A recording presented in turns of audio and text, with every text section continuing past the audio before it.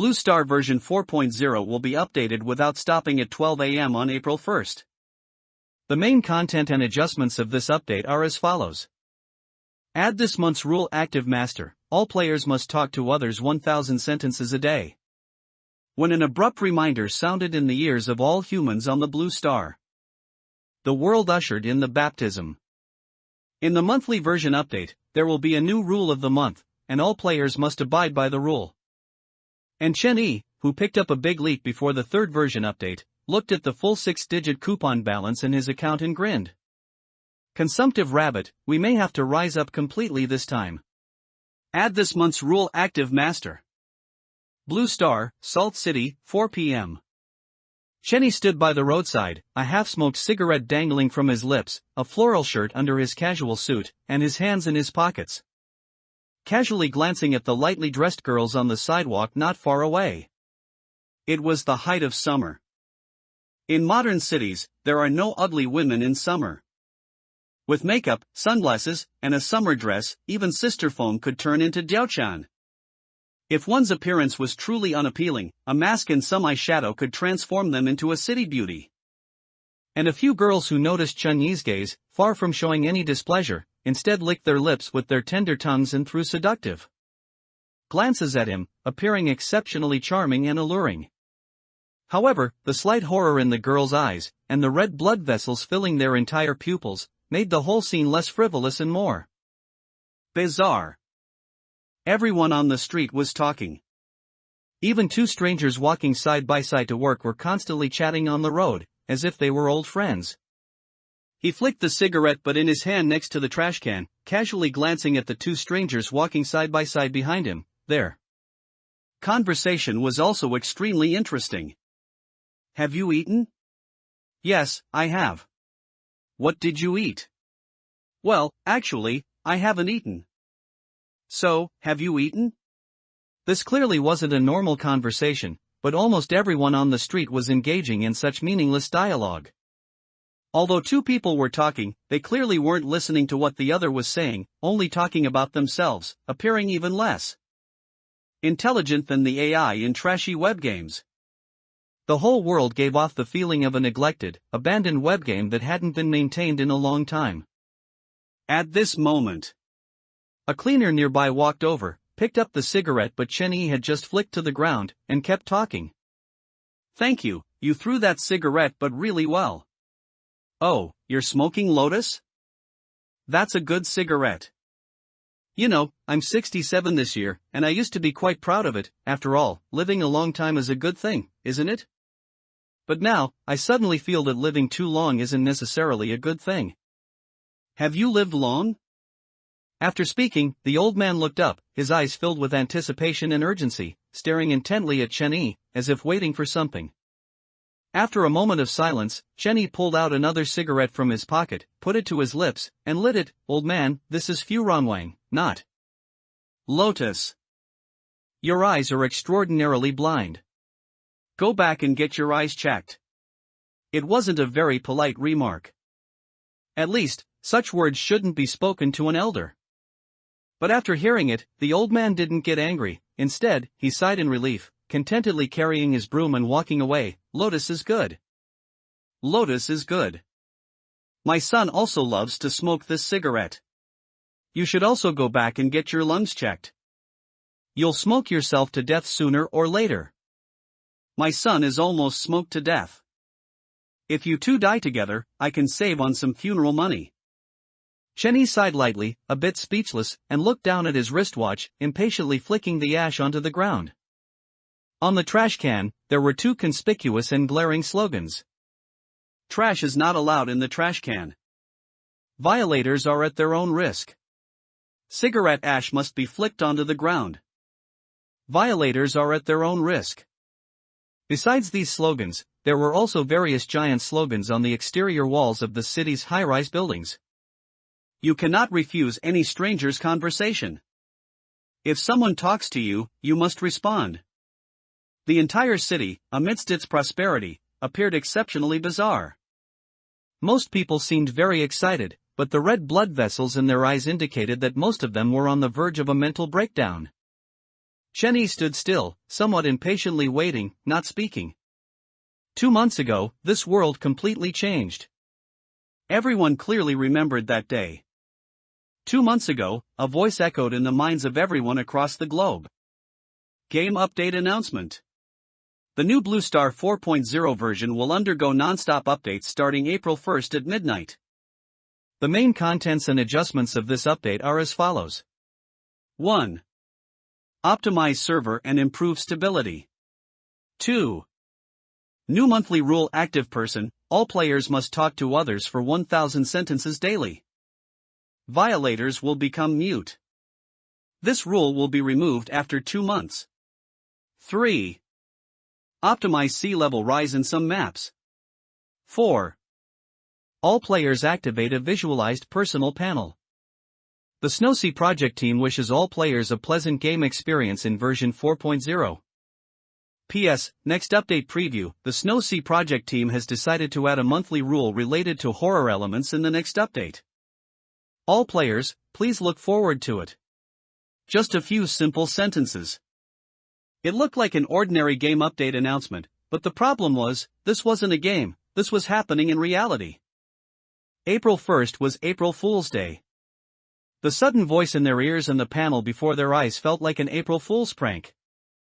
Initially, most people were confused, unsure of what was happening. It wasn't until that day passed and the next day arrived that nearly 2/10 of the global population became mute. It was then that humanity realized this damned version update was a real, true supernatural event.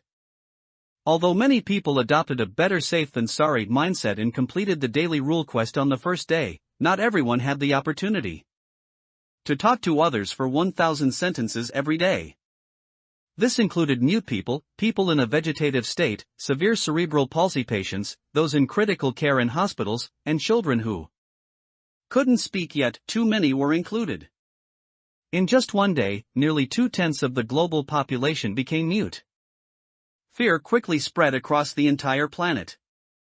This unknown and mysterious power caused various conspiracy theories to circulate through all channels. No one knew what had happened, but they knew one thing: they had to talk to others for 1,000 sentences every day, even if it was nonsense. Otherwise, the consequence would be to become mute forever, without any reason or logic.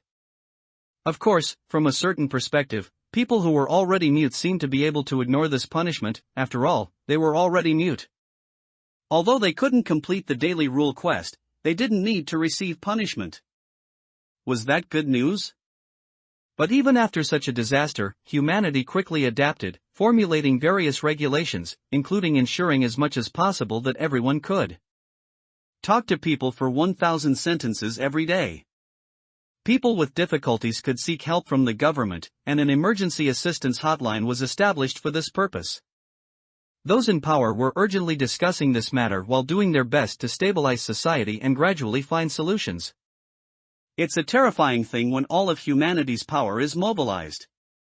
The slogans on the exterior walls of these high-rise buildings were the product of the first month. But just as humanity had gotten used to this way of life, thinking that it couldn't get any worse, the second month arrived. On the first day of May, that voice echoed in everyone's ears once again. This is good, people all over the world are forced to become chatterboxes. Game update announcement. The new Blue Star 4.1 version will begin non-stop updates at midnight on May 1st. The main content and adjustments for this update are as follows. 1. Fixed a bug where some players would not die from falling from a high place. It is now mandatory that, without any protective measures, falling from a height of 18 meters or more will result in certain death. 2. Fixed a bug where some players could die from just a fall. It is now mandatory that, when falling from a height of less than 18 meters, death will not occur. 3. Added rule task rewards. After completing daily rule tasks, a certain reward will be obtained. 4. New rule for the current month: peace of mind. Players must not have a specific image of a ghost in their mind. If it persists for more than 3 seconds, immediate death will occur. This rule will be removed after 2 months. 5. New skill drop gameplay added. When a player dies, a skill fragment will drop next to their corpse. Any player can pick up these skill fragments at will. 5 identical skill fragments will combine to form a complete skill. The Snowsea project team wishes all players a pleasant gaming experience in version 4.1. PS, next update preview, the Snowsea project team has decided to add a monthly rule concerning life elements. All players, please look forward to it. The moment this voice rang out, the global population began to decrease at an extremely rapid rate. Normal people, if not prompted by some hints, would generally rarely think of ghosts.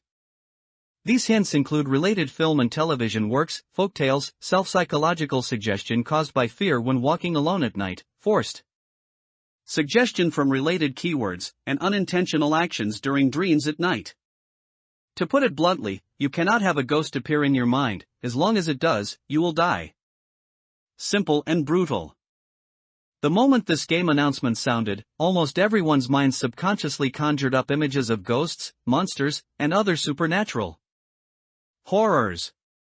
Human imagination has always been a point of pride for humanity. But at this moment, no one was proud. Most people tried their best to divert their attention, forcibly clearing their minds. Having experienced what happened last month, no one doubted the authenticity of this game announcement anymore. But still, many people couldn't control their minds. The more they feared, the more the images in their minds exploded like a slideshow playing at double speed. Bang, bang, bang. When these people had ghosts appear in their minds and it lasted for 3 seconds, death was a foregone conclusion. You cannot have a ghost appear in your mind. It sounds a bit vague. But in reality, it's not that the word ghost cannot appear in your mind, but rather the image of a ghost cannot appear in your mind. If only the word ghost appears in your mind, that's harmless, but if your mind unconsciously starts to construct the image and visual of a ghost, then that's not so good. Actually, not many people have the ability to construct images in their minds, except for those with rich imaginations, like web novel authors, who would be the first to go. And today, it was already May 18th. 18 days had passed since this update announcement. During this period, apart from the higher death rate on the first day, humanity quickly found solutions. Solution 1, do more things.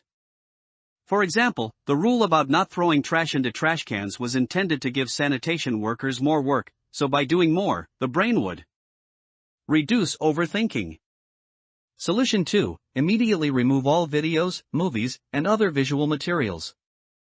Originally, only supernatural videos and movies were removed, but it was quickly discovered that even a slightly eerie melody could easily evoke the most direct fear in people's hearts in such a tense situation. Therefore, all music, videos, and most communication forums across the entire network were simply and brutally removed, and strict control was implemented. Related review keywords numbered in the hundreds of thousands. Solution 3, eliminate some things from the root that might make people think of ghosts. Dolls, mannequins, and other models were all uniformly destroyed. Everything that could cause the uncanny valley effect was destroyed. Morgues, crematoriums, and other facilities were all closed. All lighting facilities in the entire city, including those in homes and streetlights, were kept lit day and night, to minimize any dark areas. Solution 4, divert attention. Divert attention to matters between men and women, trying to fill one's mind with vulgar and explicit things, thereby preventing thoughts of fearful things. This was why Chani had just stood on the street, casually whistling at women on the sidewalk, and why those women would respond with unusual enthusiasm. It was like a large film set. Everyone was on the verge of a mental breakdown, forcibly suppressing their inner fear, allowing their inner desires to surface to suppress undesirable thoughts, and playing their roles. As for the strange conversations passers-by were having, they were entirely to complete the daily task of talking to people 1,000 times a day. Talking to oneself didn't count, it had to be a conversation with another person. This was why the cleaner had been staring at him with such anticipation just now, because only if he replied would the cleaner's previous words be counted towards the daily task, otherwise, they would truly just be wasted words. To determine which sentences could be counted towards the daily rule task, the progress bar of the daily rule task on the panel was the standard. Chenny casually flicked the burnt-out cigarette in his hand in front of a man in a suit nearby, and glanced at his personal panel in the upper left corner. Player name, Chenny. Player equipment, none. Player skill, D-rank skill peace of mind. Player title, none. Voucher balance, 1038. Current month's rules. 1. Active person task progress, 782/1000. 2. Peace of mind task progress, 0/0. He had already spoken 782 sentences to people today and needed to speak 218 more to complete today's daily task. As for the vouchers, starting from May 1st, completing the daily active person rule task would reward 1 voucher, totaling 18 vouchers until today. The remaining 1020 vouchers were obtained from the Salt City Enforcement Bureau. And just then, a young man on a motorcycle sped towards him from a distance, braking to a stop in front of Chun-Yi, letting out a long whistle and grinning. "Ige, I'm not late, am I?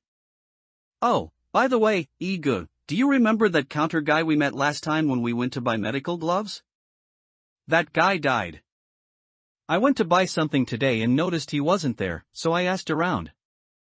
Hey, guess what?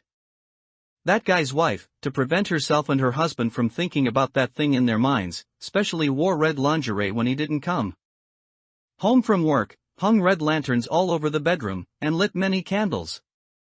She was preparing a romantic surprise for her husband. But when that guy pushed open the door and saw that stuff in the bedroom, he immediately couldn't stop thinking about that thing in his mind and died on the spot. Sigh, it's such a pity. What do you think that woman was thinking? Isn't she harming her own husband? If you ask me.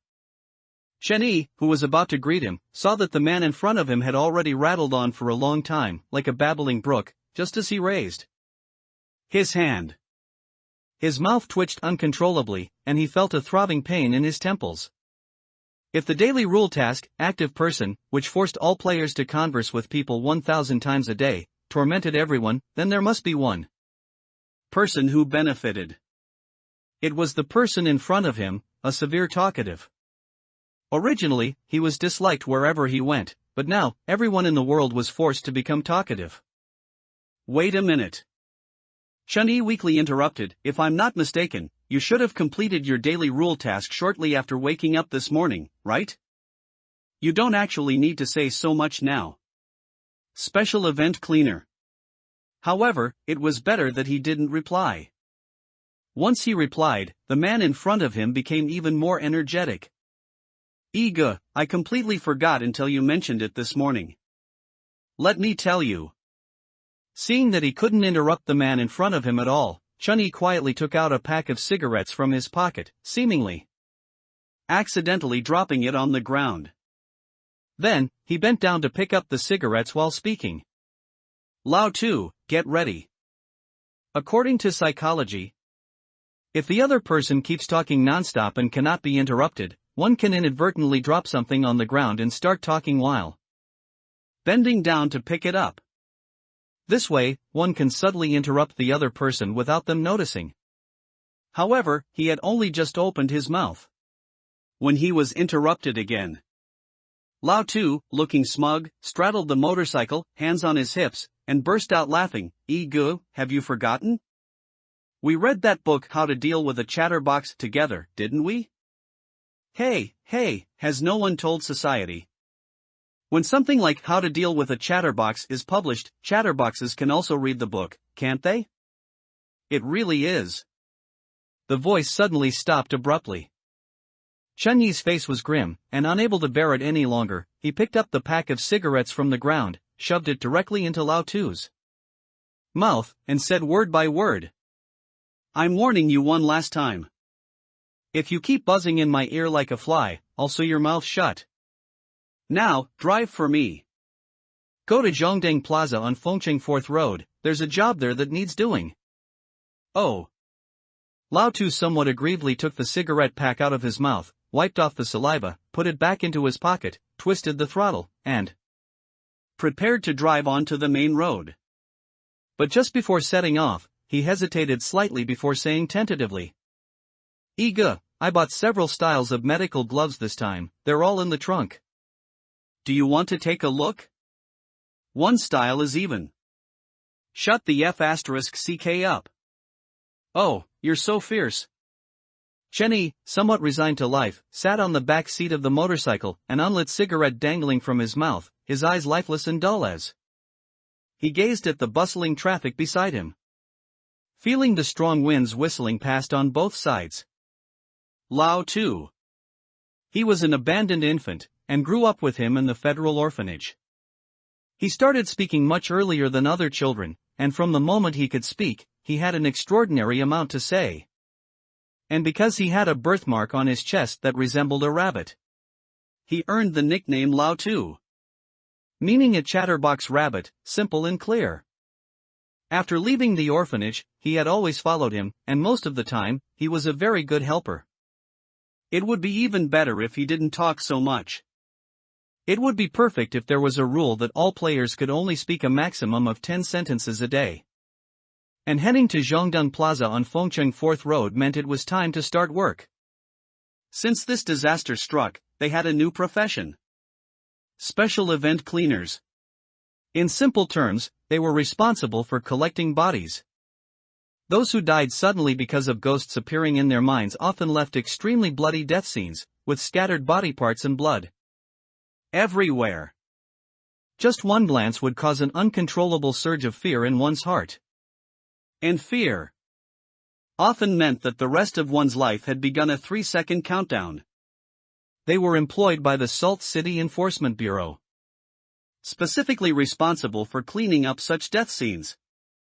Regular enforcement officers often found it difficult to control their fear when seeing such sights, so they had to find people with stronger nerves and extremely tough psychological resilience. And before the disaster, they worked in the morgue, so they were naturally found by the Enforcement Bureau immediately. The remuneration for special event cleaners was not low. 300,000 for handling one body, plus any skill fragments dropped around the body, which also belonged to the cleaners. Soon, the time arrived at 5 in the afternoon. And Chen Yi and his companion also arrived at Zhongdun Plaza on Fengcheng 4th Road. At this time, a cordon had already been set up, with many Enforcement Bureau officers in police uniforms standing by, forcing out awkward smiles as they conversed with each other. Several large speakers nearby blared deafening electronic music. "If I were a DJ, would you love me? Oh, who is the king of electronic music? I am the king of electronic music." Everything was done to minimize the seriousness of the scene, to avoid triggering any unwanted crises. And around the cordon, there wasn't even a single bystander looking on. You see, the human nature of watching a spectacle isn't that hard to change after all. Everyone still knows what's important. Seeing Chen Yi and his companion arrive, a leading enforcement officer outside the cordon quickly strode towards Chen Yi, his expression slightly serious as he whispered, "The incident occurred in the restaurant on the first floor of Zhongdun Plaza. While a customer was eating, for some unknown reason, a ghost appeared in his mind, and he died instantly on the spot. Flesh and blood splattered everywhere." This scene was witnessed by other customers in the restaurant. Fear began to spread rapidly, and many customers also couldn't control their emotions, unable to help but conjure images of ghosts in their minds. And finally all died suddenly. The scenes of death for those who violate the May rule are always extremely bizarre. The situation is a bit complicated now. We have no way to immediately sort out all the customers in the entire mall. Although customers on the 2nd, 3rd, and 4th floors spontaneously stayed put, they are aware of what happened on the 1st floor. What you need to do is to clear the bodies on the 1st floor as quickly as possible, and to calm the emotions of other customers on the 2nd floor and above as much as possible. And the sooner the better. No one knows how long other customers in the mall can control their emotions. Once a customer's emotions collapse, and they are completely invaded by fear. The captain's eyes trembled with a hint of fear as he said, "At that time, the entire mall will be completely invaded by fear, and it might even affect the entire city, those damned. Hey! Noticing that the captain's emotions were starting to go awry, Chenny frowned, slapped the captain's shoulder heavily, and said in a slightly louder, deep voice, "Control your emotions." Phew! At this point, the captain naturally realized that he had almost lost control of his emotions. Having walked through the gates of hell, the captain wiped the cold sweat from his forehead with a sense of relief, looked at Chun-Yi gratefully, and then spoke again. If this operation is successfully completed, the higher-ups will allocate an additional 500,000 to you as a reward. No need. Chenny shook his head. According to the old rules, every 10,000 yuan is exchanged for 1 point. Just transfer it to me. This. The captain hesitated for a moment, then nodded. Although I don't know what you need points for, the higher-ups should agree. After all, this stuff isn't worth much, everyone has it. It's just a bit troublesome to collect. Speaking of which, it's strange. Recently, there have been many people in the city exchanging cash for points. It's really strange. These points are clearly useless, although recently the higher-ups have also started collecting points for some reason. Chenny frowned slightly and said nothing more. Instead, he took out a pair of medical rubber gloves from his portable briefcase, put them on, donned a mask, and walked with Lao Tu through the cordon and into Zhongdong Plaza in front of him. Fear does not make people think of ghosts. But under the high pressure of the May rule, everyone actually thinks about ghosts deep down. Once they see someone violating the May rule and dying suddenly in front of them, the fear that has been forcibly suppressed in their hearts can't help but explode. And imagination will also spread with it. P.S. Friends, the new book is starting. If you find this book to your liking, you can support Rabbit by collecting, commenting, tipping, investing in monthly votes, and other methods. Thank you all for your continuous support. I hope this book can tell a different story and feature some different characters. I also humbly ask all friends to follow the daily reads during the new book period, as the number of readers determines whether we can advance to the next recommendation slot. As per the old rule, after successfully getting through the new book period, the day it goes on sale will be the time of a 20,000-word daily explosive update, until exhaustion. In his dictionary, there are all kinds of words, but there is no click. A crisp lighter sound rang out. Lao Tu lit the cigarette in his mouth, standing at the entrance of Zhongdong Plaza, looking at the miserable scene inside the mall. The corners of his mouth twitched a few times as he murmured softly, "Ega, I suddenly understand what the experts meant when they said that early retirement is beneficial for longevity.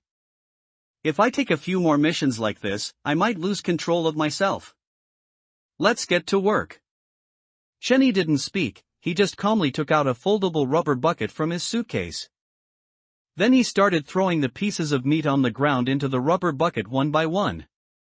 Lao Tu, on the other hand, squatted to the side, adjusting the concentration of the sodium hydroxide solution and pouring it into a spray bottle, preparing to use it to clean the bloodstains on the floor tiles. This stuff is best for cleaning fresh bloodstains.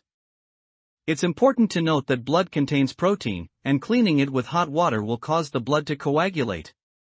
Soon. In less than an hour, Chenny and Lao Tu had cleaned up almost all the scattered meat and blood in the first floor hall. Next, Lao Tu transformed into a grout cleaner, meticulously cleaning the blood that had seeped into the tile gaps. For others, the rule that ghosts cannot appear in their minds is extremely strict. But for Chenny, this rule seemed to not exist. He was born without the emotion of fear. In his dictionary, there were all sorts of words, but precisely not the word fear. Fear is not the same as a ghost. However, a significant reason why ordinary people find it difficult to banish the image of a ghost from their minds once it appears is that, under fear, it's hard to control their emotions. If there is no fear, even if a ghost comes to mind, it can be easily expelled from the brain, just like instantly entering a sage mode. Lao Tu lay on the ground, carefully cleaning the bloodstains while casually asking, Ego, all the money the Enforcement Bureau gave us during this period has been exchanged for points. Is this really okay? What if these points are useless later? Or not very useful? If we hadn't exchanged this money for points, it would be a large fortune. After Chinny finished cleaning the scattered meat on the ground, he began to pick up the skill fragments next to the corpses. As long as a player dies, a skill fragment will drop next to their corpse. Just like monsters dropping equipment. It definitely will. He said softly while busy, it's a simple logic. Both consecutive updates have been on the first of each month. Since this month's update included point rewards, then there's a high probability that next month, these points can be used to purchase some skills, or have other greater uses.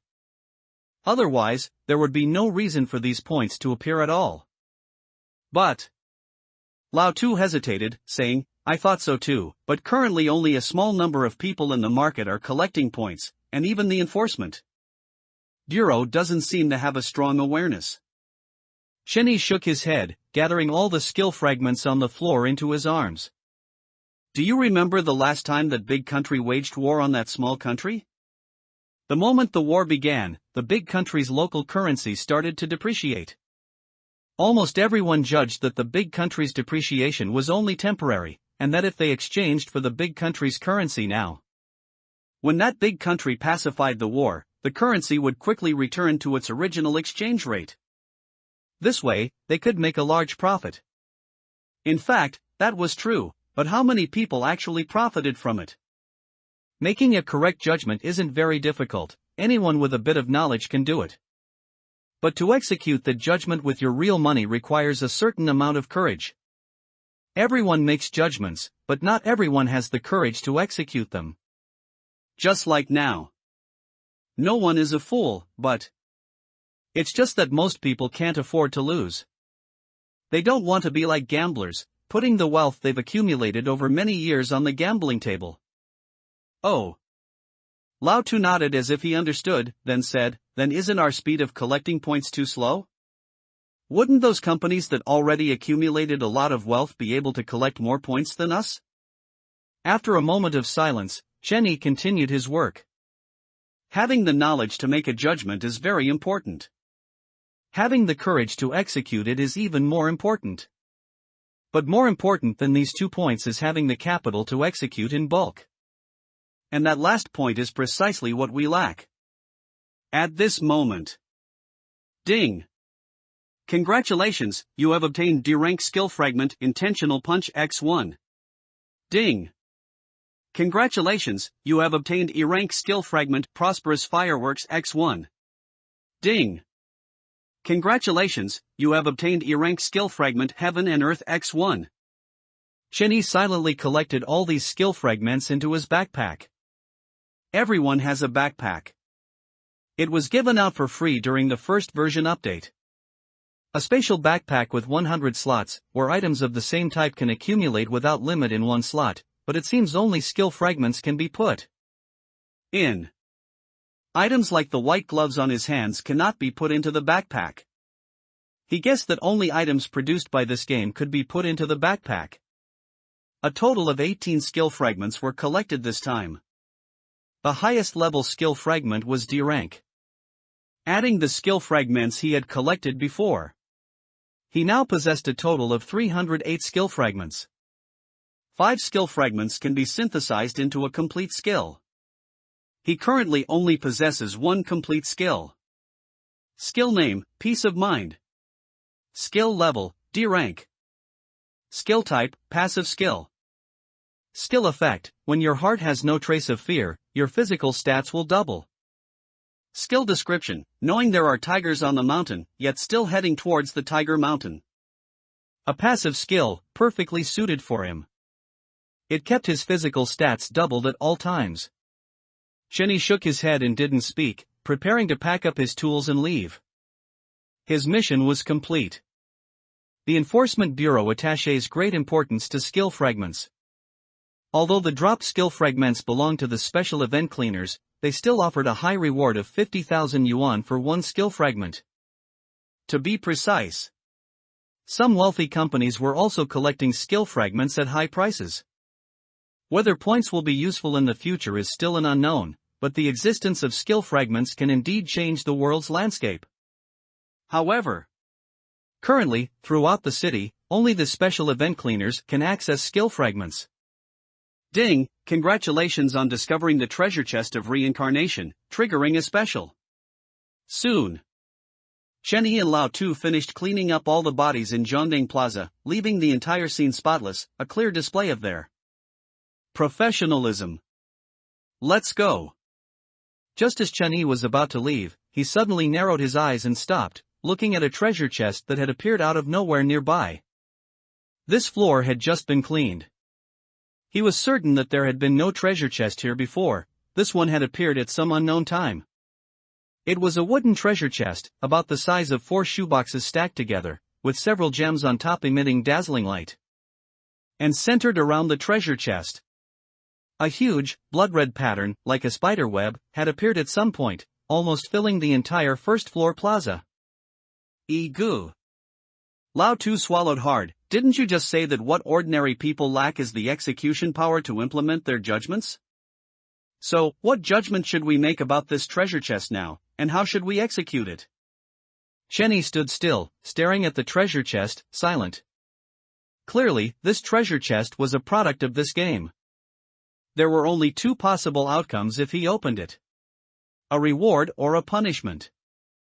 Just then, the walkie-talkie on his chest suddenly crackled with the urgent voice of the Enforcement Bureau captain from outside the mall. What happened? Inside? A bloody membrane suddenly rose outside the mall, like an eggshell. It's rising very fast and is about to envelop the entire mall. Hello, can you hear me? Evacuate quickly, clear, survivors immediately. Just as Chenyi was about to reply, the captain's voice on the walkie-talkie suddenly became intermittent, followed by a burst of static, until only a buzzing sound of current could be heard. At this moment, a panel popped up simultaneously in front of both Chenyi and Lao Tu. Ding, congratulations on discovering a reincarnation treasure chest, triggering a special event. Players can receive rewards after opening the treasure chest. When a player's fear value fluctuates between 70% and 100%, there is a 30% chance of receiving a reward and a 70% chance of receiving a nightmare. When a player's fear value fluctuates between 30% and 69.99%, there is a 50% chance of receiving a reward and a 50% chance of receiving a nightmare. When a player's fear value fluctuates between 1% and 29.99%, there is a 60% chance of receiving a reward and a 30% chance of receiving a nightmare. When a player's fear value is at 0%, there is a 100% chance of receiving a reward, and the reward will be doubled. Before the treasure chest is opened, all players present cannot leave this place. Only when the treasure chest is opened by a player can the players present leave. PS1, this event can only be probabilistically triggered in May. PS2, when the number of people who die at a certain location due to violating the May rule reaches 10 or more in a single instance, there is a certain probability of triggering this event. Reincarnation treasure chest? Lao Tu was stunned at first, but then a hint of pleasant surprise flashed in his eyes. Isn't this treasure chest specially prepared for Egu? He knew that Egu was born without fear. If Egu opened this treasure chest, wouldn't he be 100% guaranteed to get a reward? Chenyi also raised an eyebrow slightly, clearly a bit surprised that such a good thing could fall from the sky. And at this moment, footsteps came from the second floor of the mall. Clearly, the survivors hiding on the second floor had also seen the panel prompt and came down to check the situation. He didn't hesitate at all. He immediately strode forward and opened the treasure chest, and the moment the reward appeared, he didn't examine it closely but instead walked straight out of the mall with his tools. The moment they opened the treasure chest, the membrane covering the outside of the mall also disappeared, and both the treasure chest and the blood-red pattern on the ground vanished. Everything looked as if it had returned to normal. Seeing Chenyi and Lao Tu emerge safely, the captain who had been waiting outside rushed over, his face anxious, and asked urgently, "What happened?" "Inside? Nothing. At this moment, Chen Yi had no desire to linger, he only wanted to leave quickly to check the rewards from opening the treasure chest, so he casually brushed him off. Everything inside has been cleaned up. You can go in and see for yourselves. Oh, and don't forget to transfer the points for this operation to my account. Players could add each other as friends and freely trade points. With that, he took Lao Tu, got on the nearby motorcycle, twisted the throttle, and quickly left the area. Meanwhile, inside the mall, a short man with narrow eyes stood on the second floor of the mall, witnessing the entire process of Chen Yi and Lao Tu's departure. After a slight hesitation, he slipped into an empty fitting room on the second floor of the mall. He picked up his phone and dialed a number. Boss, I have a new discovery. Just now, a panel suddenly popped up in front of everyone, saying some event was triggered, and there was a treasure chest. Opening the treasure chest would give a reward, and it also said that this event could only be randomly triggered in May. Yes, okay, I'll come over now to report to you in person. After speaking, the somewhat short man tucked his phone into his pocket and squeezed into the crowd, heading towards the first floor. Those who still came to the mall on such days were either desperate for money or incredibly bold. After the version update and the game's arrival, the state mandated that supermarkets related to people's livelihoods must remain open, and price increases could not exceed 100%. Most other shops, such as restaurants, luxury brand counters, etc., had long since closed and gone home to hide. After all, everyone valued their lives. But, as the saying goes, the rougher the seas, the more expensive the fish. The more shops that closed, the better the business for those still operating, and they could raise prices at will. A wrench in a hardware store had increased 30-fold in price, and even then, supply couldn't meet demand. Under such enormous profits, many businesses were willing to brave the danger and remain open. Perhaps in most people's minds, there was a desire to get rich through opportunity. This event would eventually pass, and by then, they could change their social class by accumulating vast wealth during this period. In reality, not a few people held such thoughts. Even during this time, individual investors and funds were heavily buying up and building positions in the stock market. A chaotic world. Meanwhile, Chen Yi, who had returned to his rented room, took off his outer clothes, casually grabbed a bottle of mineral water and drank it all, then sat on the sofa, looking expectantly at the system notification. Ding, congratulations on receiving the reward from the reincarnation treasure chest. And because your fear value was at 0% when you opened the treasure chest, the reward has been critically boosted. This was a reward from a special event. It was also his first time triggering a special event, and he believed the reward from this event would not disappoint him. A person who has no independent opinion, in fact, often lives very reward critical hit. Ding, congratulations on receiving 1,000 points, which have critically hit to 10,000 points. Looking at the panel in front of him, Chen Yi's breathing gradually quickened. This was 10,000 points.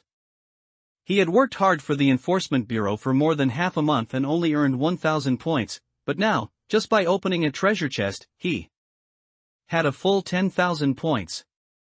The Enforcement Bureau's exchange rate for them was 1 point for 10,000 yuan. If calculated at this exchange rate, 10,000 points would be a full 100 million yuan. He instantly became a millionaire. Of course, he wouldn't be foolish enough to exchange points for cash. According to his speculation, points would be the mainstream currency in the future, and the world order would be reshuffled. Whoever had enough points and enough skill fragments would be able to speak up in the future. Cash and such would no longer be useful. Ego? Lao Tu, who was sitting beside him, looked at Ege's current state with a slight surprise. Is the reward very generous? In his mind, Ego had always been the type of person who, even if he were to die the next second, could calmly light a cigarette and face death in that very second. He rarely saw Ego in this state. He looked as if he had won the lottery. Phew! Chen Yi took a deep breath, crushed the mineral water bottle in his hand, and threw it onto the floor beside him before turning his head to stare intently at Lao Tu. The treasure chest rewarded me with 10,000 points. The current situation in Salt City is that some people have already guessed the importance of points in the future and have begun to acquire them on a large scale. These people should have the most points in their hands. As far as I know, their acquisition prices vary. Prices range from 300 to 20,000 for 1 point. They even send special personnel to exchange eggs for points from the elderly. Beneath the entire city, undercurrents are surging. We can't compete with them, first, because we don't have enough capital, and second, it's easy to attract their attention. Once we acquire a certain amount of points, they will slaughter us like pigs and eat our flesh. But now, this group of people might have one more way to collect points. Shenny stood up from his chair, closed his eyes, and paced thoughtfully around the room for a moment before suddenly stopping, turning his head to look at Lao Tu, a hint of gloom flickering in his eyes. This treasure chest, or rather, the appearance of this special event, has 2 prerequisites. 1. It can only be triggered probabilistically in May, which is this month. 2. If more than 10 people die at once due to ghosts appearing in their minds, there is a certain probability of triggering this event.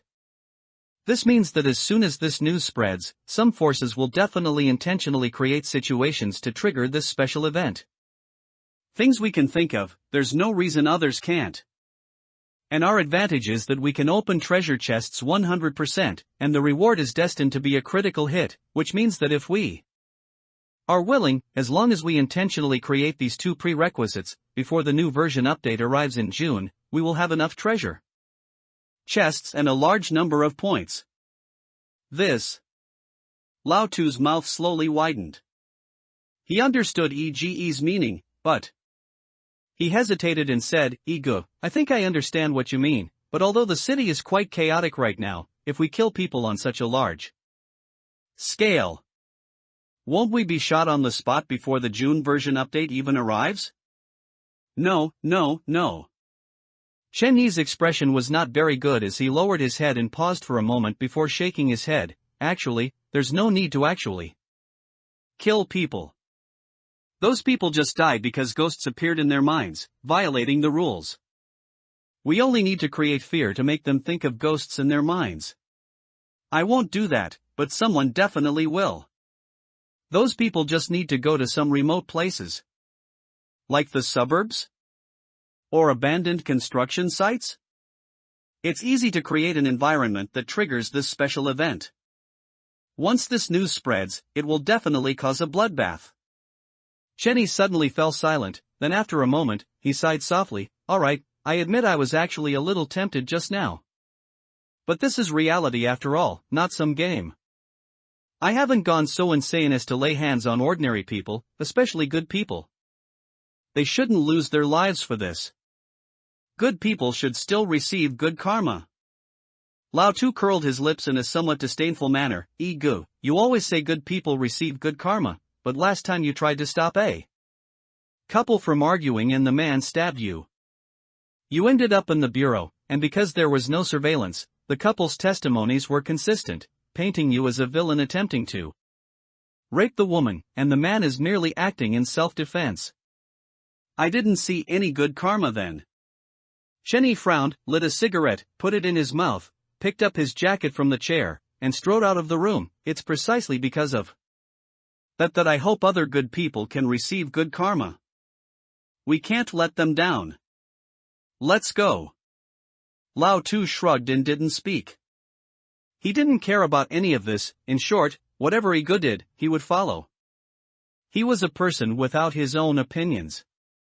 A person without his own opinions often lives a very happy life. Of course, the prerequisite is having someone to always follow. Continue.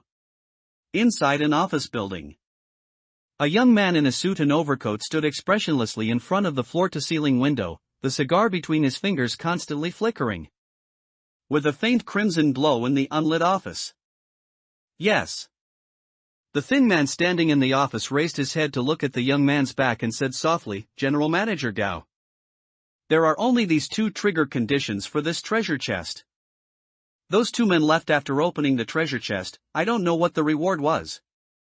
The young man stood in front of the floor-to-ceiling window, a faint smile playing on his lips, looking down at the brightly lit city below, and said softly, "Reward him 100,000 and let him go." "Yes." A hint of surprise flashed in the thin man's eyes. He took the stack of cash handed to him by the young man's assistant, excitedly tucked it into his pocket, and then strode out of the office. He was the man who had just witnessed Chen Yi taking the treasure chest at the central department store. After this thin man left, in the nearly 100 square meter office, there was only the young man standing in front of the floor-to-ceiling window and an old man standing in the corner. The office lights were off. It looked a bit dim, appearing out of place with the brightly lit city below. The man did not speak. The old man also did not speak, merely staying quietly in the corner, looking at the young man's back, a hint of heartache inadvertently showing in the corners of his eyes. "Wei Shu." The young man suddenly spoke, not turning around, but continuing to look down at the brightly lit city below. "I am 24 this year. I heard that if you walk a lot at night, you will always encounter ghosts." The old man in the office did not speak. He knew that his young master did not need him to reply at this moment, but rather needed a listener. After a long pause, the young man, with a somewhat dazed expression, looked through the light blue smoke rising from the cigar in his hand, admiring the familiar yet strange city before him.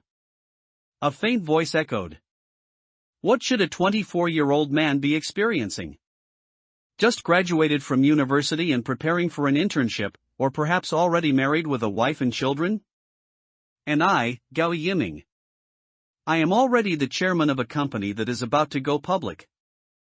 Under me, there are nearly 1,000 employees waiting for me to pay their salaries every month, and behind these more than 1,000 employees are 1,000 families.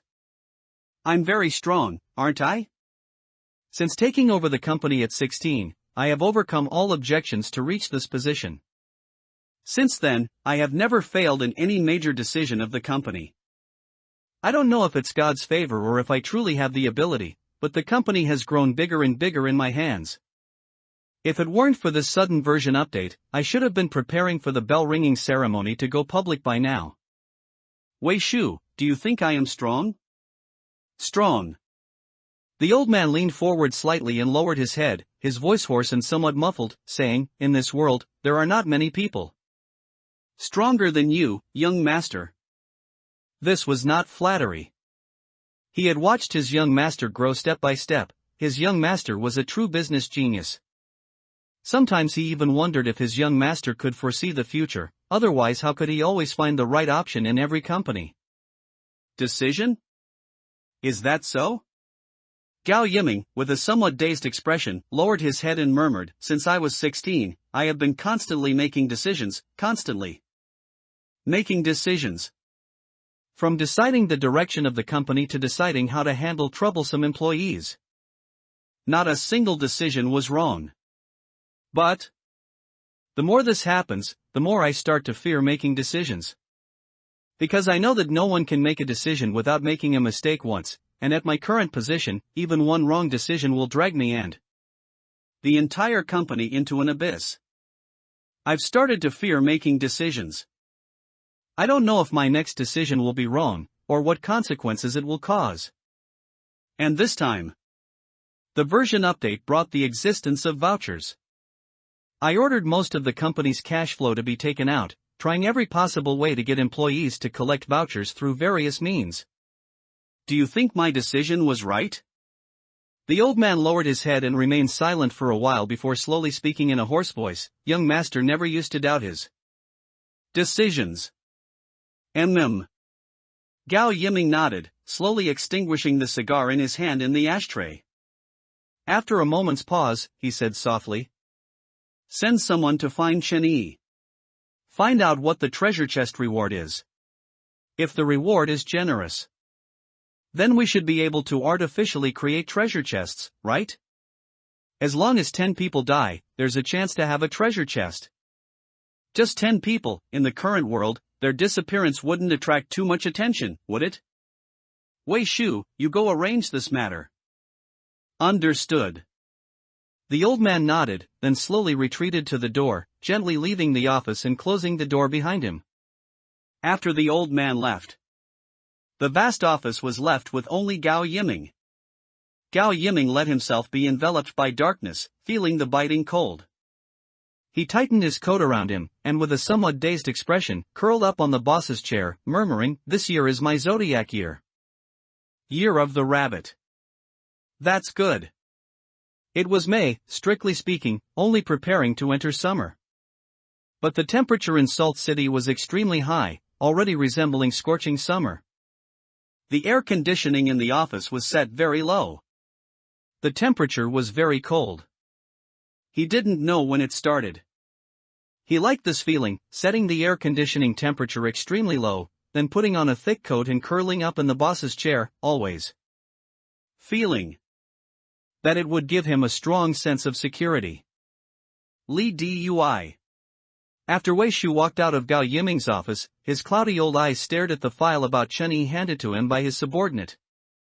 After a glance, he dialed the phone number of a team leader in the enforcement bureau. Garden Community, Chen Yi. This person is in your jurisdiction. General Gao wants to see him. Bring him here.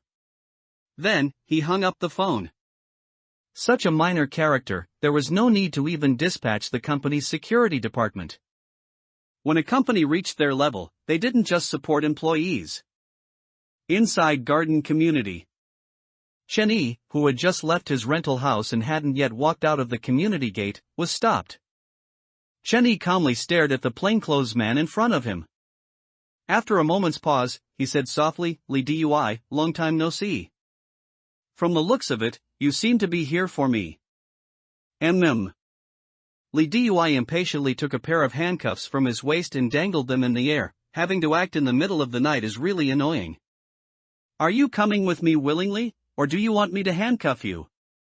No need to reminisce either. I've always had a bad impression of rapists like you. Chen Yi raised an eyebrow slightly, then suddenly smiled. You're talking about what happened that night? That night, the Enforcement Bureau had already investigated the scene, based on the footprint traces at the scene. I was just passing by. And the messy footprints under that couple's feet were all caused by that couple.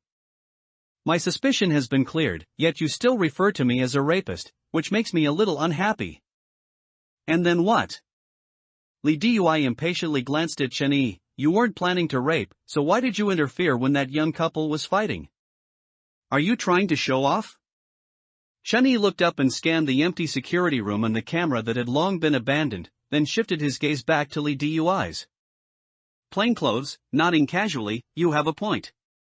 You came in plain clothes, and you didn't drive your flashing little car. And you came alone. It seems like a private operation. If it's a private operation, will you report it to the bureau? Li Dui frowned, suddenly feeling a sense of unease inside, and slowly reached into his inner lining. Do you have the right to ask about my itinerary? Chen Yi nodded with satisfaction, then suddenly smiled. It seems you haven't reported it. Li Dui. Have you heard the saying, if you walk too much at night, you'll eventually meet a ghost? The next second, Lao Tu, who had somehow crept behind Li Dui, raised a wooden stick wrapped in a towel with a ferocious and excited expression, jumping into the air. Aim, home run. Bang! A silent thud sounded, just like someone walking at night who specifically ran into a dark corner and let out a somewhat muffled fart. P.S. I actually wanted to reply to a reader's comment. But I forgot what my author account was. After trying for a long time, I couldn't find my author account, which is a bit frustrating. 520 Sweet Honey Special Limited Time event is officially open. Immediately after, Li Dui, who was in front of him, fell asleep without any hesitation. Chen Yi and the other man carried Li Dui towards the basement. Garden Community. It was an old community, and most of its residents were tenants. Each room was divided into many smaller ones, rented out to recent graduates who were not yet financially well off. There was no property management. The property management company had long since withdrawn. Broken cameras were never repaired, and the streetlights in the community had long been damaged, only the lights in individual households were still on. Under the rule of a calm mind brings natural coolness. Even the most frugal person wouldn't dare to turn off the lights and sleep. Almost every household was very noisy. The shared apartments, which were usually disliked, now became good places to save one's life. With more people, the inner fear lessened a bit. Everyone gathered to sing, drink, watch movies, etc., and it was indeed difficult to think of ghosts. Almost every household had already smashed their mirrors. A normal person. If he stared at a mirror for a minute, he wouldn't be able to sleep well tonight. And under the May rule of a calm mind brings natural coolness, it wasn't just a matter of not sleeping well, it was a matter of whether he would even see the sun tomorrow morning. No one noticed the commotion downstairs. Or rather, even if someone noticed, they wouldn't meddle. Under special circumstances, it was better to take care of oneself first. Phew. Chenny, who had finally moved Li Dui into an abandoned basement, wiped the sweat from his forehead, took a breath, and glanced around. The weather has been getting hotter and hotter recently. Lao Tu, on the other hand, stood nervously at the basement entrance, constantly peering outside. Are we going to kill him? This basement had no door. Only a concrete frame. It hadn't been sold when the houses were first put on the market, so it had remained empty ever since. The floor was already covered in thick dust, and cobwebs stretched from the ceiling to the floor. Chenny didn't reply, he just took Li Dui's phone out of his pocket and found the last call record. Wei Shu. Aha. Chenny took a cigarette from his pocket, put it in his mouth, and casually dialed the phone number saved as Wei Shu. Soon. The call connected. A moment later, an old man's voice came from the other end. Did you bring the person? No. Chenny shook his head, casually glancing at Li Dui not far away. There was a slight accident, but that's not important. I heard you're looking for me. Silence suddenly fell on the other end of the phone. A moment later, the old man's voice spoke again. Qixing Group, 29th floor. Our boss is waiting for you. Come early, it'll be better for both of us. Then the call was hung up. Qixing Group?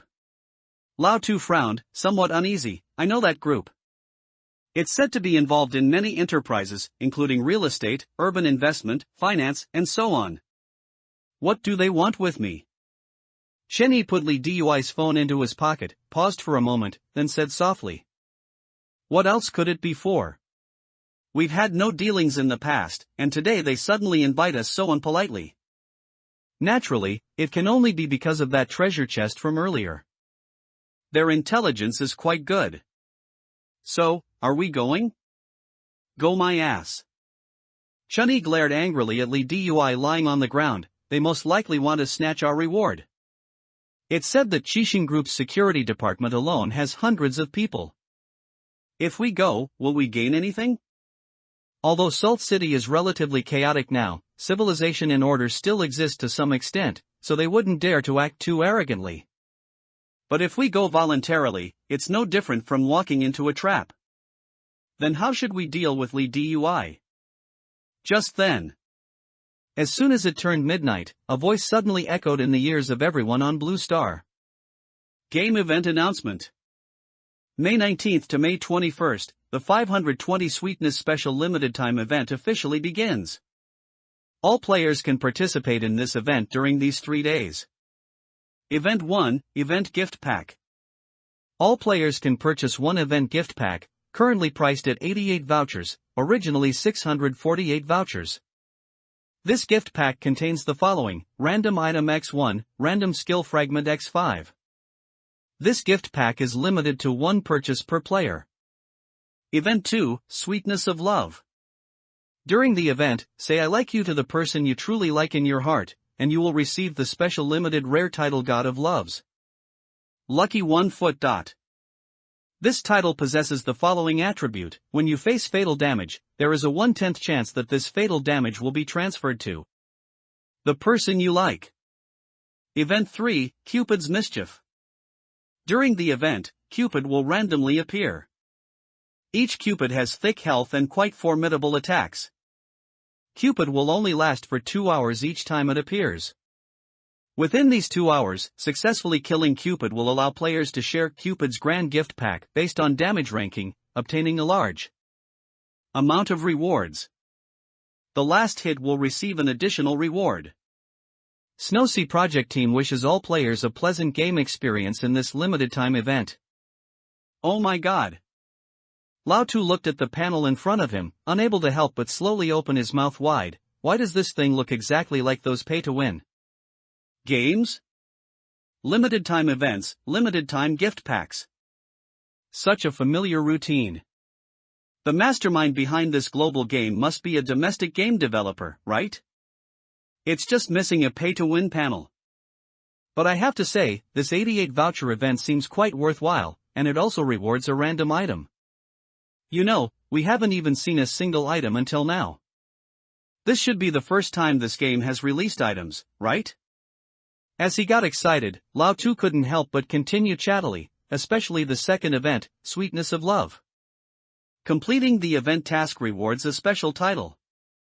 Isn't the effect of this title a bit too strong? A 1/10 chance of immunity from death? Although the probability is a bit low, when it truly comes down to a fatal situation, even a 1% chance is still hope. It's just, he said wistfully, I might not be able to get this title. To confess to someone you truly like, isn't this event task a bit too difficult? Don't look at me. Chenny shrugged, sighing helplessly, I can't get it either. If I had known there would be such a task reward, I would have liked someone no matter what. I just don't know if it's too late to like someone now. Never mind. Let's deal with Lee Dui first, then go out and see what the situation is exactly. Title name, The Lucky One of the God of Love. While Chenny and the other man were still handling Lee Dui in the basement, in Salt City, a man hiding in a rented apartment, reading a book, suddenly froze when he heard the prompt in his ear. Then, a flash of ecstasy instantly appeared in his eyes, and he hurriedly flipped open his phone. He found his contacts and immediately sent a text message to Goddess No. 1 foot. I like you. The next second. Ding. Congratulations on completing the Sweet Love limited time event quest. You have received the limited rare permanent title, God of Love's Lucky One. Title name, God of Love's Lucky One. Title effect, when you face certain death, there is a 1/10 chance that this fatal damage will be transferred to the person you like. Then, the man looked at the 399 contacts in his phone, a bit cautiously, trembling slightly, his face filled with excitement and anticipation. All the notes were uniformly consistent. Goddess No. 2. Goddess No. 3. He sent a mass text, I like you. The next second. Ding, ding, ding. The incessant dinging sounds echoed in his ears. Immediately after, the title panel changed again. Title name, God of Love's Lucky One. Title effect, when you face certain death, there is a 1/10 chance that this fatal damage will be transferred to the person you like. Transfer list, Xiaoyali, Li Peiqi, Hujia, Zheng Xiaohua. Title description, when you encounter certain death, everyone on the transfer list has a 1/10 chance of blocking this fatal damage for you. The specific algorithm is as follows, when you face certain death, the system will first check if Xiaoyali triggers the probability of blocking this damage for you. If so, Xiaoyali dies. If not, it skips Xiaoyali and begins checking if Li Peiqi triggers the probability of blocking this damage for you, and so on, until everyone on the list has been checked. The man excitedly read the title description over and over again, and after confirming that it was exactly as he had imagined, he couldn't help but burst into excited laughter. Ha ha ha ha ha ha ha. He was a simp. To be precise, he was the king of simps. He had a bad habit since childhood, he would fall in love with every girl he saw. And regardless of their appearance. He felt as if he simply liked women. As long as a girl spoke to him more than 3 sentences, he felt he had fallen in love with her. No matter what their appearance, he could always find advantages in them, and then irrevocably fall in love with them. So, he loved one after another. In this way, his contacts grew to a full 400 girls. Originally, at most, he could only be the king of simps. But now, he suddenly felt as if he had many layers of resurrection armor. With over 400 people lined up before him, how could he possibly die? Ha ha ha ha. The man couldn't help but jump up from the bed, put one hand on his hip, and loudly shouted at the ceiling. I, Leida, am destined to become the supreme king among simps. This sudden event caused quite a stir globally, almost instantly breaking the existing order. It instantly solidified the belief among those who were originally hesitant about whether vouchers were useful, that vouchers would become the mainstream currency of the future. Originally, vouchers were only distributed as daily event rewards. There was nowhere to use vouchers, nor any other way to obtain them, making them seem like commemorative coins. But now, vouchers could be used to purchase gift packs, which meant that vouchers already possessed a basic attribute of currency. So, in the future, it was an undeniable fact that vouchers could be used to purchase other gift packs or for consumption. In just about an hour, countless people buying vouchers with cash emerged on the streets. From fund managers of certain companies to fishmongers, everyone stood on the streets, waving cash and shouting loudly to acquire vouchers at high prices. However, very few people were selling them. Those selling vouchers weren't foolish. When they were useless, people sold them, but now, the potential of vouchers was clearly laid out, so who would be willing to sell them? I have 18 vouchers here, they're for you. In Salt City, inside a 3-bedroom apartment, 8 or 9 people were gathered in the living room. An elderly woman with dim eyesight tremblingly raised her hand and tapped her panel, then turned her head to look at her grandson, who was in his 20s. Child, I'm giving you these 18 vouchers too. This world is changing too fast, we don't understand it, and we don't know how much longer we can live. But you said these vouchers can be exchanged for some gift pack that will make you very strong, so take them. It's no use for me, who's about to go into the ground. If you can live happily, then I'll be content. Grandma. A young man in his 20s, with tears in his eyes, took the 18 vouchers transferred by his grandmother, then turned to look at the others in the room. Mom and Dad, don't worry. This 88 voucher gift pack is an opportunity. Currently, most people only have 18 vouchers, which are rewards from daily rule-based event quests. Some people have even already sold their vouchers. Most people can't afford this 88 voucher gift pack. And this limited-time gift pack only lasts for 3 days. As long as we pool our money to buy this gift pack, get an item and a few random skill fragments, then no matter how things develop later, we will be ahead of everyone else. Ahead of those who can't afford the gift pack. Don't worry, I'll protect you in the future. MHM. The father, lying on the sofa with a cigarette in his mouth, took a deep, helpless drag inside. First, 3 generations pooled money for your house, and now 3 generations are pooling money for your gift pack vouchers. You handle it. You know more about games, and we don't know how the situation will change in the future. You young people have a stronger ability to accept new things, so your chances of survival are greater. Dad. The young man's tear-filled eyes paused for a moment before he continued, don't worry. All right now. The mother, standing nearby, started complaining while tying her apron. Stop crying, be a man. Since everyone's awake, let's have some late-night snacks. A special event suddenly popped up, so I guess everyone won't be able to sleep for a while. Oh, right. The woman hesitated, then still turned to look at the middle-aged man smoking on the sofa. Husband, why didn't you confess to me? In the sweet love event, confessing to someone you truly like has a title reward. MHM. The man closed his eyes in irritation and said hoarsely, there is a title reward. The title reward is that when you face certain death, the person you like has a 1/10 chance of dying in your place. What kind of reward is that? Bullshit reward. In this world, there is no one who can carry me 3. The reward for the title in this event was indeed a bit strange. The title's effect was that if you confessed to someone you truly loved, and then faced a life-threatening crisis, there would be a 1/10 chance that the person you loved would take the fatal blow for you. Was this a lover, or an enemy? The woman remained silent. She couldn't be sure if her man didn't confess to her because he didn't want her to be in danger, or if he was afraid of being exposed for not truly loving her, and thus didn't confess to her. But she didn't dwell on it for long. She quickly found her answer, because she also wasn't willing to confess to her man. She was certain she truly loved him, she just didn't want him to be in danger.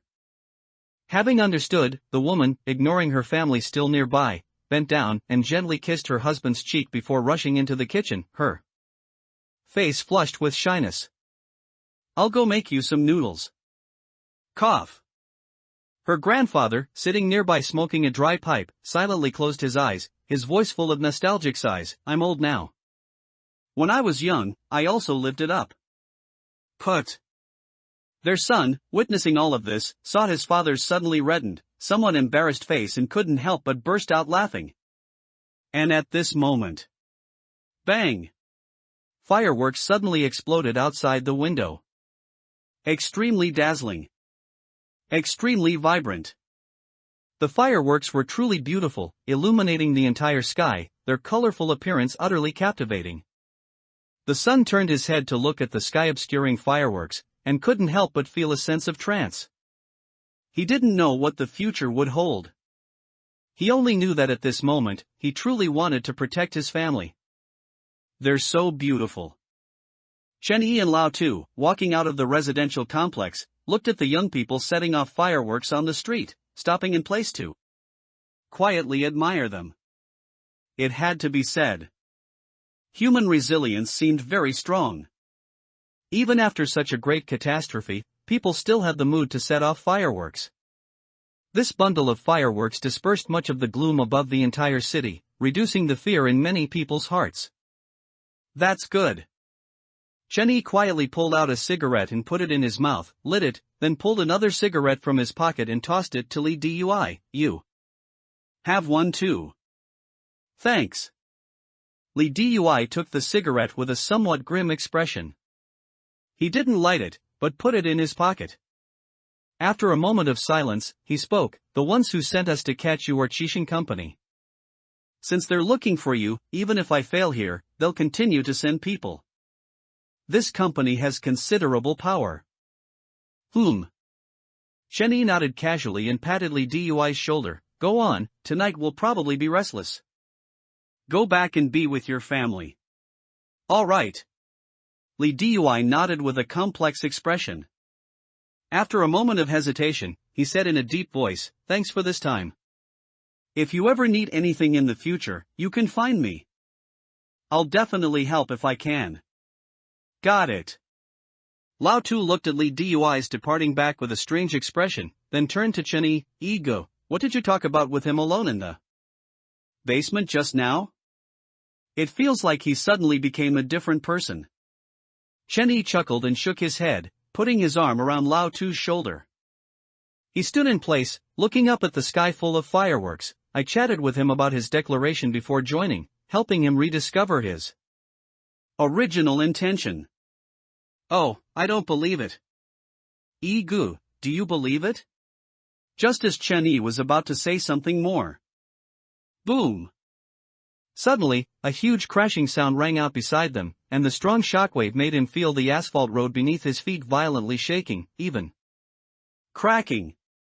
Immediately after, a voice sounded in Chen Yi's and the others' ears. "Ding, regional loudspeaker. A Cupid has appeared near you. Please kill it as soon as possible.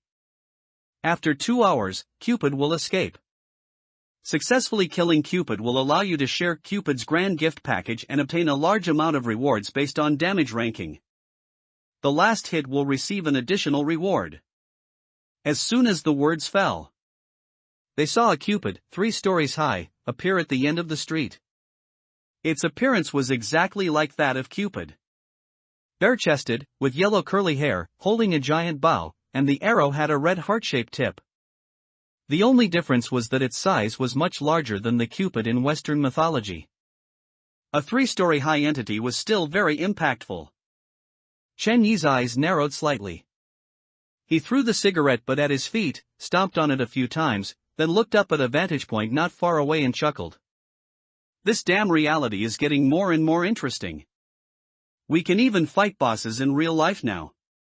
To the rooftop of that building. Okay. Taking the elevator, Chen Yi arrived at a rooftop not far from Cupid in a few minutes, and slowly pulled a sniper rifle from his pocket. 88 points could buy a 520 limited-time gift package, and this package contained 5 random skill fragments and 1 random item. His sniper rifle was the randomly drawn item. It could be kept in his backpack, which was very convenient and didn't take up space. Item name, Snow Eagle Sniper Rifle. Item grade, B grade item.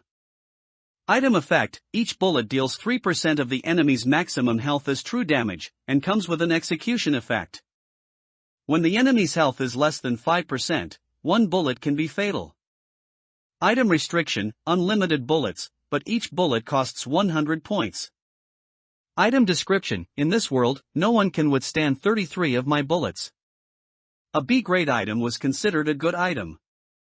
This sniper rifle seemed to be born for fighting bosses. The more health, the higher the damage. But if it were used to kill a normal person, it would be a bit difficult. 1 bullet could only cause 3% of the opponent's maximum health and damage. Firing a shot with the muzzle against someone's forehead might only make them spit out a little blood. Whether human or god, 33 shots were always fatal. 1 shot cost 100 points, so 33 shots would be 3,300 points. In other words, if you wanted to use this gun to kill someone, it would cost 3,300 points as a price. And at this moment, above Cupid's head, a huge leaderboard also appeared. The glowing words on it were clear enough for people hundreds of meters away to see clearly. Damage leaderboard. Rank 1, Zhen Kaicheng. Damage dealt, 782 points. Rank 2, Li Chang.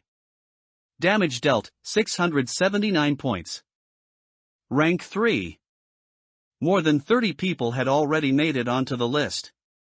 However, the damage dealt wasn't high. He observed through the sniper scope that a cut to a toe would cause about 100 points of damage. And at this moment, the rumble of tracks was already coming from not far away. Clearly, the army had already been dispatched. Old rules, fit plan. However, the health bar above Cupid's head showed no change at all. It was still at 100%. Although Cupid's specific health value couldn't be seen, the event description had clearly stated that Cupid had very high health, and his attack power was also very strong. Bang! Chen Yi propped his sniper rifle on the edge of the rooftop, lying prone on the ground, and pulled the trigger without any hesitation. The immense recoil made his right shoulder tingle slightly. A bullet, as thick as a flashlight battery, streaked towards the giant Cupid with a red fiery tail at an uncatchable speed. Immediately after, a painful roar erupted from Cupid's mouth. And a massive 5-digit blood-red number suddenly appeared above Cupid's head. 30,000. 1 shot, 300,000 health gone. On the damage leaderboard, Chen Yi instantly climbed to the top, leaving second place and others far behind him. 300,000 health, ha! Chen Yi murmured softly, then began to rack the bolt, preparing his second shot. 300,000 health was 3% of Cupid's maximum health. This meant Cupid had a full 1 million health. If 100 health was lost with each slash, then 1 million health would require many slashes. Even the numbers are showing. Lao Tu, also lying beside him, couldn't help but say in a low voice with a complicated expression, "The more I look, the more it feels like a game, it just feels absurd." Deep down, there's always a sense of absurdity, like how could something like this happen in reality? But it is indeed happening in reality. Just as Chen Yi was about to fire his second shot, his expression suddenly changed drastically, and he roared, "Run!" Then, without any hesitation, he immediately rolled several times, moving away from his current position, and Lao Tu also reacted instantly. The next second, boom! A giant arrow shot straight towards them, plowing a 3-meter-wide deep trench on the rooftop, almost collapsing it. Vaguely, they heard the terrified screams from the residents downstairs. Damn it! Cheney was about to put away his sniper rifle and continue running when he suddenly realized that Cupid had no intention of firing a second arrow. Instead, he was wielding the giant bow in his hand, continuously attacking the people around him who were attacking him with the bowstring. By then, many people had surrounded Cupid, attacking him with various weapons. Some used axes, some used chainsaws, some used machetes. There were even those driving road rollers, constantly using the huge steel roller to crush Cupid's toes. Some even operated cranes, controlling mechanical arms, then placing the huge hook in Cupid's crotch and continuously raising the mechanical arm. Unbeknownst to them, many people had already gathered around Cupid. Everyone was besieging Cupid in their own way. But it seemed to be working. Although Cheney was still unshakably in first place, second place had already dealt 100,000 damage, only less than 200,000 damage behind him. Second place was the one operating the crane. It was clear that Cupid's crotch must be a weak point. The huge hook was indeed causing considerable damage to Cupid. And Cupid's attack method was a bit monotonous, only continuously attacking the people nearby with his bowstring. As long as one was quick-witted and predicted correctly, it was still possible to dodge. It was just that not every prediction could be correct. At this moment, a scream came from the crowd. A man's body was swept by the bowstring, and his body froze in place, still able to let out a scream. Immediately after, his body split into two halves, blood spilling on the spot. Cheney took a deep breath, found a new spot, and gradually formed a guess in his mind.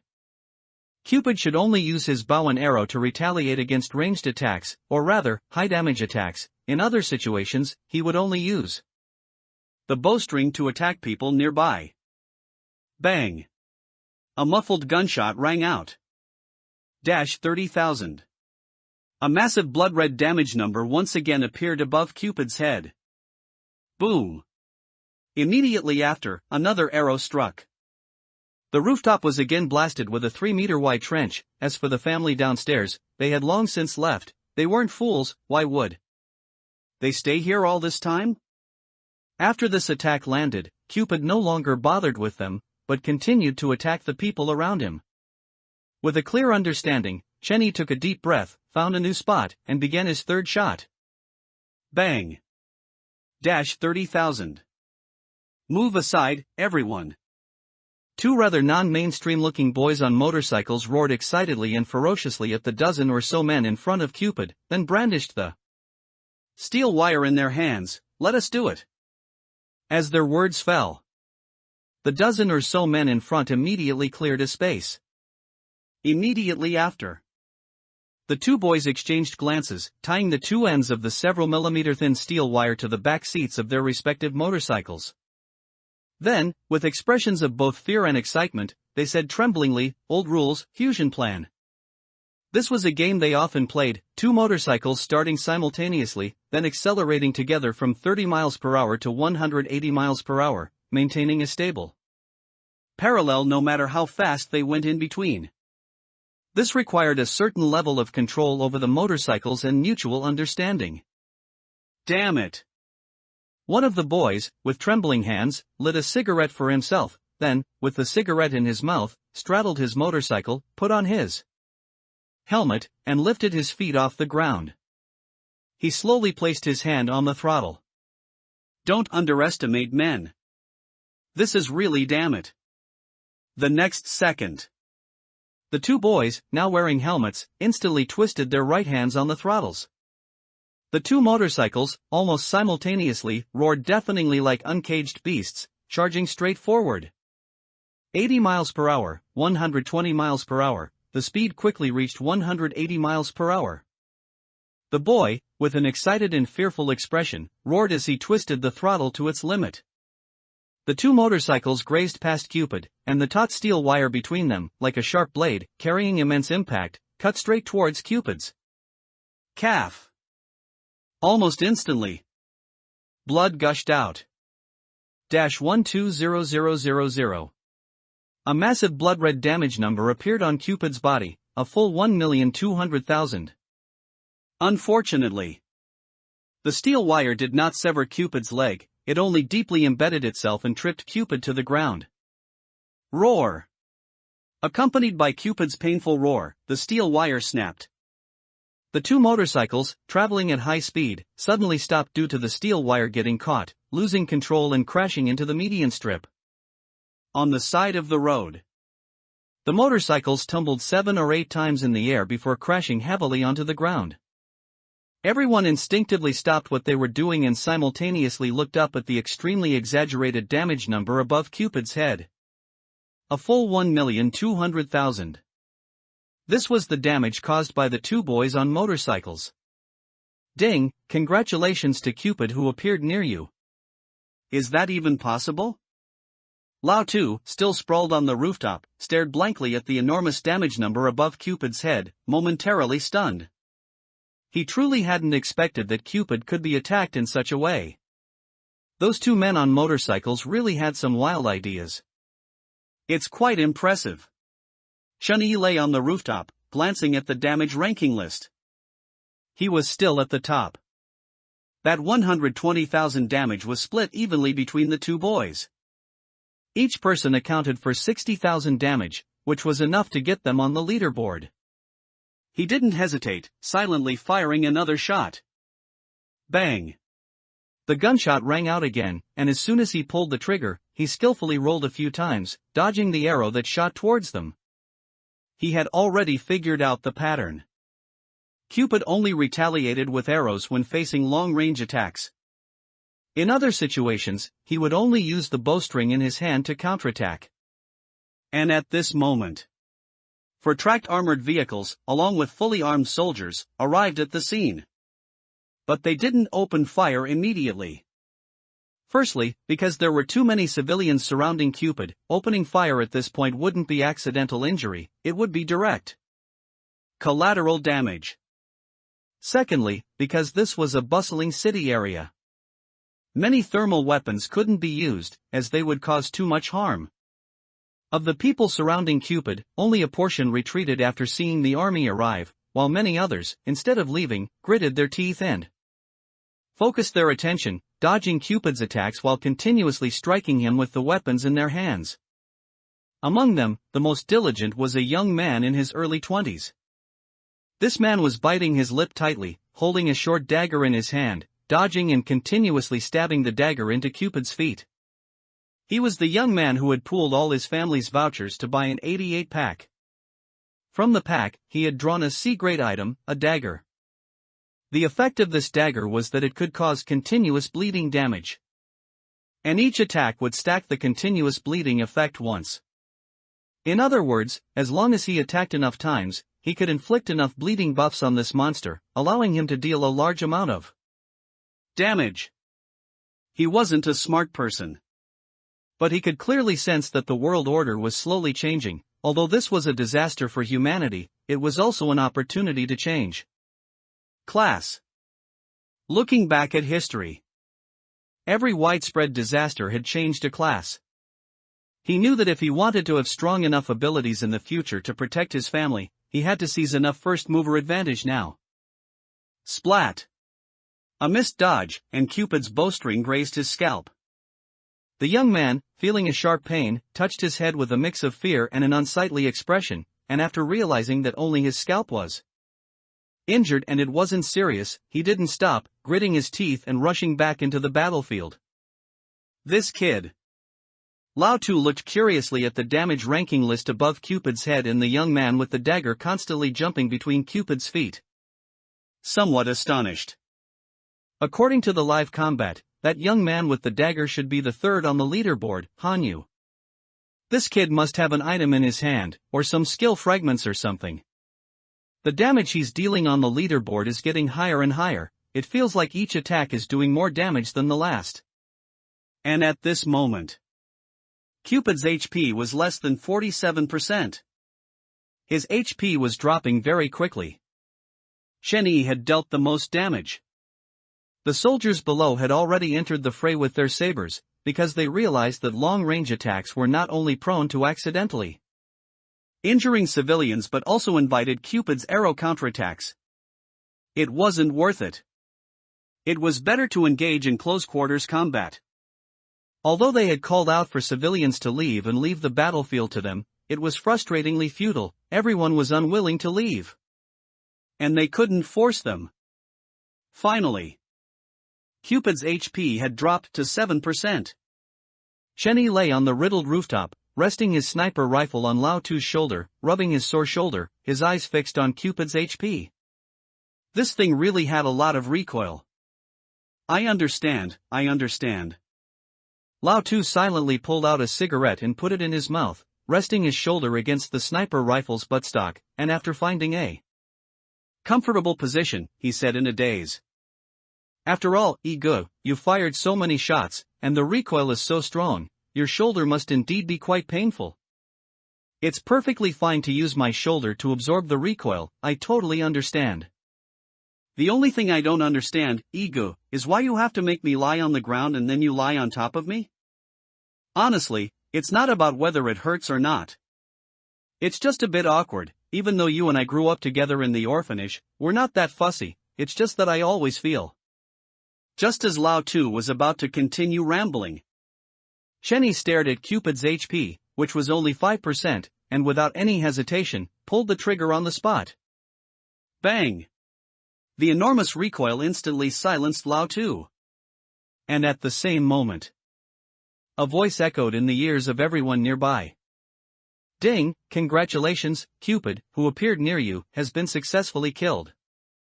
Next, based on the damage ranking list, the Cupid's Grand Gift Pack will be distributed. Damage ranking list. Rank 1, Chenyi. Damage dealt, 530,000 points. Rank 2, Han Yu.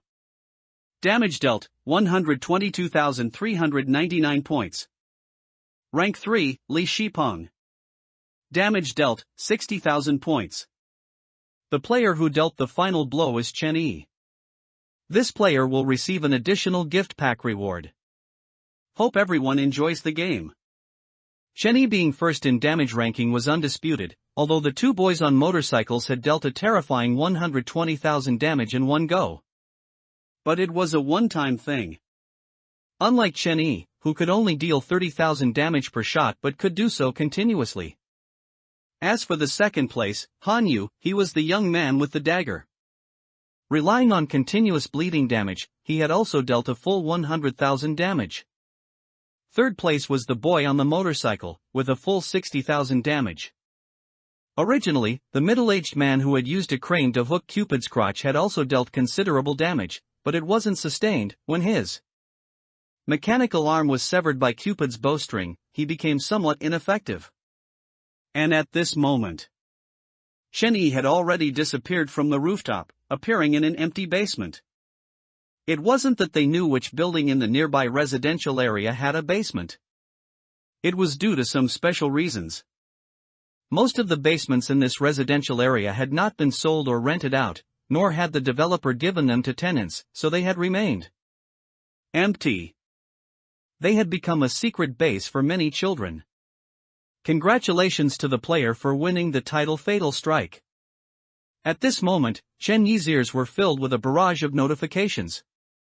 Ding! You used the B-grade item Snow Eagle sniper rifle, fired 17 shots, consuming 1,700 vouchers. Your current voucher balance is 9338. Ding! In the Cupid's Mayhem limited time event, you successfully participated in killing Cupid and dealt 530,000 damage, topping the damage dealt leaderboard and receiving the following rewards. Reward 1, for every 100 damage dealt, you receive 1 voucher. You received a total of 5,300 vouchers. Reward 2, for every 10,000 damage dealt, you receive 1 skill fragment. You received a total of 53 random skill fragments. Leaderboard top exclusive reward, C-grade random item X1, C-grade random skill fragment X10, C-grade universal skill fragment X3. Ding! Congratulations! You landed the Fatal Strike in the Cupid's Mayhem limited time event and received the following rewards. Reward 1, 1 roulette draw opportunity. Reward 2, you obtained the title Fatal Strike. Ding! Congratulations! You were the 7th player globally to kill Cupid in the Sweet Love limited time event and received the following rewards. Reward 1, 1 roulette draw opportunity. Reward 2, 1,000 vouchers. The dense stream of notifications continued to ring in Chen Yi's ears, indicating a truly bountiful harvest this time. Chen Yi first tallied his voucher gains, earning a total of 6,300 vouchers. After deducting costs, he still made a considerable profit. The vouchers alone fully recouped his investment. Next were the 53 random skill fragments, which was undoubtedly a significant fortune. It's important to know that a random skill fragment only appears next to a player's corpse upon their death. Moreover, random skill fragments are not only random in level but also completely random in skill type. He had been collecting skill fragments for so long, yet he had only successfully synthesized one skill, Peace of Mind. In addition, he was rewarded with 10 C-grade random skill fragments and 3 C-grade universal skill fragments. He had never seen a universal skill fragment before. Just as he was about to study what this universal skill fragment meant, another notification popped up in his ear. Ding! Detected synthesizable skill fragments in the player's inventory. Automatic synthesis initiated. Congratulations, player! You have obtained the E-grade skill Have a Cup of Coffee. Skill name, Have a Cup of Coffee. Skill level, E-grade. Skill type, Active Skill. Skill effect, after the player drinks a cup of coffee, for 24 hours, all urine excreted will turn into sweet and delicious rich coffee. Skill restriction, none. Skill description, a scientist forced into wilderness survival, after being successfully rescued, spent 3 years developing this skill. Chen Yi stared at this skill with a somewhat expressionless face, really wanting to find an applicable scenario for it. But he genuinely couldn't think of anywhere this skill could be used. How could he not remember picking up such skill fragments? It couldn't be that among the random skill fragments just now, there happened to be 5 fragments of this skill, could it? And the notifications didn't stop, they continued. Ding! Detected synthesizable skill fragments in the player's inventory. Automatic synthesis initiated. Congratulations, player! You have obtained the D-grade skill Mirror Man. Skill name, Mirror Man. Skill level, D-grade. Skill type, Active Skill. Skill effect, when the player uses this skill, they will enter the mirror world for 10 minutes. Skill restriction, if the player does not return to the real world through any mirror within the duration, they will be permanently trapped in the mirror world. This skill has a 24-hour cooldown after each use. Skill description, from a certain perspective, if every player had this skill, you could all move into the mirror world and establish a new civilization. Of course, perhaps your ancestors did this a long time ago. This skill isn't bad. Chen Yi nodded thoughtfully, considering it a decent escape and infiltration skill that could be effective in many situations, far more practical than the Have a Cup of Coffee skill. No more skill synthesis notifications rang out. It seemed the random skill fragments he acquired this time only allowed him to synthesize 2 skills. He then looked at the C-grade skill fragments, a total of 10. They all looked good, but none could be synthesized yet. Only by collecting 5 identical skill fragments could a complete skill be synthesized. It was then that he looked at the C-grade universal skill fragment. Item name, C-grade universal skill fragment. Item level, C-grade. Item effect, can replace any C-grade skill fragment and be used for synthesis. Skill description, equivalent to a 4-block piece in Tetris, it can fit anywhere and is applicable for the synthesis of all C-grade skill fragments. This is a good item. Chen Yi stared at the 3 C-grade universal skill fragments in his inventory, somewhat surprised. With this item, it meant that as long as he possessed 2 identical C-grade skill fragments, he could use 3 C-grade universal skill fragments to synthesize a complete C-grade skill. He actually had 2 identical C-grade skill fragments in his inventory right now. However, he hesitated for a moment and still didn't use them for synthesis. Using them this way felt a bit wasteful. It would be more cost-effective to have 4 identical skill fragments and then use 1 universal skill fragment, wouldn't it? He'd better save them for now. If it truly came down to it and he absolutely had to use them, synthesizing them then would still be perfectly fine and wouldn't take much effort. He then looked at the other rewards. 1 C-grade random item, 2 roulette draw opportunities, and a title, Fatal Strike. He first looked at the title Fatal Strike. For no other reason than it was simply too conspicuous in his inventory, flashing and shimmering as if afraid of not being noticed. As his attention focused on it, the panel appeared. Title name, Fatal Strike. Title level, blue. Title effect, when the title is equipped, each attack has a 3% chance to critically strike. Acquisition method, complete 1 Fatal Strike on Cupid in the 520 limited time event. PS1, once equipped, it cannot be unequipped. Do you choose to equip it?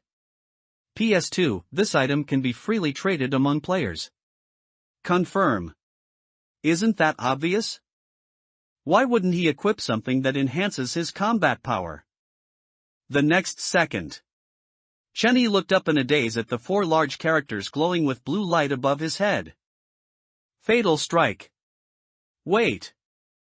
This title doesn't appear on the character panel, it actually appears on the player's head? And it's that big? It even glows. And it flashes. 308 Heavenly Immortals vs. Dragon King Third Prince. That. Lao Tu looked up at the 4 large, glowing blue characters above Chen Yi's head, swallowed, and muttered, I don't know why, but I just feel a very strong sense of incongruity. Have you ever played a web game?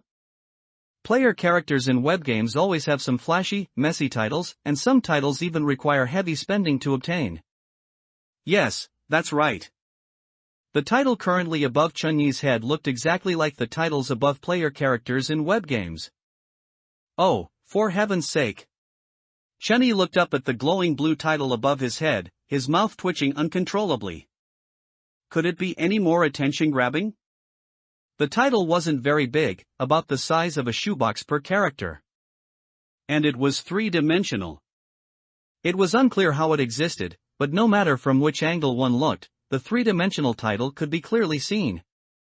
Even if he stood still and looked up at his own head, he could see this title. Humph. He took a deep breath, forcibly suppressed the speechlessness in his heart, and then began to look for the button that could turn off the title. Effect. Once a title is equipped, it cannot be unequipped. That's understandable. But they should at least give him the right to turn off the title effect, right? 30 minutes later. Chenny stood silently, expressionless, for a long time before pulling out a cigarette, putting it in his mouth, taking a deep drag, and then sitting on a stone pillar nearby, staring blankly into the dark corners of the basement. He found the adjustment entrance for the title effect.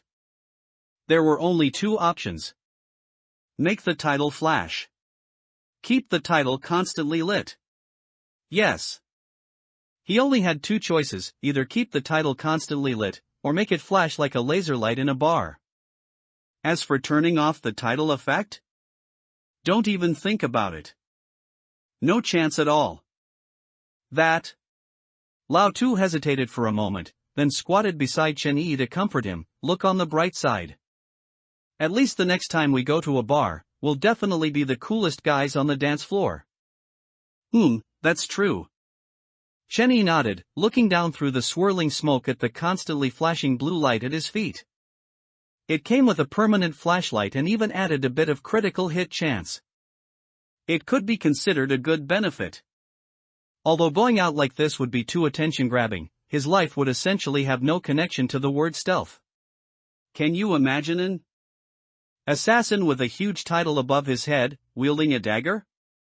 He then sighed softly, resignedly accepting this reality and looking at his other rewards. C-grade random item X1, 2 roulette drawing opportunities. Item name, live stream ticket. Item grade, C grade.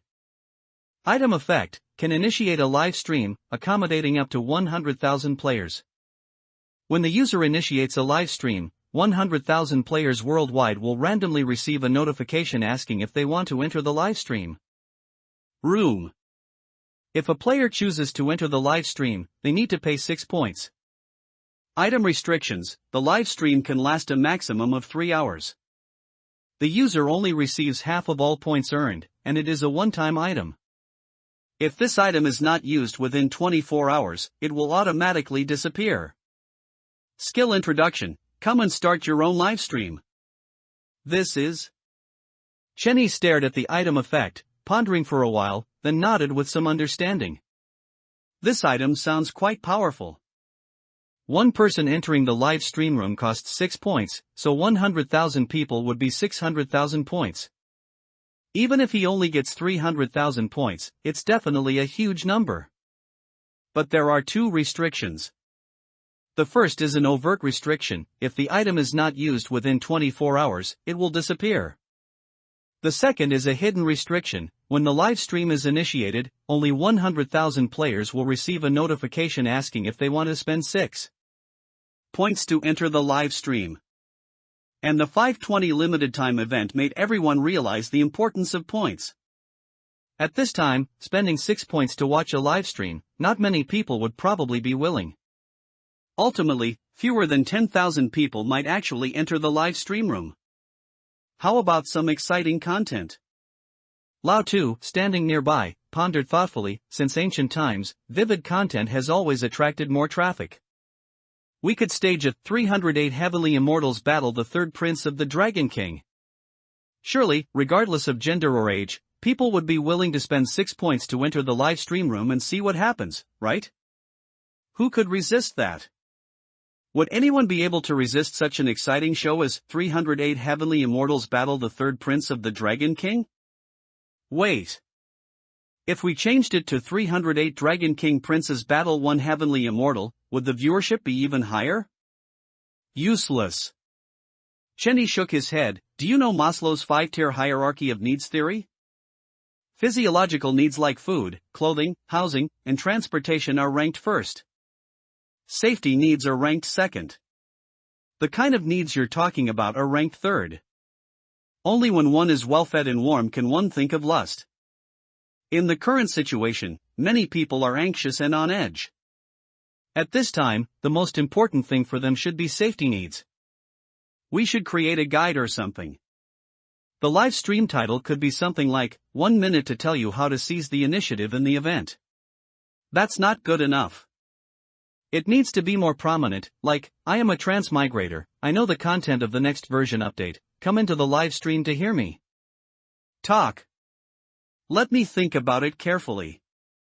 Chenny lowered his head and pondered for a long time, then looked at the countdown for the item's disappearance, deciding to use his 2 roulette drawing opportunities first.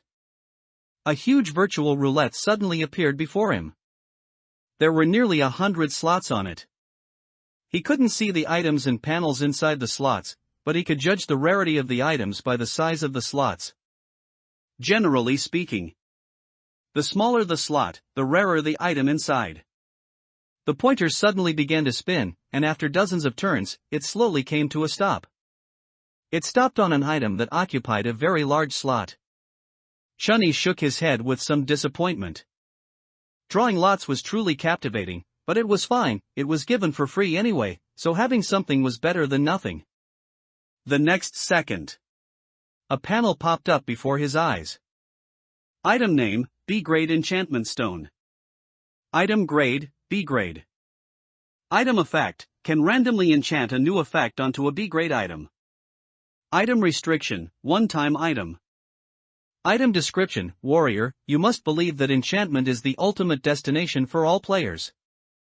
He only had one B-grade item, which was the Snow Eagle sniper rifle. To be precise, he currently only had this one item on him. This B-grade enchantment stone could probably only be used on this item, but he didn't use it immediately. Instead, he used his second drawing opportunity first. I don't know why, but I feel that life is full of dry. Immediately after, another panel appeared.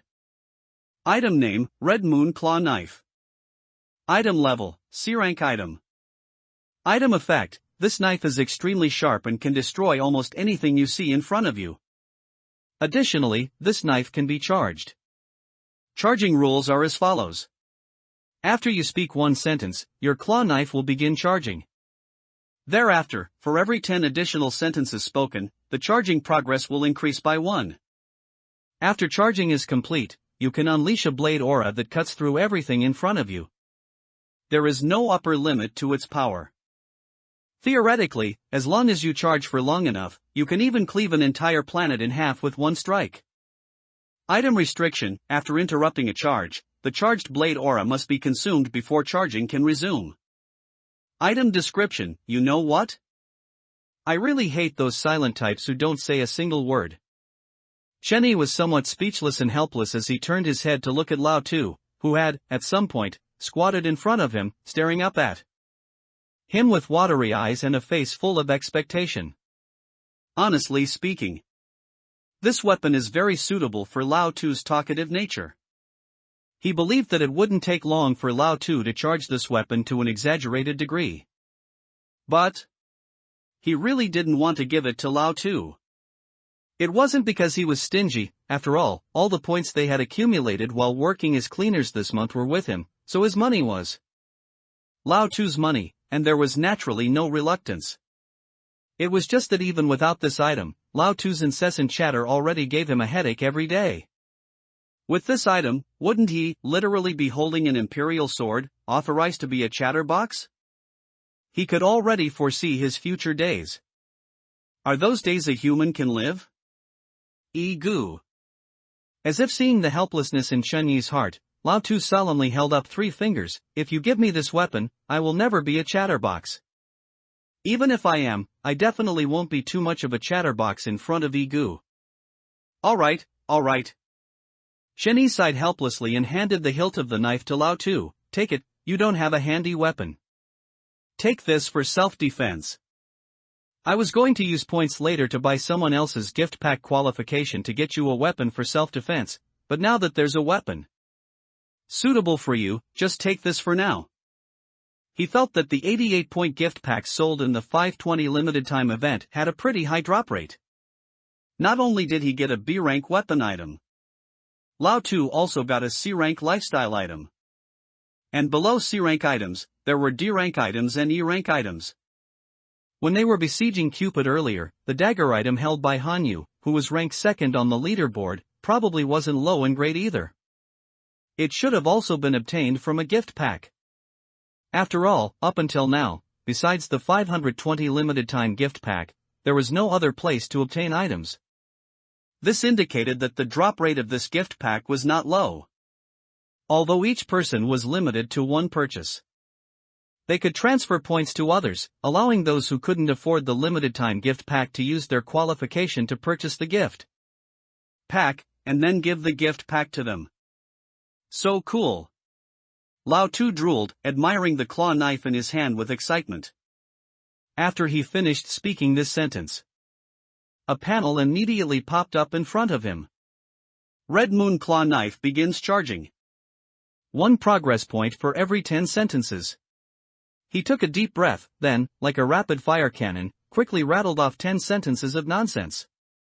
Immediately after, your Red Moon Claw Knife, current charge progress is 1. He spoke 10 more sentences. Your Red Moon Claw Knife, current charge progress is 2. He. Having understood the charging rules, Lao Tu played with the entirely crimson, crescent moon-shaped claw knife in his hand with great fondness. He was very satisfied with this weapon. Even if someone offered to trade him a stronger B-rank item, he wouldn't exchange it.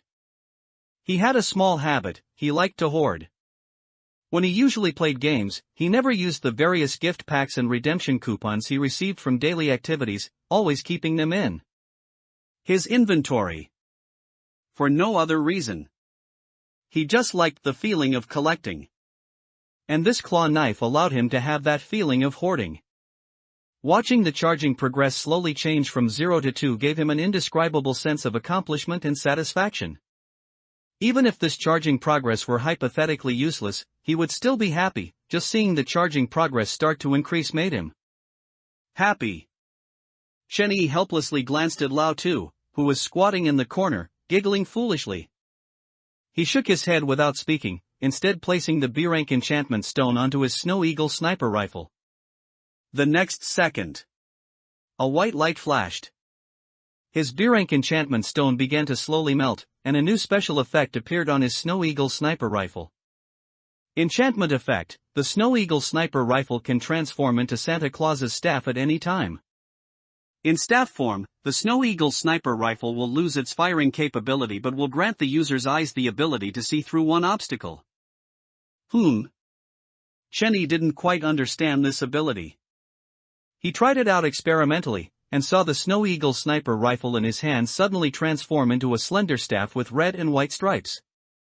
It looked extremely festive. It was also quite handy and comfortable to lean on. Just as he was about to see if there was anything unusual, he suddenly saw Lao Tu's pale belly beneath his clothes, and his SpongeBob SquarePants printed underwear. Shenyi fell silent. He somewhat understood what this enchantment effect was. In short, in staff form, it granted X-ray vision. After trying it a few times, he found that this X-ray effect was permanent, with no usage limits or cost. As long as the Snow Eagle sniper rifle was in staff form, he would possess X-ray vision. However, it could only see through one obstacle. For example, a wall, a piece of clothing. No matter what the obstacle, it could only be one. This was why he could only see the SpongeBob SquarePants underwear, because underwear plus pants counted as 2 layers. Still pretty good. Shenyi nodded in satisfaction, considering it a decent enchantment effect that would be very helpful in many situations. And just then, Lao Tu, after catching his breath, said contentedly, "The charging progress is already at 23. I don't know why, but I feel full of drive in life." Shenyi didn't speak.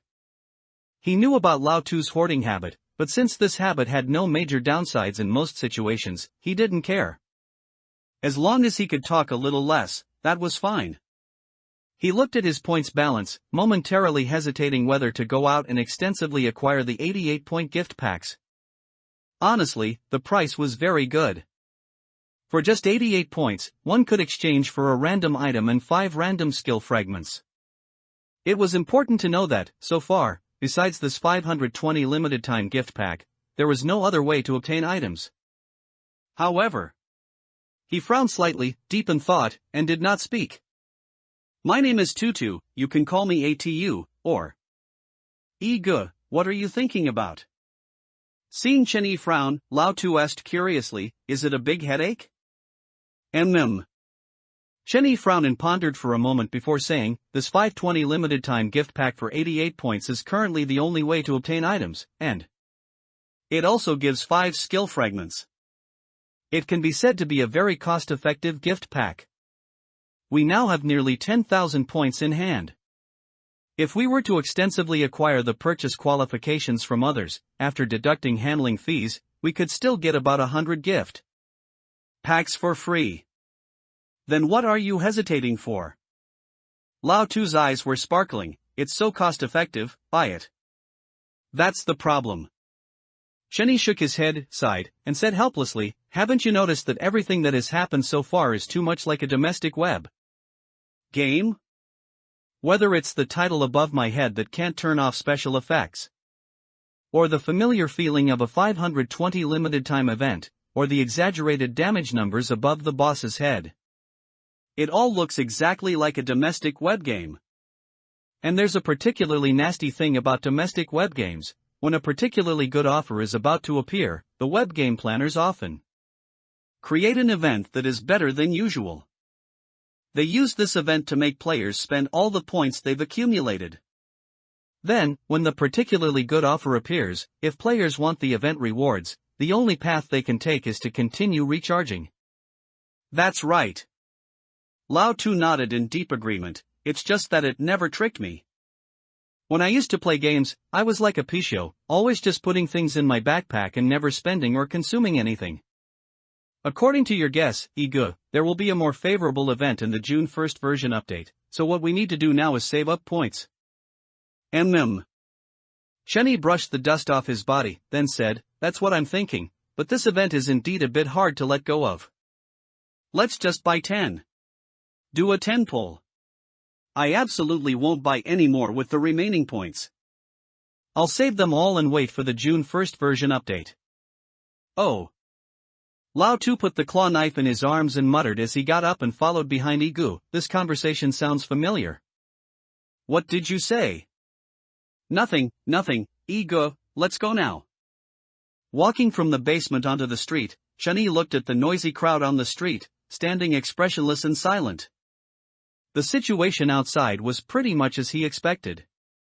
After Cupid died, his body turned into white light and disappeared, leaving no corpse behind. However, it was said that some items dropped. They were taken by official personnel. Throughout the entire process of besieging the boss, only a handful of people were injured. Medical personnel came, simply bandaged them, and left, as hospital beds were already insufficient. On the other hand, several vehicles from the crematorium arrived. If you were even lightly touched by Cupid's bowstring, there was basically no concept of being injured, you could just be buried on the spot. At this time, those who had just participated in the battle were uncontrollably trembling in their legs, but their faces were full of excitement and pride as they loudly recounted the battle process to the people around them. They were enjoying the worshipful gazes of those people. No one knew what was in these people's hearts that made them rush forward so fearlessly to fight the boss. But from their violently trembling legs, it could be seen that their adrenaline was surging, and they must have felt some lingering fear. The entire street was very lively. Many people who had been hiding in their houses also came out to inquire about the situation. Of course, it was originally very lively. When Chenny walked out, everything completely changed. The street suddenly quieted down in a few seconds, and then everyone simultaneously turned their gaze towards Chenny, or more accurately, towards the title above Chenyi's head. The blue and glowing words, in the night, were like a firefly with a full beard, exceptionally dazzling. Everyone on the entire street slowly opened their mouths wide, looking at Chenny with shocked expressions. What is this? Hanyu, holding a dagger, was surrounded by his family, looking enviously at the title above Chenyi's head, secretly clenching his fists, and muttering, one day, I will also get this title. Hanyu was the one who ranked second in the damage leaderboard just now. The dagger in his hand had the ability to infinitely apply bleeding damage. Don't talk nonsense. A very charming middle-aged woman standing behind Hanyu gently tapped Hanyu's head with some unease. I just want you to be safe. Don't do such risky things again in the future. Mom! Hanyu pushed away the woman's hand with some dissatisfaction, straightened his back, and retorted, have you heard a saying? People who don't dare to sit at the gambling table will not lose, but they will never win either.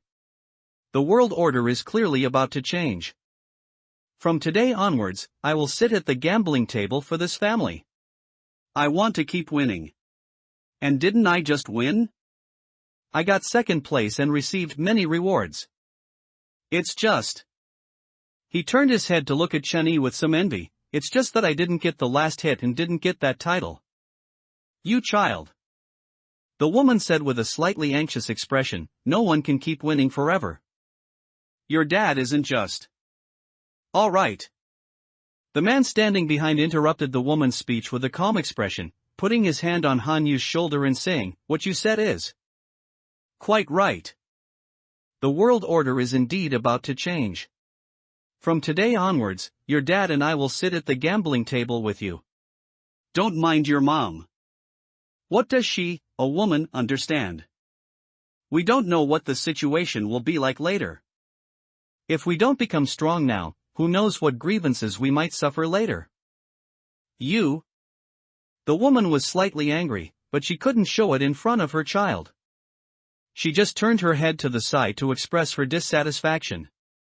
It wasn't that she didn't understand these things. She just didn't want her family to die. Several people had just died. Chenny sighed lightly and didn't say too much, instead letting Lao Tu go find people willing to sell their limited-time gift pack qualifications. I have to say, Lao Tu might not be a good salesperson, but he was definitely a good annoying salesperson. Lao Tu rushed excitedly into a group of people, words pouring out of his mouth like a machine gun. Let me introduce myself briefly. My name is Lao Tu. You can call me Atu, or you can call me Rabbit Bro. Have you bought your 88-point limited time gift pack? If you haven't bought it, can you transfer the gift pack qualification to us? In return, I will give you a certain reward. How about 3 points? Too low? Then how about 5 points? Have you seen how far your claw knife has been charged? For Lao Tu, this was a good business.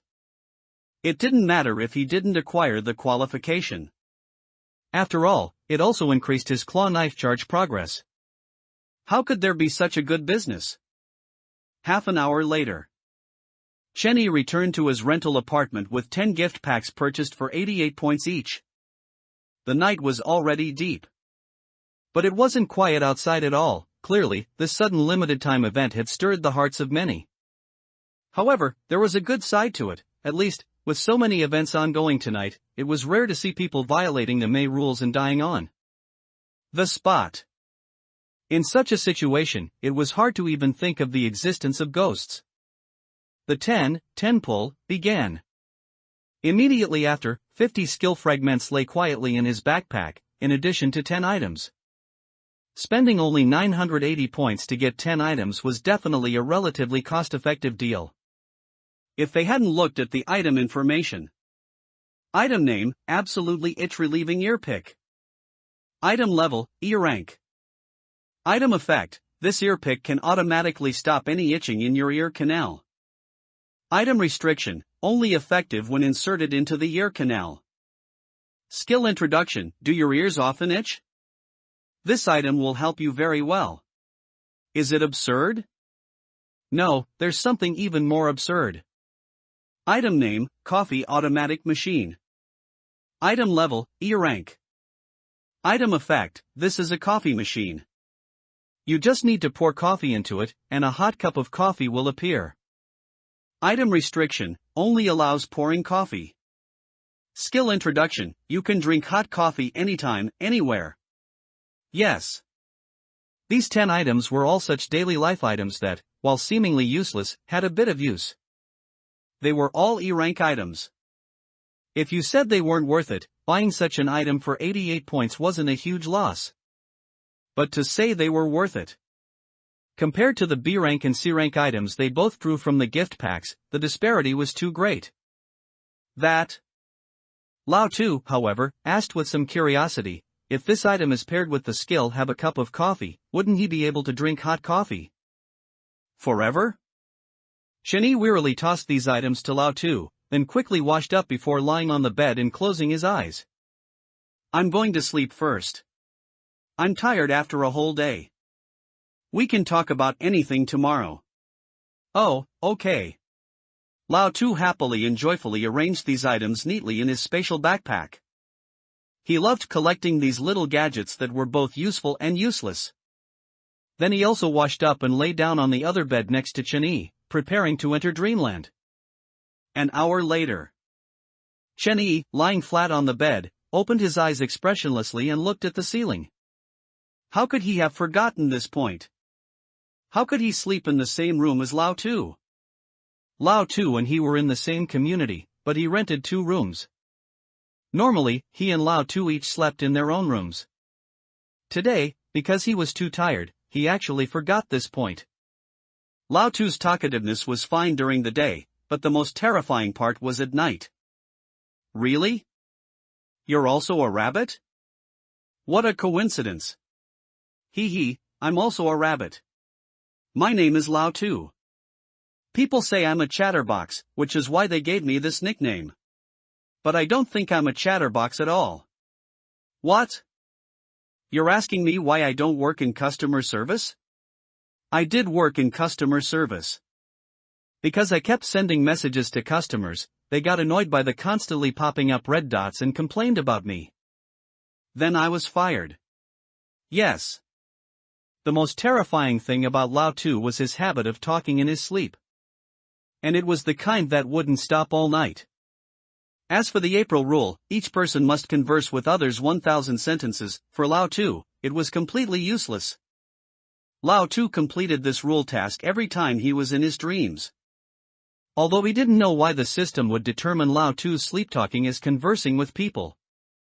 Perhaps it was because Lao Tu was talking to people in his dreams.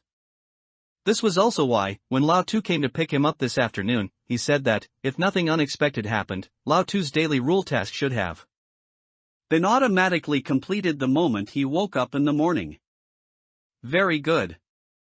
Chenny silently pulled out earplugs from his pocket, put them in his ears, and began to close his eyes, preparing to force himself to sleep. Soon, several hours passed. It was daylight. Yawn. Lao Tu, slowly waking from his sleep, stretched comfortably before seeing Chenny, who was already dressed, sitting calmly in a chair and smoking. He said with some surprise, "Ego, you're up so early?" Chenny paused, calmly flicking the ash from his cigarette into an ashtray nearby. How much is your claw knife charge progress now? Why are you suddenly asking that? Lao Tu pulled out his claw knife from his pocket in confusion, and the next second he excitedly exclaimed, "Ego, my claw knife progress has already reached 328. Are you very surprised?" Chenny, with two dark circles under his eyes, looked at Lao Tu faintly. "Did you forget your habit of talking in your sleep?" He. Lao Tu scratched the back of his head a little embarrassedly. "I did forget a bit." Then, Ego, you didn't sleep well last night, did you? What do you think? Then I'll treat you to lamb soup? Let's go. Chenny didn't linger. He grabbed the jacket from the chair and prepared to walk out the door. He was hungry, and it was time to find a place to eat. Both of them could cook. But the food they made, the taste was hard to describe. So every day, they could only find restaurants that valued money over life, though still open at such an hour, to have a full meal. Congratulations, young master, you've won again. Wei Shu looked at the young master standing in front of the floor-to-ceiling window, his heart filled with admiration and emotion. The tradability of points has been confirmed by yesterday's limited-time event. Before this event, we had already collected a large number of points. Last night alone, we acquired a total of 892,520 limited gift packs. Currently, many items have been opened. Among them, there are 6 B rank items, 78 C rank items, and even more D rank and below. Our people are still continuously acquiring them. Gao Yiming, wearing a coat with his hands in his pockets, stood by the floor-to-ceiling window, looking at the rising sun, and chuckled with a satisfied expression. This is the charm of capital. What is the charm of capital? It's when those people can't even afford one gift pack, but we can buy nearly 1,000. Those people thought that with the arrival of this game, they would get a chance to turn their lives around. How naive. Brother, do you want to try to collect the bill with coupons? What a magical, unknown power it is. Gao Yiming stood before the French windows, staring at the red wine glass in his hand with a look of emotion, and murmured, before long, the old powers will undergo a truly significant change. Whoever possesses more items and skill fragments will have more say in this new world. The wine glass in his hand was a B rank item obtained from the May 20th limited-time gift pack. Its effect was extremely powerful. Item name, Gentleman's Red Wine Glass. Item rank, B rank. Item effect, when activated, the rim of the glass can pour out a large amount of blood, enough to fill a small warehouse. Item restriction, before each use, the wine glass must be treated to a bottle of fine red wine. Skill introduction, if you are a vampire, then this item will be a treasure you dream of. It was a pretty good item. If this item were used to kill someone, unless the house was very large, it would be enough to drown someone alive, and the Enforcement Bureau would be completely unable to find any clues. But this item, combined with another item, became quite interesting. It was also an item obtained from the May 20th limited time gift pack. Item name, holographic projection. Item rank, C rank. Item effect, when activated, a holographic projection of 100 ghosts parading at night will appear within 100 square meters, lasting for 30 seconds. Item restriction, each use consumes 200 points. Item introduction, specially developed by the Ghost Realm Wedding Company, ensuring you have enough prestige even when getting married in the Ghost Realm. Gao Yiming slowly placed these two items on the table, then turned his head to look at the old man standing behind the table. Take them. There's a certain probability that a random event will be triggered when 10 people die from violating the May rule. Do you see the title above Chun Yi's head? How could an ordinary person get the highest kill damage and the final blow in the Cupid event? Is that luck? No. He shook his head gently. Compared to luck, I believe he obtained a powerful item from that treasure chest, such as that sniper rifle.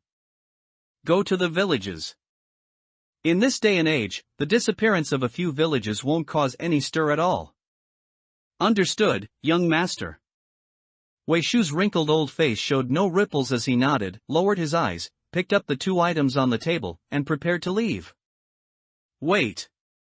Gao Yiming suddenly interrupted. Don't forget, 10 people violating the May rule in the same location can trigger a random event. Don't kill too many at once. To avoid waste. Kill them 10 by 10. Don't worry, young master. Just as Wei Shu was about to leave, he suddenly stopped again, turned to Gao Yiming, and said, Young master, Li Dui has been out of contact. He's probably fallen victim to Chun Yi or is being held captive somewhere. If Li Dui were fine, he would definitely contact us. Should we send people to look for Chun Yi? Chen Yi, huh? Gao Yiming sat in his chair, leaning back against the backrest, slowly closed his eyes, and said tiredly, This world has really changed. You say an unremarkable ordinary person, just because he gained some power in a game. He dares to kill people now. And he killed an officer. He's truly not to be underestimated. No need to look for him. Other companies are also making their moves. Not many people know the rule for triggering random events right now, so we can seize the initiative early. What needs to be done now is to quickly acquire more items and skill fragments. As for Chen Yi, let him be for now. If he's sensible, we don't need to bother with him for the time being. Investigate this person and give me the information. Understood. The May rule is a calm mind brings natural coolness. All players must not have ghosts appear in their minds. If it lasts for 3 seconds, they will die instantly. When the number of people who die at a certain location due to violating the May rule reaches 10 or more at once, there is a certain probability of triggering a reincarnation event. And a reincarnation treasure chest can be opened. Chen Yi's 10,000 points were obtained from a reincarnation treasure chest. And these two items make it incredibly easy to make people think of ghosts. Phew! Lao Tu contentedly put a pancake into his mouth, then picked up a chopstick full of spicy shredded potatoes along with lamb slices and stuffed them into his mouth, chewing vigorously. As his throat moved, Lao Tu contentedly pulled out a tissue to wipe the oil from his mouth and patted his stomach. I'm full. This stuff is still the best. Chen Yi, meanwhile, sat to the side, picked up his bowl, and finished the last sip of lamb soup, accustomed to the strange and envious gazes from passers-by. Since he couldn't change it, he could only get used to it. After all, if given the choice, no one would want to walk around in reality with a blue glowing title above their head. He had specifically checked the title system in the panel. From lowest to highest, they were white, green, blue, yellow, purple, red, black, rainbow. A total of 8 ranks. Titles varied in rank depending on their rarity and difficulty to obtain. His fatal title was blue ranked. The title's glow was also blue. Most importantly, he also saw something in the title rules. There was no limit to how many titles could be worn. In other words, if you wanted to, you could wear even 99 titles. Thinking of this, Chun-Yi couldn't help but lean back in his chair, feeling a bit lost, and looked up at the sky above. What kind of sight would it be to have 99 titles glowing with various colors, blue, green, rainbow, above one's head? Was this reality still normal? Wasn't it too out of place for these things to happen in reality? And just then, Chen Yi's phone suddenly rang. After picking up and talking for a while, he put his phone back in his pocket and stood up, walking towards the motorcycle parked on the street. Let's go, new job. Oh. Lao Tu hurriedly stood up and paid for the meal. Just as he was about to leave, he suddenly saw the owner's daughter, who looked like she had just graduated from high school, helping out behind the counter. He hesitated for a moment, then looked at the owner and said, "Brother, do you want to try collecting payments with points? Everyone who comes to eat your lamb soup will have to pay with points. Cash probably won't be much use in the future." Points? The owner was stunned for a moment, then instinctively smiled. "We don't plan on fighting and killing. These things are for you guys, we just want to earn some money to get by. Just now, someone came to buy my points, and I sold them all. I know that stuff is useful, you can buy gift packs and draw powerful weapons. But frankly, we don't plan on killing anyone, nor have we ever thought of killing anyone, so what do we need that stuff for, right? Property name, a cat with its tail up. But I have to say, little brother, you're a good person too." The boss, somewhat emotional, wiped his hands on his apron. Those who came to collect the coupons kept saying these things were useless, absolutely worthless.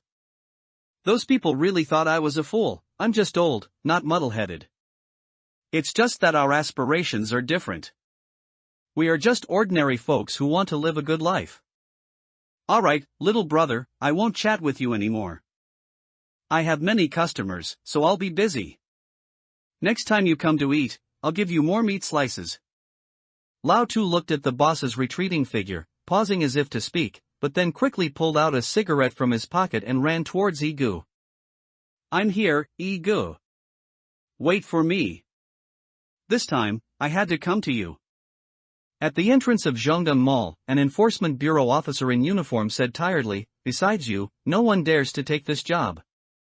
Chen Yi, right? We've investigated your file.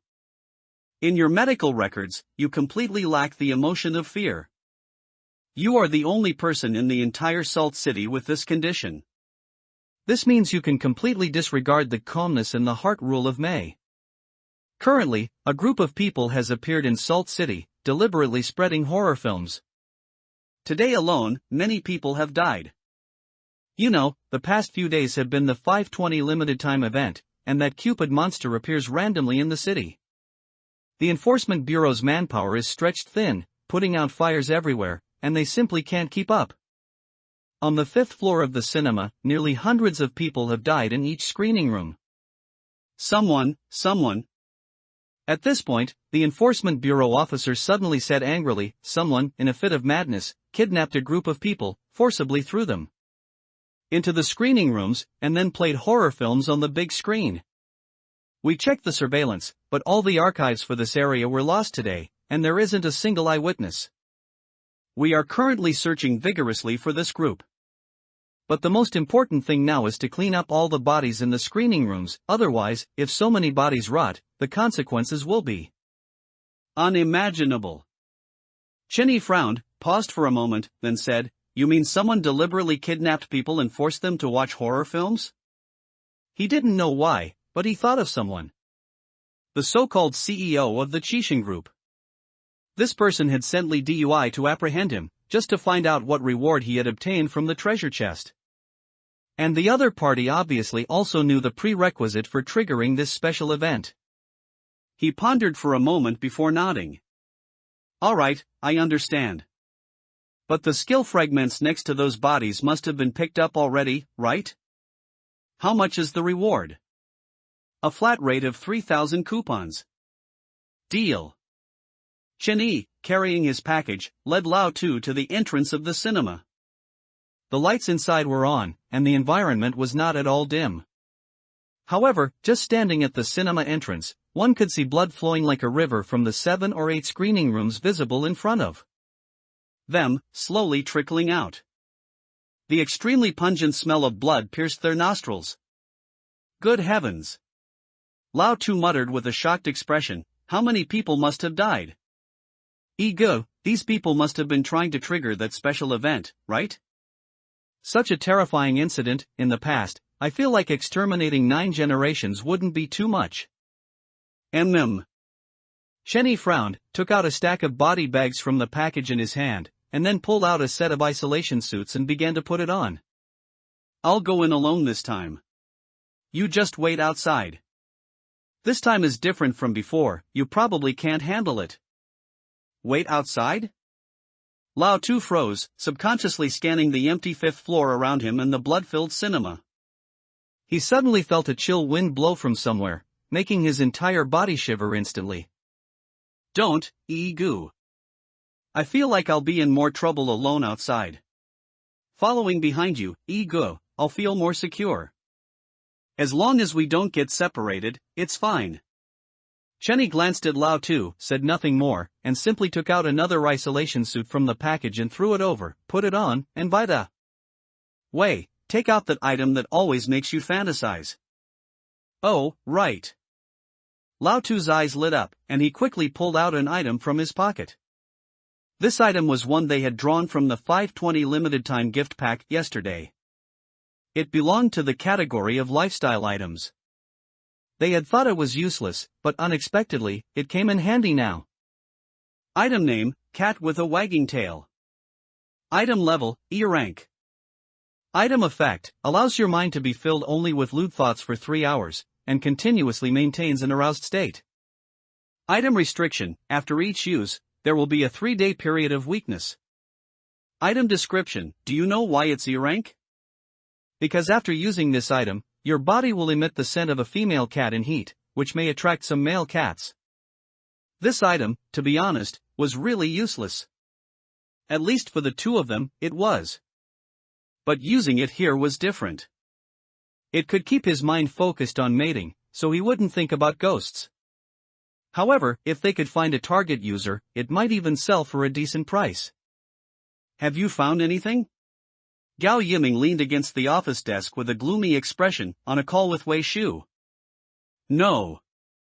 Wei Shu's hoarse voice quickly came from the other end of the phone, didn't find anything, but it shouldn't be the work of Salt City's former gangster forces, these people haven't made any moves today or last night.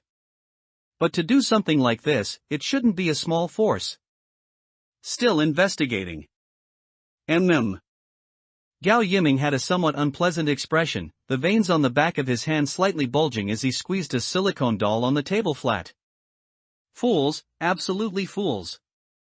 Although Salt City is chaotic now, the systems of the Enforcement Bureau and the military are still basically complete. In this situation, to do something so openly is simply asking for death. He wasn't feeling sorry for those people in the cinema, it was just that their reckless actions could easily drag him down. Otherwise, why would he send Wei Shu to the village? They were simply a bunch of fools. He then forcibly suppressed the anger in his heart, trying to calm his tone. How is your progress over there? Not very good. The voice on the other end of the phone hesitated before continuing. The person opening the treasure chest must maintain an absolutely fearless heart to receive a reward, otherwise there's a certain chance of opening a nightmare and dying on the spot. We've opened 4 treasure chests so far, but only 1 opened, the other 3 exploded. However, young master, the file on Chen Yi, whom you asked me to investigate today, has been retrieved. This person is naturally devoid of fear. That is to say, as long as he opens the treasure chest, not only can it be 100% confirmed to open, but the reward can also be a critical hit. Today is already May 20th, and the end of the month is about. He was born without the emotion of fear. Gao Yiming narrowed his eyes slightly, leaned against the table, and looked out the window without speaking. Under the May rules, players cannot have images or visuals of ghosts in their minds. If they persist for 3 seconds, they will die instantly. Of course, just the word ghost itself won't cause any problems. Throughout this month, the world has used various methods to deal with this, including unlimited amplification of desires in the human mind, keeping people in a constant state of excitement, with no time to think about other things. The head of the three poisons, lust. At this moment, it became a life-saving medicine. In addition, there were also a series of measures organized by countries, such as open-air rave parties and so on. Apart from a slight increase in deaths in the first few days, the situation has gradually been brought under control, and large-scale death events are basically no longer occurring. Although information was blocked. But as far as he knew, currently, 14 cities worldwide have become ghost towns, completely deserted. When a city is full of shredded flesh and body parts, when half-body can be seen from time to time on tall buildings, and when the blood in the sewers is already overflowing. Even if there are still many survivors in this city. Once night falls, under extreme nervous tension, even a gust of wind could be the last straw that breaks the camel's back. There are already 14 ghost cities, completely deserted. Of course, this term might not be accurate. Some children without a concrete concept of ghosts and some mentally ill individuals should still be surviving in some corner. But how long they can live is unknown. The initial handling was very good, and the current order is still largely maintained, but it is said that in many places, order has already collapsed, falling into a state of panic where everyone fends for themselves. Having no fear means that even if an image of a ghost appears in one's mind, it can be quickly removed. He can basically be completely immune to the May rules. If Chenny were to open the treasure chests, he could ensure that every treasure chest would be opened, and the rewards would be critical hits. His eyes glowed faintly red as he licked his lips, put his phone to his ear, and whispered, "Bring him back." Understood. It's true that some basic order can still be maintained now, but what about after the third version update? What about after the fourth version update?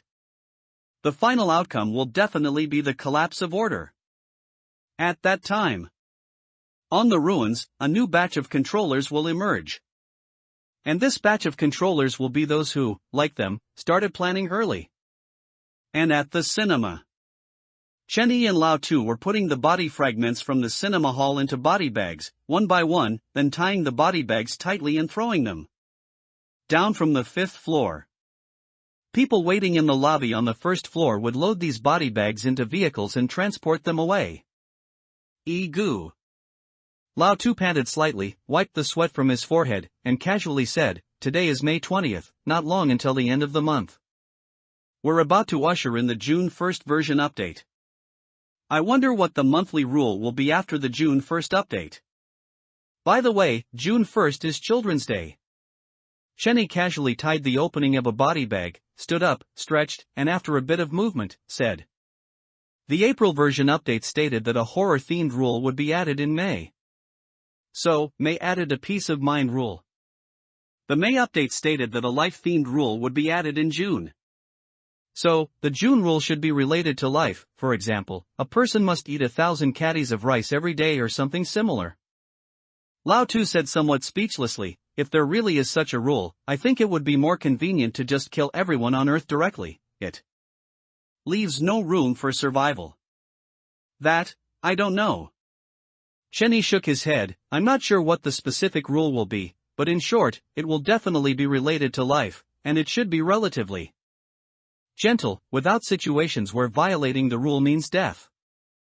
However, the April rule will also go offline at the end of May. Finally, I don't have to talk to people 1,000 sentences every day. This rule is truly deadly." Is that so? Lao Tu smacked his lips, still somewhat unsatisfied. "I don't feel the April rule existed at all. If it were 10,000 sentences, it might still be a bit challenging." Chenny gave Lao Tu an exasperated look and was about to say something when he suddenly frowned, remembering something. "Wait, did you just say June 1st is Children's Day? If we judge by the 520 limited time event, this June 1st Children's Day is very likely to have a special limited time event." No way. Lao Tu spoke with some hesitation. After all, April 1st, April Fool's Day, and May 1st, Labor Day, didn't have any limited time events, did they? It's being improved. After Chen Yi took a deep breath, he suddenly felt as if he had understood something.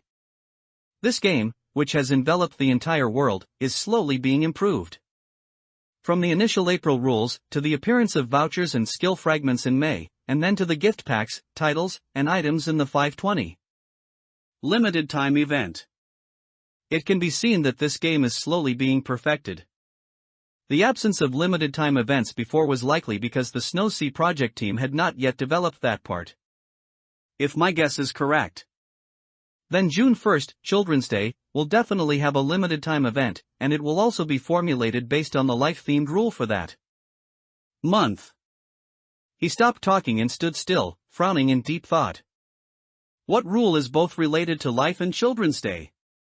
But after a moment, he dismissed this thought. There was too little information, and this kind of thing couldn't be forced out by just thinking hard.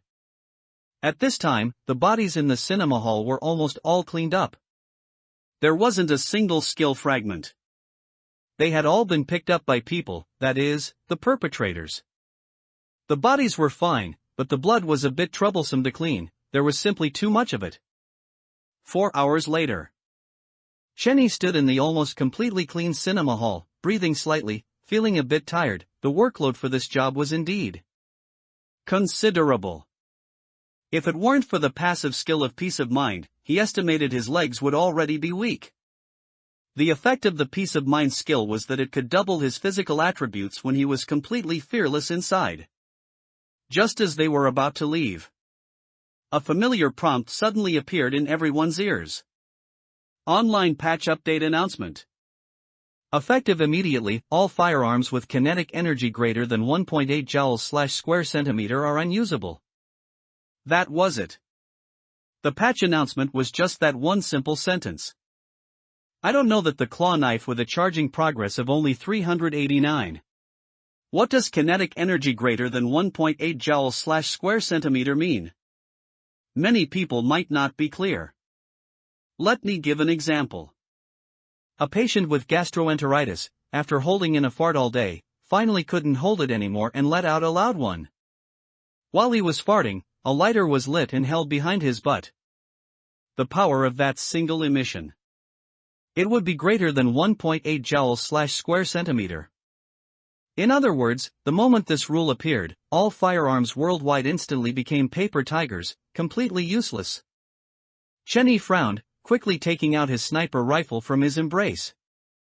Only after confirming it could still be used did he slightly relax. It seems this restriction only limits the existing firearms on the planet. If it's a firearm type of item, it won't be affected at all. His sniper rifle can transform into a Christmas cane, and after transformation, it possesses the ability of X-ray vision. The reason he wasn't leaning on it here was entirely because it was too dirty, and he didn't want to soil the only treasure he currently relied on. All firearms are ineffective? Lao Tu was stunned for a moment, then couldn't help but gulp, turning his head to look at the sniper rifle in Chen Yi's hand and muttering, "Doesn't that mean the sniper rifle in our hands is currently the only usable firearm in the world? Even if it's not the only one, it should be one of the few. After all, so far, there shouldn't be many people who can obtain firearm-type items, right? There shouldn't be too many." Chen Yi shook his head, but what's certain is that in the future, firearm items, due to their range advantage, should be stronger than items of the same level. And, once all firearms globally become ineffective, then maintaining order will be difficult. The original army, without firearms, is just a mortal with better physical fitness and discipline than ordinary people. I probably understand what the Snow Sea project team means. This project team intends to completely disrupt the existing order, letting every player start fighting for themselves, just like in a web game. If that's the case, then the project team's next move should be. Before Chen Yi could finish speaking, a new prompt suddenly exploded beside their ears. Listening to the prompt beside his ear, Chen Yi, with a complex expression, quietly finished the sentence he hadn't completed. Monster invasion. Activity update announcement. This activity is a global large-scale activity, a brand new activity launched specifically for the version update. Activity name, Tianylid, Extraterrestrial Invasion. Bravely pick up your weapons and kill the enemies in front of you. Killing different monsters will grant different points.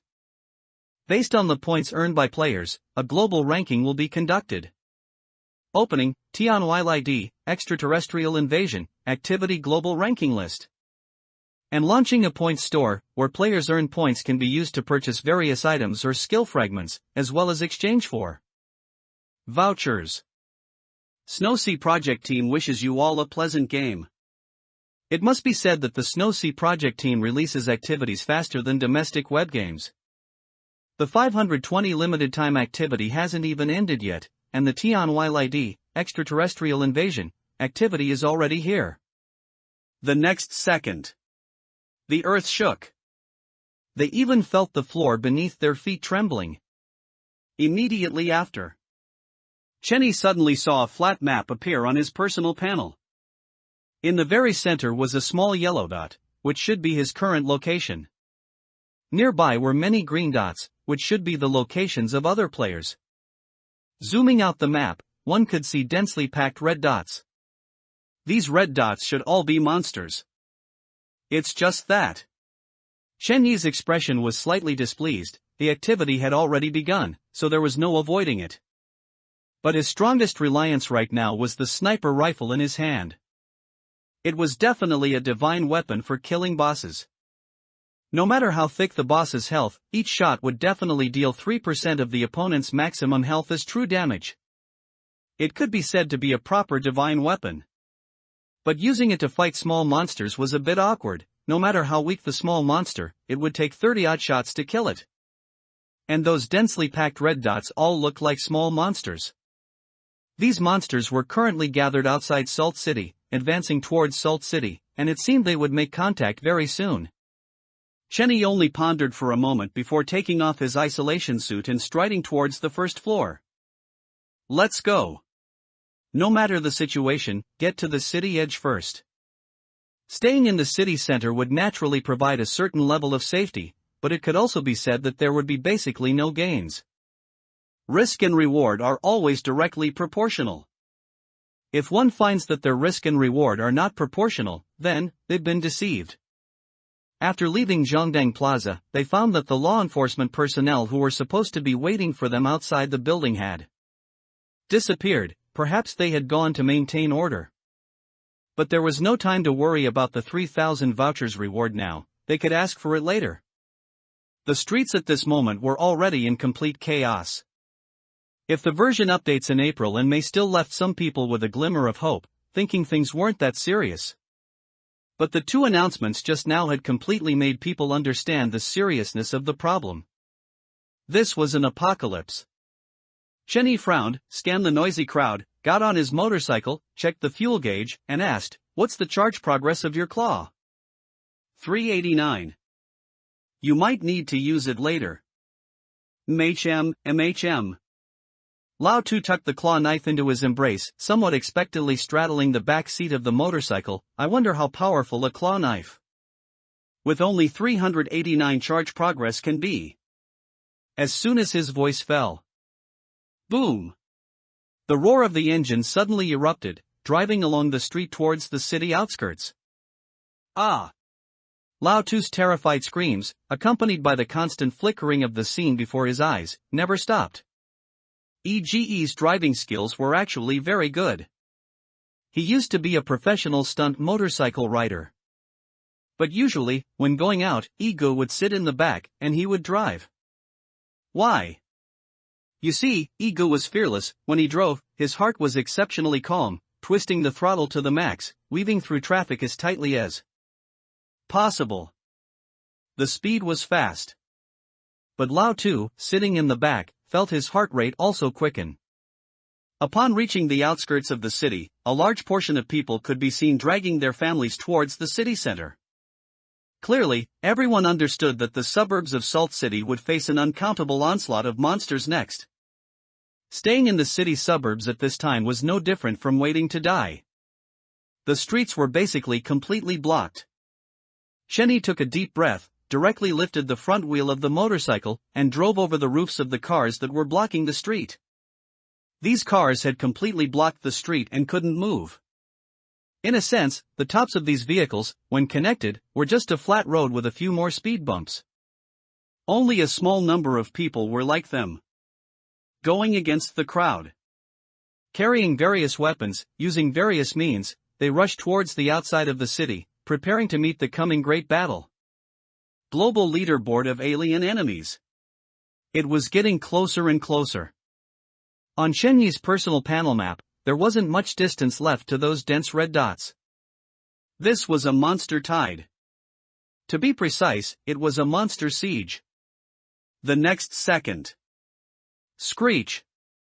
A piercing brake sound echoed as Chenny steered his motorcycle to a stop in an open area, his expression serious as he looked at the almost deserted street in front of him. At this moment, there was hardly anyone on the street in front of him. The street was completely blocked by vehicles, making normal passage impossible. Besides that, there was also a strong, fishy smell. It was like the smell of the evening sea breeze in a coastal city. But Salt City was a proper inland city, and smelling a sea breeze here was not a very normal thing.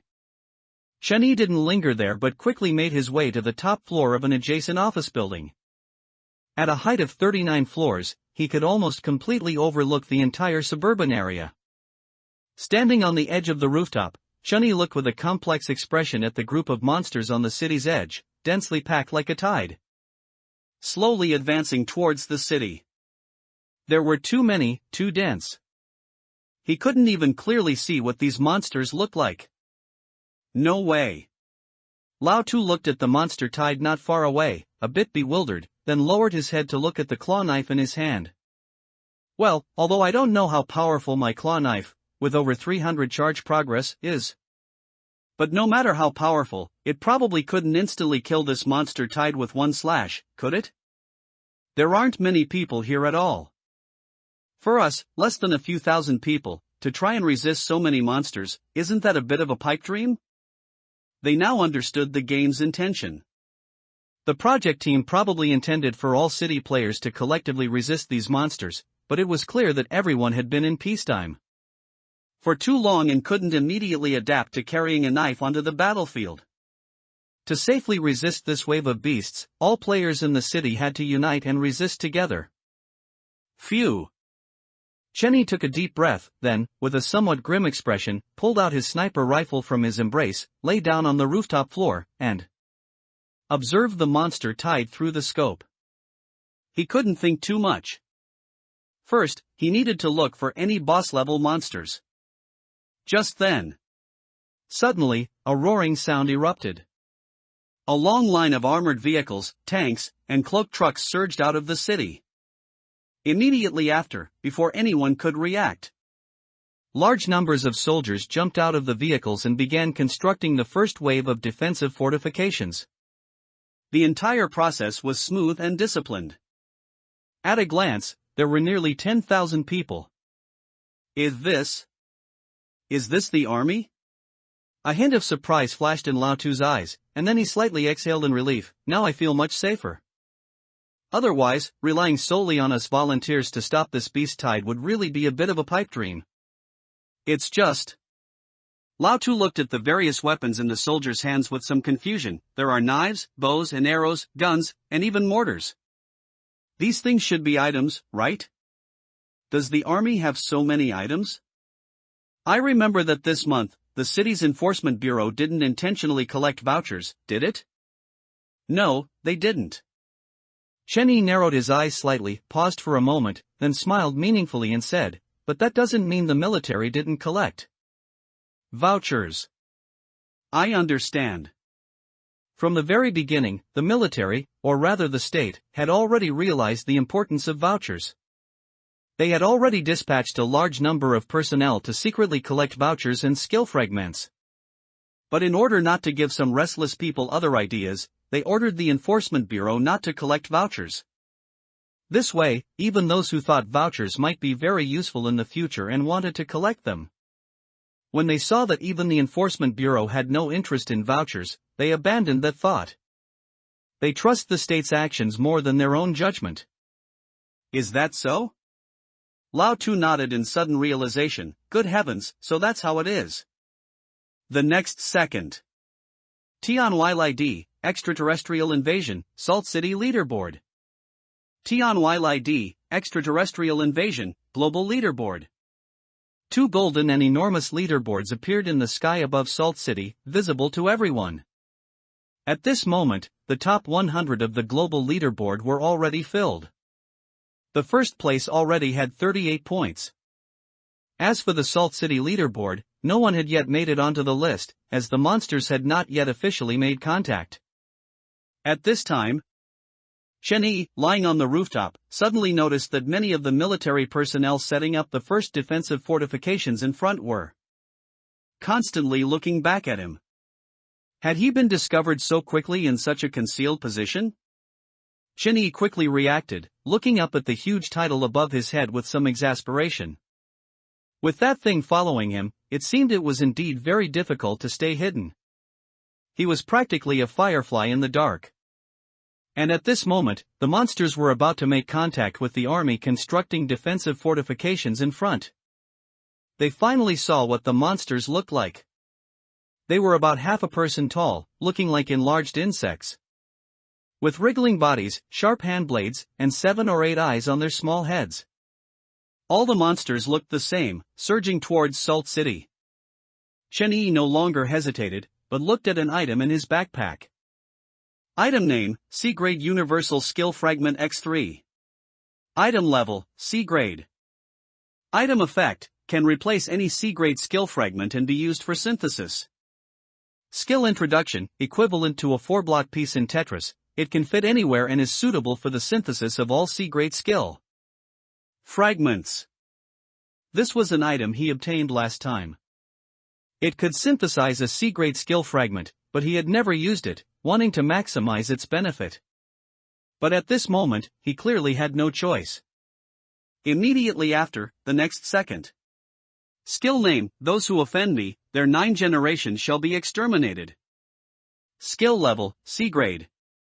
Skill type, active skill.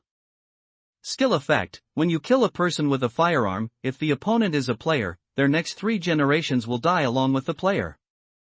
If the opponent is a monster, that monster's next 999 generations will die along with it. Skill restriction, using it once will incur a 48-hour cooldown.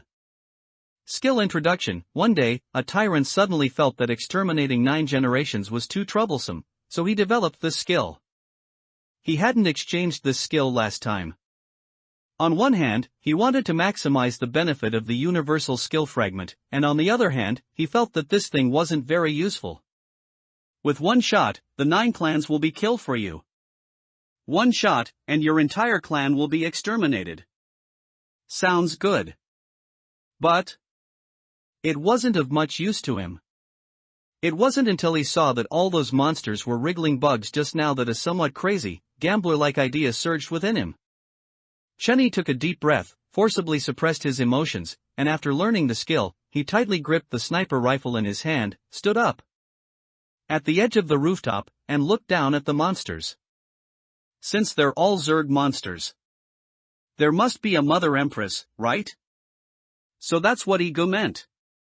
At this moment, Lao Tu also reacted, a hint of wild joy flashing in his eyes. Doesn't that mean that as long as we find the Mother Empress of this swarm, we can kill all these swarms with one shot? It's just... Ego, are you sure this swarm really has a Mother Empress? Not sure.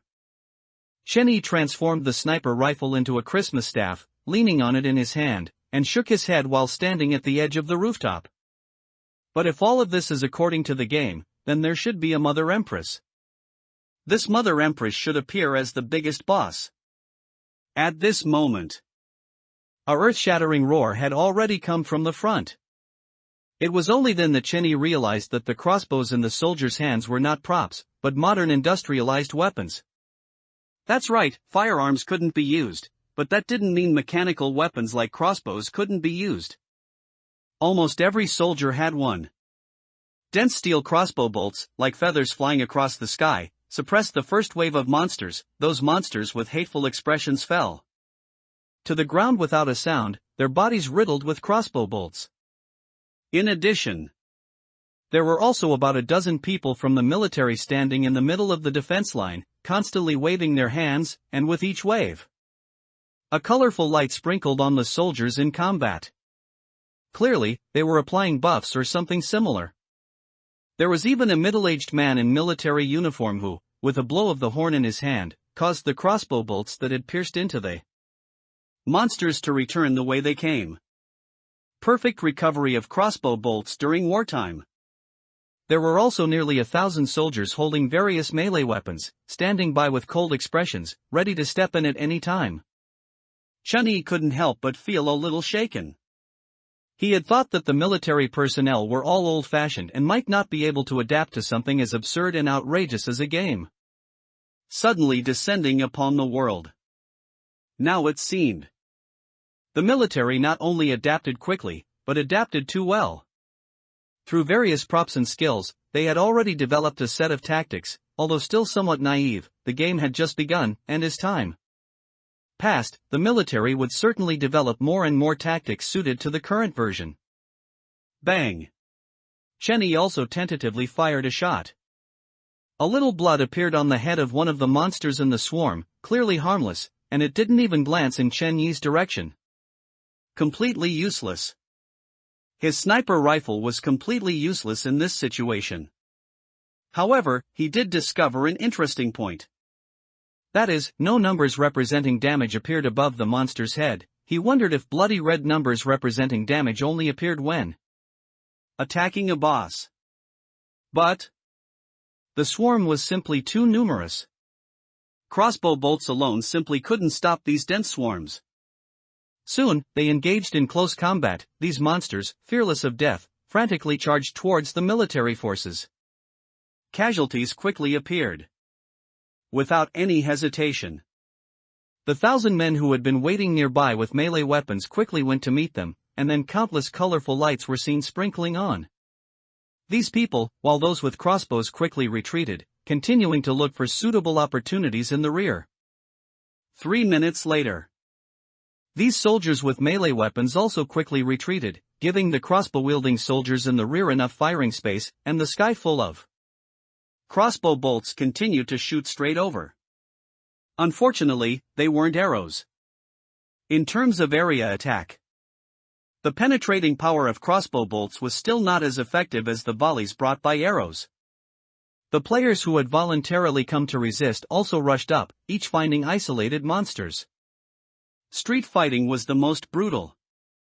Players used various methods to bury the monsters that rushed into the streets where they stood, letting these monsters know that this steel jungle was a forbidden zone for all monsters. Casualties continued to occur. Perhaps the version updates, props, and skill fragments made everyone subconsciously think this was a game, but when former comrades appeared before their eyes, only then did everyone realize that this was not a game, but a war. It was a war that, if lost, would lead to the extermination of their entire race. Did you find it, Egu? At this moment, the war had completely entered a white-hot stage. The military personnel were retreating step by step, not even having time to collect bodies. There were no more reinforcements. It should be known that the swarm was not only attacking Salt City from this direction, but from all directions. The battles in other directions were equally fierce, and there was no opportunity to send more personnel. The Enforcement Bureau was already in the city center, using loudspeakers to loudly call for capable men to go to the front lines for support. It was obvious. The only way to save Salt City at present was for all the players in the entire city to unite and fight against those monsters. With the mobilization, indeed many men, carrying various weapons, traveled from the city center to the edge, joining the battle with a hint of fear in their eyes and roaring ferociously. They didn't dare to come, but many people knew in their hearts that if Salt City couldn't be held, everyone would die. They fled back to the city center to protect their families. They also carried weapons to the front line, also to protect their families. No. Chun-Yi stood at the edge of the rooftop with a somewhat grim expression. his eyes unblinkingly searching through the swarm, but he couldn't find a single unique monster. Could it be that his guess was wrong? These monsters didn't have a Zerg Mother Empress or anything similar? As long as he found the Zerg Mother Empress, he could activate the skill he had just acquired and instantly eliminate all these Zerg monsters. It's just as Chen Yi was about to climb to a taller building nearby to find a better field of vision. His eyes suddenly lit up, staring at a monster 3 people tall in the beast tide not far away, and he let out a happy low growl. This monster was like other Zerg monsters, except it was much larger in size. It had a milky white and bloated large rear. It stood motionless in the swarm, but the monsters charging forward next to it would automatically move aside when passing by it, which indicated that this monster's status in the swarm was clearly not low. Immediately after, Chen Yi, without any hesitation, transformed his sniper rifle into a Christmas staff, preparing to go downstairs and figure out how to find that Zerg Mother Empress. But just as he was leaving, he glanced at that Zerg Mother Empress. A panel suddenly appeared before his eyes. Monster name, Level 1 Zerg Mother Empress. Monster ability, can continuously produce worms and control the worms it produces. Monster description, can control 10,000 worms simultaneously, and is the Level 1 Zerg Mother Empress in this Tianyi. Extraterrestrial invasion, event, appointed by the Level 2 Zerg Mother Empress. P.S. A Level 2 Zerg Mother Empress can control 100 Level 1 Zerg Mother Empress. The highest leader in this Tianyi extraterrestrial invasion event is the Level 9 Zerg Mother Empress. Chen Yi looked at the panel that suddenly appeared before him, slowly opened his mouth wide, and a somewhat crazy idea suddenly popped into his mind. His C-rank skill, Those Who Offend Me, exterminate their 9 clans, when activated in killing a monster, could kill all the monster's descendants. In other words, if he killed the Level 1 Zerg Mother Empress, then the 10,000 worm monsters controlled by this Zerg Mother Empress would all instantly die. But the Level 1 Zerg Mother Empress was ruled by the Level 2 Zerg Mother Empress. Chen Yi stood still, his body stiffening slightly for a moment, and he swallowed, looking down at the Christmas staff in his hand. Doesn't that mean that if he killed that Level 9 Zerg Mother Empress, all monsters in this global event would instantly die? One shot, exterminating 9 clans? This was clearly one shot, exterminating the entire race. My name is Hammer, you can call me Hammer. My name is Tai Chui, you can call me Chui Z. At this moment, Lao Tu also reacted. He swallowed hard, his eyes gleaming with wild excitement as he suddenly turned to look at the tide-like monsters, his voice trembling slightly with emotion. Egu. So, if we can find the ultimate Mother Empress of this wave of monsters, we can kill all the monsters in this global event with one shot? How much reward would that be? This planet will have to be renamed Chen from now on, right? Theoretically, that's correct. Chen Yi's eyes were fixed on the Zerg Mother Empress in the Zerg swarm, which was twice the size of the other monsters, but this Zerg Mother Empress is only a Level 1 Zerg Mother Empress, and she only controls 10,000 Zerg. The one controlling the global Zerg is a Level 9 Zerg Mother Empress. It's not just a Level 9 Zerg Mother Empress, even a Level 2 Zerg Mother Empress is hard to find in such a dense Zerg swarm. If he found it, could he kill it? Yes. His sniper rifle dealt percentage true damage. Whether it was a Level 1 Zerg Mother Empress or a Level 9 Zerg Mother Empress. As long as it took 33 of his bullets, even the King of Heaven would be killed. Even if a god came, as long as it dared to show a health bar, it would have to take a few big slaps. But if a Level 9 Zerg Mother Empress really appeared in front of him, would he dare to shoot? Certainly not. He could break defenses, but that didn't mean his defense was invincible. A boss-level existence like that, even if it just glared at him, he'd probably kick the bucket. So he wasn't crazy enough to go looking for a Level 9 Zerg Mother Empress to see whose life was harder. Besides, the world is so big. Who knows which corner that Level 9 Zerg Mother Empress is hiding in? And at this moment, on the Salt City leaderboard above Salt City, the top spot already had nearly 237 kill points. Killing one Zerg monster earns 1 kill point. To kill so many monsters in such a short time, this was a situation where one man could hold off 10,000. Just as Chen Yi was still thinking. Rumble. A roaring sound suddenly echoed in their ears, coming from far away and getting closer. Turning their heads, they saw an unarmed helicopter slowly landing on their rooftop. A middle-aged man in military uniform jumped out of the co-pilot's seat with a serious expression, stood in front of Chen Yi, and after saluting, said hoarsely, "My name is Li Guo. I'm here because there's a special mission that requires you to execute. Through satellite, we've discovered a massive Zerg monster outside the Salt City Zerg swarm. We suspect this Zerg Mother Empress might be the leader of the other monsters. If it's killed, those monsters might lose control and scatter, allowing Salt City to survive this calamity. We've seen your performance in the Cupid event. You possess a firepower item that can deal percentage damage. We invite you to join us in this decapitation operation." Of course. Seeing that Chen Yi didn't speak, the middle-aged man paused and continued, "If you are unwilling to fight, you can temporarily lend us your item. When we successfully return, we will return it to you and pay you a considerable reward." Chen Yi frowned slightly, remained silent for a moment, then pointed to the Mother Empress in the Zerg swarm that he had been staring at. "Are you referring to this one?" "No, it's even bigger." "Bigger? Then it must be at least a level 2 Zerg Mother Empress, right?" Chen Yi licked his slightly dry lips, his eyes narrowed as he began to calculate in his mind. A level 2 Zerg Mother Empress can control 100 level 1 Zerg Mother Empresses. A level 1 Zerg Mother Empress can control 10,000 Zerg monsters. In other words, killing a level 2 Zerg Mother Empress is equivalent to killing 1 million Zerg monsters.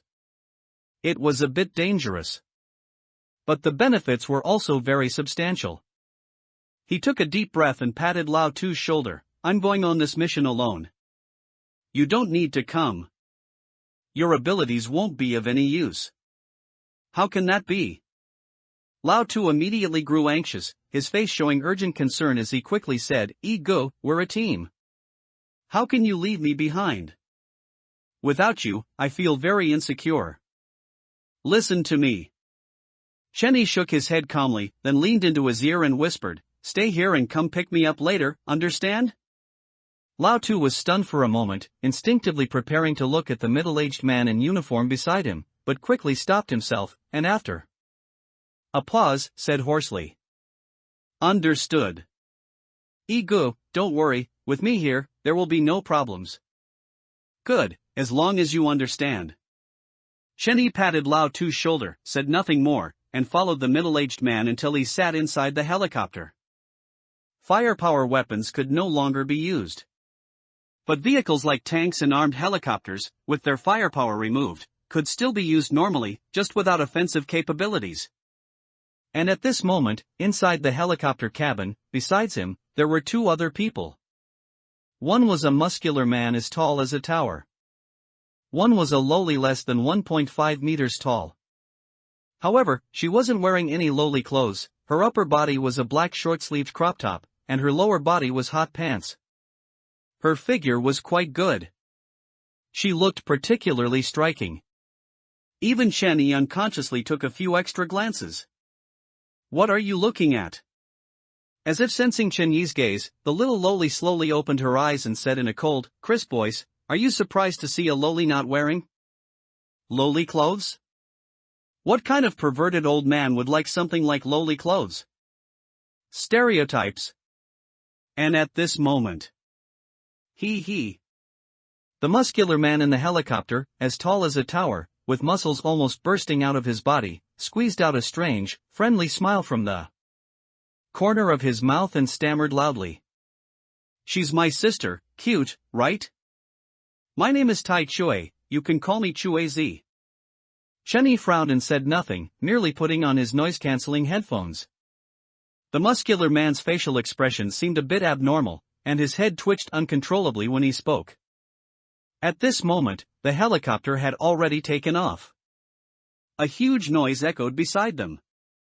After a moment's hesitation, he still took out a cigarette from his pocket and handed it to the muscular man. A flicker of light crossed the muscular man's eyes, and just as he was about to take the cigarette with both hands, the lowly beside him interrupted him with a slap. "Don't take it. I don't like you smoking." Seeing this, Shuizi clearly became anxious and quickly stopped the lowly, his face flustered as he stammered. What do you know? This is the highest courtesy between men. This brother thinks highly of me to offer me a cigarette. Give it to me quickly." Seeing this, Xinyi's expression was somewhat complex as he turned his head to look outside the cabin without speaking. This muscular man was most likely pathologically brain damaged, his intelligence probably still at a childhood level, and his limbs were somewhat uncoordinated. Before the game descended, such people, if not outright bullied, would certainly face their share of disdain in daily life. Only after the game descended, through some unknown method, he acquired some relatively powerful skills that made him valued and brought along for this decapitation operation. Intensive reward prompts sounded like a symphony. "You." The little lowly was clearly a bit angry, but seeing her brother's appearance, she hesitated for a moment before handing the cigarette to Tai Chue. "Here, don't do it again. The doctor said you should try not to smoke." "Okay." Tai Chue excitedly took the cigarette, carefully putting it into his shirt pocket, then looked at Chun-Yi, grinning. "Brother, thank you, man." He. Chen-Yi also smiled, saying nothing, just pulling out a lighter from his pocket and slipping it into the burly man's shirt pocket. Actually, he had just casually given him a cigarette. He didn't know why this burly man was so excited. Perhaps in his eyes, someone offering him a cigarette was an acknowledgement of his manhood, and not treating him like a brain-damaged person with the intelligence of a few-year-old child. He calmly looked down at the endless tide of zergs below, but this time, he might be sold out. This beheading operation was basically a suicide mission. Although that man didn't explicitly say so. But many things were obvious at a glance. Sitting in a helicopter to kill the Zerg Mother Empress in the center of the Zerg tide sounded simple, but how would they get back? It was basically a one-way attempt. However, if everything went smoothly, perhaps there would be no need to land the helicopter. The Zerg Mother Empress could be shot dead with a sniper rifle from the helicopter. If that Zerg Mother Empress didn't have long-range attacks from too far away. They had been flying in the air for almost 10 minutes. They finally saw the giant Zerg Mother Empress among the countless Zerg tides on the plains. It was as tall as 2 small buildings. At this moment, Chen-Yi held the Christmas staff in his hand, looking down at this huge Zerg Mother Empress, and sure enough, a panel appeared before him. Monster name, Level 2 Zerg Mother Empress. Monster ability, can continuously produce Level 1 Zerg Mother Empress and control the Level 1 Zerg Mother Empress it produces. Monster introduction, can control 100 Level 1 Zerg Mother Empress simultaneously. This is the Level 2 Zerg Mother Empress in this Tian YLID. Extraterrestrial invasion, event, appointed by the Level 3 Zerg Mother Empress. Just as he thought. When his sniper rifle transformed into the Christmas staff, it gained the ability to see through one layer of obstruction, which was what they called X-ray vision. But if it was a monster with no clothes and no obstacles in between, then its panel would be directly visible. It was considered a hidden effect. Fire. At this moment, the man in the co-pilot's seat shouted loudly through Chen Yi's earpiece. Clearly, the military's plan was simple and crude. First, just shoot and see what happens. Chen Yi looked up at the middle-aged man sitting in the co-pilot's seat, his eyelids drooping, saying nothing, just slowly raising the sniper rifle in his hand and aiming at the Zerg Mother Empress below. Bang! A dull gunshot rang out. 60,000. A huge, blood-red damage number appeared above the Zerg Mother Empress. He could deal 3% of maximum health as true damage with one shot, which meant this boss had a whopping 2 million HP. That was double Cupid's HP.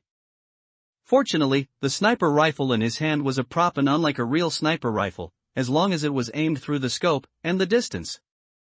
wasn't too far, and the target wasn't too small, it could hit. No professional sniping ability was required. Indeed. The middle-aged man in the co-pilot's seat shouted excitedly upon seeing this, pumping his fist heavily, "It really is absolute percentage damage. Don't stop, keep firing."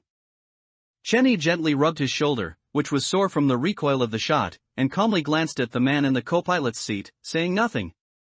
Just raising the sniper rifle again and aiming at the monster below. He didn't want to kill anyone. It was just the red light in that man's eyes that made him feel like he might really have to kill a group of people this time. He considered himself a good person, but that didn't mean he would allow others to snatch his things.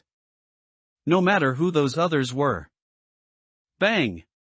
The second shot rang out again. Another terrifying blood-red damage number appeared above the Zerg Mother Empress's head.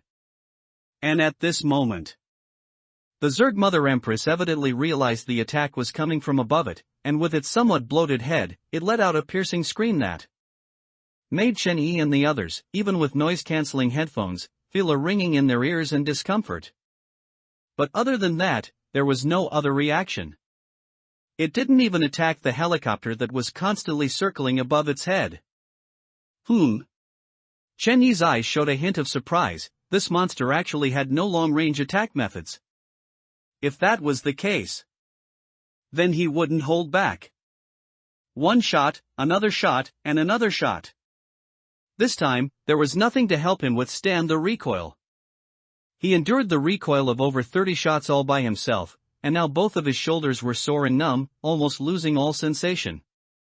During these 30-plus shots, the Zerg Mother Empress, apart from letting out piercing screams and having the Zerg monsters around it cling to its body in an attempt to block damage for it, made no counterattack. This situation made Chen Yi feel a slight pity. If every Zerg Mother Empress was like this, without long-range attack capabilities, then if he could find a level 9 Zerg Mother Empress, couldn't he easily kill even a level 9 Zerg Mother Empress? Finally, after more than 30 shots, the Zerg Mother Empress's HP had reached 5%. Just one more shot. Under the execution effect, one shot would be enough to kill this level 2 Zerg Mother Empress and wipe out all 999 of its subordinates. In essence, one shot would kill 1,000,000 Zerg monsters. But just as he was about to activate the "those who offend me shall have their 9 generations exterminated" skill, the man in the co-pilot seat suddenly shouted excitedly into his headset, "All right, stop firing. Your mission is complete. You did very well, someone will reward you when you get back." Then, he stared intently at Tai Chue, enunciating each word. "Do you remember what I told you before we got on the plane? Now it's time for you to act. As long as you place that crystal bomb on top of the Zerg Mother Empress below, your mission will be complete. Quick!" Before the middle-aged man could finish speaking, Chen Yi calmly fired the last shot. Bang! The next second, dense reward notifications, like a symphony, rang out wildly in Chen Yi's ears. Global announcements also rang out several times in a row. The middle-aged man, who was speaking, froze at this, then pointed at Chen Yi with an angry expression and yelled, "Didn't I tell you to stop firing? Are you F***king crazy? Do you know whose reward you just stole? You're looking for death." Chen Yi said nothing, just pulled a cigarette from his pocket, lit it, and holding the sniper rifle with one hand, pressed the barrel against the middle-aged man's forehead. Then, after exhaling a puff of smoke, he said softly, "Acting like some big shot, huh? Even the King of Heaven himself can't steal my monster. Wait, is that logical? You." The middle-aged man in the co-pilot seat of the helicopter glared at Chen Yi with disgust, growling word by word, "A selfish and despicable person.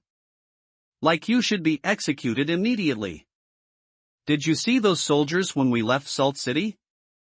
They were rushing to the front lines, risking their lives, just to protect weak and useless civilians like you. If the reward from this boss was given to the military, it would have greater significance than in your hands, including that sniper rifle you're holding. A weapon with fixed percentage damage shouldn't be in your hands. You talk too much." Chen Yi sighed lightly, tapped his finger on the trigger, and flicked the half-smoked cigarette in his hand onto the dense cluster of lights below. Saying softly, "The reason you're so confident is because you know this gun of mine deals percentage damage. But what if one shot isn't enough to kill someone?" The next second. Splat! Chen Yi's right arm suddenly exerted force, and the sniper rifle in his hand plunged directly into the middle-aged man's eye socket, piercing right through. Under the effect of his passive skill peace of mind, his physical attributes were maintained at a twofold increase for an extended period. Calling it a Kirin arm would be no exaggeration. A gun's way of killing isn't limited to just bullets. Blood spurted out, and with a slight flick of his arm, he flung the middle-aged man's corpse out of the helicopter. Just as he was about to exchange words with the helicopter pilot, he suddenly realized the helicopter was losing control, spiraling downwards. Chen Yi frowned and used the muzzle of his gun to lift the pilot's helmet, only to discover that the pilot was actually a wooden dummy, somewhat like a puppet, not a living person at all. After the middle-aged man died, it began to lose control. This is bad. He tilted his head uncertainly towards the distance, pulled out a small mirror from his embrace, looked at the two people beside him, and spoke. "Quickly, follow me, I'll take you." This was his original plan. It was difficult to ensure a smooth return from this operation. After all, this plan seemed crude and like a suicide mission from the very beginning. In case something went wrong, he would activate his skill, enter the mirror, and then quickly head towards Lao Tu's direction. And Lao Tu would also hold a mirror, riding a motorcycle towards him, ensuring they could leave the mirror world within 10 minutes. Otherwise, they would time out and be trapped in the mirror world forever. No need. Tai Chui, sitting beside him, chuckled twice foolishly, grabbed the little loli by her legs, swung her in a circle in the air, and then aimed and threw her forcefully towards the ground below the helicopter. "Brother, watch me." Before the little loli could even speak, she began spinning rapidly in the air, shooting straight towards the ground. Chen Yi, who had just taken out his mirror and was about to activate his skill, instinctively froze for a moment when he saw this scene. He looked up at Tai Chui in front of him, looking utterly bewildered. "Didn't you say this was your sister? You just threw her out like that? Using her like a hand grenade?" The next second, Tai Chui suddenly reached out his right hand and grabbed his arm. Just as Chen Yi was about to plunge his sniper rifle into the man's head, he suddenly saw a flash of white light before his eyes. When his vision returned, his feet were already on the ground. And the helicopter above them was still slowly falling, until it crashed straight to the ground a few seconds later, igniting in a raging fire, accompanied by an explosion. Chen Yi glanced at the dense array of items on the ground around him, still somewhat disoriented. Then he saw Tai Chui pull out a Rubik's Cube from his embrace and hand it to him. "Here, this is the crystal bomb that man just mentioned. You're my brother, how could I steal your kill? He's too stupid. That's not important, we'll talk about it later." Chen Yi put away the sniper rifle in his hand, looked at the two people in front of him with a frown, and subconsciously asked, "Just now? Was that?" He really didn't understand that scene. "It's a skill." The little loli crossed her arms over her chest, raising an eyebrow with a hint of pride. "I have a C-rank skill. It can instantly pull a bound player to my side, regardless of distance and with no consumption." And Tai Chui's skill? "Never mind, Tai Chui, you show him." "Hee, okay." Tai Chui chuckled foolishly, and a skill panel appeared above his head. Skill name, Malphite's Brain. Skill level, C-rank skill. Skill type, passive skill. Skill effect, when the brain is not thinking, the following effects can be obtained. Body defense effect, greatly increased. Limb strength effect, greatly increased. Additional effect, this skill is limited to 1,000 copies, with 38 copies currently acquired. When all 1,000 copies of this skill are acquired, a hidden effect will be activated. Brain share, when one player starts to think, the intelligence of the remaining 999 players will slightly decrease, but their body defense and limb strength will increase. When 999 players start to think, the intelligence of the remaining one player will decrease drastically, but their body defense and limb strength will receive an epic enhancement. Skill description: unstoppable, just crash. Chenny stared at the rather lengthy skill panel above Tai Chue's head, silently remaining in place without speaking. Pretty good. This was the first time he had seen a limited skill. And it's globally limited to 1,000 copies. It's only a C-rank skill, yet it's already limited. It's just that the skill effect.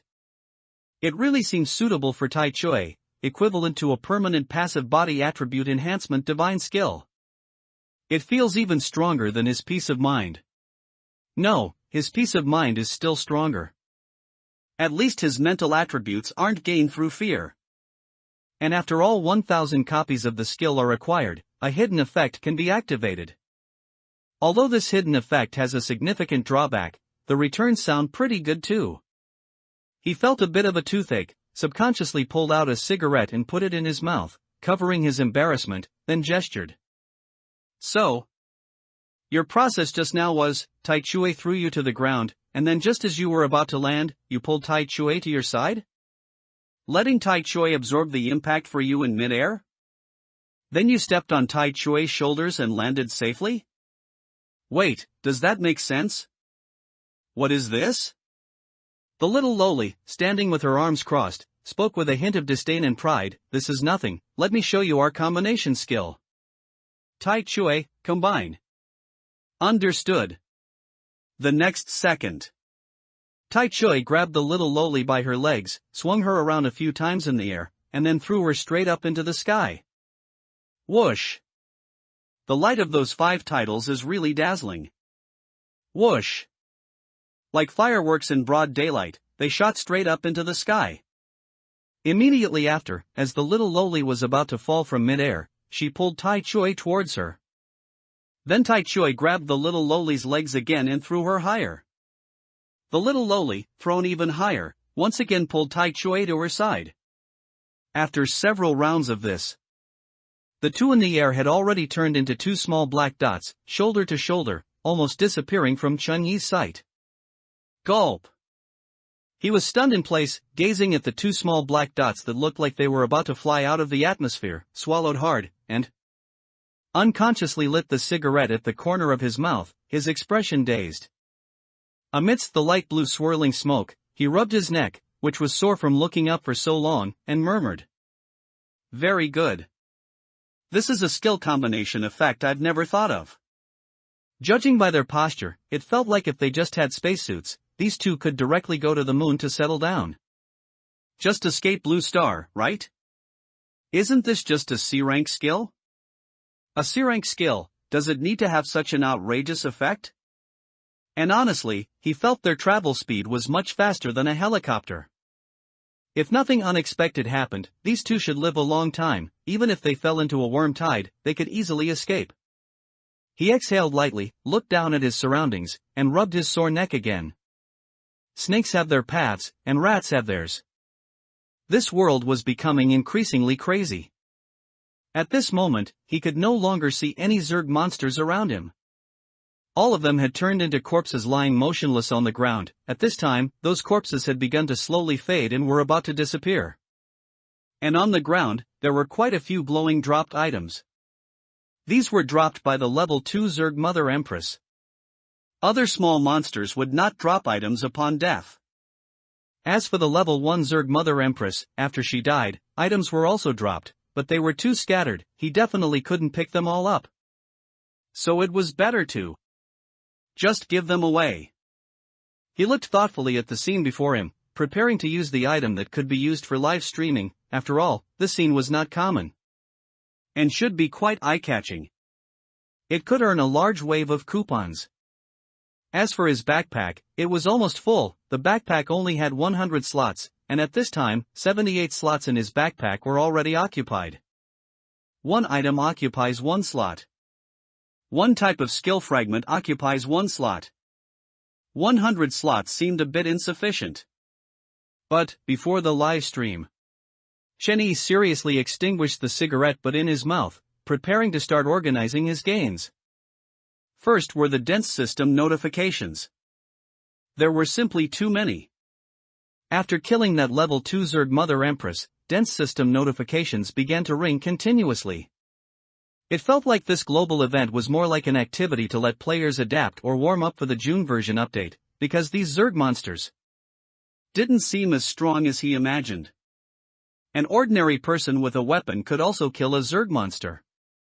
Even Zerg bosses didn't have too strong attack methods, they just had a bit more health. It was somewhat like a welfare event.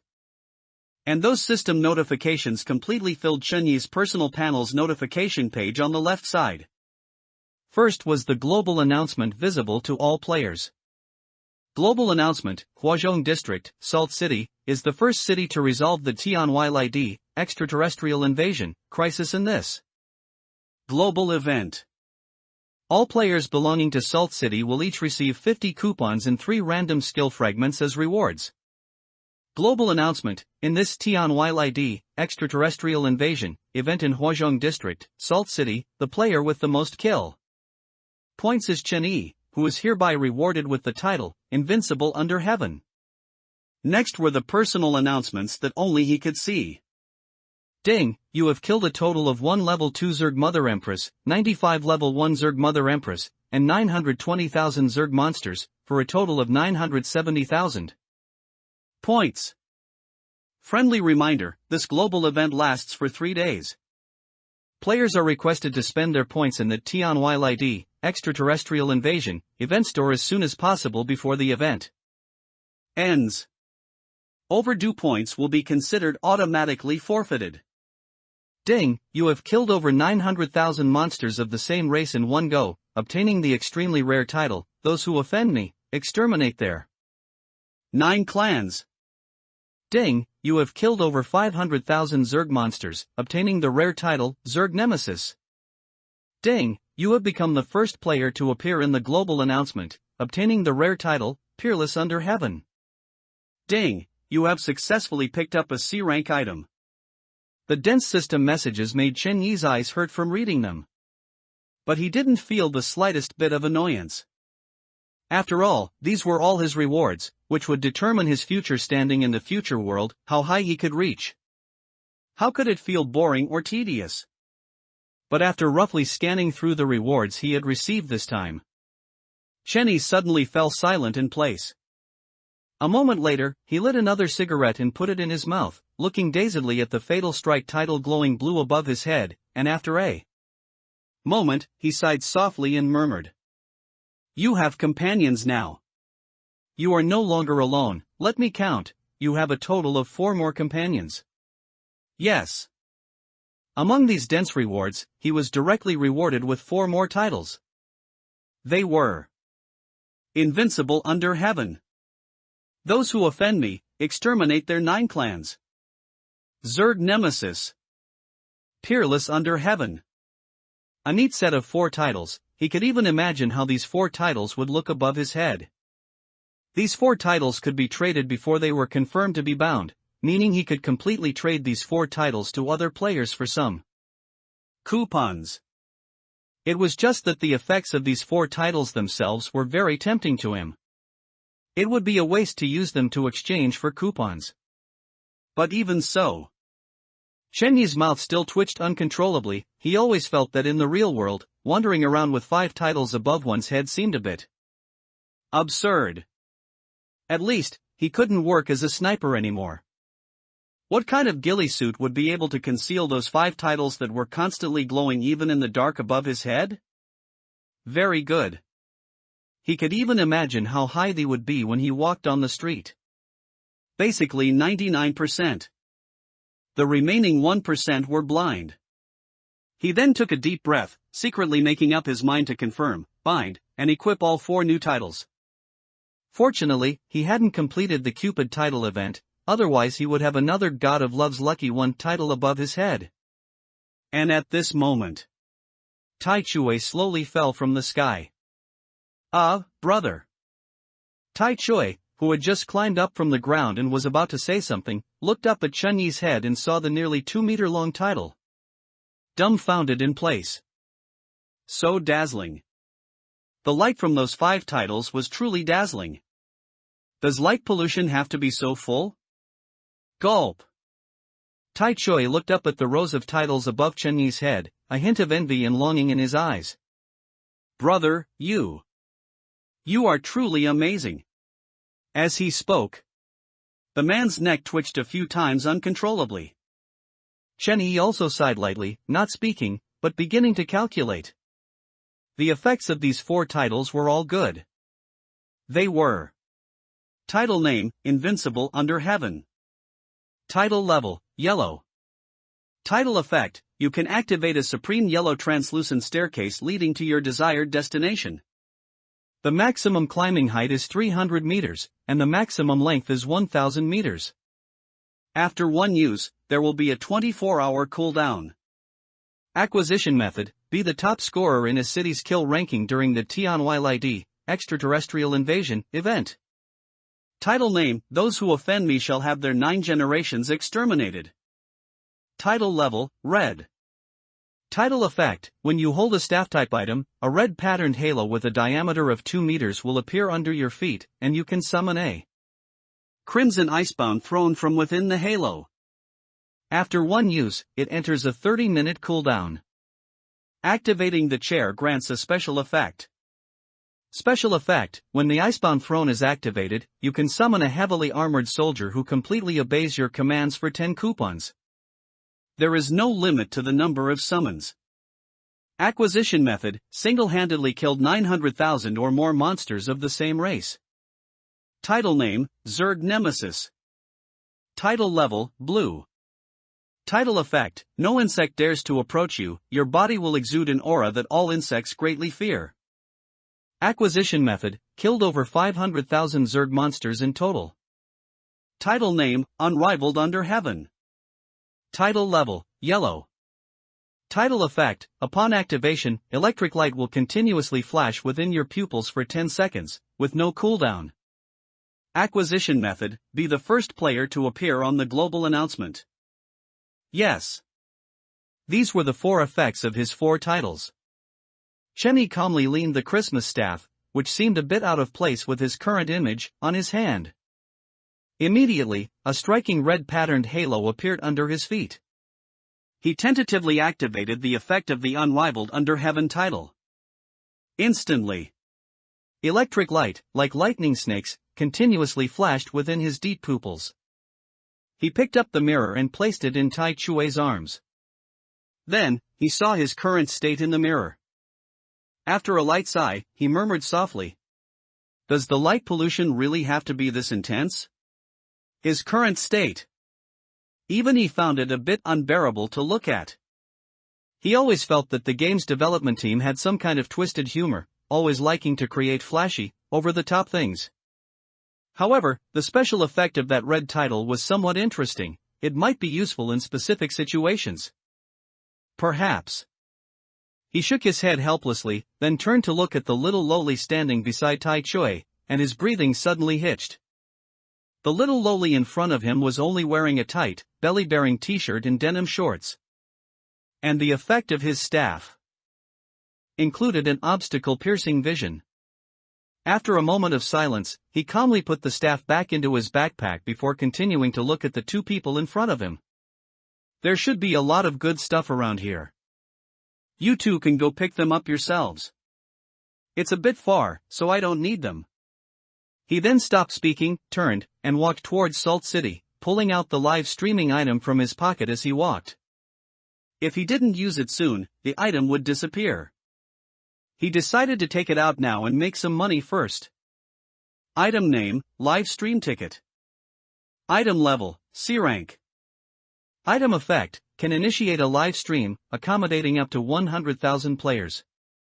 When the user initiates a live stream, 100,000 players globally will randomly receive a notification asking if they want to enter the live stream room. If a player chooses to enter, they must pay 6 coupons. Item restrictions, the live stream can last a maximum of 3 hours. The user can only receive half of all coupons earned. It is a one-time use item. If not used within 24 hours, the item will automatically disappear. Skill description: come and initiate a live stream of your own. Originally, he was still wondering what kind of live stream content he should create to attract more people to his live stream room, so he could earn as many coupons as possible. Now it seemed he wouldn't need to go through so much trouble. After all, he was quite famous now.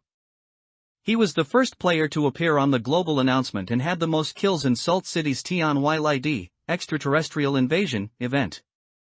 As long as he revealed his name, who wouldn't want to spend 6 coupons to come in and take a look at him? Who wouldn't want to come in and ask him how he did it? Without any hesitation, he immediately set the live stream title to Global Rank 1 Player Chen, answering questions online. The moment the live stream room opened, whoosh, whoosh, whoosh, the number of viewers began to soar. It only stopped when it reached 78,000 people. Only 22,000 people did not enter his live stream room. Perhaps these people truly found 6 coupons too expensive and were unwilling to spend them, or perhaps they had just spent all their money and simply didn't have 6 coupons. But regardless of the reason, this number already satisfied him greatly. Questions began to scroll wildly across the screen. He randomly picked a few that he knew the answers to and responded. He streamed for half an hour like this. When he looked up again, he saw Lao Tu leaning against a motorcycle ahead, smoking a cigarette.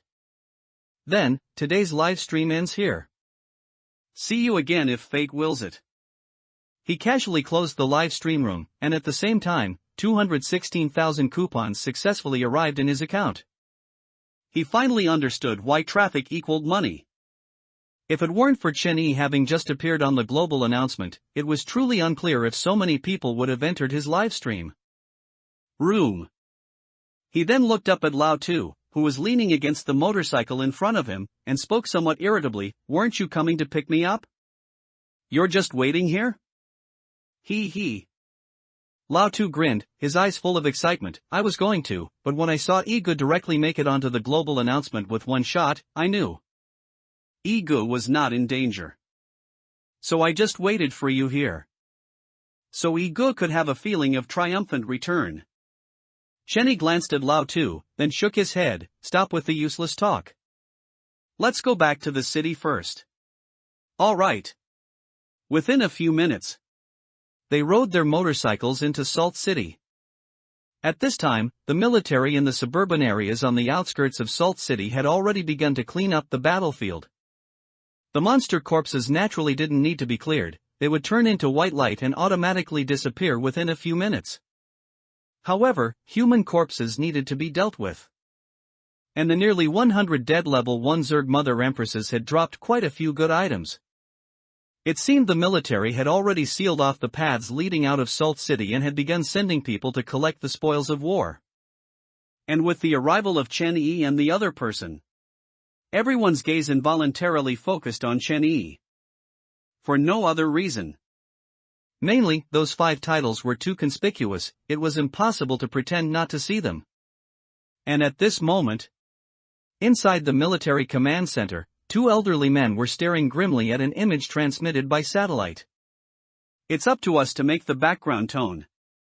In the image transmitted by the satellite, they could clearly see the helicopter hovering above the monster's head, continuously attacking the Zerg Mother Empress. With the final blow, the Zerg Mother Empress crashed to the ground.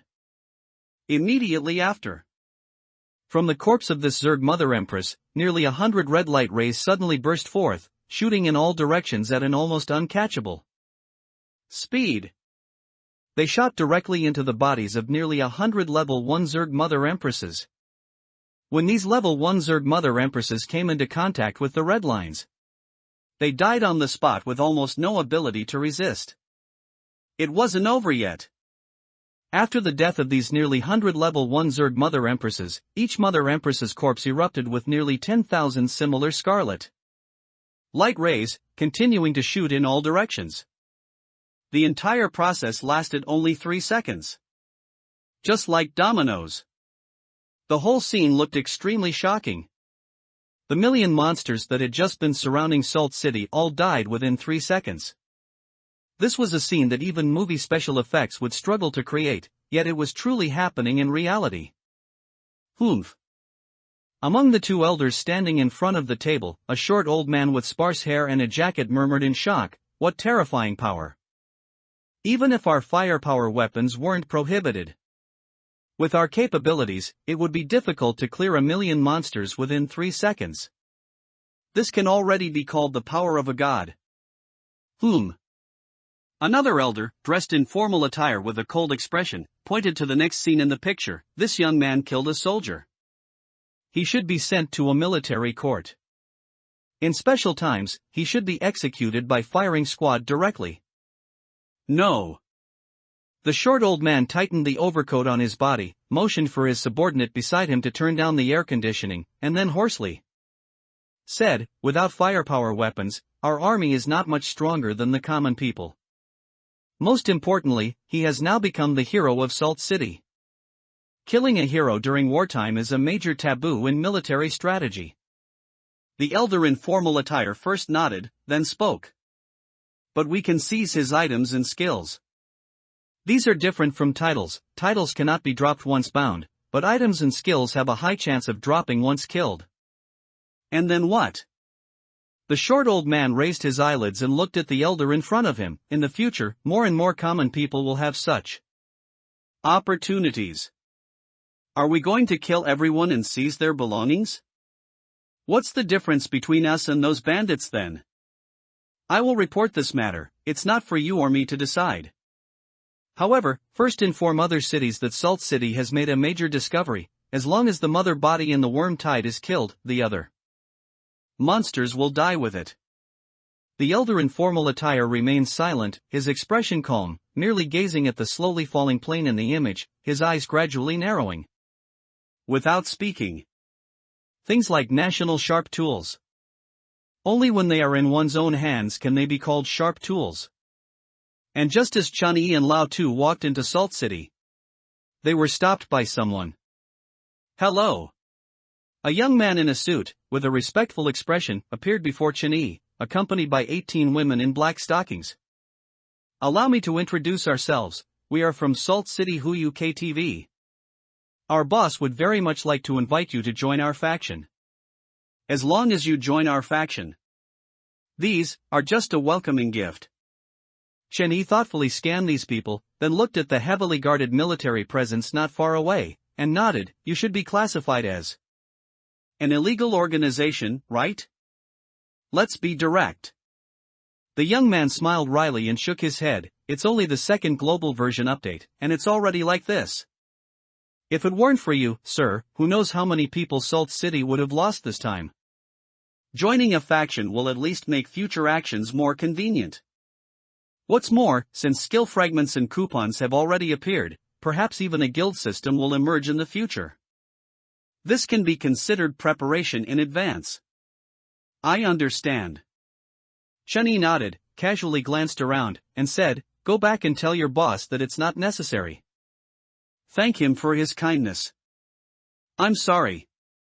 The young man slowly took a few steps back, tightened his tie, and looked at Chen Yi with a calm expression. "Our boss has one more thing to say. You have no right to refuse. Join or die, you must choose one. Don't think the military can protect you. In the current situation, one death is no different from a rat." Chen Yi looked at the man in front of him with a somewhat strange expression, subconsciously looked up at the 5 titles above his head, saw that the 5 titles were still there and still shining brightly. Then he looked at the young man in front of him with a slight headache. "Do these 5 titles above my head not deter you at all? Do you see it? Look, that's the title, 'Those who offend me shall have their 9 generations exterminated.' Doesn't this title look domineering and bloody? At least give me some due respect. Can you not threaten me directly like this? You're making me feel like only I can see the titles above my head. It can still deter ordinary people. The young man retreated backward while calmly saying softly, "We've investigated. You have a sniper rifle that can deal fixed percentage damage. No matter what boss it is, as long as the number of shots reaches a certain amount, the boss can be killed. And the rules of this Tianylid, extraterrestrial invasion, event happen to be that as long as the Zerg mother body is killed, the other Zerg monsters will also die. The item in your hand allowed you to steal the show in this event. But it's good for killing bosses, not for killing people, right? And to kill you, we only need one shot, or even no shot at all. Do you know the May rules? Do you know how simple it is to kill someone using the May rules? I'll give you 1 day to consider. If you ask around, you should be able to find out which building the Huyu KTV is in. We won't wait if you're late. You wouldn't want anything to happen to your family, would you?" Having said that, the young man quickly left with the dozen or so women behind him.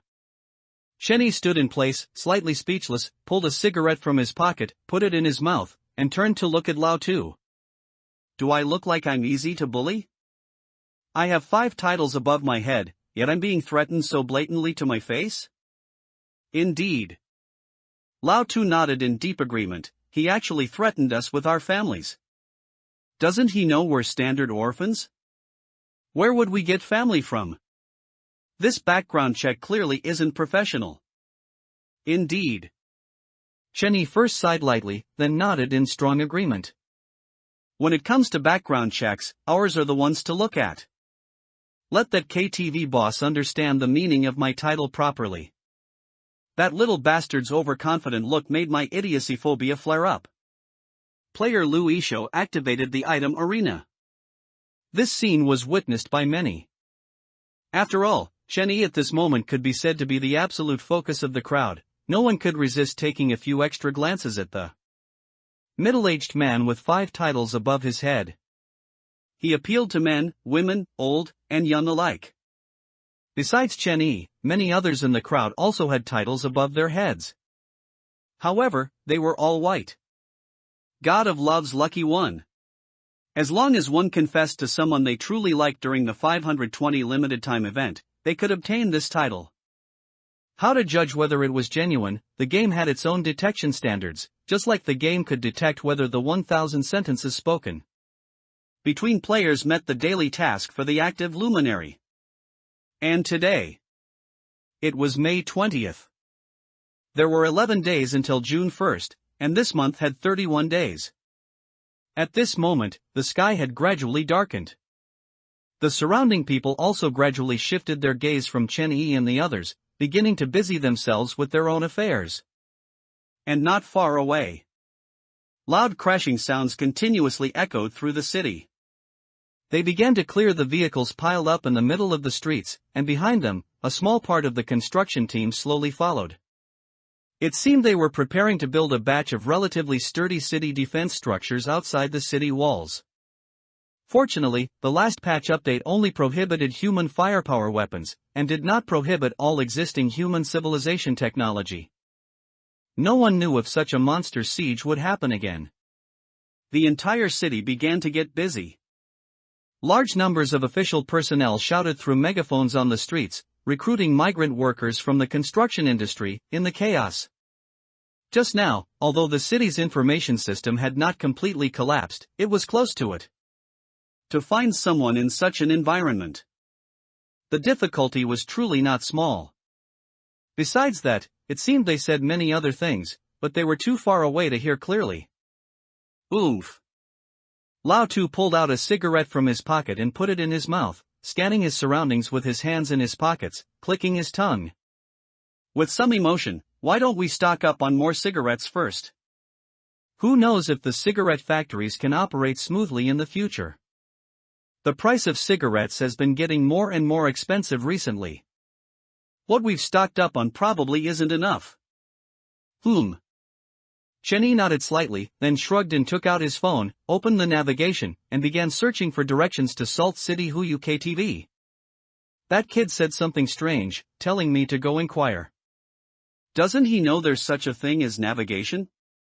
Let's go, it's better to deal with these people sooner rather than later. This world is getting more and more dangerous. What if this group of people has some special items or special skills and ambushes us? That wouldn't be good. That's right. Lao Tu narrowed his eyes, pulled the claw knife from his pocket, and held it in a reverse grip, saying coldly, I hate it most when someone interrupts my sleep. Those insidious villains will definitely sneak attack me while I'm sleeping. By the way. Chenny suddenly frowned and turned to look at Lao Tu. What kind of dreams have you been having? Why were you talking to people all night in your dreams? And speaking so clearly? I've never seen a wet dream where you need to talk, and even if you do, it's not like that. I don't know either. Lao Tu scratched the back of his head in a daze, a hint of clear foolishness in his eyes. Every time I wake up, I forget everything completely. The only impression is that it feels a bit like I'm giving a speech or something. Forget it. Chenny shook his head and said no more, instead staring at the route on the navigation, straddling the motorcycle. Let's go, there's some trouble to deal with tonight. Oh. Lao Tu first nodded, then regretfully patted the motorcycle beneath him. Egu, do you still remember our dream was to buy the most expensive motorcycle? Given the current global situation, our dream will probably be very difficult to achieve. Those manufacturers should find it difficult to open for a long time. You don't have to worry about that. Chenny put on the helmet beside him and said casually, given the patience of this game project team, it's not surprising at all that vehicles will appear later. I even suspect that absurd vehicles like the 9 dragons pulling a coffin or the heavenly court throne will appear. Hold on tight. What you said makes sense, but Ega, I think given your motorcycle speed, wearing a helmet actually has no meaning. It's for sound insulation. You talk too much. Oh. We're here. In an office building across from Salt City Huyu KTV, Chenny and Lao Tu stood on the 6th floor looking at the low-rise building opposite. That low-rise building, only 6 stories high, was Salt City Huyu KTV. Chenny hid himself behind a pillar, looking at Lao Tu, who was standing beside him with binoculars. How is it? Is there any movement inside that KTV? Yes. He didn't dare to show his head to check the situation. The reason was simple. He was too conspicuous. The 5 huge glowing titles above his head almost completely prevented him from doing things like reconnaissance, stealth, or assassination. Can you imagine, when you're sitting in a KTV office, legs crossed, drinking tea, and suddenly through the glass, you see 5 huge and sparkling titles in a room in the office building opposite? Even an idiot would know someone had arrived. They should be there. Lao Tu reported quickly, a little nervous and excited. There's no movement from the 1st to 5th floors, the lights are off, but the 6th floor is brightly lit. The curtains are drawn, so I can't see clearly. But through the curtains, I can see many people moving around on the 6th floor. Understood. Chenny breathed a slight sigh of relief, immediately pulled out a mirror from his pocket, preparing to infiltrate this KTV through the mirror, and then resolve these people while trying not to alert anyone. After all, although the city was somewhat chaotic now.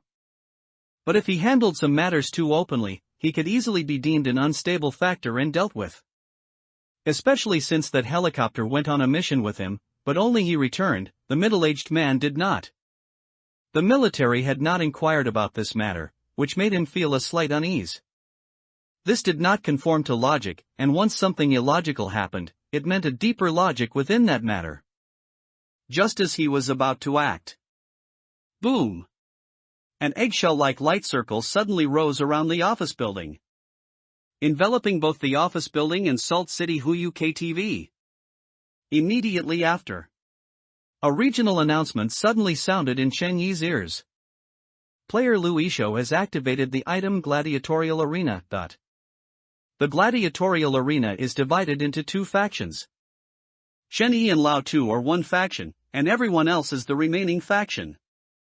The Gladiatorial Arena will only open when all players in one of the factions have been eliminated. Gladiatorial Arena effect: all skills and items on players within the Gladiatorial Arena cannot be used. P.S. True gladiators never bother with external forces. Come and let me see what hands you have left. The next second, a large group of people suddenly surged onto the rooftop of the HUYU KTV building. 3 massive spotlights shone directly onto the room where Chen Yi and his companions were. The dazzling light completely exposed Lao Tu, who was hiding in the darkness. Immediately after, a bald man, bare-chested, arrogantly pulled out a megaphone from his embrace and burst into laughter. Ha ha ha ha ha. Stop hiding, come out. Chen Yi looked at the items in his backpack that had turned gray, and the equally gray skills on his personal panel, and after a moment of silence, he slowly walked out from behind the cover, stood by the floor-to-ceiling window, and looked towards the light source, facing the blinding light. He couldn't see those people, but he could hear voices. Surprised, aren't you? The bald man stood on the rooftop of HUYU KTV, took a cigar handed to him by a subordinate, put it in his mouth, and stared at Chen Yi with a look of certainty. I thought you'd have some brains to achieve what you have today. I didn't expect you to be so foolish.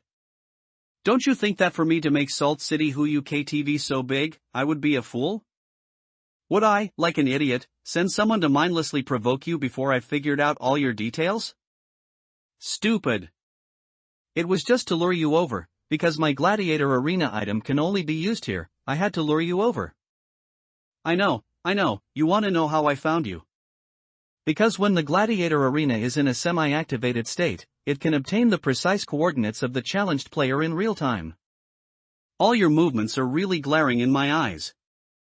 After saying all this, the bald man, still somewhat unfulfilled, ordered his subordinates to turn off the searchlights and looked at Chen Yi and the others standing in front of the office building's floor-to-ceiling window. Don't you have anything to say? You can try begging for mercy, or flatter my intelligence. If I'm in a good mood, maybe I won't kill you. Although killing you would allow me to obtain the items on you, which is very tempting.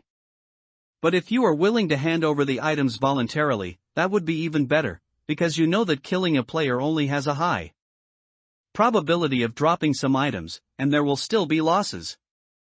Oh, I forgot to introduce myself. My name is Louis Shou. I always keep a trick up my sleeve in everything I do, so you don't need to think there's any chance of escape.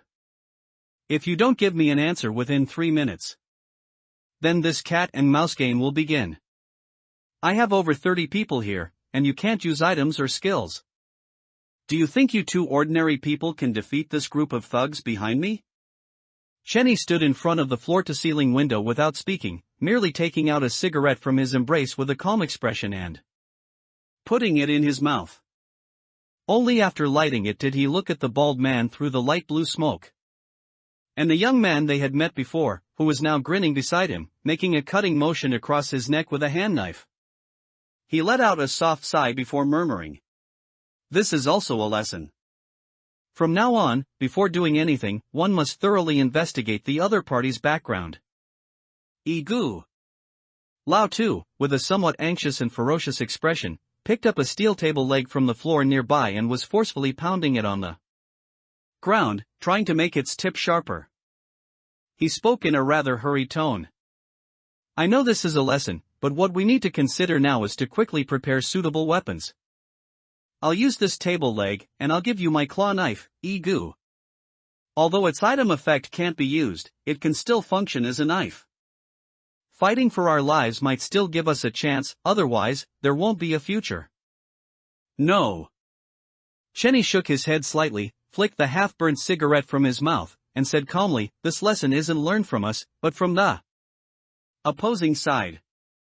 The next second, 2 streaks of lightning, like electric snakes, suddenly began to surge wildly in Chen Yi's eyes.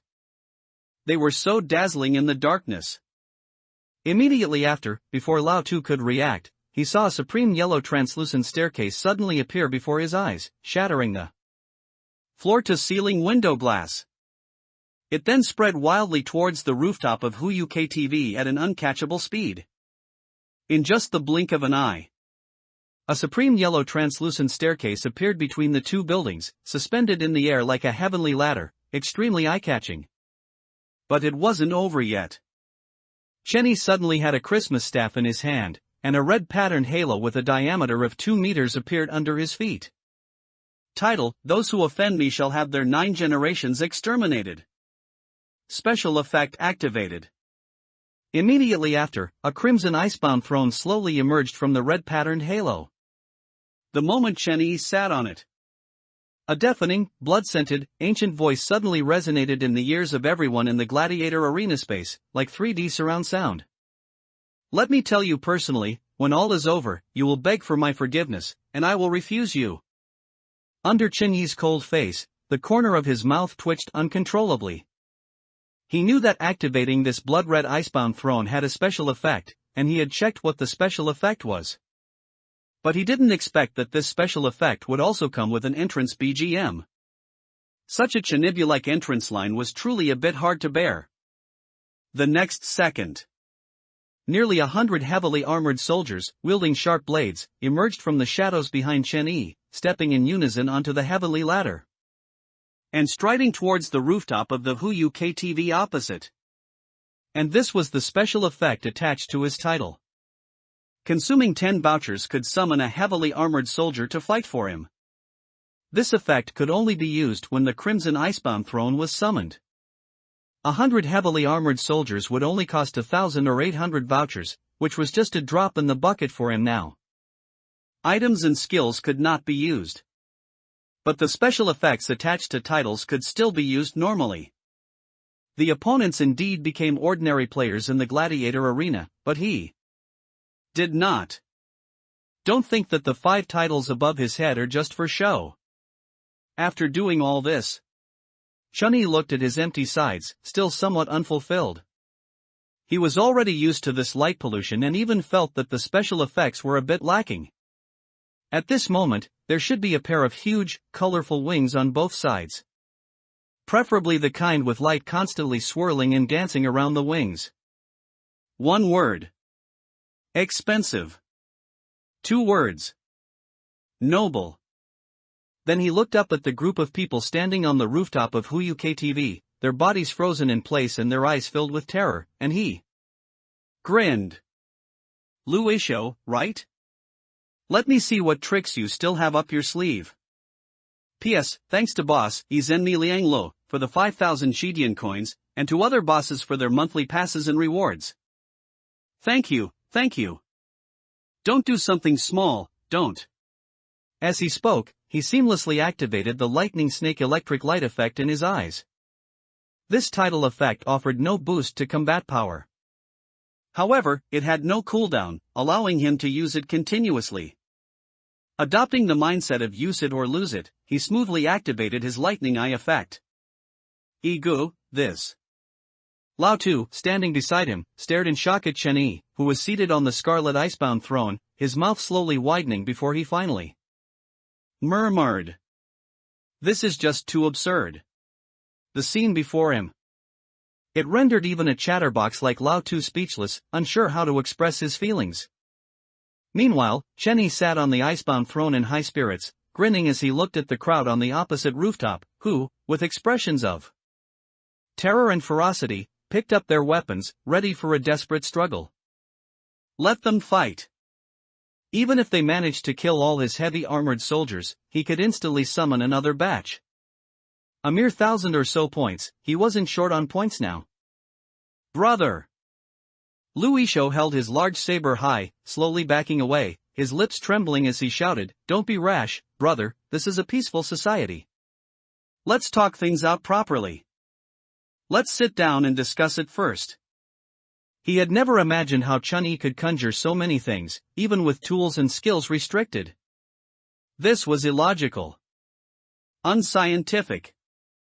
But he no longer had time to ponder that question. The 100 heavy armored soldiers were already approaching them via the sky ladder. A great battle was on the verge of breaking out. No, more accurately, a massacre was on the verge of breaking out. The heavy armored soldiers charged into the crowd, completely ignoring the machetes striking their bodies, simply swinging their blades to send the thugs flying aside. The machetes wielded by these men against the soldiers' bodies simply couldn't penetrate their armor. Only the clang of steel could be heard, along with a few sparks, making the scene even more desolate. In barely a minute. All the thugs accompanying Lu Yishou had fallen, severely wounded and unable to rise. It wasn't that no one begged for mercy, but these heavy armored soldiers had no consciousness of their own. How could they understand pleas for mercy? Kneeling on the ground not only failed to soften these soldiers' hearts but made it even easier for them to strike. One slash, one kill, crisp and clean. Lu Yishou, his face filled with despair, lay in a pool of blood, looking at the heavy armored soldiers surrounding him, his eyes filled with despair and unwillingness. He was somewhat unconvinced. He had faced countless obstacles on his journey, and he had overcome them all. How could he fall here today? And completely without the power to resist. Just then, the soldiers surrounding him suddenly retreated to both sides and then slowly dissipated. He saw the man walking towards him along the sky ladder, with 5 titles above his head. A glimmer of hope immediately flashed in his eyes, as he hid his resentment deep in his heart. He immediately climbed to his feet, knelt on the ground, and began kowtowing repeatedly towards Chun-Yi, his voice trembling slightly as he shouted loudly, "Brother! I, Lu Yishou, have been active in Salt City for so long, and I'm considered to have some brains and some strength. Don't kill me, I'll follow you from now on. My subordinates will also be at your disposal from now on. The situation will become increasingly severe in the future, and having a group of people under your command is always good. From now on, you'll be our boss, and we swear to serve you to the death. Brothers, don't you agree?" Those severely wounded thugs who still had the strength to speak, summoned their last ounce of strength, enduring the pain as they loudly shouted, "Yes!" And at this moment, Chun-Yi had just walked up the sky ladder to the rooftop of the Huyu KTV, leaning on his Christmas staff with one hand, stepping on a red halo, his face filled with emotion as he looked at the people lying on the ground. Do not neglect any good deed, no matter how small, and do not. Before Chun-Yi could finish speaking, the hope in Lu Yishou's eyes grew even more intense. He nodded excitedly, his contempt hidden deep within his eyes, saying, "Yes, do not commit evil, no matter how small. Brother's insight is profound, it was our mistake to offend you at first." Chun-Yi gave Lu Yishou, who was lying on the ground, a slightly strange look and quietly said, "The second half of the phrase is clearly, do not abandon a task, no matter how small the profit. Your poetic knowledge is a bit lacking. Lao too, gather them together. I'll tell them some ghost stories, and you can create some real-time special effects on the side." "Alrighty." Half an hour later, Chun-Yi clapped his hands with satisfaction, looking at the treasure chest that appeared before him, and smiled, feeling pleased. This is also making the best use of everything. Special event, Reincarnation Treasure Chest. When the number of people who die at a certain location due to violating the May rules reaches 10 or more in a single instance, there is a certain probability of triggering this event. Good luck, successfully triggered this event. Maintaining a state of zero fear allows for a 100% chance to open the treasure chest, and the rewards are critical. Just like last time. 10,000 points obtained. His current point balance was 230,209, with 216,000 points coming solely from the livestream. Moreover, he still had 970,000 kill points that he hadn't spent yet. These points could be exchanged for rewards in the Tianyi Extraterrestrial Invasion event. And points could be exchanged for points, at an exchange rate of 1:1. He had originally planned to find a safe place to process these points after returning to Salt City, but he was delayed for a moment by the people from Huyu KTV. Fortunately, it was now handled. The moment this group died, the arena's halo also dissipated. Chun-Yi casually glanced downstairs, suddenly feeling that something was off. He frowned and looked at the wristband on his hand, then realized he had been in the arena for almost an hour. Yet, only 1 second had passed in the outside world. This meant that when the arena opened, external time paused? This explanation seemed unreasonable. It was more like when the arena opened, they were thrown out of the river of time, and only when the arena ended would they be thrown back into this temporal flow. Lao Tu evidently realized this point as well, nodding thoughtfully. In that case, no matter how many crises this game has, humanity will never go extinct. Why?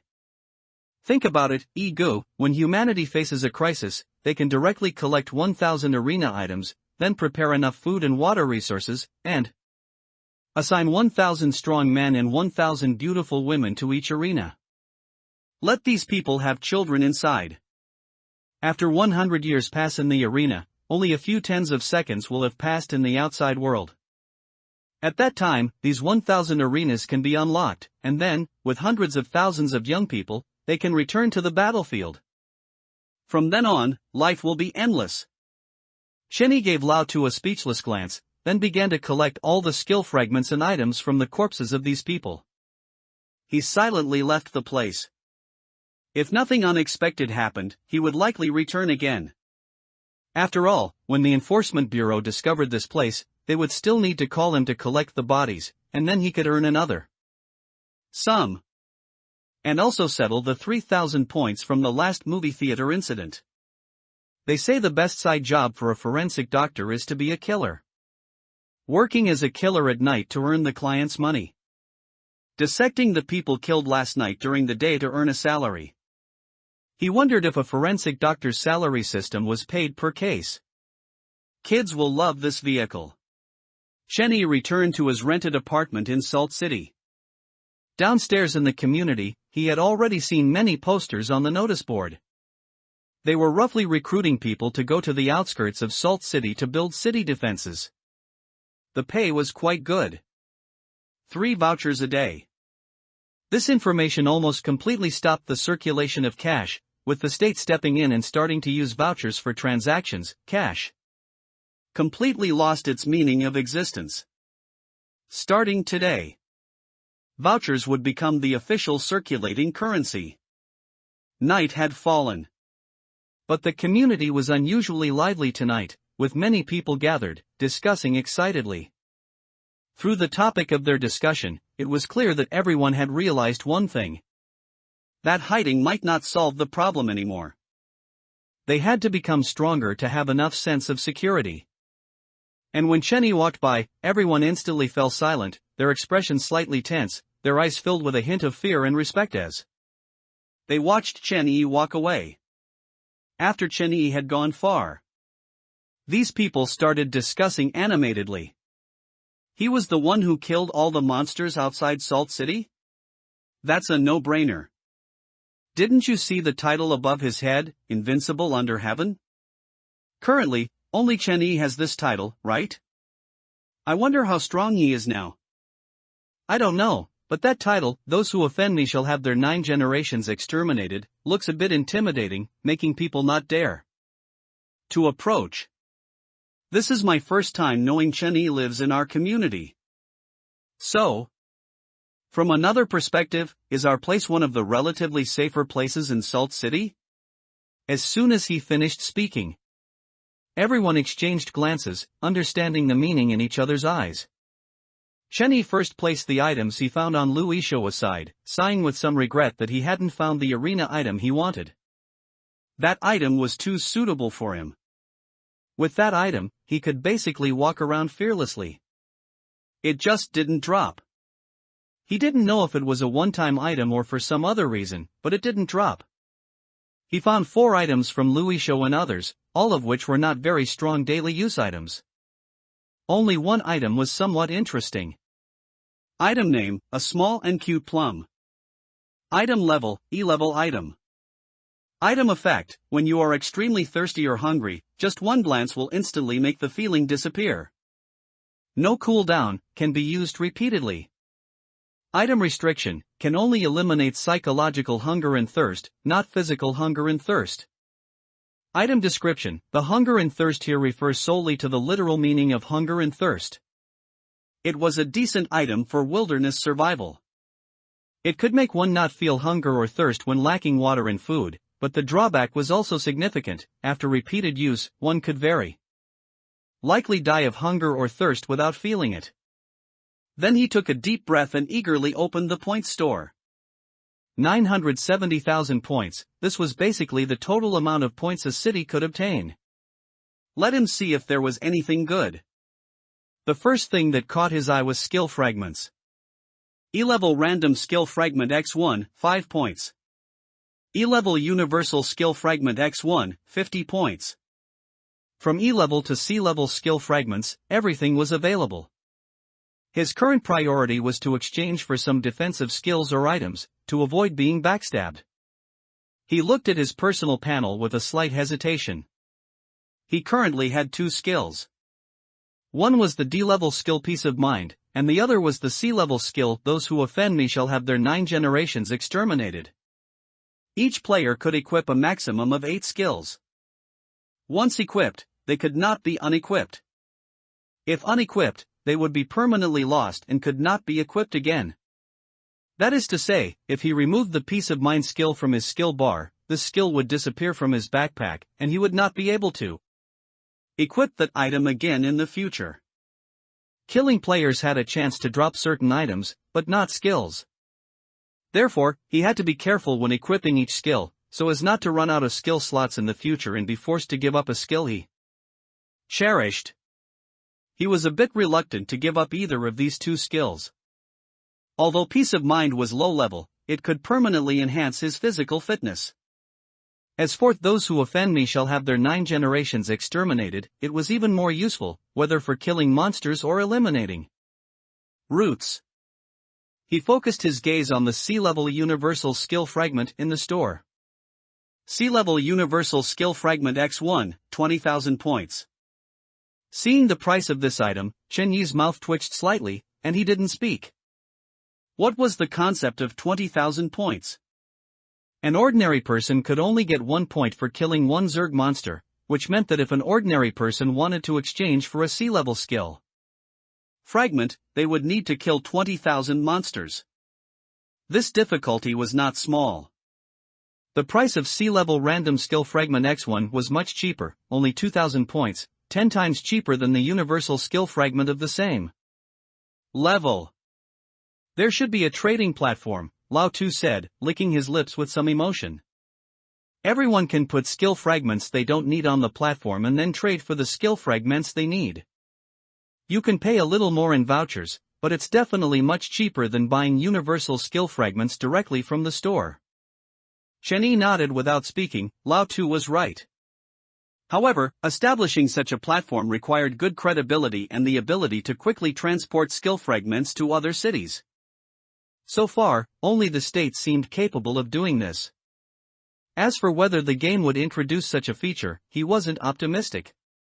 If it were to introduce this feature, it wouldn't make the price of universal skill fragments so much higher than random skill fragments.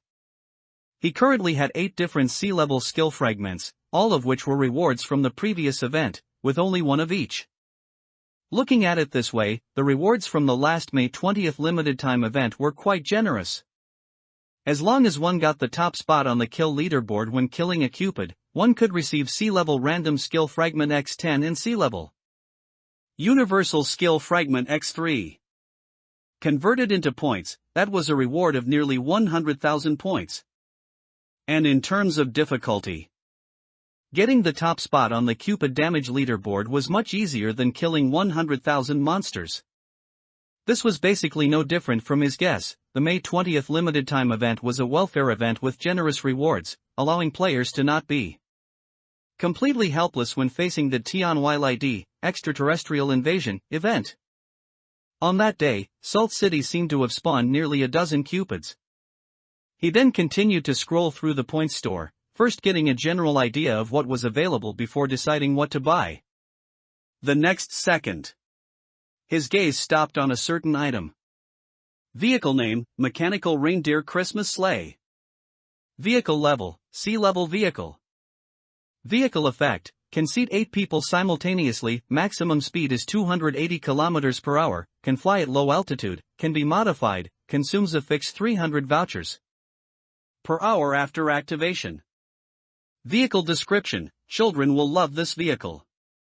Vehicle price, 500,000 points. PS, when the first player obtains the vehicle, a patch update will be triggered.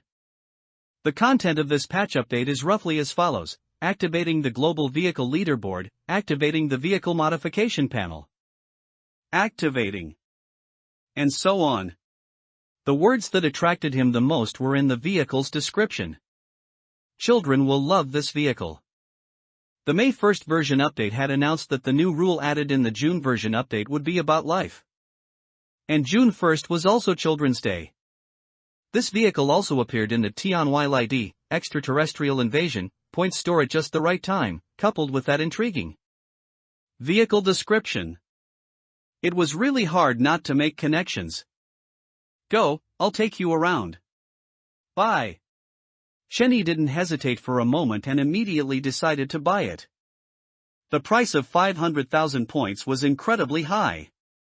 One must know that in this Tianylid, extraterrestrial invasion, event, there were only 1 million insectoid monsters outside Salt City, and as for the situation in other cities, counties, and rural areas, he had no idea.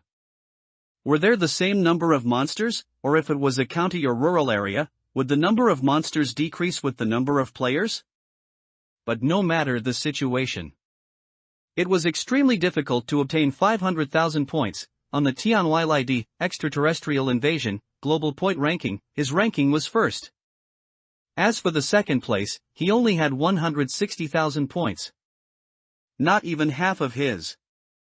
However, he was also very strong. To kill 160,000 monsters by himself in such a short time, he probably had some powerful items or skills. In other words, currently, only he could afford this item globally. He even felt that the project team didn't think anyone could afford this vehicle, it was just placed in the point shop for everyone to see and know that such a thing would exist in the future. Without any hesitation, he looked at the purchase button for the vehicle. The next second, ding, player Chenyi has spent 500,000 points to purchase C-Class vehicle mechanical reindeer Christmas sleigh. Immediately after, an item with a sleigh icon appeared in his backpack. Before he could examine it closely, the system patch update sound rang in his ears. Ding, global announcement. Due to a player having obtained the first vehicle globally, a patch update has been triggered. The content of this patch update is as follows. 1. Activated the global vehicle ranking, ranked according to vehicle score. Ranks 1 to 100 will receive non-permanent title rewards. 2. All non-item vehicles globally are unusable and residual garbage on related maps will begin to be removed. 3. Activated the vehicle modification function. Players can spend coupons or items to modify their vehicles to a certain extent. 4. From this moment on, when opening any gift package or from monster drops, there is a certain chance to obtain vehicle items. This announcement resounded in the ears of everyone globally. Egu. Just then, Lao Tu, peering out the window towards downstairs, said with a shocked and urgent expression, "Come quick and look." Shenny frowned and walked to the window, looking down as well. He saw that the streets outside, which were originally blocked by vehicles due to the chaos, now had all those vehicles disappeared. Whether it was buses, coaches, or shared bicycles, they all vanished, and even children's coin-operated rides disappeared from the world when the announcement sounded.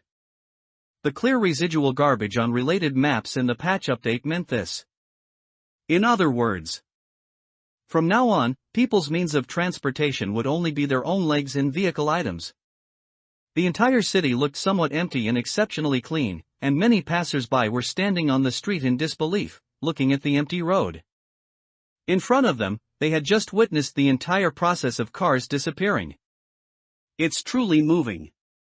Lao Tu said with a somewhat complex expression, once upon a time, everyone speculated that the demise of shared bicycles might be due to abandonment by capital, perhaps due to policy influence, or perhaps because a competitor took over the entire market. Everyone thought of various possibilities, but no one expected the final demise of shared bicycles to be so swift and decisive. That saying is indeed true, what defeats you is often not your competitor, but very possibly a patch update announcement. But I actually still feel a bit sad for our motorcycle. Shenny shook his head and no longer cared about this. Instead, he took Lao Tu out of the room and headed to the rooftop.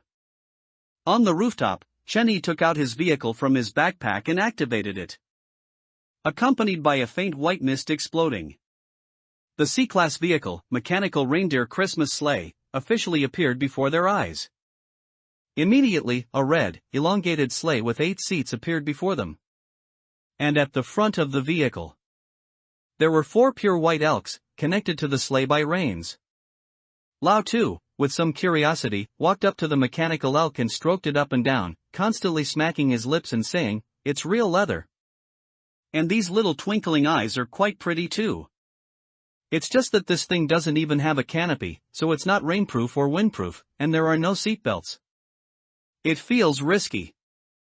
At this moment, Chen-Yi pulled out a cigarette and put it in his mouth, staring at the mechanical reindeer Christmas sleigh in front of him with a restless glint in his eyes, grinning. "Come on, I'll take you for a spin.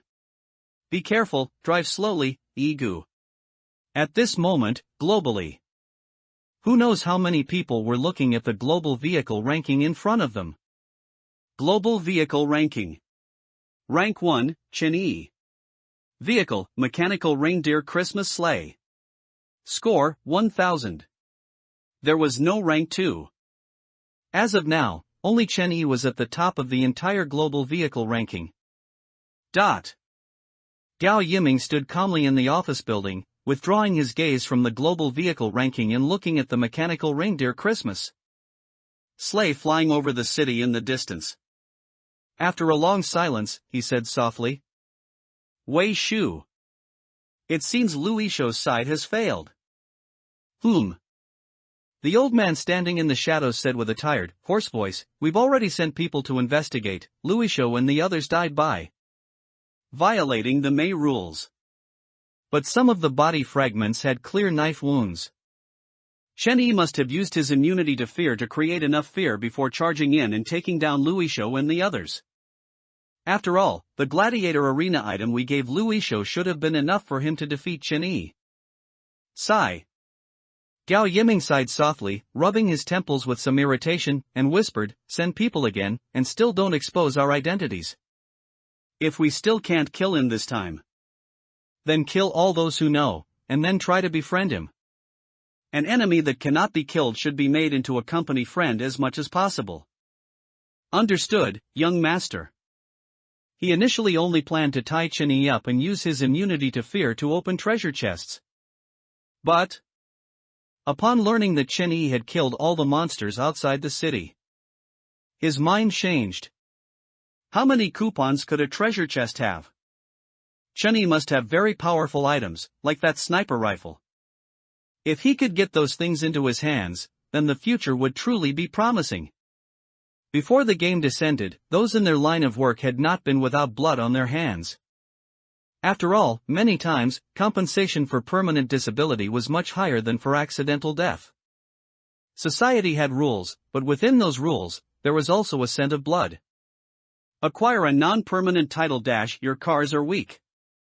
Salt City, Military Command Center. A short old man in a large coat put down his satellite phone and looked dazedly at the global vehicle leaderboard in front of him. After sitting alone in the command center in a daze for a long time, he couldn't help but shake his head and smile bitterly. "I'm old, the world will eventually be handed over to the young." But then he picked up a comb from the table, meticulously combed his few remaining hairs, and suddenly laughed. "But I have to say, in this time of great chaos, it's good to have such a person emerge. The human race is really lucky. Whenever there's chaos, someone always steps forward." He had already spoken with the higher-ups. And he had reported the opinion of the old man he had just argued with. The answer from above was very simple. Everyone for themselves, protect the young saplings. The meaning was simple: the country currently had no ability to protect everyone, so each city should find a way to survive on its own.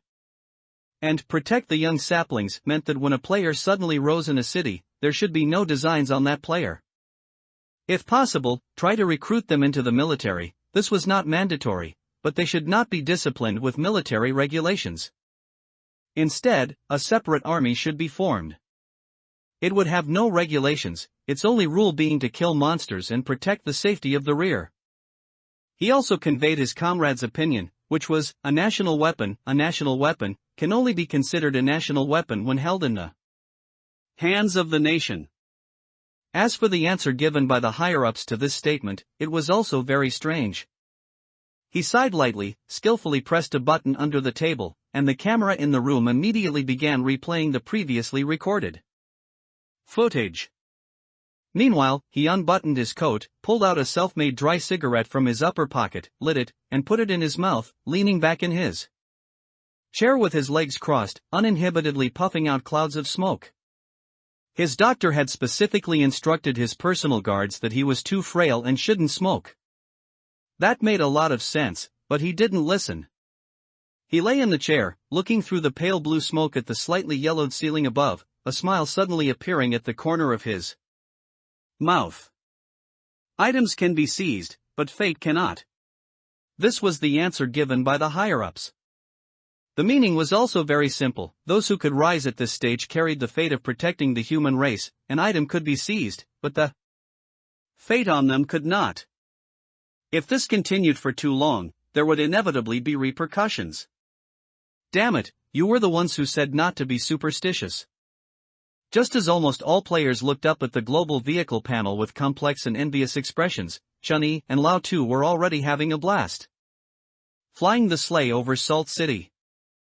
Finally, Chun-Yi piloted the sleigh back to his apartment building's rooftop, jumped off with a satisfied expression, clapped his hands, and smiled at the still shaken Lao Tu. Nice, this thing is really exhilarating to drive. Had ha. Lao Tu let out two emotionless dry laughs, his body stiff as he walked to the edge of the rooftop, paused for a second, then, without any hesitation, bent his upper body 90 degrees in a fluid motion. Ugh. Ha. Chun-Yi took a few steps back in disgust. It was then that he suddenly noticed a few more lines of text on the vehicle panel after he bought this vehicle. Basic score, 1,000 points. P.S. On December 25th, Christmas Day, this vehicle will fly all day with no consumption and will trigger a special effect. There was nothing special about the basic score. But the last point was interesting. On Christmas Day, the vehicle would trigger a special effect, though he didn't know what kind of special effect it would be. However, it was a Christmas sleigh after all, so it was normal for it to have some effect on Christmas Day. As long as it didn't make him play Santa Claus and deliver gifts wrapped in stockings to children, it would be fine. Chun-Yi suddenly froze in place, silent for a moment before suddenly saying helplessly, "Damn it. There really was such a possibility." However, it was too early to think about that now. After all, it was only May, so December was still a bit far off. And he suddenly realized he had a few unread system notifications. Ding, congratulations to player Chun-Yi for becoming the first player globally to obtain a vehicle. Obtain title, yay, I bought a car. Ding, congratulations to player Chun-Yi's vehicle for topping the global vehicle leaderboard. Obtain non-permanent title, your cars all suck. Chun-Yi looked at his backpack expressionlessly. Sure enough, two more titles lay quietly there. After a moment of silence, he calmly equipped both titles above his head. He was used to it, he already had 5, so 2 more wouldn't make a difference. Then he looked at Lao Tu, who had almost recovered, and turned to walk towards the rooftop iron door. Let's go back. You get carsick pretty badly. Actually, I only get carsick when he good drives. His backpack slots were a bit insufficient. Skill fragments took up too much space. However, he seemed to have seen items in the points shop that could increase backpack slots. Night had fallen. Chun-Yi's active person quest for today was already completed with Lao Tu on the sleigh. As for Lao Tu, his quest was already done in his dreams before he even opened his eyes each day. Perhaps this was the version's chosen one. After all, talking to people 1,000 times a day was actually quite tiring. Speaking of which, he wondered if things like "it hurts so much, pinch me," and "almost there" counted as dialogue. If they did, then this quest wasn't actually too difficult. Lao Tu was already asleep beside him. As usual, he mumbled in his sleep. He could only hear him speaking very fluently, but when he leaned in to listen, he found that he was just talking nonsense. It was all just casual chatter, not a single serious word. He didn't know why Lao Tu thought he was giving a speech in his dreams. Who would give a speech talking about these things? It sounded more like a blind date. Meanwhile, he lay on the bed, found a comfortable position, and continuously scrolled through the points shop. He slowly spent his remaining points, bit by bit, until they were all gone. Buy. He had to admit, this feeling of shopping was very comfortable. They say men don't like shopping, but it's just that there aren't many things men want on the streets. Haven't you seen how focused and enjoyable men are when they're browsing the item shop and games? And at this moment, the family upstairs from Chenyi. A young couple sat expressionlessly, hugging their knees on opposite sides of the bed, looking at the two titles that had poked up from under the bed. Yay, I bought a car. Your cars all suck. That. After a long while, the young man finally spoke faintly. Is it because there are too many titles, so they came up from downstairs? Then he reached out and touched the titles. There was no tactile sensation, his hand passing straight through the middle of them. Although there's no physical form, it just feels a bit strange. So, should we continue? The woman pulled her air-conditioned blanket tighter around herself and asked weakly. How can we continue? The man shook his head helplessly. I just feel like someone's watching us. Isn't that good? Upon hearing this, the man's breathing gradually quickened. The next second, he threw off his air-conditioned blanket and pounced forward like a hungry tiger attacking its prey. In the chaos, a fair and tender hand rested on the title and began to gently caress it. Chenyi, who had already fallen asleep, sat up expressionlessly from his bed. He lit a cigarette and put it in his mouth, looking dazedly out the window. He couldn't see what was happening upstairs, but he could hear it. He was about to fall asleep. Who could sleep with such a loud commotion? Seeing that there was no sign of stopping for a long time, Chenyi silently changed the title's original always-on option to constantly flashing. That should quiet them down a bit, right? The next second. Damn it, why is it even louder? Are they crazy? In just one night, the outside world has changed like this. A night slowly passed. Chenyi picked up the remote control and slightly increased the air conditioner temperature in the room. He sat cross-legged on the bed, draped in a jacket, facing the window, and took a small sip of hot water from his thermos. It was already dawn. Many people probably had trouble sleeping last night. Fortunately, so far, electricity and water supply are still functioning normally, but many factories have been shut down for a long time. If this issue isn't resolved quickly, humanity will gradually regress to an era where every household cultivates their own land to survive. Goo. Lao Tu, lying on a nearby bed, rubbed his eyes and mumbled sleepily, "You're awake. Did I disturb you last night?" No. Chenyi calmly placed the thermos aside, lit a cigarette, and brought it to his lips. His eyes had faint dark circles, and he remained silent. Then he shook his head and walked towards the bathroom. I'll take a shower first. After I'm done, you can wash up, and then we'll prepare to go out today. Oh. Lao Tu wiped away the drool from the corner of his mouth, still a bit reluctant, then pulled out the claw knife from under his pillow. He looked at its charge progress and grinned with satisfaction. The charge progress is already at 762. It should break 1,000 tomorrow. He had originally planned to use it during this beast tide, but he didn't get a chance to make a move in the end, so the charge progress just kept accumulating. Next time he has an opportunity to use it, he'll see what kind of power a claw knife charged for so long truly possesses. Chenyi, standing naked under the shower spray in the steamy bathroom, looked at the global vehicle leaderboard in front of him. Only the top 100 could be on the list. At this time, the top 100 were already filled with players, but most of them were E-class vehicles, with only 7 or 8 D-class vehicles. His C-class vehicle was currently still first. It was unclear how long he could maintain that position, as there were too many people globally, and no one knew if a lucky one would suddenly appear. E-class vehicles were almost all the same Bright brand pedal bicycles. Vehicle name, Bright brand pedal bicycle. Vehicle level, E-class vehicle. Vehicle effect, can carry two people simultaneously, maximum speed is unlimited. Unlike ordinary bicycles, this bicycle theoretically can reach near light speed as long as you pedal fast enough. Vehicle description, remember to have a fat person sit in the back. This will greatly increase your survival rate when being chased. Base score, 10 points. Vehicle price, 100 points. This item was clearly priced in the point store of the Tianylid, Extraterrestrial Invasion, global event. This item didn't exist before. When he obtained that C-Class vehicle yesterday, it triggered a vehicle patch update, and this vehicle then appeared in the point store. 100 points. Not expensive, not cheap. As long as you kill 100 insectoid monsters, you can earn 100 points. Currently, most of the vehicles on the leaderboard have this vehicle, but their scores are not the basic 10 points, some even have 80 points, which should be due to modifications increasing the score. So far, there is only this one vehicle in the point store.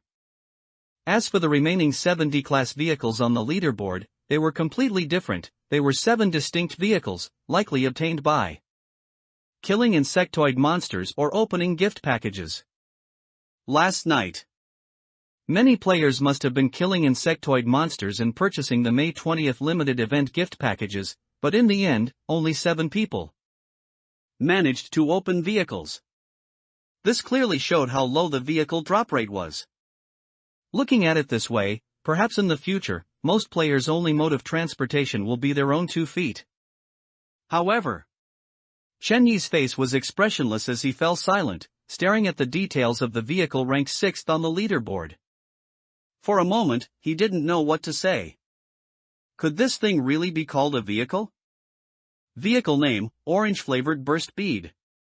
Vehicle level, D-Class vehicle. Vehicle effect, when embedded at the rear, it will absorb and store all your excretions. You can activate this burst bead at any time to gain the ability of low-altitude linear flight. Vehicle description, it can fly close to the ground, or take off from a standstill, but be aware that it can only go straight and cannot turn. Base score, 100 points. Current score, 189 points. Owner, Lee Ida.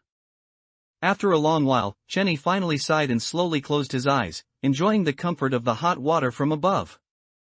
First thing in the morning, he really didn't want to see such unappealing things. A base score of 100 points, a current score of 189 points, indicating that this player had even modified this vehicle. What kind of person would modify a vehicle like that? However, although it was a bit unappealing, being able to escape at critical moments was indeed a rare treasure. But this modification function. He curiously looked at the modification panel to see how his own vehicle could be modified. Suddenly, a long panel appeared before his eyes. Self-controlled double-barreled rifle, 500 vouchers. Nitrous oxide injector, 1000 vouchers. Ejection launcher, 800 vouchers. Falling star sky spear, unknown. Simple and clear. It basically meant that as long as he had enough vouchers, he could purchase these items and install them on his vehicle. He even saw an option for a nuclear missile silo. In other words, theoretically, he could even install a nuclear missile silo on a bicycle. If he wanted to. Quite absurd.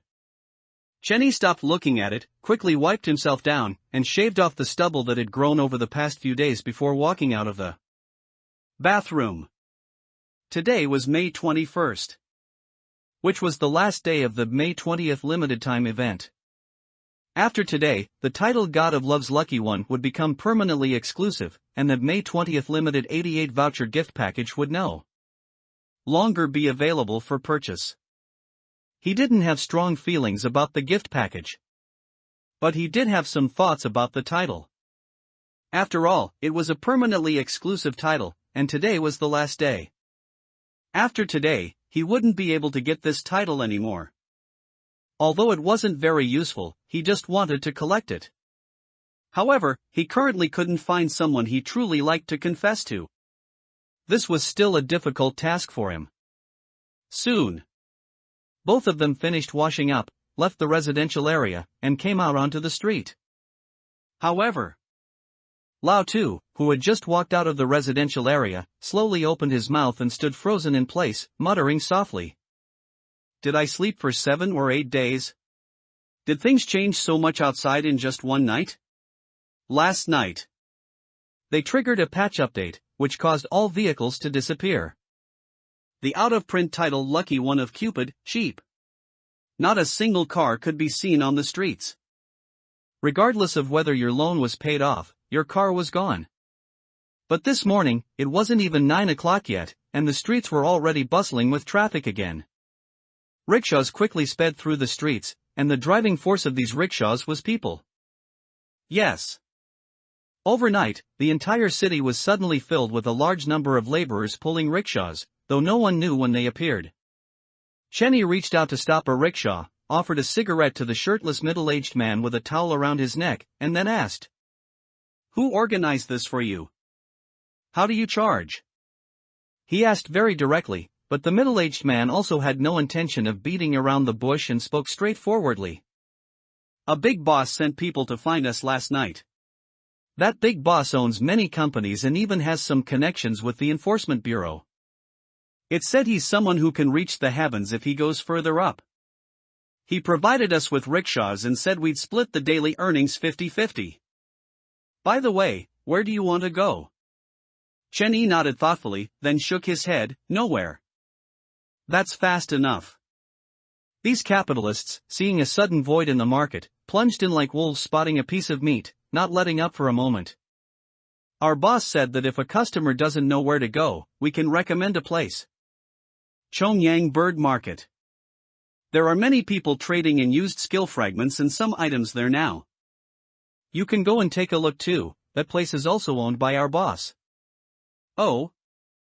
Chenny raised an eyebrow, becoming interested. "Then how do you charge?" 2 points, runs throughout the city, no distance limit. As long as you don't leave the city. "Okay, let's go." "Alright, sir, please sit tight." The laborer excitedly wiped the sweat from his forehead with the towel in his hand and began to run, pulling the rickshaw with great effort. The man in front of him had no less than 7 titles above his head. He was clearly a big shot. Pulling such a person around the city, it gave him face, didn't it? Approximately 20 minutes later, Chenny successfully arrived at the Chongyang Bird Market that the man had mentioned. There were already quite a few people here at this time. Merchants sat cross-legged at both ends of the street, holding up signs with the names of their skill fragments and shouting loudly, while pedestrians stood in the center of the street, constantly stopping to inquire about prices.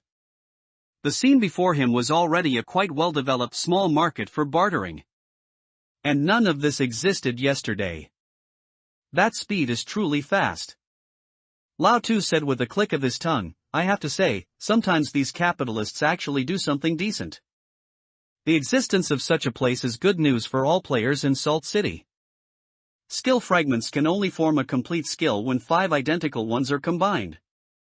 However, the random skill fragments each person obtains are, well, random. In this place, one could exchange their excess skill fragments for those they happen to need. Chenny raised an eyebrow slightly and said nothing more.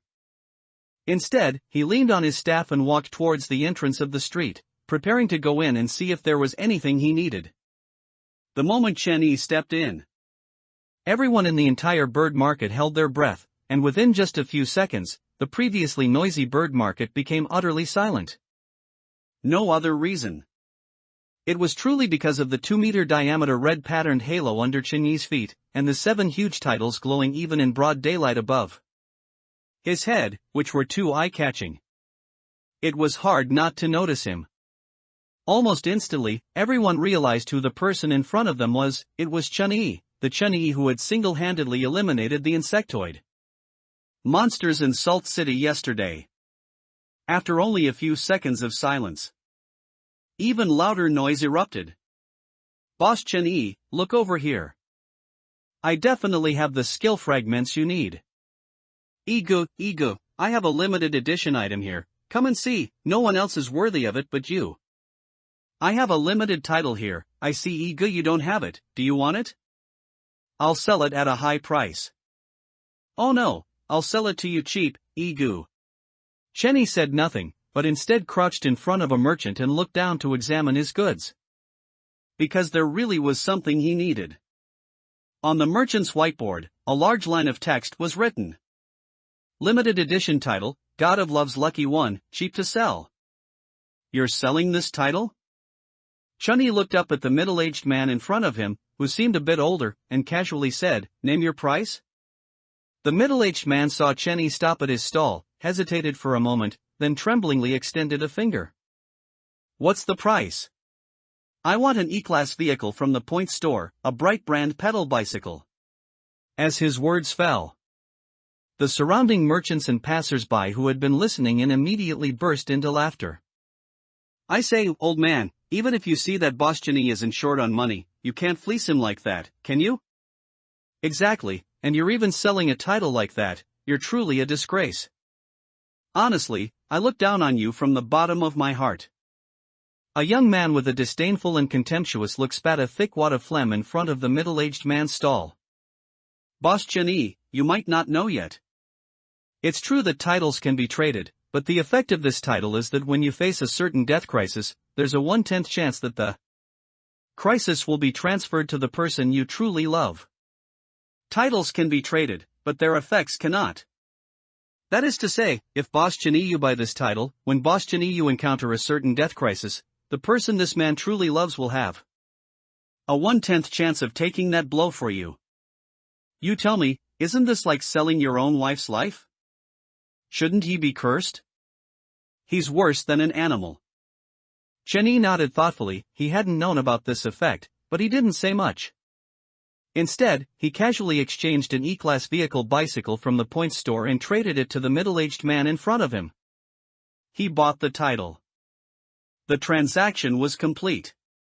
The middle-aged man, who received the bicycle, didn't even pack up his stall and just slipped into the crowd, fleeing the scene amidst everyone's laughter. Chenny had taken almost all the points from this event in Salt City.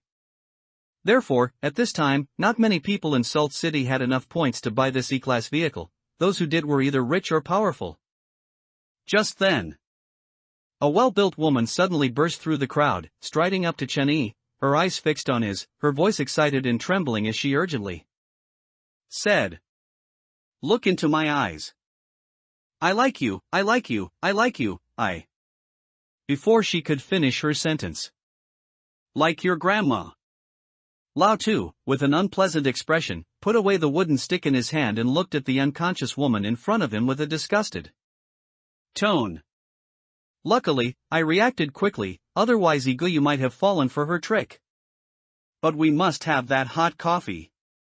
Before anyone could react, the woman who had rushed out from the crowd was knocked to the ground by Lao Tu with a stick, falling unconscious and motionless. Chenny, however, frowned and took a deep, displeased breath, staring at the woman lying on the ground without speaking. His greatest fear had come true. During the May 20th limited-time event, as long as one confessed to someone they truly loved, there was a 1/10 chance of transferring a fatal crisis when they were certain to die. He didn't have anyone he truly loved. He couldn't participate in this event. There was nothing to regret about that. But now he had been on a global announcement once and had climbed 2 global rankings, so his reputation wouldn't be small. What he had always worried about was, what if someone confessed to him at this time? Wouldn't he become a scapegoat? Originally, today was the last day of the event. As long as today passed, the May 20th limited-time event would be over, but the sudden appearance of this woman at this moment truly made his heart skip a beat. Although he wasn't sure if he could truly fall in love with someone in just a day or two, he couldn't gamble on that probability. He then didn't hesitate at all. He kicked the woman lying on the ground aside. He activated the C-rank vehicle, the mechanical reindeer Christmas sleigh. Then, without the slightest hesitation, he took Lao Tu and quickly flew into the clouds, leaving the place. In the rented house in Garden Community, Chenny breathed a slight sigh of relief, standing by the window. Only after returning home did he feel a sense of security. Confessing to someone you truly love. It requires the act of confession. In other words, as long as he didn't check phone messages and hid, even if someone wanted to confess to him, they wouldn't be able to find him, and then he would be safe. Lao Tuesday. Shinny still felt uneasy and said, "You keep a close eye out. If anyone shows any sign of wanting to confess to me, just use your claw knife to strike first." "Don't worry, I understand." Interrupting a spell, "I'm familiar with it." Soon. A day passed just like that, and when the sun rose again, it was already May 22nd. Yes, for safety, Chenny stayed in his rented house for an entire day, not going anywhere. Only after the May 20th limited-time event officially ended did he breathe a sigh of relief. This kind of event was really annoying. It made people feel very insecure. He hadn't eaten in a long time. To keep a low profile, Chenny didn't drive the Christmas sleigh. Instead, he walked with Lao Tu, planning to find a restaurant to eat something discreetly. But when he saw everyone looking at the top of his head, Chenny remained expressionless and silent for a moment before still pulling out the Christmas sleigh.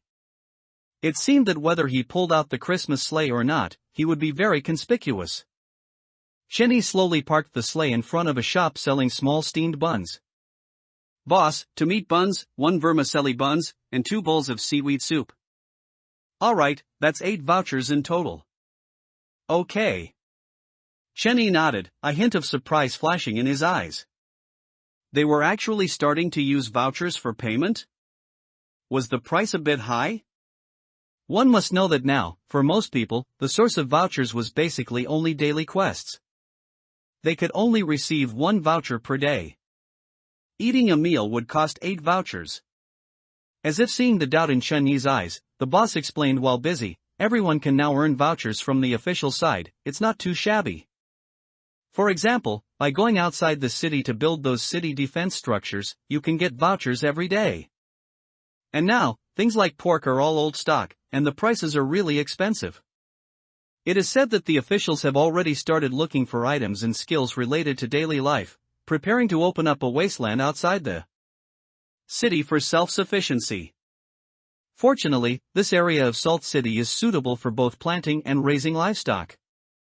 Anyway, as for the specific troubles, we don't know that much.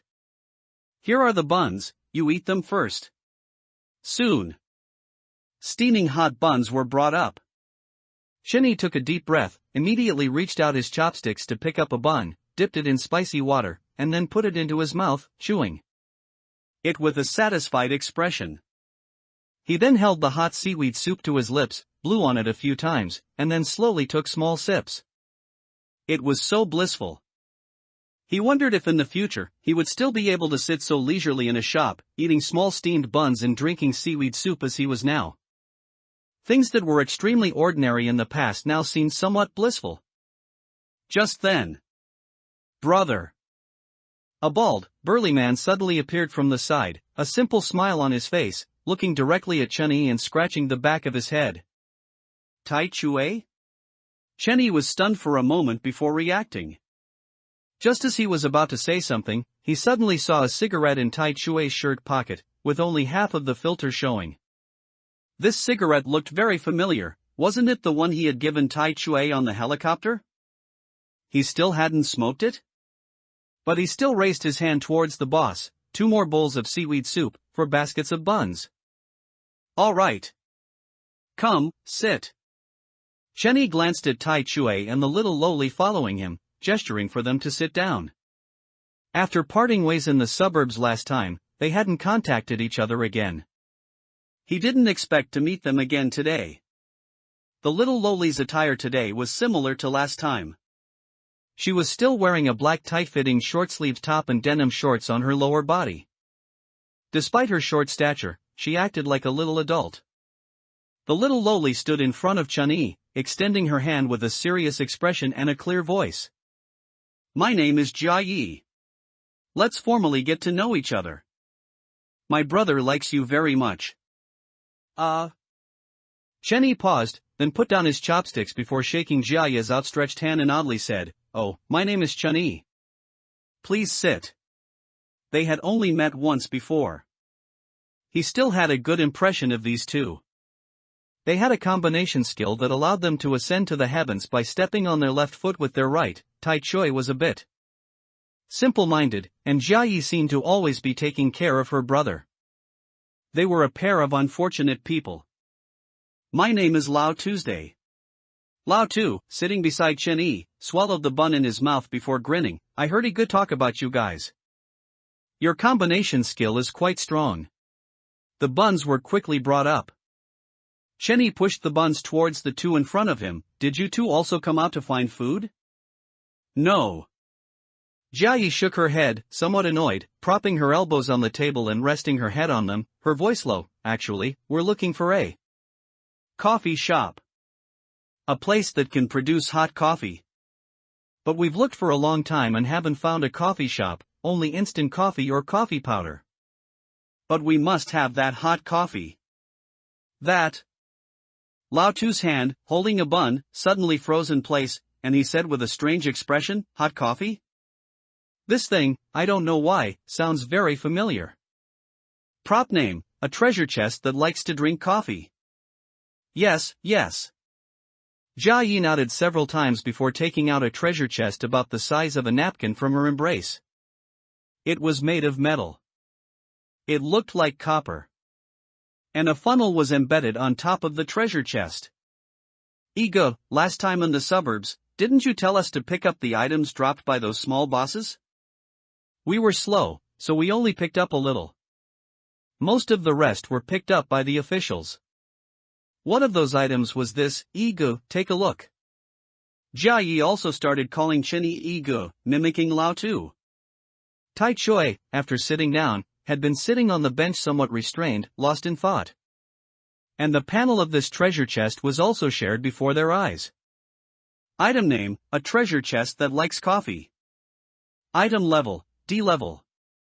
Item effect, to open this treasure chest, it must continuously drink coffee for 30 seconds, and it must be scalding hot, freshly ground coffee, not that trash coffee made from instant coffee.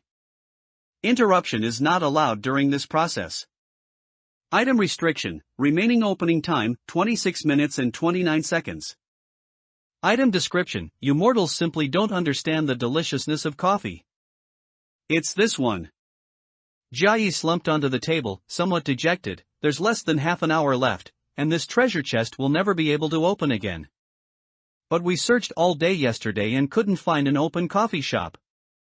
We originally planned to pry open a door and do it ourselves, but after getting in, we studied it for a long time and still didn't know how to do it. Before we could figure it out, we were surrounded outside the door. We had no choice but to leave first. Gulp. Lao Tu stared at the treasure chest before him, subconsciously swallowing and muttering, I don't know why, but I have a bad feeling about this. Chen Yi also looked at the treasure chest in front of him with a strange expression, picking it up and shaking it. Likes coffee? Lao Tu, take this treasure chest to the back kitchen and open it. I'm quite curious what's inside. Understood. Lao Tu nodded, his mouth twitching slightly, and picked up the treasure chest, walking towards the back kitchen. Can you find me an empty room? You can open it? Jia Yi was stunned for a moment, a glint flashing in her eyes as she looked at Chen Yi, a little excited. That's great. This treasure chest not opening was driving me crazy. But Ego, don't worry, the items that come out belong to you. After all, this treasure chest was dropped by the boss you killed, and you're opening it. We definitely won't fight with you for the items, but it's really frustrating to see the treasure chest right in front of us and not be able to open it. Chen Yi didn't reply, simply burying his head in his food. Buns, once they get cold, don't taste good. And seaweed soup, once it gets cold, tastes even worse. A moment later, Lao Tu walked out of the back kitchen, looking refreshed, and placed an open treasure chest he was holding onto a nearby table with a hint of disdain. Only one item came out of it. Here. Item name, Wilderness Pass. Item level, D level. Item effect, when the wilderness map is opened, players holding this item can enter the wilderness without obstruction. Uses remaining, 3/3. Item description: the wilderness, that is a place where even saints cannot help but fall. Pass? Shenny stared at the small card that came out of the treasure chest, frowning in thought without speaking. Wilderness pass? When the wilderness map is opened? What does that mean? Does it mean new maps will be opened on Blue Star? To be honest, it gave him a feeling that didn't sound very good. I'll take this for now. After a moment of contemplation, Shenny put the wilderness pass into his backpack and took out a D-level defensive item, handing it to the two people in front of him. This is your compensation. Each player's backpack only had 100 slots, but he had purchased a backpack expansion coupon from the last time, upgrading his backpack to 300 slots. It was already enough for him to carry many things. In addition, he had bought a large batch of miscellaneous items from the last time. For example, Star Up coupons, he didn't even know what they were. But he still spent 100,000 points to buy all the Star Up coupons for only one reason: this item was limited in quantity His principle was, if it's limited, buy it all first. After buying them, the item only displayed one sentence: can be started up. He tried using them on items, but there was no effect. It seemed they were not for use at the current stage. Alright. Just as Chun-Yi was about to get up and leave, he saw Tai Chue's expectant gaze, paused for a moment, then took out a cigarette from his embrace and smilingly offered it to Tai Chue. Have one, brother? Okay, hee. Tai Chue immediately stood up, took the cigarette with both hands, carefully placed it in his shirt pocket, and then took out a pack of cigarettes from his pants pocket, offering one to Chun-Yi. That brother, you have one too. All right. Chun-Yi smilingly took the cigarette, then waved his hand and turned to leave the shop. Goo.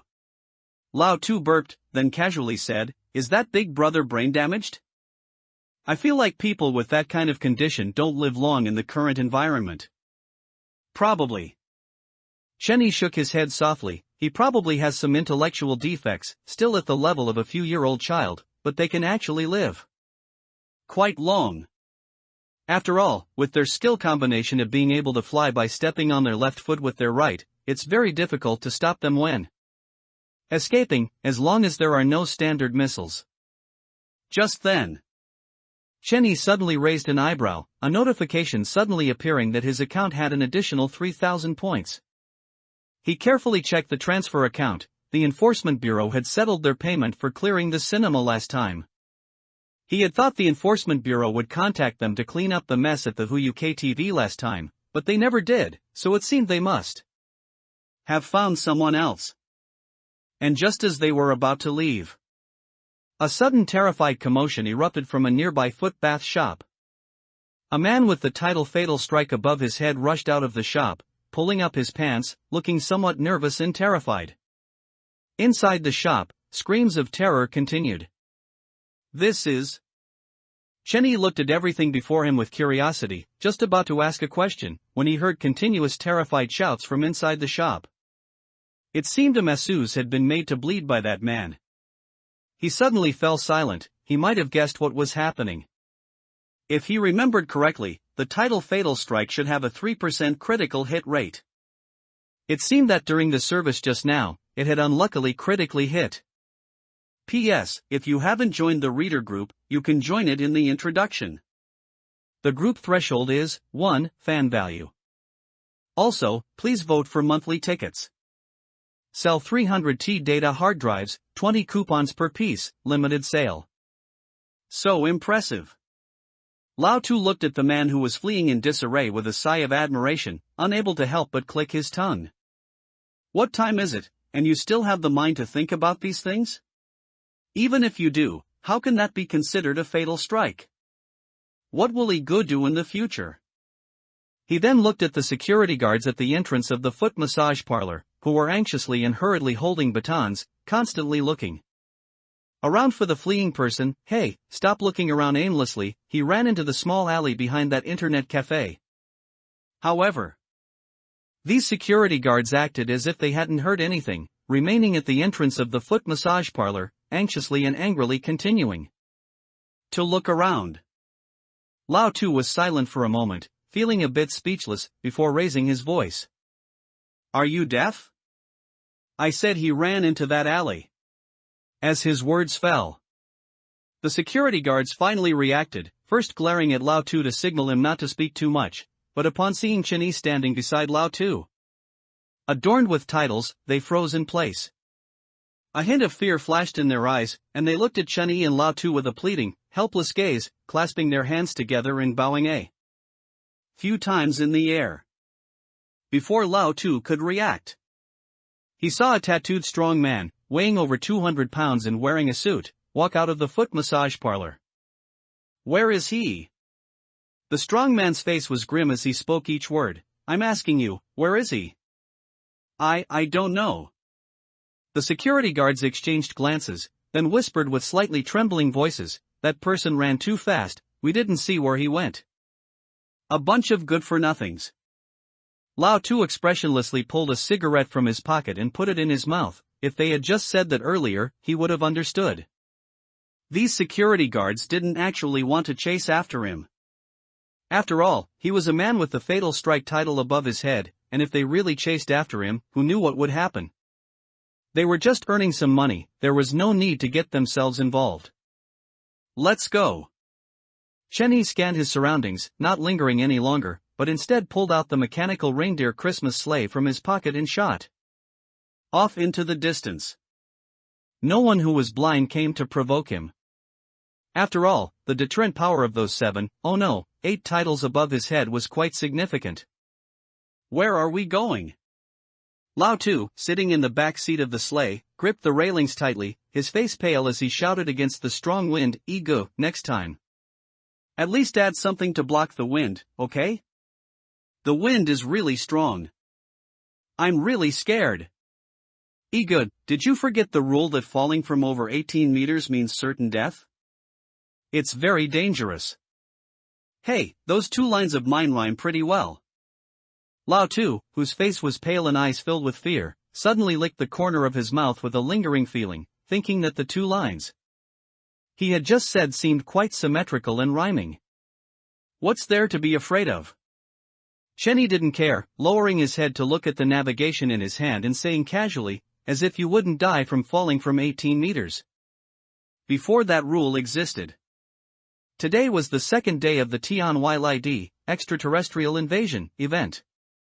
Their Salt City was the first in the global event to resolve the swarm attack. As for the situation in other cities, they had no means to find out. Only gathering scattered information online. The world had already become like this. Information had not collapsed, and the internet still existed. If he remembered correctly, there was a sunset city dozens of miles away from Salt City. He wondered what the situation was like in that city now. He tried searching for that city's local forum, preparing to see if there was any information. Soon, a post caught his eye. For sale, 300 data hard drive, 20 points each, limited to 100, offline transaction. 6. They're quite good at seizing business opportunities, huh? Lao Tu's eyes sparkled with admiration as he leaned over. To be fair, in the current situation, a 300 data hard drive for 20 points really isn't expensive. But that's for us.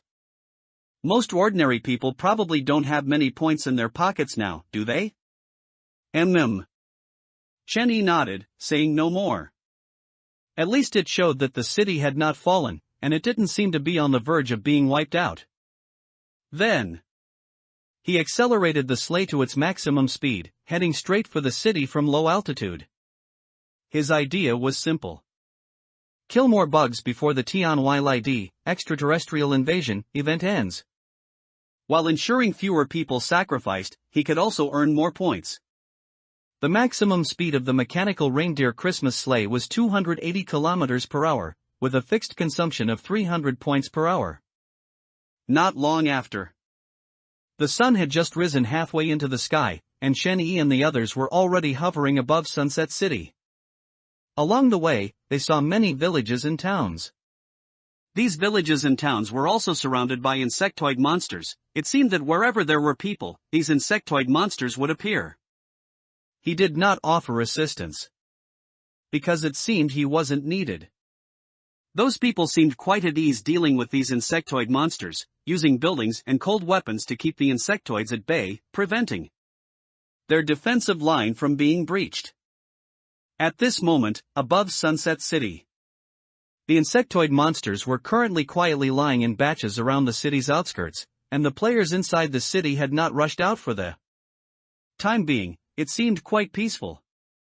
And on the TONYLID, extraterrestrial invasion, Sunset City score ranking above Sunset City, the first place already had nearly 29,000 kill points. Will there be a truce? Shen Yi nodded thoughtfully. He had always been curious before how, if every city faced an attack of nearly 1 million insectoid monsters, they could possibly withstand it without sufficient psychological preparation. Now he understood. According to the normal process, these insectoid monsters would attack for a period, then begin to rest, allowing players to use this time to rest and adjust. This way, they wouldn't be wiped out in one wave. What Shen Yi didn't know was, many players in Sunset City at this moment were looking up, their faces filled with shock, at the sleigh hovering above their city. The sleigh glowed with fluorescence, with 4 crystal-clear elks in front, making the entire vehicle look sparkling and clearly not an ordinary object. Coupled with the 8 shining titles above Shen Yi's head. Let alone in the dark, even in broad daylight, this scene was exceptionally dazzling. It made the players in Sunset City, who had just retreated from the front line and were in a state of adrenaline-fueled excitement, look at each other awkwardly. This situation was like them painstakingly toiling in the novice village for a long time, finally achieving success, and just as they were about to celebrate, they saw a max-level expert arriving to inspect their novice village. Ding, player Shen Yi, hello. Since you're fine, I'll be going. Shen Yi urged his sleigh, immediately leaving Sunset City and shooting off into the distance. His trip had 2 main objectives. First, to see if he could find higher-level Zerg Queens, such as a level 3 Zerg Queen, or even a level 4 Zerg Queen. Second, the Wilderness Pass item made him feel a little uneasy. He planned to come out and see if Blue Star had suddenly gained some new maps, otherwise the item's description was hard not to overthink. Soon after his sleigh left Sunset City, he suddenly noticed something seemed off within Sunset City. A sudden break. He stopped his sleigh in mid-air, turned his head to look at Sunset City, and finally discovered what was wrong. Within Sunset City, there were 9 massive old men dressed in Christmas outfits. Each was 3 stories tall. A small boss nearly 10 meters tall. And these 9 old men in Christmas outfits stood in the middle of Sunset City like statues, making no movements. Only occasionally would players walk up and converse with Santa Claus. Shen Yi's brows furrowed slightly, and he narrowed his eyes in confusion, remaining silent. What was this thing? He hadn't seen this in Salt City. Only during the 520 limited time event had some cupids appeared. He then checked an item in his backpack, and after confirming there were no problems, he relaxed and prepared to go down and investigate. When he killed the level 2 Zerg Queen last time, a defensive item dropped. Item name, a cigarette that won't be lit. Item level, C rank. Item description, when you hold this cigarette in your mouth, you will possess a strong ability to predict danger, and after activating this item, you will have 1 second of invincibility. It has a 24-hour cooldown after 1 use. Item description, 1 second of invincibility is very strong. Defensive items seem to be harder to drop than offensive and functional items. They weren't even sold in the points store. At least he had only seen this one so far, and it was dropped by killing a Zerg Queen. Although it was only 1 second of invincibility, it was enough. As for Lao Tu, he held his claw knife in a reverse grip, believing the best defense was offense. He had been charging up for so long and hadn't tried out its effect yet.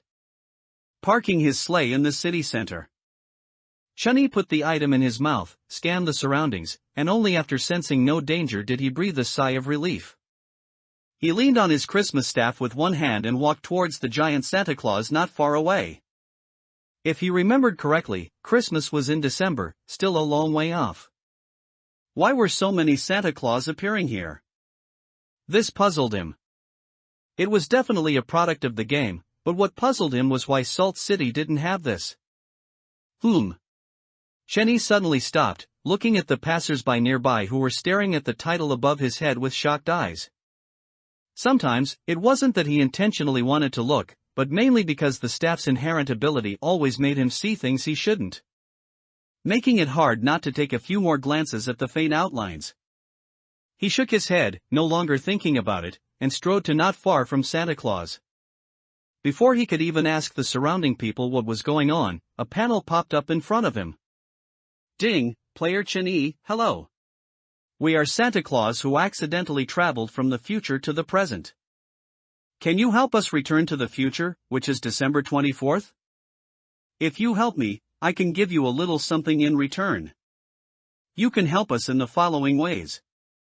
1. Pay 1 voucher to exchange for 1 Santa Claus exclusive point. 2. Pay 1 E-rank item to exchange for 100 Santa Claus exclusive points, and so on. 3. Pay 1 E-skill fragment to exchange for 20 Santa Claus exclusive points, and so on. 4.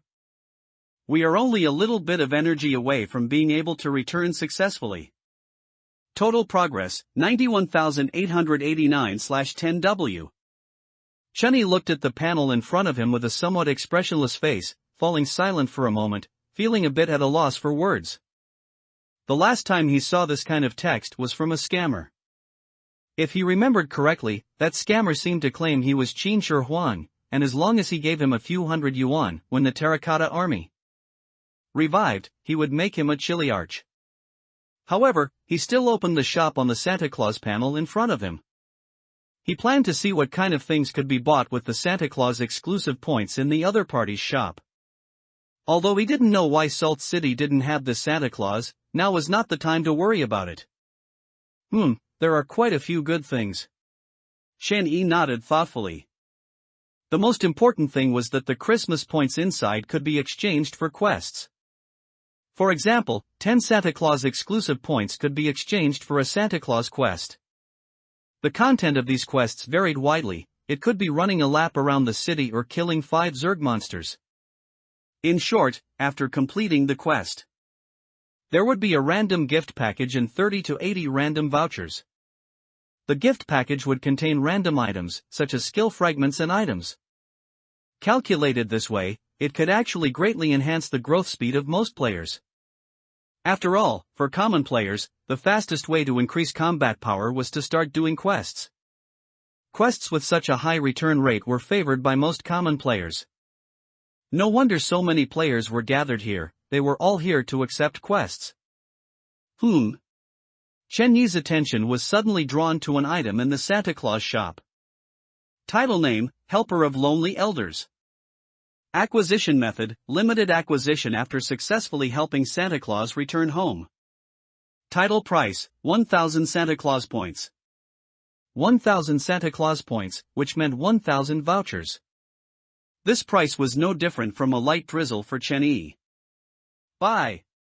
Without looking at other goods, he decided to buy this title first. After all, this title was limited to 3 purchases. Currently, no one had bought one yet. Never mind, he would buy all 3. He would give one to Lao Tu later, and keep the remaining one to appreciate in value. Ever since he suddenly acquired a large sum of vouchers and points, he noticed he had developed a habit. He couldn't help but buy out all limited purchase items in such shops. Since they were limited, they must be good things. Just then, Chen-yi suddenly froze. His Christmas staff had a function to see through obstacles. And when he looked up at this Santa Claus just now, he suddenly saw through the image beneath his Christmas outfit. Beneath the outfit was not an old man, nor a beautiful woman, but a little elk with plum blossom antlers on its head. The name above its head was, I am a little elk. I stole Santa Claus's package and secretly traveled back to the past to sell it. I'm so smart, I definitely won't be discovered. If I am discovered and I don't have any attack ability, I can only have all my things stolen.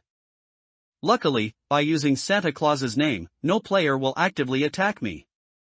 This elk's name was so long. Chen Yi's expression gradually became strange. He looked at the little elk inside the Santa Claus outfit, slowly put away the staff in his hand, and then slowly rolled up his sleeves. It seemed he wouldn't need to pay after all. Are they hijacking Santa Claus? The Santa Claus in front of them was 3 stories high, standing in the city, clearly a behemoth. However, after seeing through the obstruction, one could discover that in the middle of the Santa Claus suit, there was only a tiny elk. It was probably not much bigger than a husky. How this elk controlled Santa Claus was unclear. But that was no longer important. Chen Yi grinned, rolled up his sleeves, took a deep breath while standing still, then let out a low roar. Invincible under heaven. The next second, the Invincible under heaven title effect was activated. A translucent staircase of supreme yellow appeared abruptly in front of Chen Yi, with the other end extending directly towards Santa Claus's waist, stopping precisely at Santa Claus's belly button. After all, this Santa Claus was over 10 meters tall. Without a plan, he really couldn't reach Santa Claus. Immediately following that, Chen Yi's eyes gleamed with a fearsome light, and he strode grinningly up the steps to the end, placing his hand on the Santa Claus's waistband. He lowered his head and began to seriously untie the waistband. Oh, it was a dead knot. How meticulous. Gulp. The surrounding onlookers swallowed hard, their eyes filled with shock and terror, feeling their bodies freeze in place, unable to move. No wonder this person had so many titles and was announced globally. He was indeed extraordinary. That Lao Tu, holding a claw knife and standing to the side, glanced at the expressions of the passers-by looking at them, his eyes filled with shame and disbelief as he murmured, "Ego, why don't we leave first? If it really doesn't work, we can find one at a foot massage parlor. This is too outrageous, it's embarrassing. Although I always follow whatever Ego does, this time it's a bit too much, I'm having trouble accepting it." And before he finished speaking, Chen Yi, standing on the steps, waved his large hand and pulled out the waistband from Santa Claus's pants. Instantly, pants, 5 or 6 meters high, fell to the ground. Whoosh! There was an uproar all around, everyone staring at the scene without blinking. What appeared before them was a small elk, its 2 antler points looking particularly appetizing. The little elk's eyes showed human-like fear and panic. Very good. Chen Yi nodded with satisfaction, jumped down from the steps, looked at the small elk in front of him, and extended his hand, but before he could speak, he saw the elk suddenly open its mouth and spit out a box from its belly. Item name, Santa Claus's gift box. Item level, no level. Item effect, contains many gifts from Santa Claus's collection, can be opened once daily, randomly dropping 10 gifts from inside the gift box. Item description, did you know, the nuclear bomb in the hands of the little match girl was a Christmas gift from Santa Claus? A glint flashed in Chen Yi's eyes, and he couldn't help but grin with satisfaction. So proactive? Are these Santa Claus's gifts inside? However, he did not open the gift box immediately. Instead, he picked up the elk with one hand, threw it onto the sleigh, and then shot off into the distance together. When the elk and the sleigh made contact, a system notification slowly sounded in Chen Yi's ear, but Chen Yi, in his excited state, did not notice it. He had more important things to do now. The next second, the sleigh soared into the sky, disappearing from everyone's sight. And before leaving, the giant Santa Claus suit instantly shrank, turning into several small items that flew into the elk's rear. What no one noticed was that the other 8 Santa Clauses in the city had also disappeared at some unknown time, without attracting any attention. That, after Chen Yi and his group flew away, the passers-by who had been watching finally reacted, looking blankly at the small black dot disappearing into the horizon. They kidnapped Santa Claus? Should we report it? Probably not necessary. Speak quickly. Chen Yi's eyes gleamed as he hovered the sleigh in midair, staring intently at the small elk. What are the update rules for the June version? What about July? August? September, October, November, December? Are there any events in between? Tell me all the event rules, one by one. Lao 2, you write it down. Understood. Lao 2 also reacted instantly, quickly pulling out a blank sheet of memory paper and a pen from his embrace, preparing to take notes with a serious and expectant expression. This was no ordinary paper. It was one of the many items he collected. Item name, memory paper. Item level, E rank. Item effect, record information on this blank paper, then swallow the paper into your stomach, and the information on the paper will forever exist in your mind, never to be forgotten. Item description, I hope you use it to record happiness, not hatred. All the useful and useless items they had obtained these days were neatly arranged in Lao Tu's backpack. A hoarder, seeing the neatly arranged items in his backpack. Even if most of the items were basically useless, there was still a strong sense of satisfaction. And, sometimes they could come in handy. Like the coffee machine and this memory paper. Chenny stared at the small elk in front of him with anticipation. This elk had traveled from December, and as long as he could get even a tiny bit of information about future version updates, he would gain a significant advantage. Not to mention the distant future. Even if he only knew the rules for the June version, he could prepare in advance. But bling bling. The small elk in front of him blinked a few times, looking at Chenny with an innocent expression and shaking its head, its demeanor practically saying, I'm just a little elk, how could I possibly speak? Just as Chenny frowned, beginning to think of ways to communicate with the little elk to obtain crucial future information, he suddenly noticed a small speaker flashing in his personal panel's system notifications. At some unknown point, a new system notification had appeared. It was currently constantly reminding him. Is there something good? Chen Yi's attention was diverted, and he looked at the flashing system notification. The next second, he expressionlessly lit a cigarette and put it in his mouth. Serves you right. I want a Christmas event in December, no more Santa. System notification, Santa Claus's 9 elk have stolen Santa Claus's gift box and fled back to the past to secretly sell them. You have arrested 1 Christmas elk, numbered 2378. The remaining 8 Christmas elk have run back to report you. Now Santa Claus is on his way to hunt you down. Santa Claus arrival countdown, 9 hours 22 minutes and 21 seconds. Player information. 1. Santa Claus is a neutral boss for December. He will not harm any players unless he or his elk are actively attacked or arrested, but his strength is equivalent to a December boss, far exceeding the strength of May players.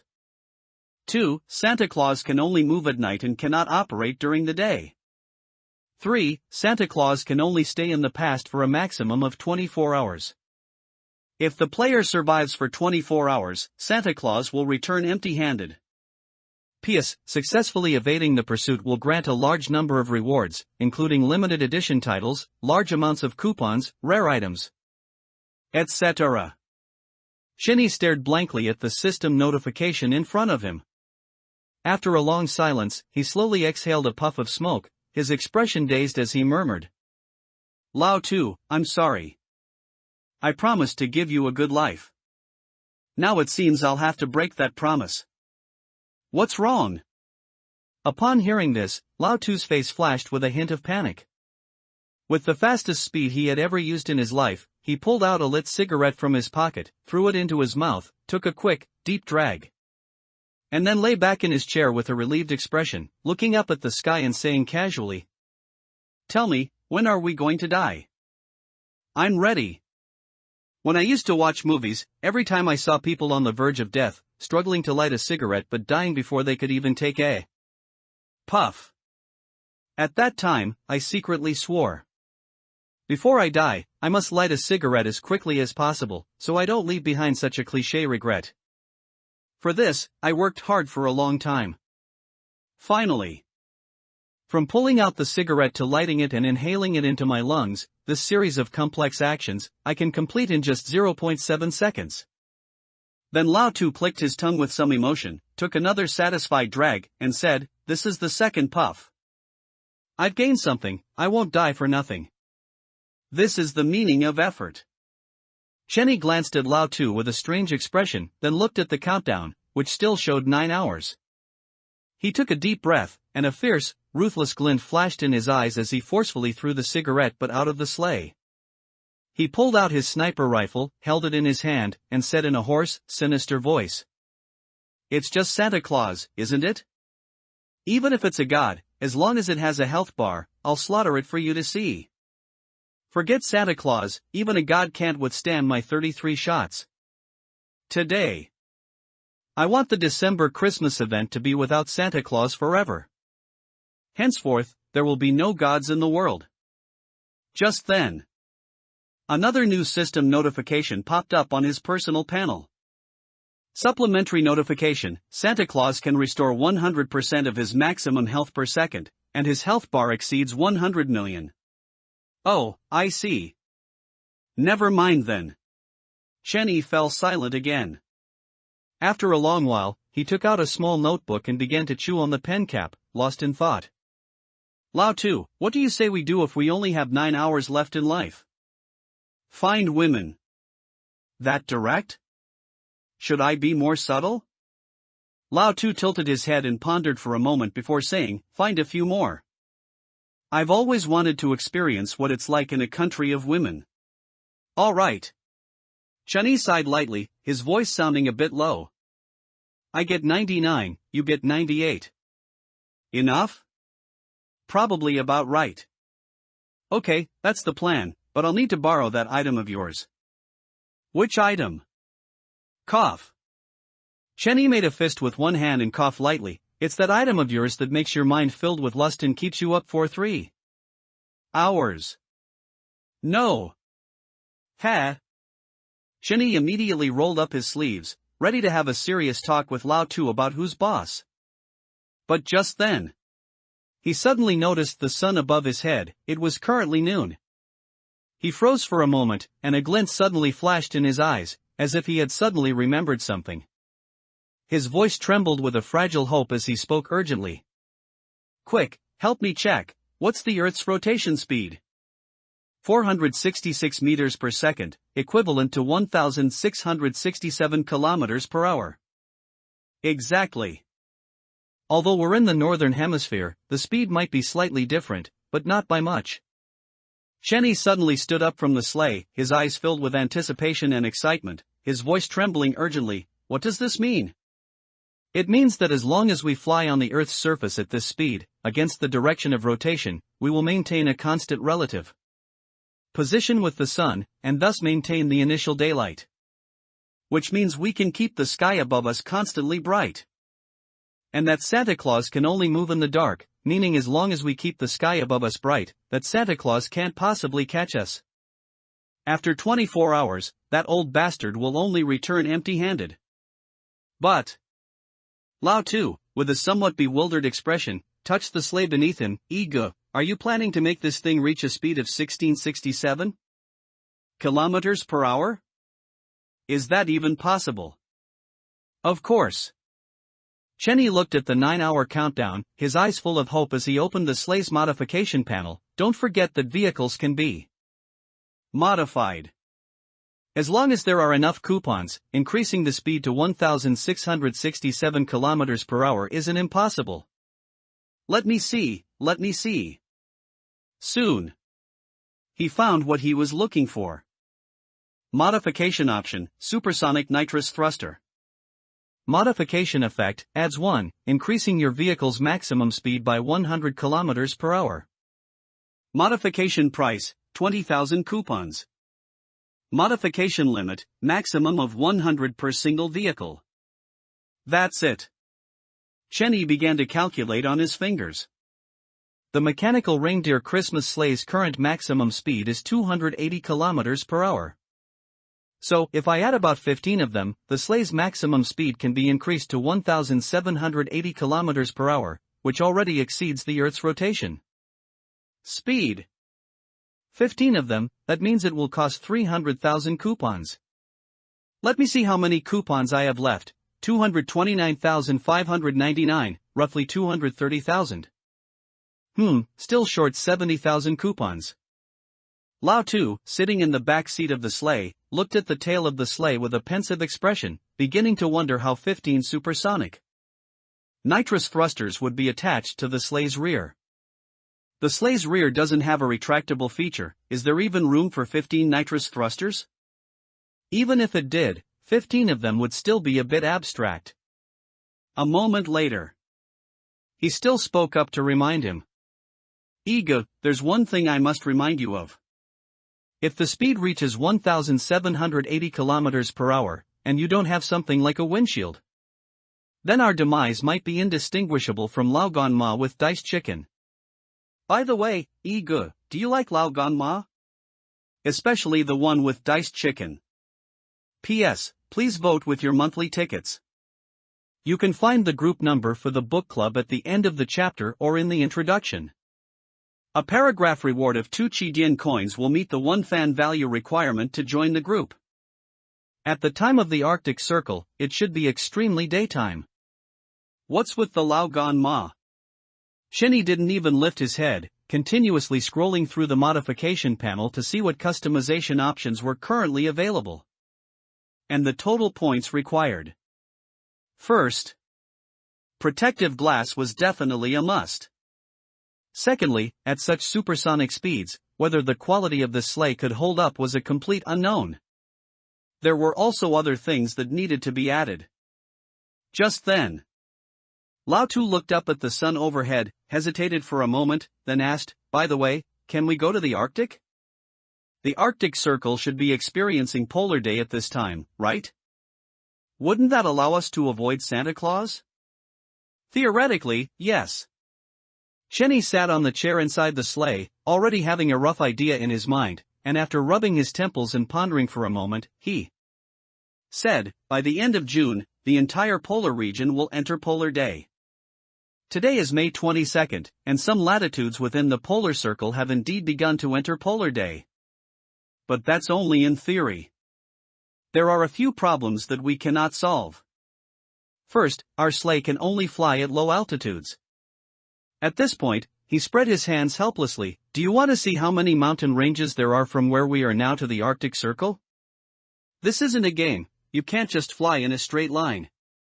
Especially at low altitude, visibility isn't that far with such a supersonic sleigh. 1 second you see a large mountain behind the fog not far away. The next second you crash into it. Too many unknowns. The best solution is to head towards the Arctic Circle, but not in a straight line. Instead, we should pursue it diagonally towards the sun, so that it's easier to bypass some obstacles along the way. Gradually increasing latitude while approaching the Arctic Circle. This is a bit safer. And Shenny hesitated for a moment before speaking. "If I had a choice, I actually wouldn't want to get too close to the Arctic Circle. After all, in the background story of Santa Claus on Blue Star, Santa Claus's home is in the Arctic Circle. Since the project team chose this background story, no one knows if they will add this setting, and who knows what's in the Arctic Circle. As for the Antarctic, that's even more out of the question. The Antarctic is currently in polar night." He then shook his head, sharing the modification panel in the air. "We currently need 15 supersonic nitrogen thrusters to give our sleigh sufficient speed. This item will cost 300,000 points. Next, we need a protective shield, 30,000 points. A Beidou navigation and cruise system, also 30,000 points. After all, at a speed of 1,780 km per hour, we can't possibly look at the navigation with one hand and control the direction with the other, can we? If we run into an area without internet, and the navigation can't refresh, it's game over. We can upload the map to the Beidou navigation and cruise system, which will make controlling it much safer. Besides these, we also need to purchase an air conditioning system inside the sleigh, which will cost 3,000 points. After all, at this latitude near the Arctic Circle, even in summer, it won't be too warm. In total, it will cost 363,000 points. And we currently only have 230,000 points. We're still short 133,000 points.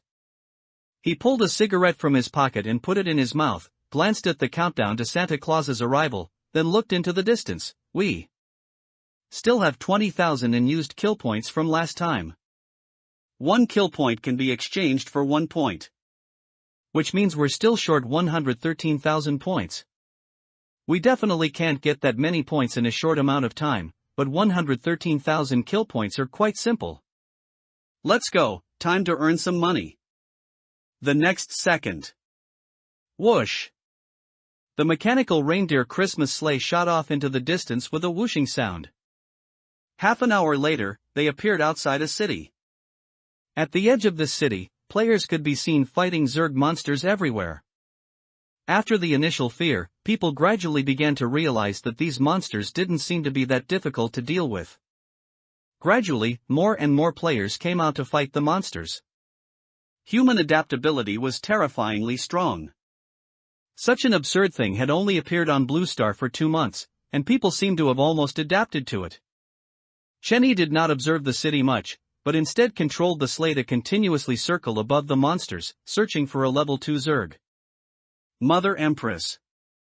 He only had 1 shot. Skill name, those who offend me, their 9 generations shall be exterminated. Skill level, C rank. Skill type, active skill. Skill effect, when you kill a person with a firearm, if the target is a player, their 3 generations below them will die along with the player. If the target is a monster, then 999 generations below that monster will die along with it. Skill restriction, entering a 48-hour cooldown after 1 use. Skill introduction, one day, a tyrant suddenly felt that ordering the extermination of 9 generations was too troublesome, so he developed this skill. If he wanted to obtain 100,000 points in a short amount of time, this skill was the only thing he could rely on. He could only kill a level 2 Zerg Mother Empress to utilize the effect of this skill and quickly obtain 100,000 points, if it was only a level 1 Zerg. Mother Empress. That would simply not be enough. After that, the skill would enter a 48-hour cooldown, and that would be dangerous. The sudden appearance of such a figure above the city was, it must be said, very conspicuous. Many people looked up at the figure sitting on the sleigh, their eyes inevitably a little bewildered. Was the title above this person's head a bit too much, so bright even in broad daylight? Just over 10 minutes later. Shen Yi's eyes lit up as he looked at a plump Zerg Mother Empress monster in the tide of insects, a hint of joy flashing across his face. Found it. The familiar level 2 Zerg Mother Empress. She was currently hiding within the insect tide, directing the Zerg monsters to launch an attack on the city before them. Without another word, Shen Yi hovered the sleigh above the level 2 Zerg Mother Empress, then pulled out his sniper rifle, aimed, and pulled the trigger. Bang! As the gunshot rang out, a terrifying crimson damage number popped up above the head of the level 2 Zerg Mother Empress. 1 shot, another shot, and 1 more shot. Shen Yi was like a cold-blooded butcher, steadily and rhythmically firing his gun. Especially the cigarette butt dangling from the corner of his mouth, its faint flickering crimson light casting distinct shadows on the stubble on his chin. Finally. Just as the level 2 Zerg Mother Empress's health bar was about to disappear, Shen Yi silently activated the skill, those who offend me, their 9 generations shall be exterminated, and fired the last shot. Bang! Let's go, I'll take you on a trip around the world. With the last gunshot, the level 2 Zerg Mother Empress, who had been helpless against Shen Yi, only let out a few painful roars before her bloated body instantly exploded. And this scene. It was clearly seen by the players standing on the high-rise buildings in the city's suburbs. Just as these players were marveling at how strong someone had become. The next second. The moment the bloated Zerg Mother Empress's body exploded, several thick red beams of light, as thick as forearms, shot straight towards the level 1 Zerg Mother Empress in the Zerg nest. Like red lasers, they directly divided the battlefield. Before everyone could react, They saw that when these red beams of light shot into the bodies of those level 1 Zerg Mother Empress, those level 1 Zerg Mother Empress only had time to look up and let out a painful roar before their bodies also exploded. And even more red beams of light, densely packed, shot towards almost all the remaining Zerg monsters on the battlefield. For a moment, if one were to look down from high above, they would see thousands of red beams of light continuously shooting and spreading among the monster hordes.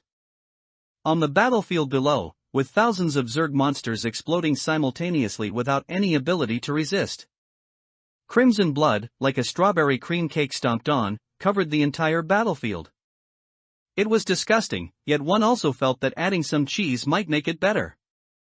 At the same time, several system reward prompts kept ringing in Chen Yi's ears. Let's go. Chen Yi briefly scanned the system prompts in his ear, lowered the sleigh to the ground, and casually scooped up all the items dropped by the level 2 Zerg Mother Empress and stuffed them into his backpack. He did not linger any longer. As for the items dropped by those level 1 Zerg Mother Empress, there was no time to pick them up. Ding, congratulations to the player for killing one level 2 Zerg Mother Empress, obtaining a total of 360,000 kill points. Which is equivalent to 360,000 vouchers. That's enough. He did not leave immediately but controlled the sleigh to drive into the city. This trip would probably take several days, so he needed to replenish some water resources and food first. Let's go, Lao Tuesday. Oh. Lao Tu first nodded, then looked at the few surviving Zerg monsters not far away with a strange expression. There are still a few that aren't dead. Here, are they bastards? Were they born from other Zerg Mother Empress? Soon. Chen Yi and the others replenished what they needed in this city without much effort, and no inconspicuous individuals came forward to provoke them. After all, their recent achievements and the titles above their heads were still very eye-catching. Many players. Standing on the buildings at the edge of the city, they watched the sleigh depart with complex expressions. That man instantly killed all the monsters with one shot? That's truly exaggerated. Can we report this to the project team? Someone's using a cheat? Where's the report path? Where's customer service? No customer service? Then it's fine, it's indeed the familiar style of domestic web games. Soon. Chen Yi and the others parked the sleigh on a plane and began their modification journey. Supersonic nitrous injection tubes X-15. Shield X-1. Beidou positioning cruise system X-1. Circulating wind energy air conditioning system X-1. Total cost, 363,000 vouchers. After all modifications were completed, 247,000 vouchers remained. And the sleigh after the modifications was completely transformed. First, at the back of the sleigh, there were 15 supersonic nitrous injection tubes, making the back of this mechanical reindeer Christmas sleigh look like a peacock fanning its tail. It completely lost the neat aesthetic of a mechanical product. It looked a bit messy. At the same time, a huge glass cover enveloped the entire mechanical reindeer Christmas sleigh. It looked as if several eggshells had been added to the entire sleigh. At the same time, a row of dashboards was added inside the sleigh, which was the additional navigation system. Lao Tu stood beside the sleigh with some emotion, patted the air conditioner outdoor unit hanging on the side of the sleigh, and said with a sigh. It's hard to imagine that the 3,000 voucher air conditioning circulation system could give me such a simple outdoor unit. Believe it or not, I can get something better than this for 3,000 cash. As for the sleigh's quality, no need to improve. When the added supersonic nitrous injection tubes exceed 25, the mechanical reindeer Christmas sleigh will reach its maximum speed capacity, with a risk of disintegration. And the vehicle's quality cannot be improved. To go faster, one can only acquire a higher level vehicle. However, for now, this speed is sufficient for them. Phew. Chen Yi glanced at the countdown of only 5 hours and the sun gradually setting halfway down the mountain, nodding with satisfaction and exhaling lightly. Everything was perfectly prepared. What he had to do next was race against the sun. A mere chase by a December neutral boss, nothing to worry about, no panic at all. He glanced at the little elk sitting inside the sleigh, constantly blinking and trying to act cute, and sneered. "Don't look, your Santa Claus can't save you anymore. When this is over, you'll obediently pull the cart for me." 9 to 6, that's not abuse. Then he did not linger, needing to leave 5 hours of buffer time. After identifying the direction, he sat inside the sleigh and looked at Lao Tu, who was still standing outside. "Let's go, I'll take you on a round-the-world trip. Life never ends, romance never stops. I never thought in my life that I could actually travel around the world. That's good." Boom! Accompanied by a piercing whoosh. The sleigh shot straight forward at low altitude at a speed that the naked eye could not possibly capture. Low-altitude flight is an extremely dangerous piloting behavior, especially at supersonic speeds of nearly 1,800 kilometers per hour. Basically, once any accident occurs, you've barely closed your eyes, and when you open them again, you can see the king of hell standing in front of you, smiling. Ah! Lao Tu tightly gripped the railing in his hand, looking at the rapidly passing scenery on both sides, and couldn't help but shout in horror, "That's not right, good. Did you perhaps overlook a problem? Those damn elk have all gone to the back. Can this sleigh still be steered?" At this moment, the mechanical reindeer Christmas sleigh's speed was truly not slow. However, the original source of speed for the mechanical reindeer Christmas sleigh was the few mechanical elk in front. Now, the speed provided by the nitrous cylinders at the back of the mechanical reindeer Christmas sleigh had completely exceeded the speed provided by the mechanical elk. The consequence of this was those few mechanical elk, like pendants, were dangling at the back, following behind the mechanical reindeer Christmas sleigh. The originally fine mechanical reindeer Christmas sleigh. After such a modification, it truly looked terrible. A pile of scrap metal. "Don't panic, don't panic." Chen Yi, slightly flustered, began to try controlling the dashboard again. Those few mechanical elk were originally used to provide speed and control direction. Now they don't need to provide speed. But they've moved to the back, so steering has become difficult. At this moment, the entire sleigh could be said to be completely out of control, shooting straight forward along a straight line. And the navigation map showed that not far ahead was a mountain range at least 1,000 meters high. In no more than a minute, it would crash straight into it. Just then, Chen Yi suddenly thought of something and turned his head to look at the little elk beside him, blinking innocently. Santa Claus's sleigh shouldn't be too slow, right? After all, he has to deliver so many gifts in one night. If it's slow, he won't make it in time, will he? P.S. Typos will be corrected after posting. Shall we go to the Arctic Circle and kill his grandfather? Little elk blinked a few times, looking innocent, and didn't speak. Soon after, the Christmas sleigh slowly came to a stop. Chen Yi took off the mechanical elk from the Christmas sleigh, put the reins on little elk, and then pulled out a carrot from his pocket. He looked at little elk seriously. "Do you understand what you're supposed to do?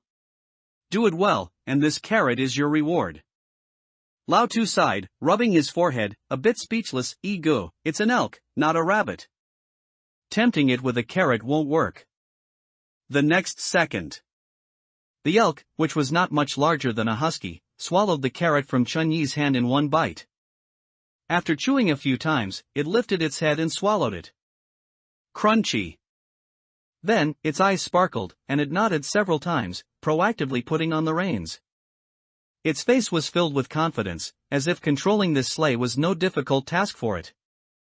Lao Tu was silent for a long time before taking a cigarette from his pocket and putting it in his mouth. After a long sigh, he stared at little elk with a complicated expression.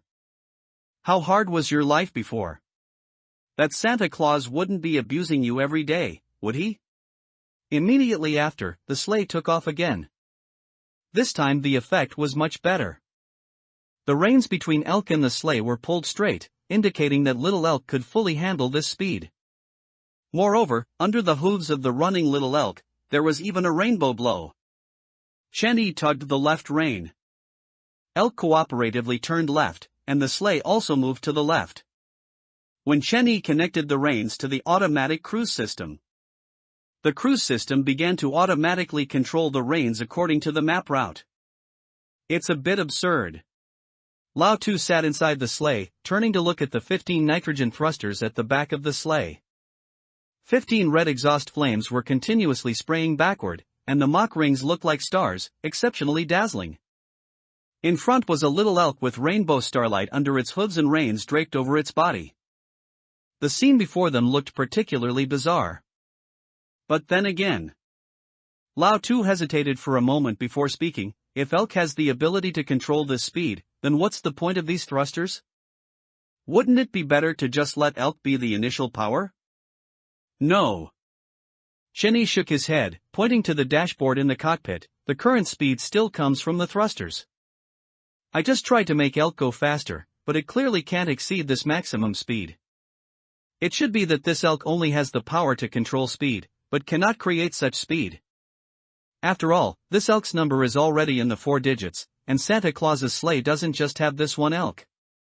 The scenery outside was rapidly flashing by. Actually, if they only needed to counteract the Earth's rotation, the sleigh wouldn't need to go this fast. But they weren't moving in a straight line. They needed to bypass many obstacles along the way, so they couldn't calculate with linear acceleration, and they needed some margin for error to avoid being too tight. Most importantly, they weren't short on coupons. Soon. Only 1 minute remained until Santa Claus's arrival. And Chen Yi and the others were fully prepared. Could a mere Santa Claus really turn the world upside down? Ding, Santa Claus has arrived. Real-time coordinates will appear on the player's map. Please prepare to run. Let me see where Santa Claus landed. Chen Yi raised an eyebrow slightly and opened the map. After seeing Santa Claus's landing spot, he sighed with a slight regret. Santa Claus landed at the equator and was currently behind them. He had originally thought that, according to the background story of Blue Star, the Arctic Circle should be Santa Claus's hometown. If Santa Claus landed in the Arctic Circle. At this time, the Arctic Circle was experiencing polar day, and according to the setting that Santa Claus cannot be active during the day, Santa Claus would stay motionless in the Arctic Circle? That would have been fun. Unfortunately, there seemed to be no loopholes to exploit. Then let's run. Chen Yi sneered, full of disdain. I'd like to see if you can catch me within 24 hours. A grand and magnificent escape journey officially began. You run, I chase. I chase, you run. Chen Yi controlled the sleigh, continuously chasing the sun. Santa Claus's little red dot remained far behind them, unable to get close. A full 5 hours passed. The sun above Chen Yi's head showed no sign of setting, perfectly illustrating what a sun never setting meant. And that formidable Santa Claus, in these 5 hours, didn't even touch a single hair on them. What a pity. Chen Yi stood on the sleigh, looking at the little red dot of Santa Claus on the map, and shook his head regretfully. It's a pity there aren't any powerful offensive means, otherwise we could have killed the December neutral boss in May. How many rewards would that be? Goo. Lao Tu pondered for a while, then suggested, perhaps there's still a way. Let's assume, according to the setting, that Santa Claus's hometown is really in the Arctic Circle. Then would he also have a grandfather or something?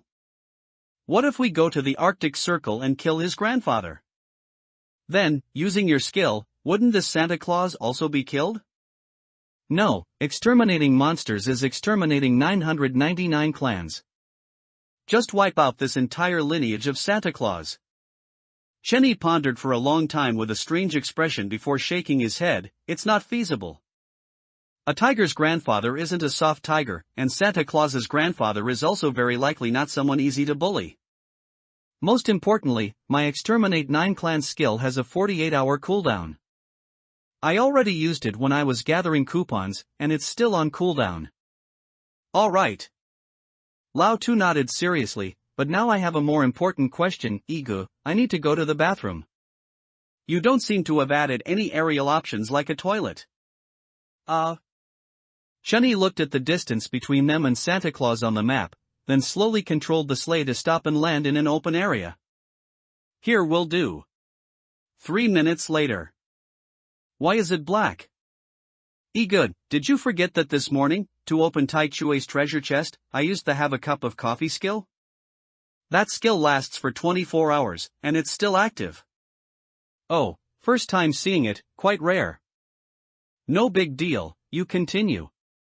After solving the issue, they boarded the sleigh again and resumed their escape journey. Soon, a full 23 hours passed. Reward hidden title, that's it? Laughed. Throughout the journey, Shenny and the others went from initial tension to eventual relaxation, and now, complete ease. In just another hour, Santa Claus will have to slink back. Shenny casually glanced at the map, leaned back in his chair, leisurely picked up a glass of juice, and contentedly chewed on a piece of thyme. Seaweed. The scenery along the way was quite pleasant. Thanks to the sun, they could clearly see the magnificent landscapes around them. It's truly beautiful. Lao Tu had already grown accustomed to the speed, leaning against the window and admiring the scenery below, exclaiming enthusiastically, "This world is so beautiful, and yet we used to spend every day stuck in the morgue, from 9 at night to 9 in the morning. We really wasted the first half of our lives. But working in the morgue does have its benefits, you can talk a lot with those people, and they never get annoyed. Moreover, only after people die can they show their true selves. Normally, everyone is a bit too fake, not at all real. When chatting, it always feels like there's something between us. Here." Chenny casually pulled out a cigarette and tossed it to Lao Tu, about to speak nonchalantly. Suddenly, a notification sound came from his ear. "Ding, the December neutral boss, Santa Claus, is inviting you to a video call." Chenyi's expression turned slightly odd as he looked at the panel in front of him. After a moment of hesitation, he chose to hang up. Let's just forget about it. What if Santa Claus jumped out of the video? That would be quite scary. After all, he had been let on for 23 hours, and his little elk had been snatched. Santa Claus's anger must have reached its peak by now. There's no telling what he might do at this point. It's better to be safe. "Ding, the December neutral boss, Santa Claus, is inviting you to a video call again." Hang up. "Ding, the December neutral boss, Santa Claus, is inviting you to a video call for the last time." Hang up. "Ding, Santa Claus has given you a gift and left a postscript on it." The next second. Ding dong. Suddenly, an item appeared in his backpack. A hint of surprise flashed in Shenyi's eyes as he looked at the item in his backpack. Item name, Santa Claus's feed box. Item level, none. Item effect, this feed box can produce 10 carrots of various flavors, especially loved by elks, every day. Item description, there are cheese flavor, cream cheese flavor, 5-spice flavor, spicy flavor, sweet and sour flavor, and so on. Item postscript, take good care of my foolish elk. Its number is 2378, and its name is 5-spice. Keep it alive until December, otherwise, consequences are at your own risk. When the time comes, hand it over to me, and I will give you a grand gift. Is this an admission of defeat? Shenny breathed a slight sigh of relief. It seemed they were completely out of danger. He was genuinely afraid that Santa Claus would suddenly use some trick to catch up, which would be quite terrifying. Then he looked at Santa Claus's feed box in his hand. It was a glowing, colorful box, about the size of a shoebox, with a small opening at the top. Lao Tu curiously reached his hand inside and fumbled for a while before pulling out a carrot. He then tentatively crunched on it, chewing it with satisfaction, and nodded. Strawberry flavored, not bad. I like it. Soon, the last hour passed. When the red dot belonging to Santa Claus disappeared from the map, several system sounds continuously echoed in his ears.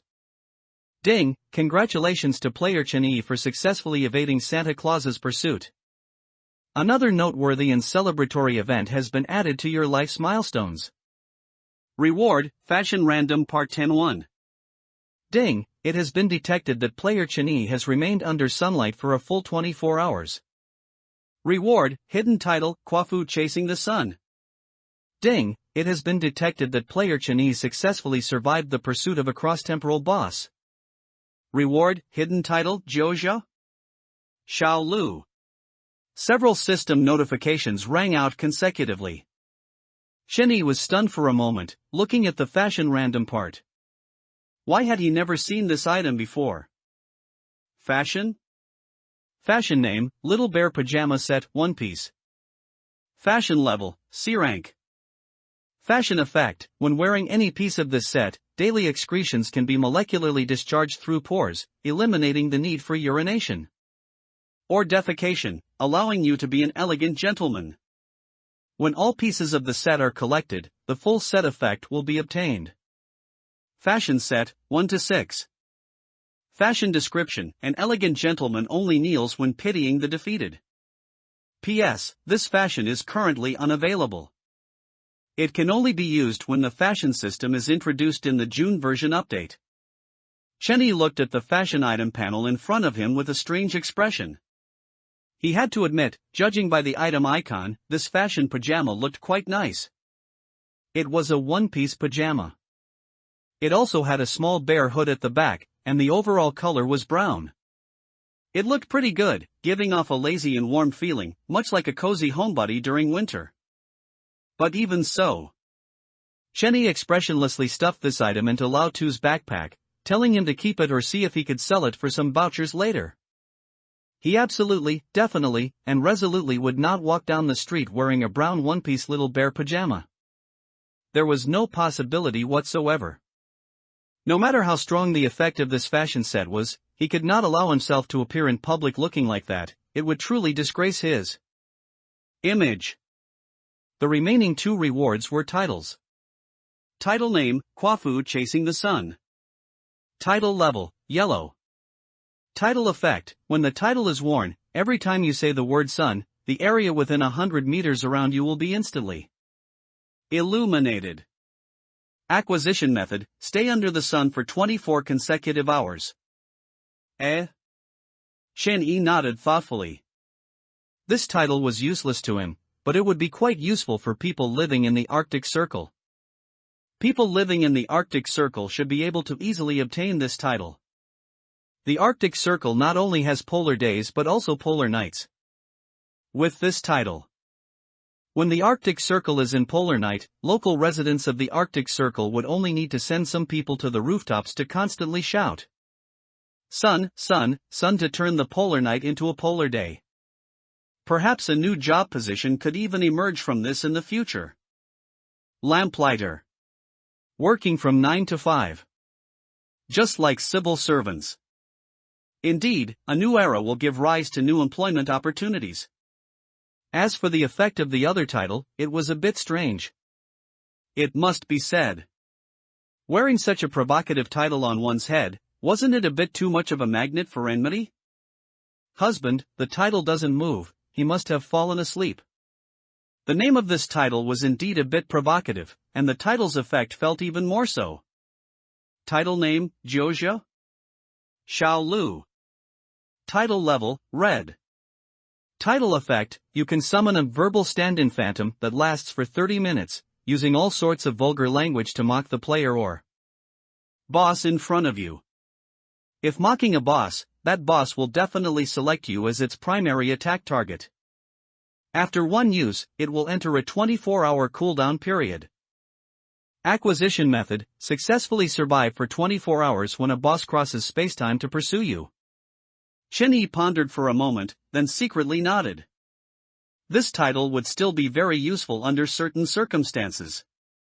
However, he roughly understood the title's level system. The title level system, from lowest to highest, is as follows: white, green, blue, yellow, purple, red, black, rainbow. A red level title was already considered among the strongest. It could be seen that the level of this title was not determined by its effect, but by the rarity of its acquisition. besides these 2 titles. Plus the title purchased from Little Elk. Title name, Helping Lonely Elderly. He now had nearly 11 titles. They were Fatal Strike, Invincible Under Heaven, Those Who Offend Me, Exterminate Their 9 Generations, Swarm Scourge, Peerless Under Heaven, Yay! We Bought a Car, Your Cars Are All Lame, God of Love's Lucky One, Kwafu Chasing the Sun, Joja. Xiao Lu, Helping Lonely Elderly. A full 11 titles, stacked on his head, were quite intimidating. Each title was about 40 centimeters high, so these 11 titles combined were already over 4 meters tall, taller than he was. It's worth mentioning that this title always remained above his body, meaning that even if he bent down to tie his shoelaces or stood on his head, the title would remain directly above his body. It wasn't like, if he bent down, the title would poke someone in the face. Or if he stood on his head, the title would sink into the ground. Lao Tu also had 3 more titles on his head. They were Kwafu Chasing the Sun, Joja. Xiao Lu, Helping Lonely Elderly. How to put it? Lao Tu sighed with emotion, then tightened his belt and looked up at the 4-meter-tall titles above Ege's head. We must never have enemies in the future. Otherwise, it's too conspicuous. It's like broadcasting our location in real time. All right. Chunny glanced around and had no intention of staying long. Let's go home first. Okay. 1 day later. Chen Yi and the others slowly returned to Salt City. Today was already May 24th. It's getting dark already. Lao Tu looked up at the sky. Finally, I can get a good night's sleep. This sleigh is good for everything, except it's a bit uncomfortable to sleep on. By the way, next time we modify it, can we add another bed? Chen Yi didn't speak. Instead, he parked the sleigh on the rooftop of their building in the community and looked at the global vehicle leaderboard. Rank 1 player, Chen Yi. Vehicle name, Mechanical Reindeer Christmas Sleigh. Vehicle level, C rank. Vehicle rating, 4630. Originally, his vehicle's base rating was only 1000. After this messy modification, it had reached a rating of 4630, an increase of exactly 3630 points. He glanced at the elk not far from the rooftop, lying on the ground, breathing heavily with a blank look in its eyes. The corner of his mouth twitched slightly, and he didn't speak. Could it still be called a mechanical elk? Couldn't he modify the vehicle's name himself? Then he looked at the 7th place on the global vehicle leaderboard. Rank 7 player, Zhou Zicheng. Vehicle name, Bright Pedal Bicycle.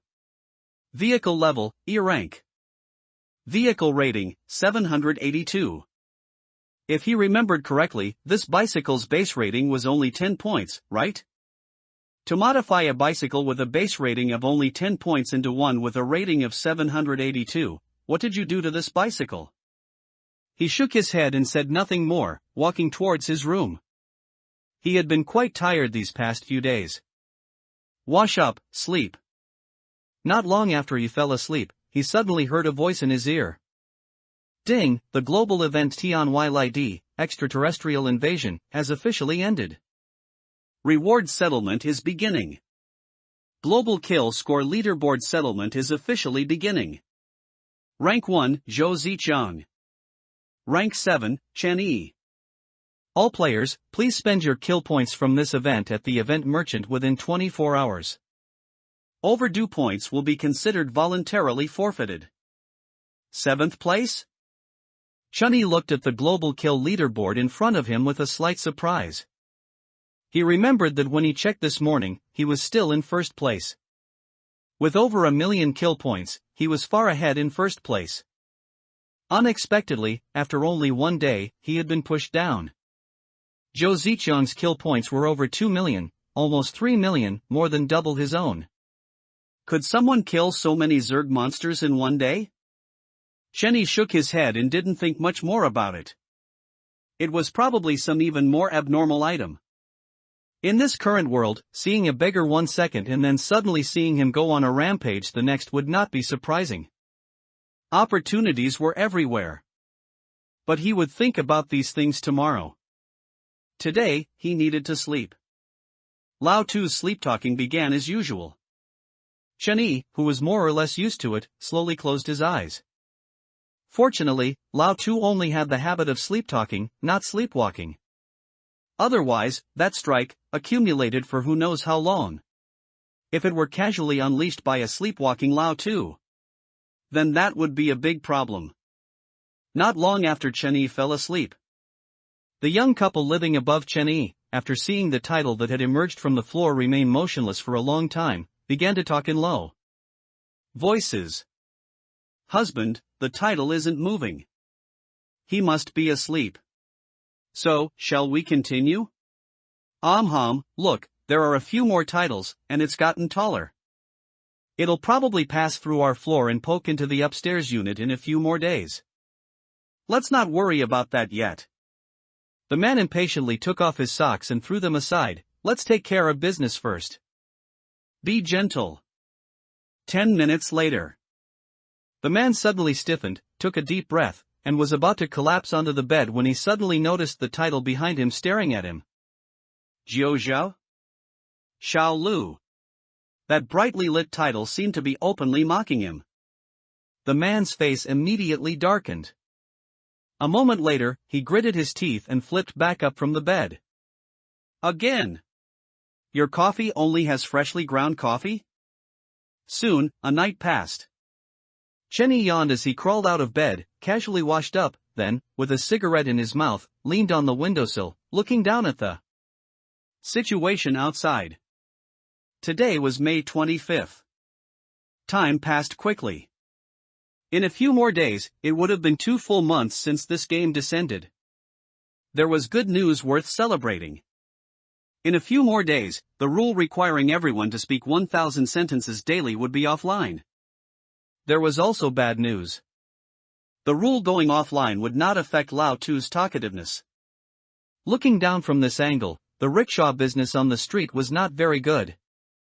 After all, not many people were willing to spend their precious vouchers to enjoy such a service. Everyone would rather let their legs get a little tired. However, some vegetable shops were doing well, as everyone still needed to eat. So far, all the vouchers in everyone's hands were basically obtained from the government. For example, sanitation workers, construction workers outside the city, law enforcement personnel, factory workers, and so on. Many positions could earn vouchers from the government. Hey, ego. At the same time, Lao Tu, who had also finished washing up, pulled out a 5-spice-flavored carrot from his pocket and stuffed it into his mouth.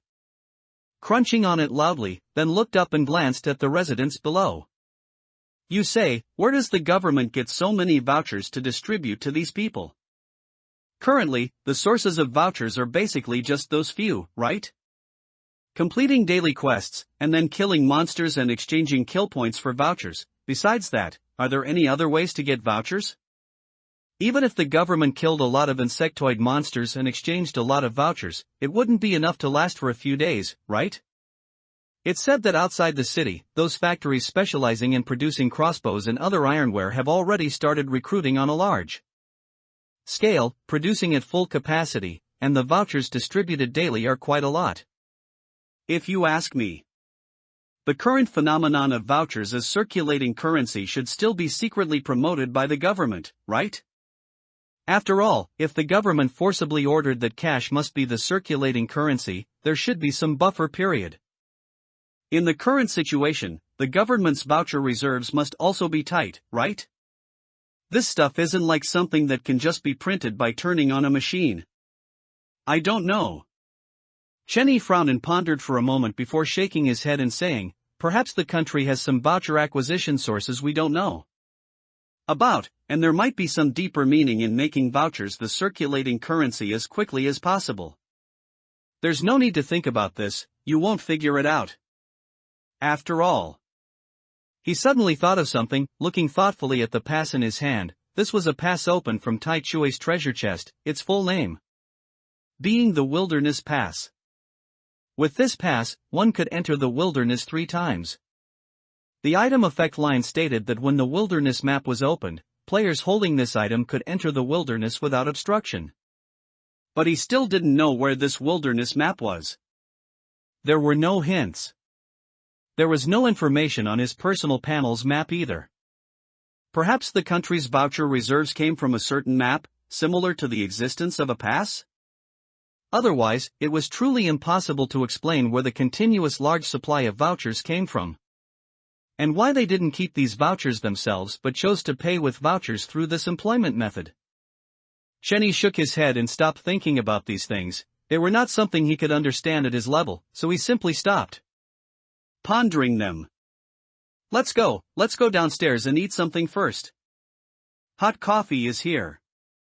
The street outside was still quite lively, looking no different from usual. Although not many shops were open, there were still scattered ones. And not far away, a coffee shop was enthusiastically shouting its wares.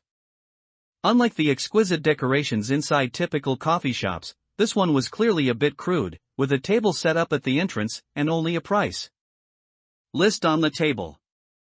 Freshly ground coffee is here, only 10,000 yuan per cup. The man's shouting was loud, and there were many people queuing at the entrance. The reason was simple. Because this was one of the few shops that accepted cash, everyone knew cash would be useless later, and although the price was far beyond the normal price of coffee, no one cared.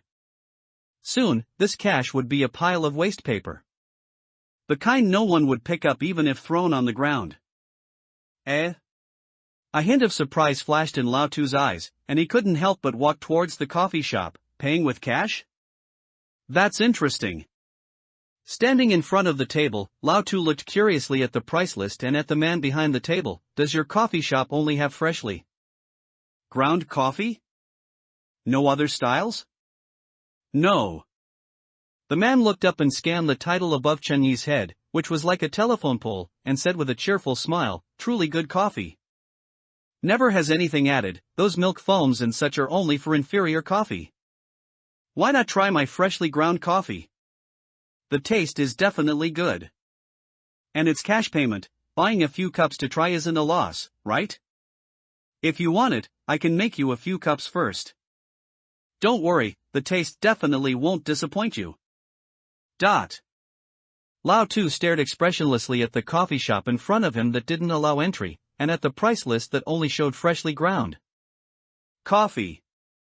For some reason, he suddenly had an extremely familiar feeling. This familiar feeling made a possibility constantly emerge in his mind. Egu. Chenny also stared at the man in front of him with a complicated expression, then turned his head to look at the crowd not far away who had just bought coffee and were squatting nearby, slowly savoring their coffee. For a moment, he didn't know what to say. What a profiteer. Lao Tu took a deep breath, staring at the man in front of him with a serious expression, saying word by word, I'm going to tell them that the coffee they're drinking is all produced by you using the have a cup of coffee skill. Before he could finish his sentence, the man in front of him instantly changed his expression, clapped his hand over Lao Tu's mouth, quickly called someone to guard the place, and swiftly invited both Lao Tu and Chen Yi into the coffee shop, standing behind the curtain with a bitter expression and speaking. Two brothers, how about this, according to the rules of the underworld? I'll give you two a hush money. How about it? What's the price? You name it. No need. Chen Yi shook his head, glanced at the 20 to 30 men inside the shop, standing in place and continuously making freshly ground coffee with cups in hand, his mouth twitching slightly. After a moment, he recovered and said with a complicated expression. Just answer two questions. First, why do you accept cash? Second, where did you get so many identical skills? The E-rank skill have a cup of coffee. Although low-level, it's not easy to acquire dozens of them, is it? After asking for monthly votes last time, the effect was very good, so I'm asking for it again today, hee. That title just exploded? The man in front of him stammered, glancing at the group of men queuing outside to have a cup of coffee, then looking up at the string of titles above Chen Yi's head that had already pierced the ceiling of the coffee shop. His voice trembled with a slight whimper. Brother, I really don't want to say it. But I'm afraid you'll just kill me. What should I do? After all, public safety isn't very good now, especially for someone like you, brother, whose title has poked through the roof. I can't afford to offend you. But I really don't want to say it. Tisk. Lao Tu, with a look of emotion, pulled a watermelon-flavored carrot from his pocket and put it in his mouth, staring at the man in front of him with strange expression. Do you want to hear what you're saying? It's truly been a long time since I've seen someone so honest. All right. Lao Tu beckoned, pulled out a claw knife from his pocket, gestured with it a few times, then looked at the man seriously. Have you made a choice? Yes. The man nodded solemnly, stepped aside, and pointed to a room not far away. This way, please. Cheney nodded slightly, seemingly casually taking the Christmas staff out of his backpack, leaning on it, and looking towards the room not far away. See through one layer of obstacle. There were no traps behind the wall. Only then did he slightly relax and follow the man forward. To be safe, he also took out the cigarette prop that could give him an invincible frame from his backpack and put it in his mouth. And he had Lao Tu follow behind him. It was strange, he didn't know how the Christmas staff's see through one layer of obstacle was determined. Logically speaking, a wall has more than one layer of obstacles. But it was directly judged as one layer of obstacle. Inside the room. After the man poured Cheney and Lao Tu a bottle of mineral water each, he hesitated for a moment before speaking. Brother, you just asked me why I only accept cash, right? I can say, let's all get rich together. But try not to let too many people know, otherwise everyone's interests will be harmed, won't they? Speak. Cheney leaned back in his chair, placing the Christmas staff horizontally in his lap. He took a preserved vegetable and braised pork-flavored carrot handed to him by Lao Tu, put it in his mouth, and crunched on it. The taste is pretty good. Right? Lao Tu triumphantly picked up the Santa Claus's feed box from his arms and shook it a few times, saying happily and contentedly, I can eat 10 a day. And the taste is quite unique. Phew. The man looked strangely at the two men in front of him. If it weren't for the overly eye-catching titles above their heads, which told him that these two men were the ones who slaughtered the insectoid monsters outside Salt City, just based on their conversation, they really didn't seem like experts. He took a deep breath, calmed himself down, and then began to explain. Everything that has happened in the past 2 months, both of you have seen. A game descended. The project team behind it calls themselves the Snow Sea Project Team, disrupting the original order on Blue Star. Making many people start collecting coupons by various means. Everything increasingly resembles a domestic web game, including titles, boss systems, skill systems, prop systems, and so on. But haven't you noticed that one of the most crucial systems of a domestic web game is missing? The pay-to-win system. At this point, the man couldn't help but excitedly wave his arms, starting to draw a blueprint. A web game without a pay-to-win system is like the West without Jerusalem. Therefore, I boldly predict the June version update will definitely include a pay-to-win system. Since there's pay-to-win, what will be used to recharge coupons? Gold? Jewelry? Or cash? My guess is gold and cash. One is a long-term currency, and the other is a current time-sensitive currency. I am intentionally collecting both, no matter which one. When the June version update introduces the pay-to-win system, I will be able to acquire a large number of coupons because of it. Even, pay-to-win to become a god. The man was clearly infected by the future scenes in his mind. His tone of voice grew more and more excited, and he couldn't help but stand up. Now those once glorious companies are collecting coupons, treating cash as worthless. But they don't know. This cash, when the pay-to-win system descends, will become an invaluable weapon. Lao Tu, who was originally sitting aside with his legs crossed watching the show, heard this and was bewildered for a moment. After forcefully swallowing the last bite of carrot in his mouth, he tremblingly lit a cigarette and put it in his mouth.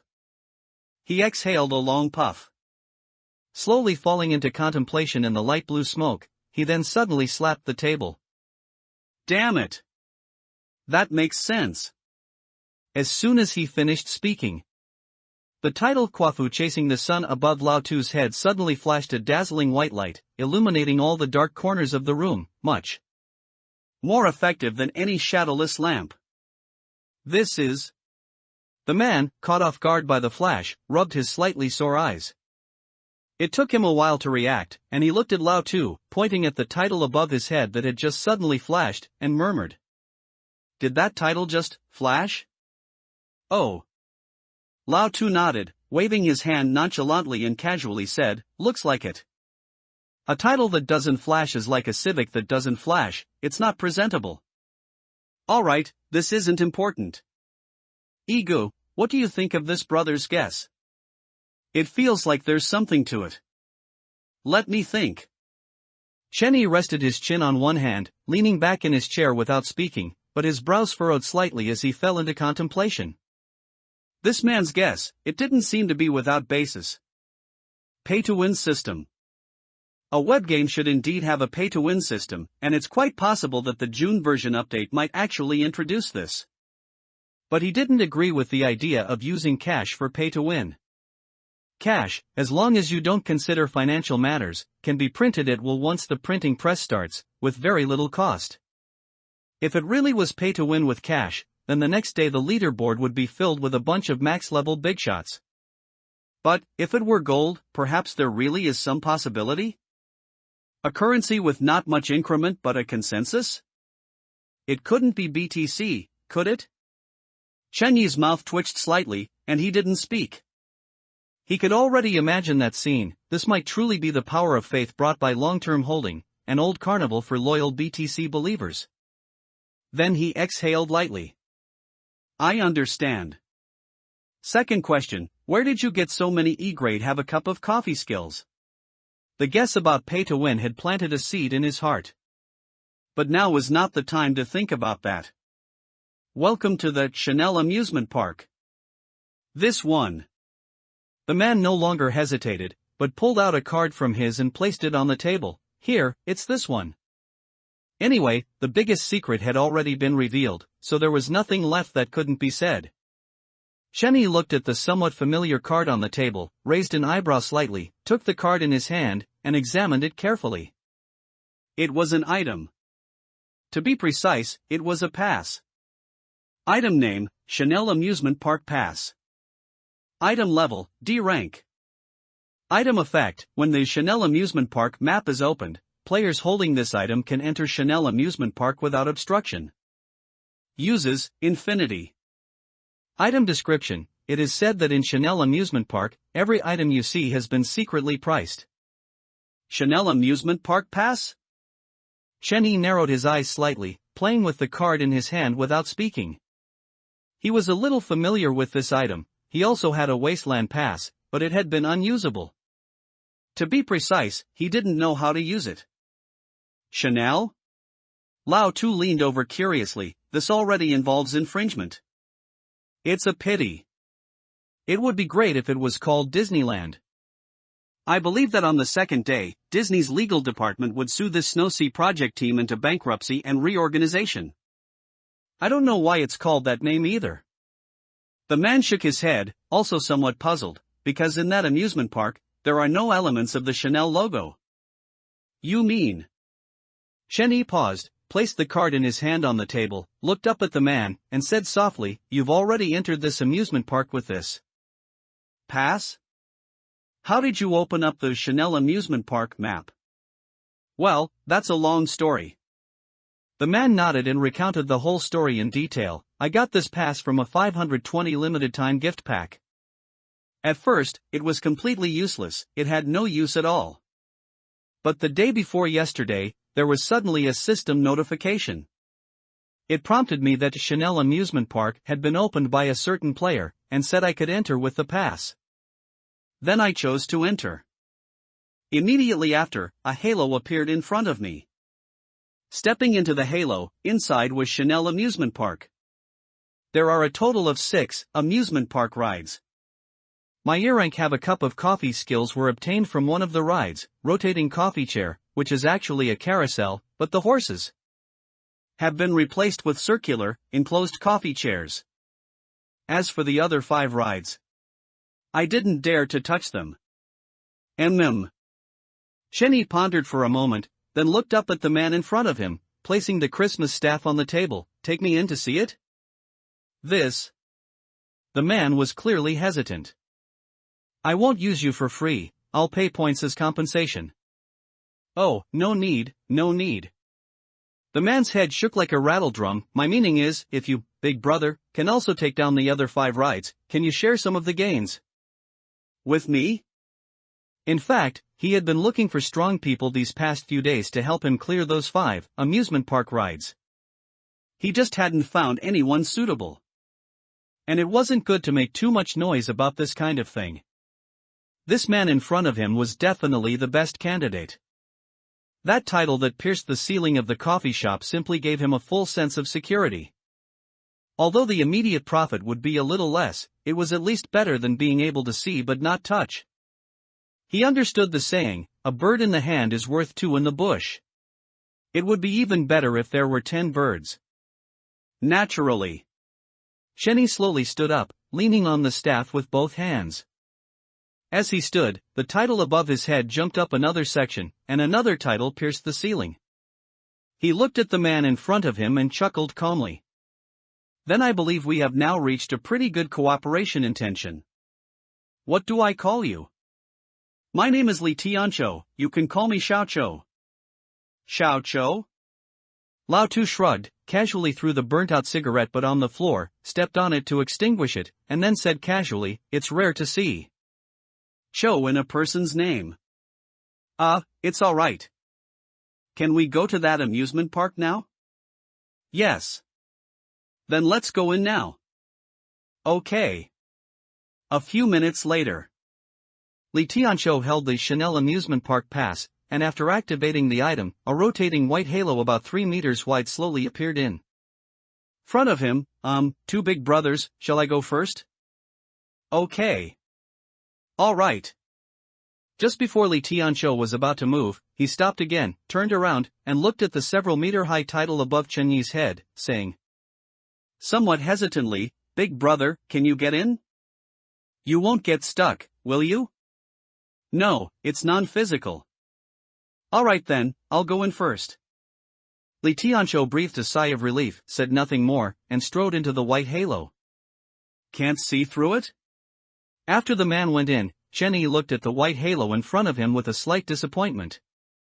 His Christmas staff's ability seemed unable to see through this white halo. What a pity. He originally thought that not being able to see through treasure chests was already bad enough, but he didn't expect that he couldn't even see through a white halo. Just an empty name. Let's go in. Chen Yi reached out to stop Lao Tu from taking more carrots from the feed box, sighing slightly helplessly, eat less, if you eat them all, what will the elk eat? I prepared fresh carrots for it, much cleaner than the carrots in this feed box that have added technology. What if it only likes carrots with flavor? Hey, it's fine, I'll get it some coffee-flavored carrots to eat, it definitely hasn't had them before. Follow me in first. Alrighty. After stepping into the white halo, Chen Yi first felt a sudden sense of weightlessness under his feet, which then flashed away, and he stood steadily on the ground.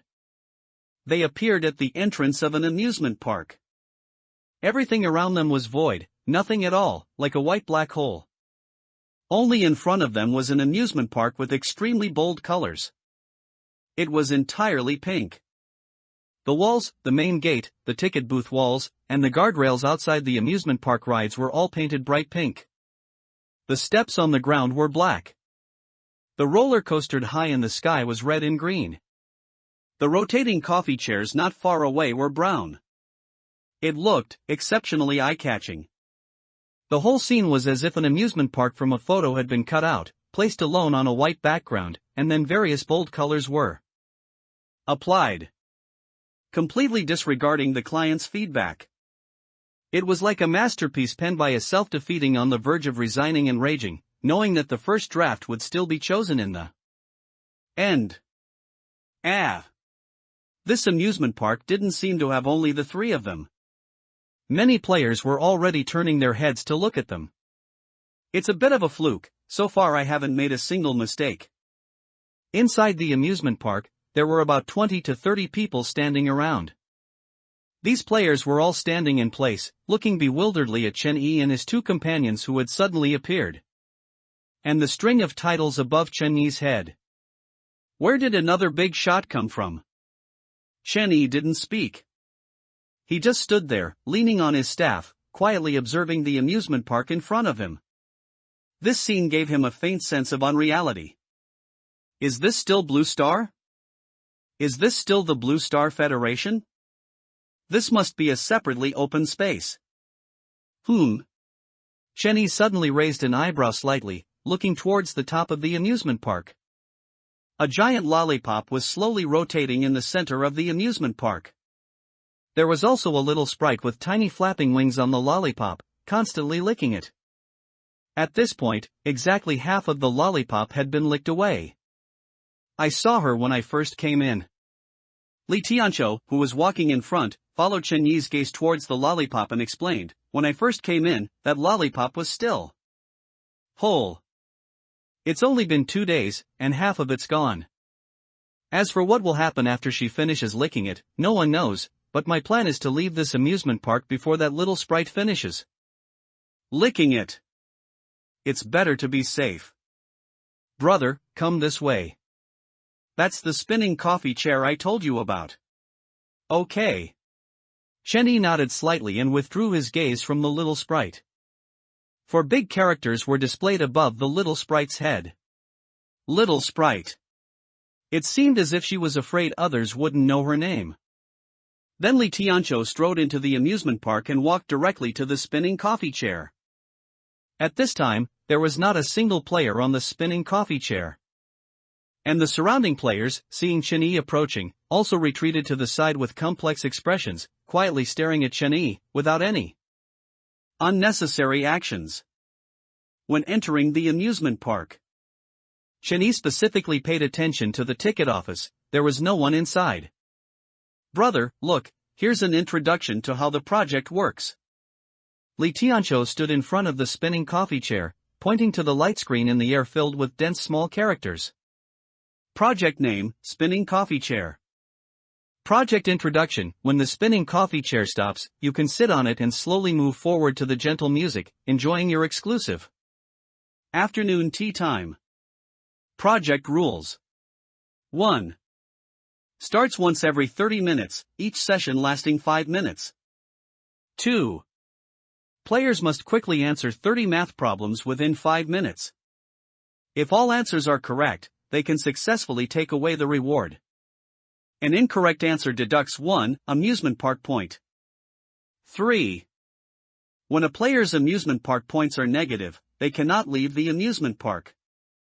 Project output. Each time you ride the spinning coffee chair, you will receive a specific skill fragment. That's it. This specific skill fragment is the E-rank skill Have a Cup of Coffee. I've ridden the spinning coffee chair many times here, which is how I've accumulated so many Have a Cup of Coffee skills. Grinding math problems? Lao Tu pulled a cheese-flavored carrot from his pocket and threw it into his mouth, chewing hard with a slightly troubled expression. Isn't this a bit too targeted at me? Do you get all 30 math problems right every time? Cough. Li Tianqiu coughed lightly with a clenched fist over his mouth, a hint of pride subtly revealed in his voice. To be honest, it's a bit of luck. I haven't made a single mistake yet. Actually, the math problems here are relatively simple. It's just addition and subtraction of numbers under 4 digits, multiplication and division aren't even involved. Generally speaking, it's very hard to make a mistake. Oh. Lao Tu nodded, turning his head to look at the other players watching the show. What about you guys? The spinning coffee chair is currently stopped, and it's about to start. Aren't you going to try it? As his voice fell. The dozens of players standing by, watching the show, exchanged glances and all took a step back, clearly few of them willing to go up. Only one tall man remained in place, having not retreated in time. He glanced at both sides of himself, was forced to meet Lao Tu's gaze, and awkwardly forced himself to speak. Big brother, I've always been bad at math since I was little. For me, this kind of thing is no different from an immediate execution. What's more, the reward for winning is mediocre, and if you lose amusement park points. It's really not worth it. Just let this brother have it. I heard he runs a coffee shop and needs this thing.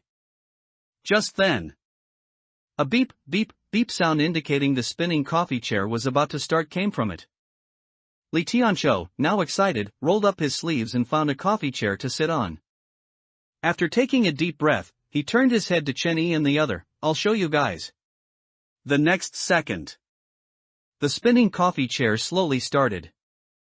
And the light screen that originally displayed the project's gameplay introduction instantly went dark. When it lit up again, a math problem had already appeared. 129 plus 239 equals? 10, 9, 8. Not a very difficult or unfamiliar problem. It was just addition and subtraction within 3 digits, belonging to elementary school test questions. One needed to provide the correct answer within 10 seconds, otherwise one amusement park point would be deducted. All players' initial amusement park points were 0. 368. Li Tianqiu's confident voice came from the coffee chair. And at this time, there were still 4 seconds left on the 10-second countdown. 328 to 123 equals?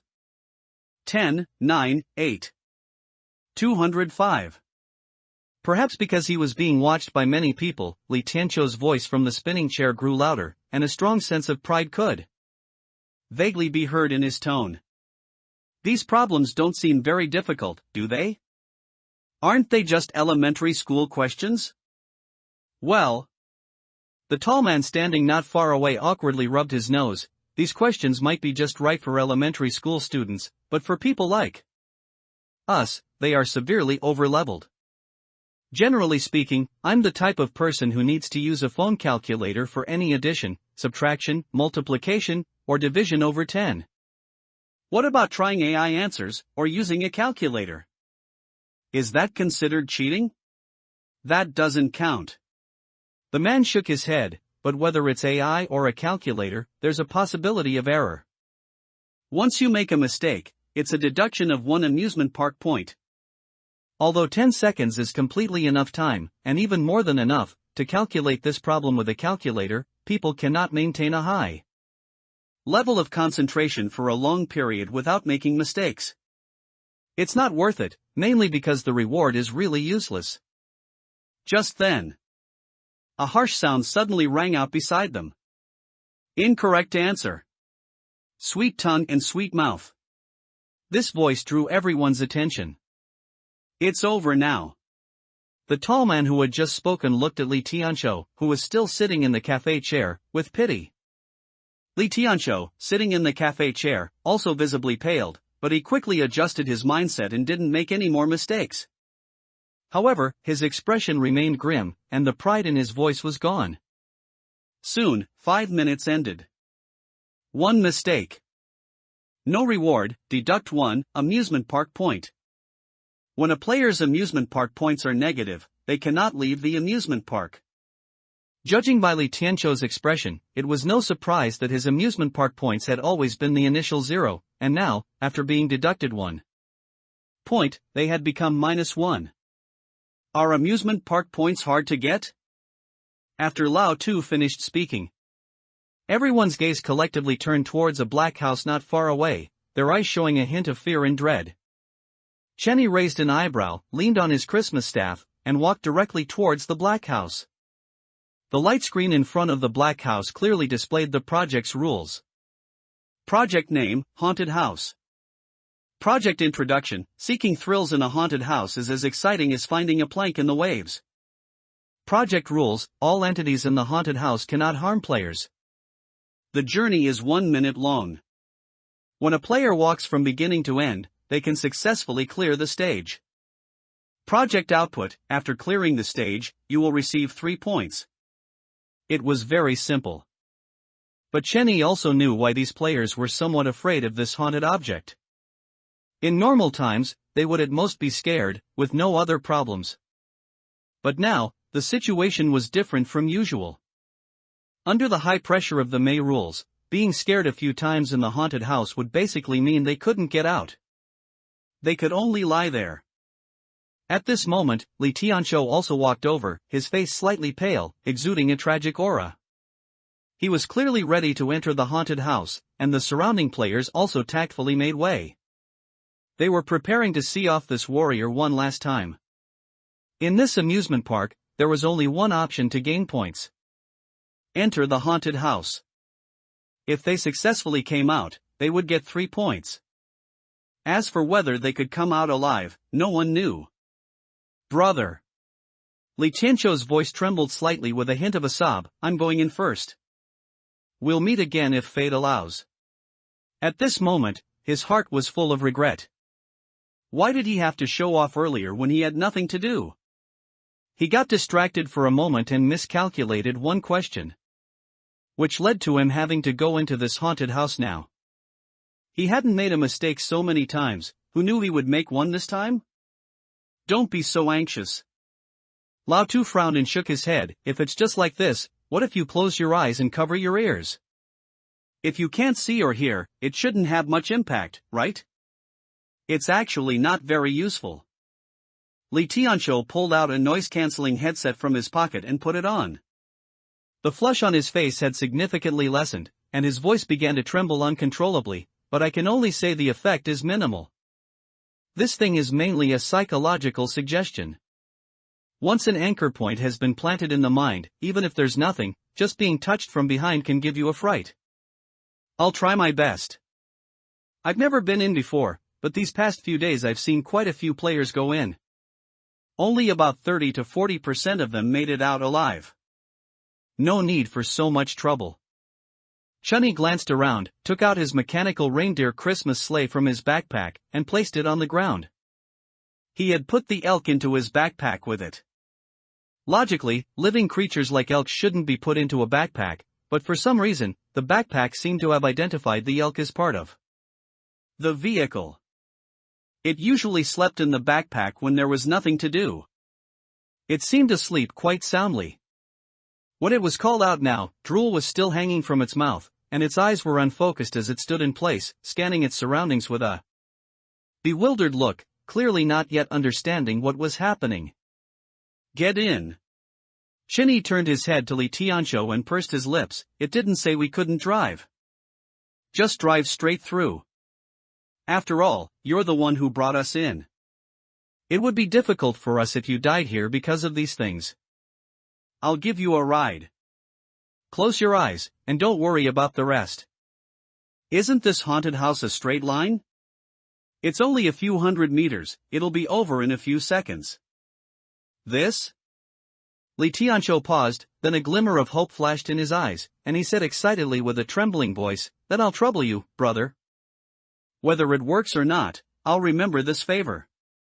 As his voice fell, Li Tianqiu quickly put on his noise-canceling headset, then pulled out a sleeping bag from his backpack and got completely inside it.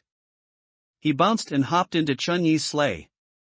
Then he took out an incense stick from his pocket and threw it deep into the sleeping bag, sealing the bag. Soon, deafening snores came from inside the sleeping bag. Ha! Lao Tu looked at Li Tianqiu's smooth movements with some surprise. Ordinary items couldn't be put into the game backpack, which meant that both the sleeping bag, the noise-canceling headset, and the incense stick should all be game items. And they seemed to be quite effective. He usually loved collecting these small, miscellaneous items. He never expected to meet a fellow enthusiast today. Quite smooth. Chenny nodded with emotion, then sat into the sleigh, turned the vehicle around, aimed at the haunted house not far away, took a deep breath, floored the accelerator, and charged straight through. Boom! 15 red tail flames instantly burst from the back of the sleigh. The next second, this somewhat peculiar sleigh erupted with a speed difficult for the naked eye to capture, charging straight towards the haunted house gate. It was almost in the blink of an eye. Lao Tu hadn't even had time to see what was inside the haunted house. He only felt as if his vision had momentarily gone dark before he reappeared outside the haunted house. And he also heard the prompt sound indicating that he had successfully cleared the haunted house and was rewarded with 3 amusement park points. Only. The accelerator seemed to have been pressed too hard. Chenny looked up at the giant lollipop that the elk had crashed into, which was now slowly collapsing, then looked down again at the elk's perfectly normal head, and couldn't help but smack his lips. So durable. The next second, the little sprite, who had been licking the lollipop, looked at the slowly collapsing lollipop in front of her, and the clarity in her eyes gradually gave way to bloodlust. Ding, little sprite has blackened into the demon due to the destruction of the lollipop. Note, the demon's attack method is idiom solitaire. Total of 30 rounds. If you don't connect within 10 seconds, you will die by rule. After connecting all 30 rounds, the demon will regain clarity and become little sprite again, and receive a special reward. As soon as the prompt sound in his ear fell, Chenny heard the demon, who had completely blackened and occupied the entire sky above the amusement park, roar angrily. Sweet-tongued and honey-mouthed. Consumptive rabbit, haven't you ever been to school? What is this? Chenny, who had already turned the sleigh around and was about to whip the elk, paused, momentarily unable to react. The boss's attack method was idiom solitaire? Wasn't this a bit too childish? How could a boss's attack method be idiom solitaire? Shouldn't a boss be more bloody and brutal? But the countdown in the void didn't stop, it had already begun. 10, 9, 8. Chenny didn't have time to think too much and blurted out without any hesitation. Eloquent. Idiom solitaire starting with mouth, was relatively simple, but now it should be the boss's turn to connect. What idioms start with river? Just as he was thinking, he suddenly noticed that the boss's bloodthirsty eyes turned to look directly at Lao Tu, and the countdown began to reset. And the idiom on the light screen in mid-air also changed to eloquent. This was actually an AoE boss? Chen Yi's mouth twitched slightly. He seemed to understand the boss's attack method now. This boss was an AoE attacker, meaning everyone had to take a turn each round? There were only so many common idioms, and there were dozens of people here. If dozens of people all took a turn, after 30 rounds, they would probably all be dead. Not a single one would survive. Just as he was about to remind Lao Tu about idioms starting with river, he saw Lao Tu suddenly stand up, raise his right hand, and shout loudly. The river dries up, the sea runs dry. Ha!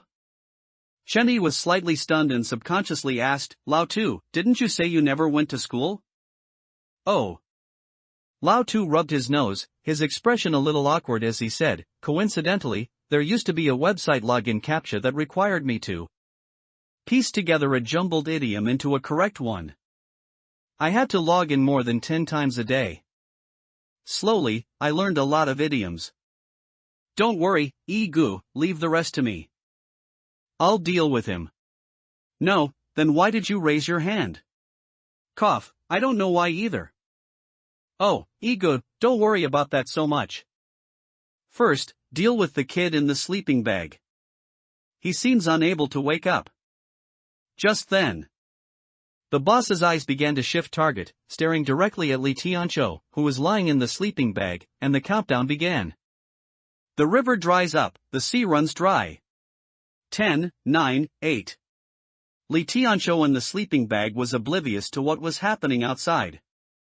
To get through this haunted house, he had used a sleep aid item and was currently snoring loudly in the sleeping bag. How could he know that his life had entered a 10-second countdown? It seems he's beyond saving. Lao Tu said with a touch of regret, there's nothing we can do. We can't answer for him. He's sleeping too soundly, he can't be woken up. Everyone has their fate. His fate isn't good. At this point, the countdown had already reached 5. The players standing not far from the haunted house also turned pale and cast their gaze on the large, white sleeping bag in the sleigh. Everyone knew Li Tianqiu was doomed. But what they cared about more was whether this boss would only attack the 3 people who hit the lollipop or if it would affect them all. Each person takes 1 turn, a total of 30 rounds. The tall man standing at the front of the crowd, his face grim, his voice trembling slightly with a hint of a cry, said, "I can accept any form of death, but I cannot accept dying due to insufficient knowledge. This cause of death is too humiliating. How will I face my ancestors after I go down? I've already passed the age of standing in the classroom corridor with my hands in my pockets, looking up, and reciting the preface to the pavilion of Prince Tang in one morning. When it's your turn later, try not to use idioms where the last character is too obscure, leave some room for each other to live." The people around looked at each other. Although there was still some fear and panic in their eyes, they reached a basic consensus: try not to use idioms where the last character was too obscure. And just as the countdown reached the final 2 seconds, Jiu Zhao? Xiao Lu? Chen Yi roared, and a faceless male phantom suddenly appeared behind him.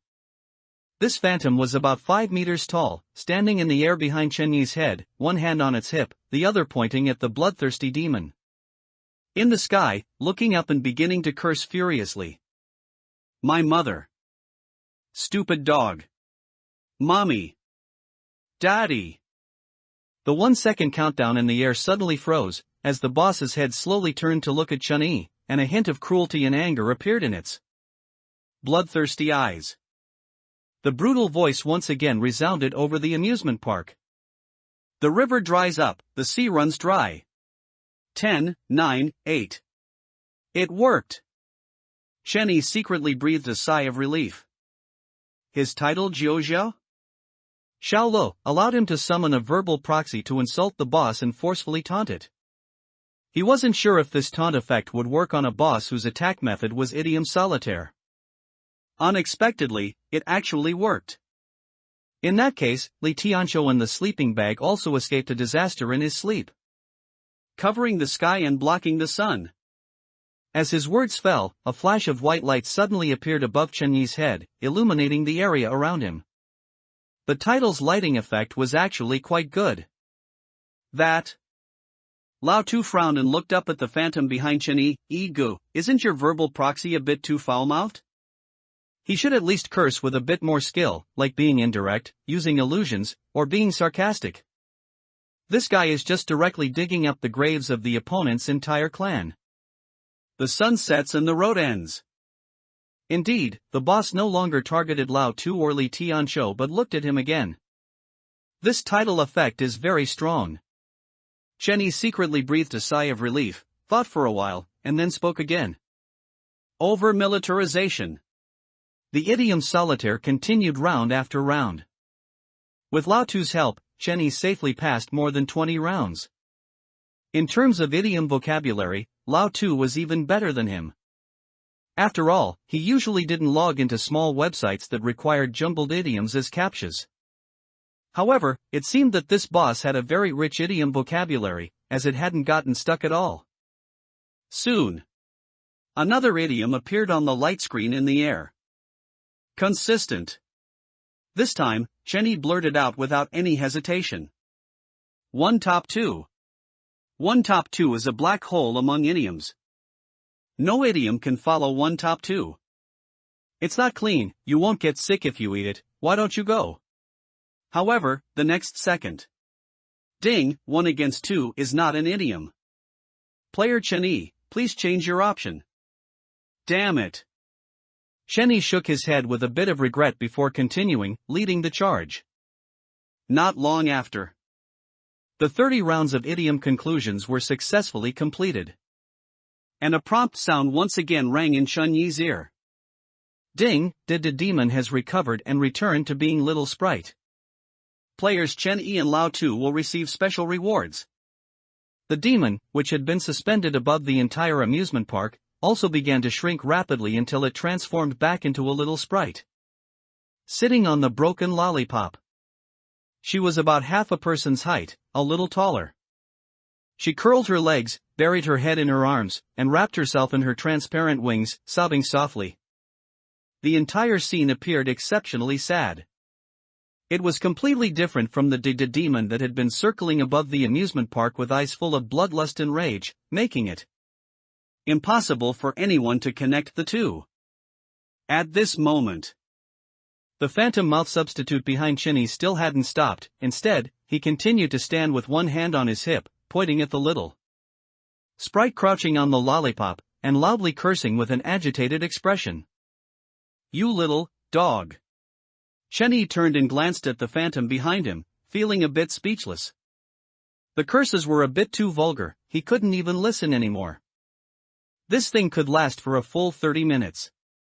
But thankfully, it could be manually turned off. Just as he chose to deactivate this tidal effect. The mouth substitute phantom wiped his mouth as if still unsatisfied, then slowly dispersed. Lao Tu watched the mouth substitute phantom slowly dissipate, and after it was gone, he couldn't help but exclaim with emotion, "I originally thought that his forced taunt attack was some kind of game judgment, belonging to the rules. Now it seems, it's entirely a physical level taunt. It's entirely through physical verbal abuse to taunt the enemy. It reminds me of when I used to play games and I typed for the Ramus support to taunt the enemy AD. That guy opened the public chat channel and outputted for a full 30 minutes. In the final team fight, all 5 of the opponents disregarded everything else and just wanted to kill Ramus. The next day, the public chat function was deleted. When the boss recovered, the players watching from not far away all breathed a sigh of relief. Everyone's hearts had been in their throats just now. Every time that boss said an idiom, they silently pondered whether they could follow up.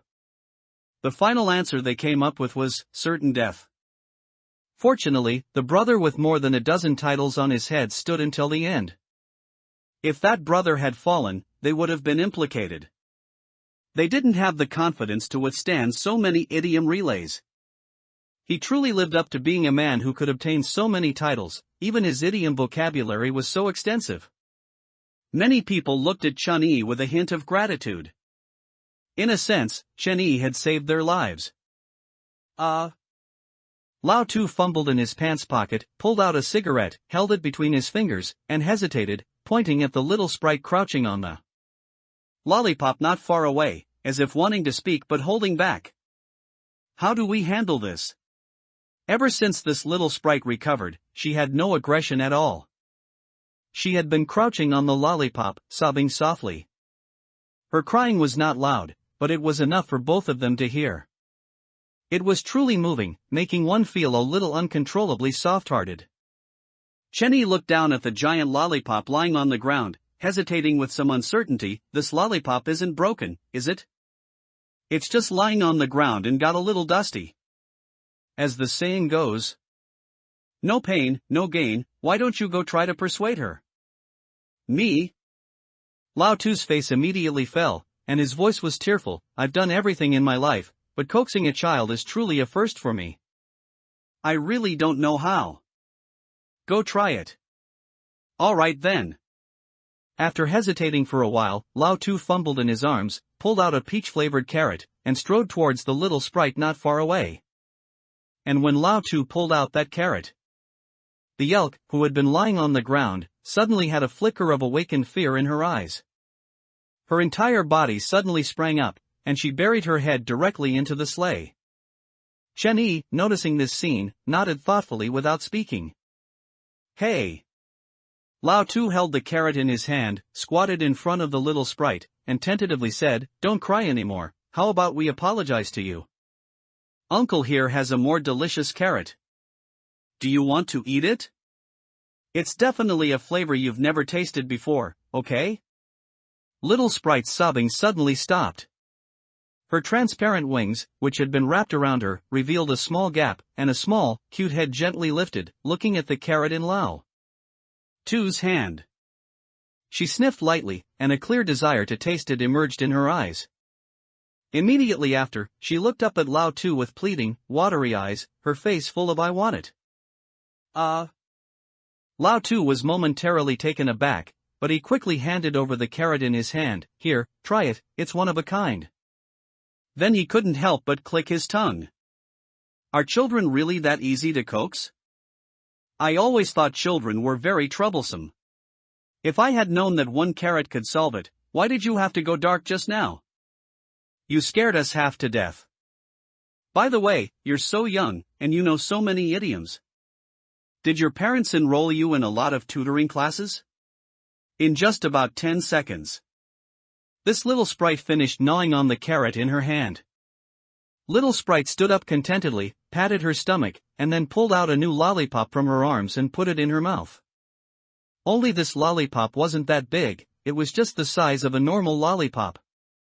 And she pulled out a small card, about the size of a bank card, from her arms, and with a serious expression, handed it to Lao Tu, patted her chest, and nodded heavily with slightly puffed cheeks. She appeared extremely serious. Item name, Little Sprite's One Joy. Item level, no level. Item effect, when you encounter a crisis, you can activate this card once, and Little Sprite will transform into the demon to help you attack the enemies in front of you. Item uses, 1/1. Item description, collect 3 Little Sprite's Joy to exchange for 1 Little Sprite's Mom's Joy. Immediately after, before Lao Tu could say anything else, this little sprite transformed into a phantom and disappeared from her spot. And a prompt sound once again rang in the ears of all players. Chanel Amusement Park will close in 3 hours. Players, please leave in time. Closing soon? Chenny raised an eyebrow slightly and looked at the players watching from not far away, saying loudly, "Are there any with negative points?" Among the crowd, 7 or 8 players, whose faces were originally pale and eyes filled with terror, heard this and their expressions immediately showed a glimmer of hope, and they shouted urgently. Me. Lao Tu, you go. Chenny casually pulled out a cigarette from his pocket, put it in his mouth, and said nonchalantly, knock them all out and throw them into the sleigh. Take them to earn some points. Those who don't have negative points, knock them out too, and let them earn some points to get some rewards from other projects. We can't take all these rewards ourselves. Let everyone earn some, don't let them go to waste here. As soon as his voice fell, all the players' faces immediately showed wild joy as they looked at Chenny, and they all shouted in unison with grateful eyes. Brother, you're awesome. Thank you, brother. If there's a next life, I'm willing to be your ox or horse. If we meet outside in the future, I'll definitely help if I can. Lao Tu pulled out a wooden stick from his arms, skillfully wrapped the tip with a towel, and slung it over his shoulder. He looked at the group of players still in celebration, his eyes sparkling with delight, and slowly began to grin menacingly. Thank you for nothing, we're all brothers. All of you, line up. You, that tallest kid, you stand at the very front. Thanks to boss, Little Bear is sleepy, for the Alliance Leader reward. Thanks to boss, Chin Chin don't be mad, for the 10,000 Chidian coin reward. Thanks to Brother Miyu, for the 6,500 Chidian coin reward. Thanks to boss, Long Fei Jiao Xiao, for the 3,000 Chidian coin reward, and boss, Destiny's Fate, for the 2,000 Chidian coin reward. Thanks to all the bosses, wishing you all good luck and great wealth in the year of the rabbit. Special limited title X1, Nayuki's TX1. Bang, bang, bang. Lao Tu, who was getting more skilled with each strike, knocked out all the players present with a single blow each, then stuffed them into the sleigh.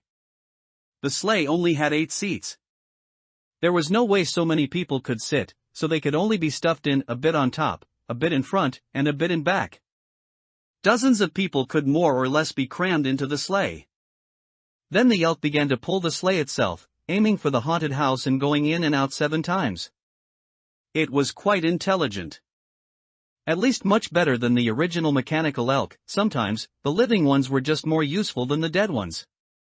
Meanwhile, Chenny stood in front of the haunted house, checking the special reward he had just successfully obtained for surviving against the demon. Ding, the demon has regained clarity and reverted to a little sprite. Players Chen Yi and Lao Tu will receive special rewards. Special Limited Title X1, Nayuki's TX1. Title Name, Idiom Solitaire King. Title Level, Blue. Title Effect, when you speak idioms, your voice will become powerful and resonant. Title Source, successfully cleared the Demon's 30 rounds of Idiom Solitaire. Shinny nodded silently, casually putting the title on his head. This title was useless, judging by its effect. It was basically on the same level as the eyes flashing with lightning title. As for Nayuki's tea, that was a bit strange. Item name, Nayuki's tea. Item level, E rank. Item effect, you can taste 12 different flavors of fruit tea. After 12 uses, this item will be automatically destroyed. Item description, do you know? Holding a cup of milk tea in your left hand and carrying a long blade to kill monsters in your right hand, that really looks cool. It was also a rather useless item. It seemed that perhaps the boss's threat level wasn't very high, which was why the reward given seemed a bit weak. Shinny pondered this as he brought the straw of the milk teacup in his hand to his mouth. Strawberry and mulberry, the taste isn't bad, just a bit too much crushed ice. And just then, the sleigh, which had circled an unknown number of times, finally stopped. Lao Tu, who stepped down from the sleigh, looked up at Shinny. Just as he was about to speak, he saw the milk tea in Ege's hand and felt a bit bewildered, subconsciously glancing around. Can food delivery riders even reach here? It's a system reward. Check your system notifications, you have one too. Really?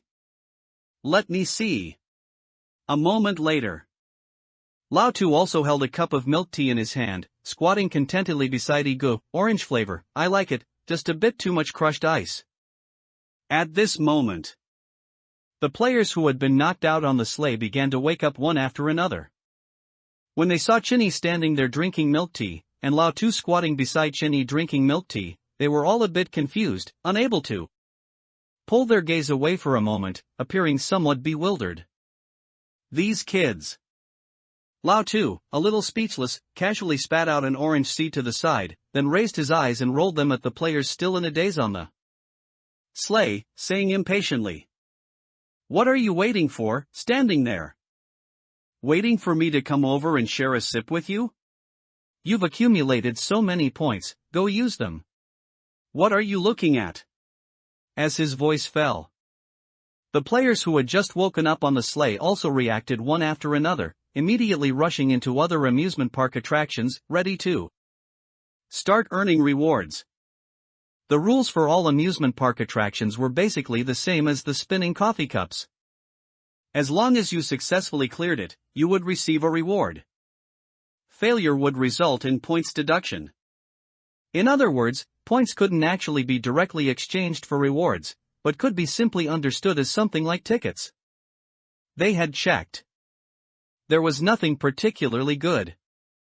But adhering to the principle of don't turn down freebies, Lao Tu still excitedly ran over and started to brush for rewards at each attraction. It was just a pity for Li Tianqiu, who was still lying in his sleeping bag, missing such a good opportunity to earn rewards, yet still deep in slumber. 3 hours later, Chen Yi and his group left the amusement park before the countdown ended. And upon their departure, the players who had received Chen Yi's kindness also looked at him with grateful expressions, continuously thanking him and proclaiming that if they ever met again and he needed their help, they would certainly lend a hand. Chen Yi didn't pay it much mind, just waved his hand and left. They were all from who knows which corner of the world, entering this amusement park. It was hard to say if they would ever meet again, and he didn't expect any repayment. But the rewards were there, and it would be a waste not to take them. It didn't take much effort, it was just a small favor. As for Li Tianqiu, he still hadn't woken up, still in his sleeping bag. They left Li Tianqiu in that coffee shop, explained the situation to the group of coffee grinders under Li Tianqiu, and then left. When they walked out of the coffee shop, the sky had already turned to afternoon. The sun was already beginning to set. Phew! Lao Tu, standing on the street, looked at the crowd, pulled a cigarette from his pocket, put it in his mouth, and with a sense of emotion, smacked his lips as he felt the somewhat hot air around him. The weather is getting hotter and hotter. Chenny nodded, also pulling a cigarette from his pocket and about to put it in his mouth, when he suddenly saw a black dot in the distance rushing at an extremely fast speed from above the city towards its interior. The speed of movement was the kind that was intermittent. Looking closely, the black dot moving at an extremely fast speed was clearly a lightly dressed lowly, and following behind the lowly, also moving intermittently, was a muscular man over 2 meters tall. The two were like quantum entanglement. Pulling and tugging, they rushed from the outskirts towards Salt City at an extremely fast speed. Who else could these two be but Tai Chue and that lowly? So far, he had only seen these two possess such a combo skill. Although they had no vehicle, they surpassed vehicles. It could be said to be a higher level than sword riding flight, human riding flight. Perhaps the 12 titles that remained constantly lit above Chen Yi's head were truly eye-catching in the crowd. Looking down from high altitude, they were as conspicuous as the airport's navigation lights. The brother and sister, who were originally rushing towards the city interior, actually turned around and swooped directly towards Chen Yi and Lao Tu. Snap! With a flash before his eyes, the lightly dressed lowly was directly thrown by Tai Chue from midair in front of Chen Yi. Just as she was about to touch the ground, Tai Chue's figure reappeared out of thin air beneath the lowly's body. He landed steadily while also catching the lowly unharmed on his shoulder. What a combo skill! I really should give you 2 spacesuits. The mission of exploring the edge of the universe will be entrusted to you. Chen Yi silently grumbled to himself. Egu, something happened. The lowly, sitting on Tai Chue's shoulder, looked at Chen Yi with a slightly anxious expression, waving her hand and urgently saying, "There's a problem in the suburbs." Having said that, no one stipulates that Blue Star cannot have children. Lao Tu silently extinguished the cigarette in his hand, threw it under his feet, and pointed to the enforcement bureau patrolling not far away. "See that? Go to them if you have a problem. It's no use if you come to us either." "No." The little lowly jumped off Tai Chue's shoulder in a hurry, looked up at Chen Yi with an anxious expression and said, "Have you ever cooked instant noodles?" "Yes." "Then you must have made poached eggs, right? A piece of ground outside the suburban area has cracked open like a poached egg that's been cracked in the middle." It took Chen Yi a while to understand, and he couldn't help but twitch the corner of his mouth slightly. What a convoluted metaphor. I think I understand. You mean a piece of ground has cracked open? Aha. Like a poached egg? That's right. Got it. Chen Yi took the sleigh out of his backpack and threw it on the ground. "Let's go, take the sleigh and go take a look together." "This?" The little lowly stared at the sleigh and said hesitantly, "This should be the mechanical reindeer Christmas sleigh on the global vehicle ranking. Right? Is this thing fast? How about I take you guys? I'm a bit faster." "No need, get in, just point the way." "All right." The sleigh carrying Chen Yi and his group slowly ascended, floating in the sky above the city, and slowly adjusted its direction to aim at the mountain the little lowly was pointing at. The next second, it was as if time stood still. The surrounding scenery rapidly blurred and sped past backward. After only about a dozen seconds, the sleigh hovered above a large mountain. "Here?" Chen Yi sat on the sleigh, leaning out to look down, and saw that the plain at the foot of the mountain below indeed showed signs of cracking. A crack, a full 3 meters wide and nearly several hundred meters long, suddenly appeared on the plain. And this crack was still continuously expanding. It looked extremely strange. "This is it." The little lowly's expression was clearly anxious and worried. "It wasn't this big when we left. If it keeps going like this, I feel like it won't be long before the continent under our feet is split in two." "Really?" Lao Tu, not entirely in agreement, pulled out a chocolate-flavored carrot from his pocket and popped it into his mouth, chewing it with a crunch. No matter how you look at this thing, it's like giving birth.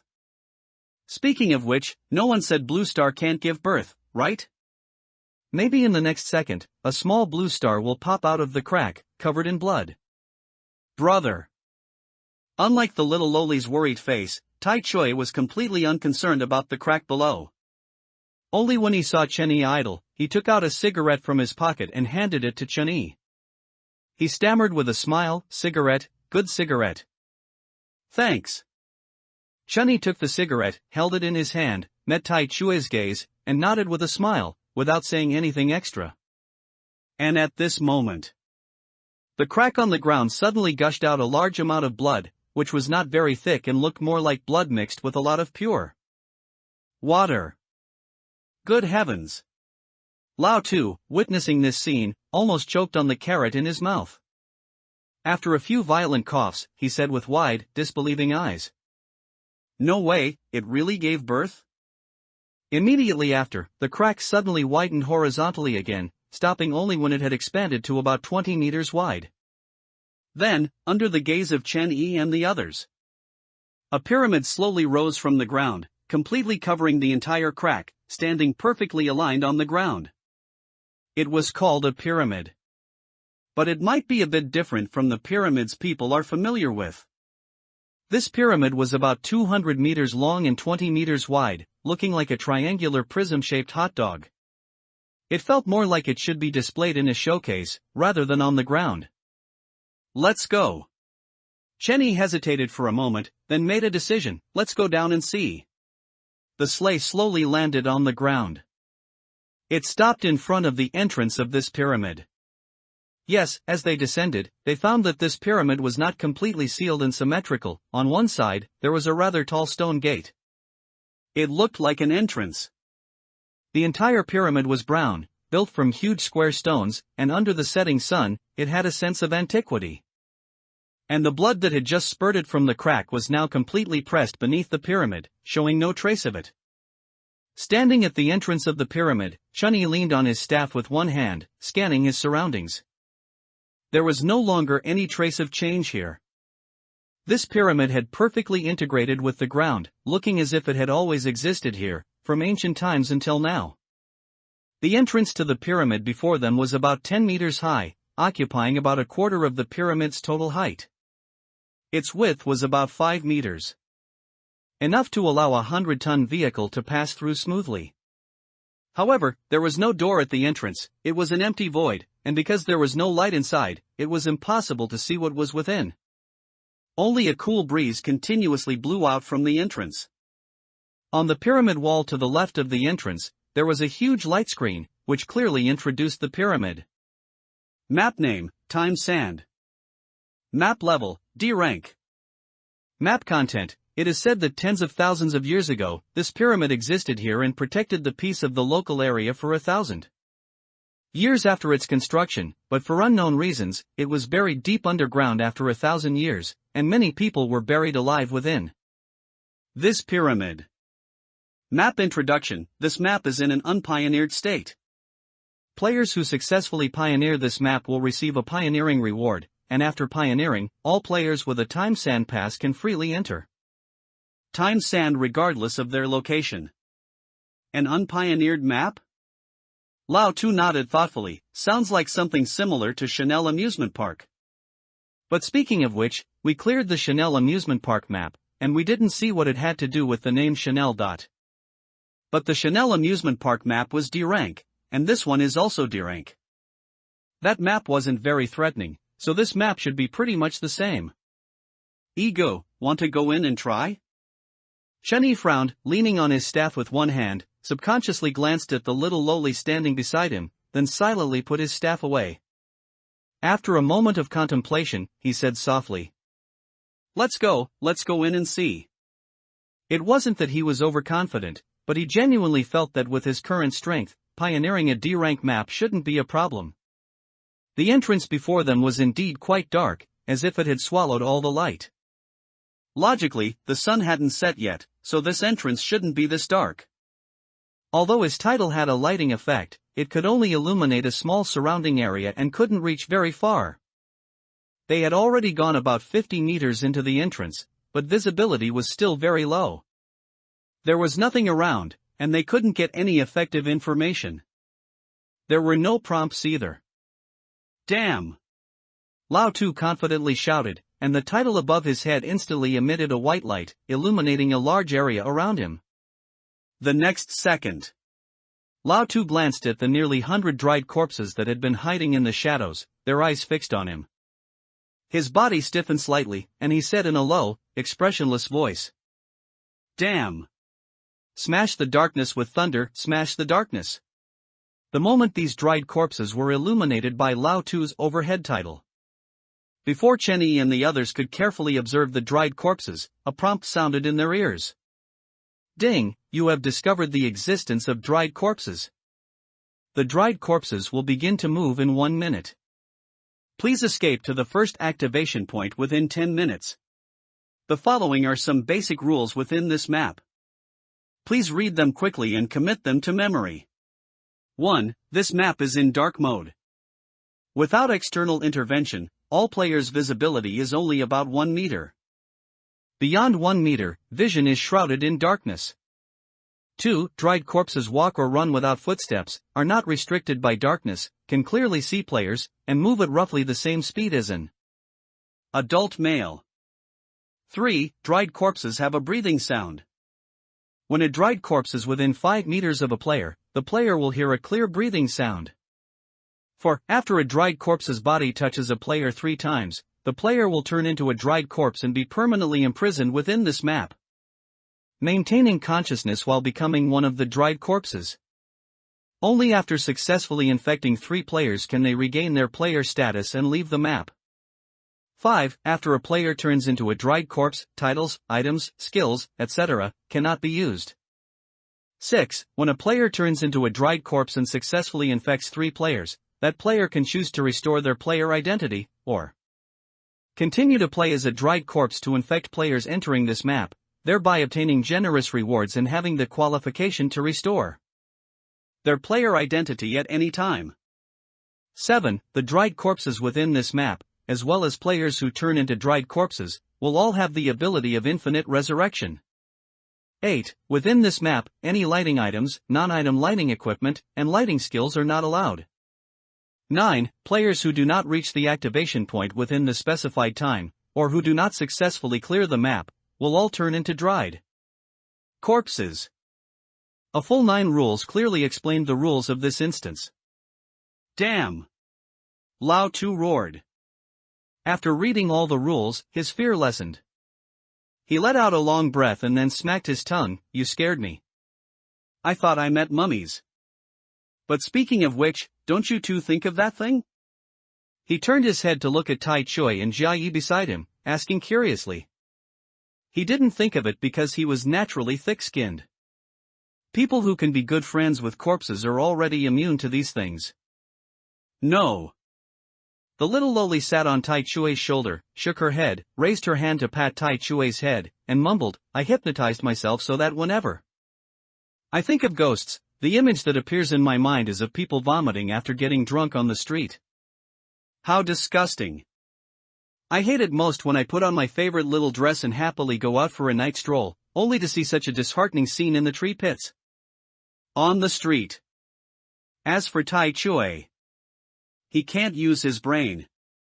His head hurts whenever he thinks, so he can't think of these things at all. He.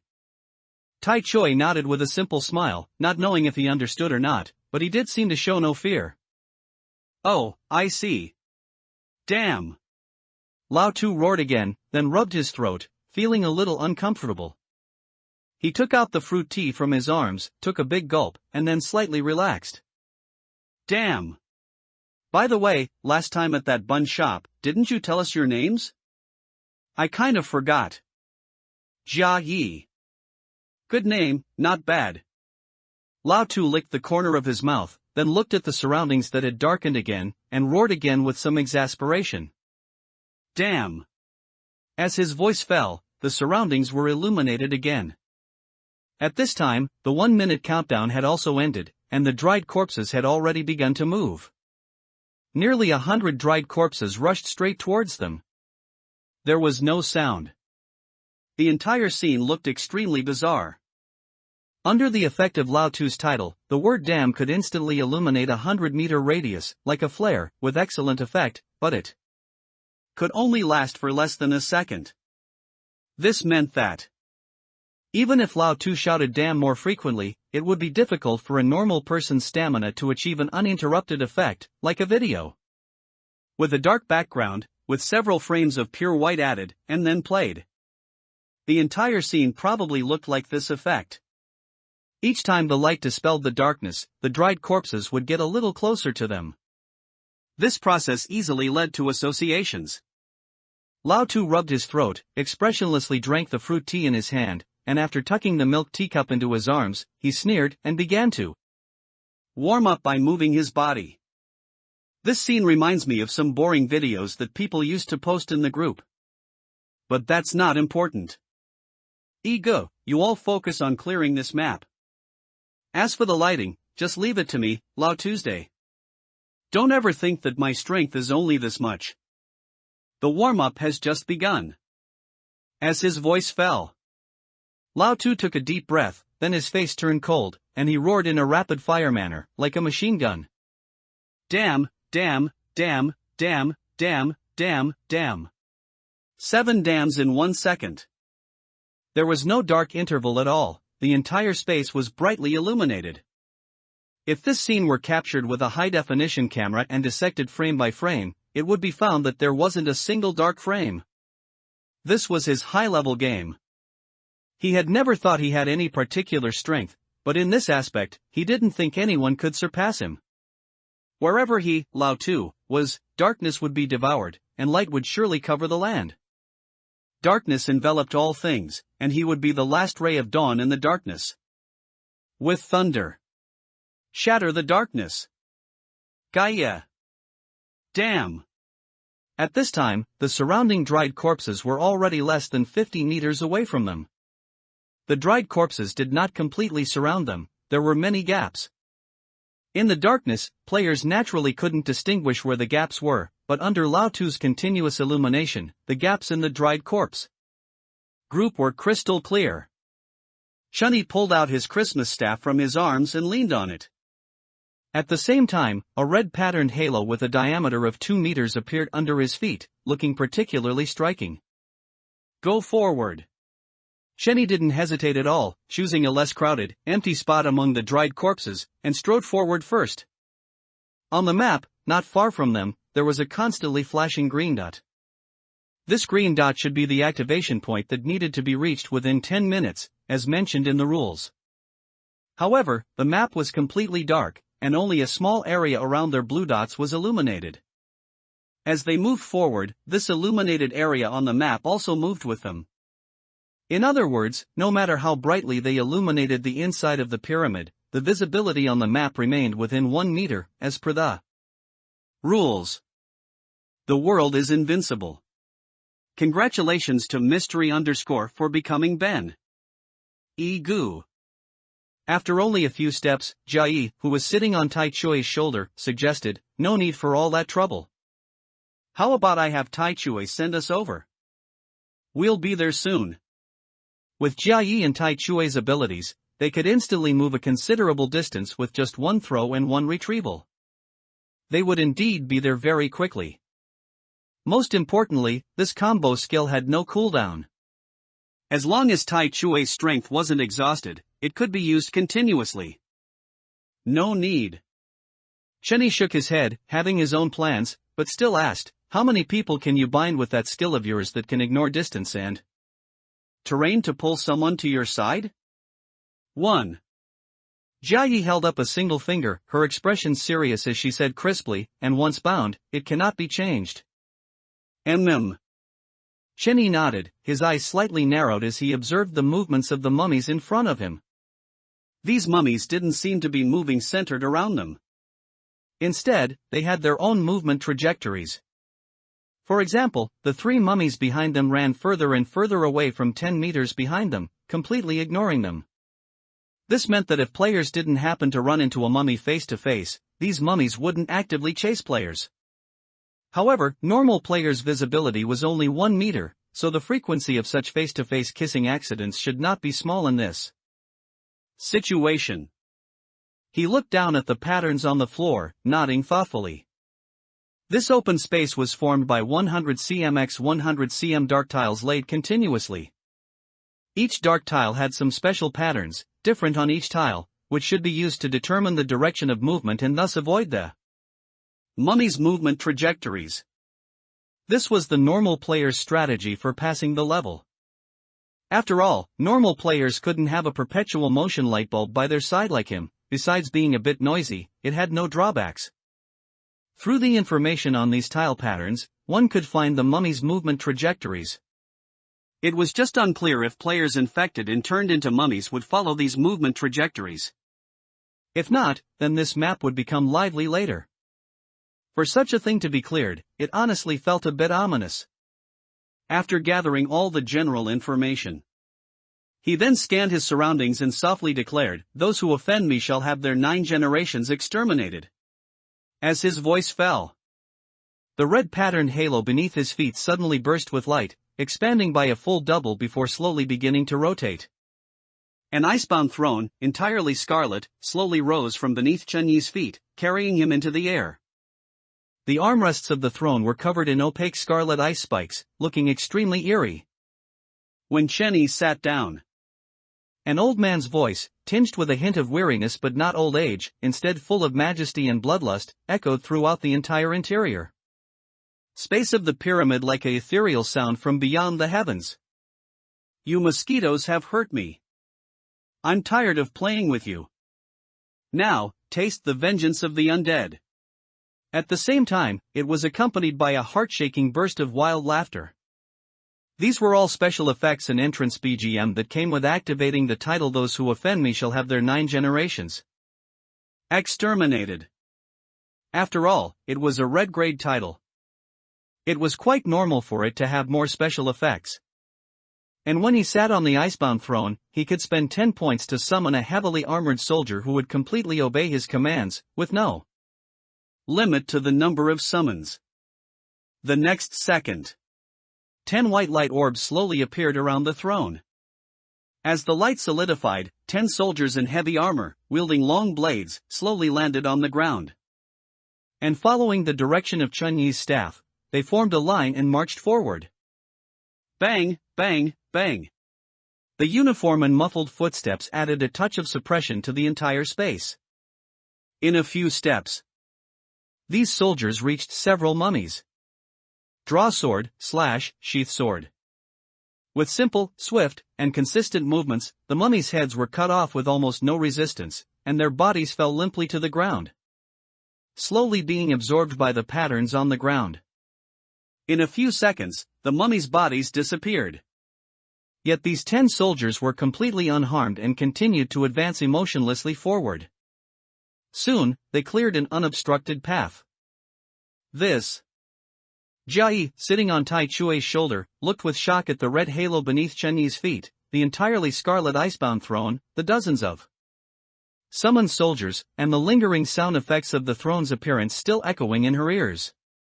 Her eyes slightly unfocused, she looked at the expressionless Chen Yi sitting on the throne and murmured softly, "What's with this feeling of being both embarrassing and cool? Damn." Noticing Jia Yi's subtle expression, Lao Tu, standing beside the throne, also felt a sense of shared glory and excitedly pumped his fist, shouting, "Damn! Roar!" Infected by Lao Tu's emotion, Tai Chui also laughed excitedly, grabbing Jia Yi's legs in his hands and lifting her into the air, spinning her forcefully like a shot put. Roar, roar, roar. After a moment, Jia Yi, having stopped, let out a light breath, tidied her bangs, and nonchalantly continued to sit on Tai Chui's shoulder as if nothing had happened. "It's okay, she's used to it." She comforted herself vigorously in her mind. Tai Chui wasn't very bright, and to get him to cooperate with her for their combo skill, she had to use some deceptive methods. She had tricked Tai Chui into believing that spinning her by her legs was a very intimate game that she loved to play. This ensured that Tai Chui would throw her out at critical moments. But clearly, there were some side effects, like Tai Chui seemed to be addicted to this game. Having such a brother, she considered herself unlucky. Soon, all the mummies on the path from the throne to the first activation point had been cleared. No matter how many times the mummies attacked the soldiers, they couldn't convert them into mummies. It seemed that summoned creatures or puppets and similar existences could not be infected and turned into mummies. However, the mummies revived very quickly, again moving in a certain direction according to their movement trajectories, but under the protection of 2 rows of 5 soldiers each. The section of the road from the icebound throne to the first activation point became unobstructed. So, he had basically obtained all the information for the first stage. And at this moment, Jia Yi, already sitting on Tai Chui's shoulder and having successfully reached the activation point, turned her head to look at Chen Yi, who was still sitting on the icebound throne 100 meters behind her. She waved and tilted her head, asking loudly with some confusion, "Ego? Aren't you coming?" Chen Yi sat on the icebound throne, expressionless and silent. The situation was a bit awkward. The soldiers he summoned could only exist while the throne existed. But the problem was that the throne couldn't move, and when he got up and moved, the throne also moved, and these soldiers disappeared, so the originally unobstructed path was no longer unobstructed. If it was just Lao Tu, it would be fine. But the problem was there were 2 other pairs of eyes watching him, and he didn't want to put himself in too embarrassing a situation. After a long silence, Chen Yi slowly rose from the throne with a calm expression, leaning on his staff with one hand, his feet on the red patterned halo, and looked at the activation point not far away, softly saying, "Invincible under heaven." The next second, a translucent, supreme yellow staircase, starting from the throne and ending at the activation point, spread wildly. He paused slightly. Then, leaning on his staff, with a faint smile playing on his lips, his figure straight and one hand in his pocket, he stepped onto the staircase that had appeared out of thin air, walking steadily and rhythmically towards the activation point step by step. The moment Chen Yi stepped onto the staircase, the throne behind him also slowly turned into scarlet fragments and disappeared from its original spot. And at the same time, a dark blue electric light suddenly flashed in Chen Yi's eyes, making him appear even more mysterious and aloof. Combat power can be lacking. Special effects must be maxed out. P.S. Congratulations to Boss Mystery _ for rewarding 100,000 Shidian coins, becoming the second alliance leader of this book. Thank you for your support, boss. You were very supportive in the last book, and I didn't expect you to be even more supportive in this one. I'll add more chapters when it goes on sale. Thank you very much, I can only repay you by adding more chapters. And thanks to Boss My Lord Ammonius for rewarding 5,600 Shidian coins, and Boss Kens for rewarding 2,000 Shidian coins. Thank you all for your support, and by the way, I'd like to ask for monthly votes. Cough. PS2, typos will be corrected after posting. 1 minute on stage, 10 years off stage. Ding. All players have arrived at the first stage activation point. Please proceed to the second activation point within 10 minutes. Let's go. Chen Yi stood still, one hand in his pocket, leaning on his cane, and casually looked at Jia Yi on Tai Chui's shoulder. Ah. Oh, okay. Jia Yi, momentarily flustered, felt her ears flush slightly and stammered her response, her gaze flickering uncertainly. When Chen Yi and the others all stood at the activation point. Bang! A moderate sound, like a muffled fart, exploded in the space, and then the darkness in the entire space instantly receded, and light from an unknown source illuminated the entire space. Chen Yi also took in everything around him. The activation point they stood on was a cylindrical pillar about 1 meter high from the ground, capable of accommodating dozens of people simultaneously. The pillar was covered in patterns, giving it a touch of mystery. The entire space was roughly the size of 4 football fields arranged in a 2x2 configuration. As they stood on this pillar, the dried corpses below suddenly stopped in their tracks, uniformly turning their heads to look at Chen Yi and the others, their eyes beginning to glow red. The next second, without any hesitation, these dried corpses rushed towards Chen Yi and the others in unison. At the same time, the light in the entire space instantly vanished, and darkness once again enveloped the land. In the instant before darkness descended, their last image was of those dried corpses rushing towards them in unison. Darkness descended once more. No sound was heard, no dried corpses were seen. But everyone knew in their hearts that a group of dried corpses were rushing towards them in the dark. Moreover, this time these dried corpses clearly no longer had a fixed trajectory, but instead had a very clear target, them. Their visibility was once again restricted to only 1 meter. What changed with it was the pillar beneath their feet, which suddenly began to tremble slightly. Immediately after, a four-sided enclosed passage made entirely of stone bricks slowly rose from the ground, appearing before their eyes, with the entrance directly in front of them, flush with the pillar's base. The entire passage was on an upward incline. According to the instructions for the second activation point on the map, the meaning was clear. Run! Chen Yi did not hesitate, taking the lead in being the first to enter the passage. The passage was full of stairs. Each step was about half a meter wide and 20 centimeters high, making them relatively large steps. Fortunately, there was no moss or anything on the steps, making it difficult to slip. Damn! Lao Tu let out a hurried low growl, then quickly lit a cigarette and put it in his mouth, taking a few hurried puffs and growling a few more times. Glancing at the dried corpses rapidly chasing them from below the pillar. After muttering a curse, he quickly darted into the passage to keep up with Ege's pace. He wasn't cursing the dried corpses for chasing so closely. He just found the dark rule of this map too disgusting. Although he was a chatterbox, it didn't mean he liked to talk all the time, especially constantly repeating a single syllable with no literal meaning. It didn't even give him time for a smoke. Fortunately, he had practiced this point diligently. Lighting a cigarette, inhaling, and exhaling took only 0.7 seconds, allowing him to squeeze in a puff between two dams. This skill was not much simpler than lightspeed QA. This was the meaning of effort. 1 minute on stage, 10 years of practice off stage. The height of the passage was not low, at least, even with Tai Chue's height, he could advance unhindered. It was just a bit oppressive.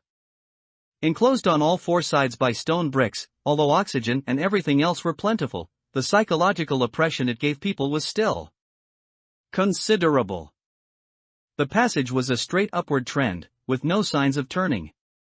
Damn! Lao Tu let out a low growl, then turned to look back. Those dried corpses had already entered the passage, crowding together and rushing towards them. Their running speed seemed a bit faster than in the first stage. At least, if they didn't use some special methods and just ran straight ahead like this, if this passage still had some distance, they would definitely be caught. This is just us. Lao Tu clicked his tongue with some emotion. Not many other players have a title like Kwafu chasing the sun in a completely dark environment. They only know there are dried corpses chasing them from behind, but they don't know how far away they are. The surroundings are silent, visibility is obstructed, and there's no telling how long the passage will be. The psychological pressure is not small. They'd probably be scared stiff. At this moment, those dried corpses were only less than 50 meters in a straight line from them. And according to the location of the second activation point on the map, this passage still had a long way to go. Continuing to run was definitely not an option. They would eventually be caught. They had to stop and deal with these dried corpses first. At this moment, Chen Yi also suddenly stopped, looking at a red control lever on the passage wall in front of him. There was also a small light screen next to it. Activating this control lever will lower a stone wall behind, capable of blocking dried corpses for 10 seconds. Is that how it is? Chen Yi nodded thoughtfully, grasping the control lever with one hand and pulling it down forcefully. Immediately after, he saw a stone wall drop behind the passage, blocking the dried corpse's path. He didn't say much, but continued to lead the way forward. In fact, if he wanted to quickly pass through this passage, he had many ways. For example, letting Jia Yi use their combined skills would easily take them away. Or using the mirror. And so on. He just wanted to understand the rules of this map more. Not long after, the stone wall retracted again, and that group of dried corpses continued to chase relentlessly, and their speed seemed to have increased slightly. After only 100 meters, Shenny found 3 small, glowing items on the passage floor again. Upon closer inspection, he realized they were several hand grenades. Item name, Dried Corpse Grenade. Item level, none. Item effect, can cause high damage to dried corpses or other monsters, but cannot cause damage to players. Item restriction, cannot be taken out of the map, can only be used within the time sand map. P.S. Killing one dried corpse will grant one time sand point. After clearing the map, time sand points can be used to redeem rewards in the shop. And at this moment, the dried corpses behind them were already less than 5 meters away.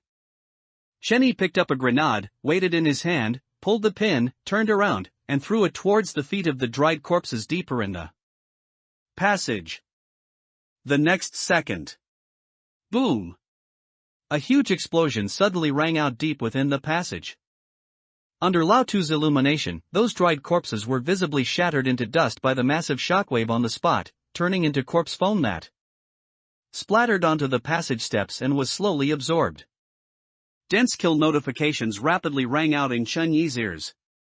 Sturdy. Like. Rock. Rock. With just one strike. The dried corpses hot on their heels were all pulverized, yet the visible, enormous shockwave, when it swept past them, felt like a gentle spring breeze. Not only did it lack any power, but it also brought a refreshing sensation. They're out again. A strange glint flashed in Lao Tu's eyes as he pointed to a set of stairs 50 meters behind them. The dried corpses that had just been blown to bits had all resurrected again 50 meters behind them. And they continued to charge frantically towards them. Ordinary players might not catch this information due to limited vision, but they could see everything clearly. Shenny casually tucked the remaining 2 grenades into his embrace and continued to run forward. Finally, after the remaining 2 grenades were all used up, they also saw the end of the tunnel.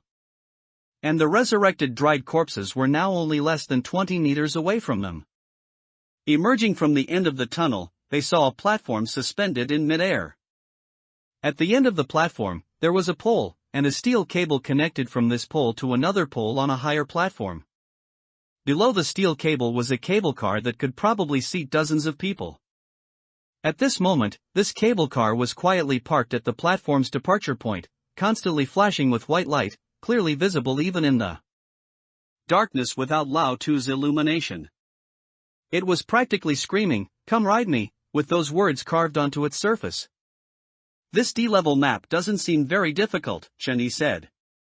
Shenny glanced at the dried corpses charging frantically towards them from behind and strode towards the cable car.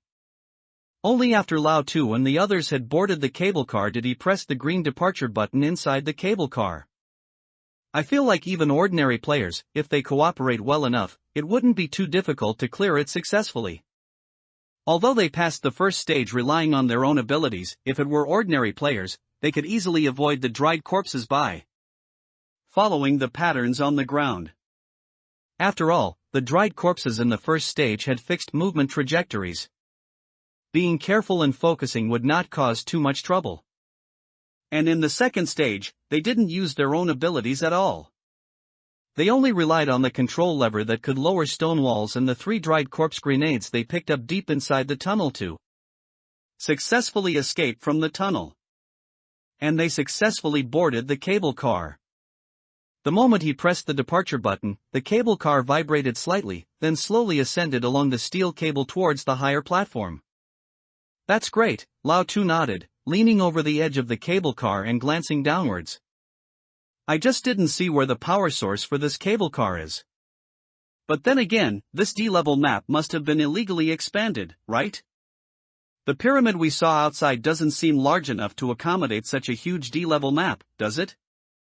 And, Lao Tu suddenly stopped, pointing at the steel cable behind them with a strange expression. Those dried corpses seemed to know some martial arts. The dried corpses that had been chasing them from deep within the tunnel had all jumped onto the steel cable and were frantically charging towards them, their speed more than twice that of the cable car. At the same time, the darkness slowly receded, and light once again swept across the entire space, as if intending to let them witness this scene. This was not good. At this rate, they would definitely be caught by these dried corpses before the cable car reached the next platform. The dried corpses' attacks were rule-based. As long as they touched a player's body 3 times, the player would be transformed into a dried corpse. This kind of attack, even they couldn't avoid it. Chen Yi's brows furrowed slightly as he looked at the group of dried corpses rushing towards them along the steel cable, just as he was about to get up and make a move. Tai Chui suddenly chuckled a few times, his body rising from the cable car like an iron tower.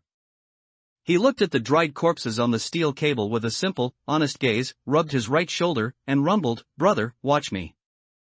The next second, before Chen Yi and the others could react, a sudden roar echoed beside their ears. Immovable as a mountain. Immediately after, they saw a towering phantom, over 7 meters tall, emerge behind Tai Chui. Its appearance was almost identical to Tai Chui's, and after this phantom appeared, it did not hesitate. It jumped with both feet. Its entire body, like Mount Tai pressing down, leaped into midair, then crashed straight into the dried corpses on the steel cable. Bang! A tremendous collision sound continuously echoed throughout the entire space. Under the powerful impact, the steel cable began to tremble violently, and even the cable car beneath their feet shook continuously. The power of this strike. It was no less than a 100-ton truck crashing directly into you at 100 kilometers per hour. And it was the kind that came from the sky. Chen Yi was momentarily stunned by the phantom that suddenly emerged behind Tai Chui, and he subconsciously murmured softly, "This skill. What a truly immovable as a mountain." Jia Yi, whose face was originally filled with pride for her brother, suddenly looked confused when she heard Chen Yi's voice. She gestured aimlessly with her hands in the air, tilted her head, and looked at Chen Yi, asking blankly, "Gu, why are you suddenly talking like that?" When Gu said the first half of the sentence, his voice was still in a murmuring state, but when he said immovable as a mountain, it suddenly became powerful and resounding. And for some reason, the 4 words immovable as a mountain that Gu just said sounded very intimidating, with a strange authority that made her feel her heart trembling for a moment. The contrast was too great. It sounded very strange. Like 3 shallow notes suddenly followed by 9 deep ones. "It's nothing," Chen Yi shook his head, his expression calm as he remained silent, though the corner of his mouth twitched slightly. This was the first time he had experienced the effect of his title, King of Idiom Chains. It wasn't bad. It was just that the timing of its use was a bit off. And just then, they noticed that the dried corpses on the steel cable, after suffering such a heavy blow, merely glowed with a yellow light. They didn't even stop for a moment, continuing to charge frantically towards them.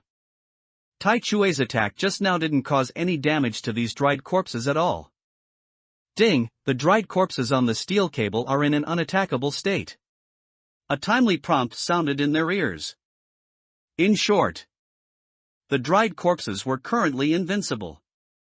And at this moment, these dried corpses were only 6 or 7 meters away from them, seemingly only a few steps away from jumping into their cable car.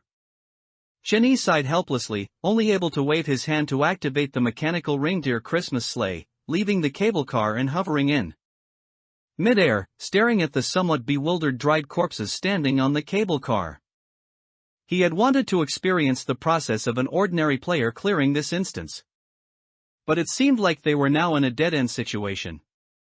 If it were an ordinary player without a flying vehicle, facing this situation, there seemed to be nothing they could do except wait to be transformed. Into a dried corpse. It's just a D-level map. There shouldn't be such a dead-end situation.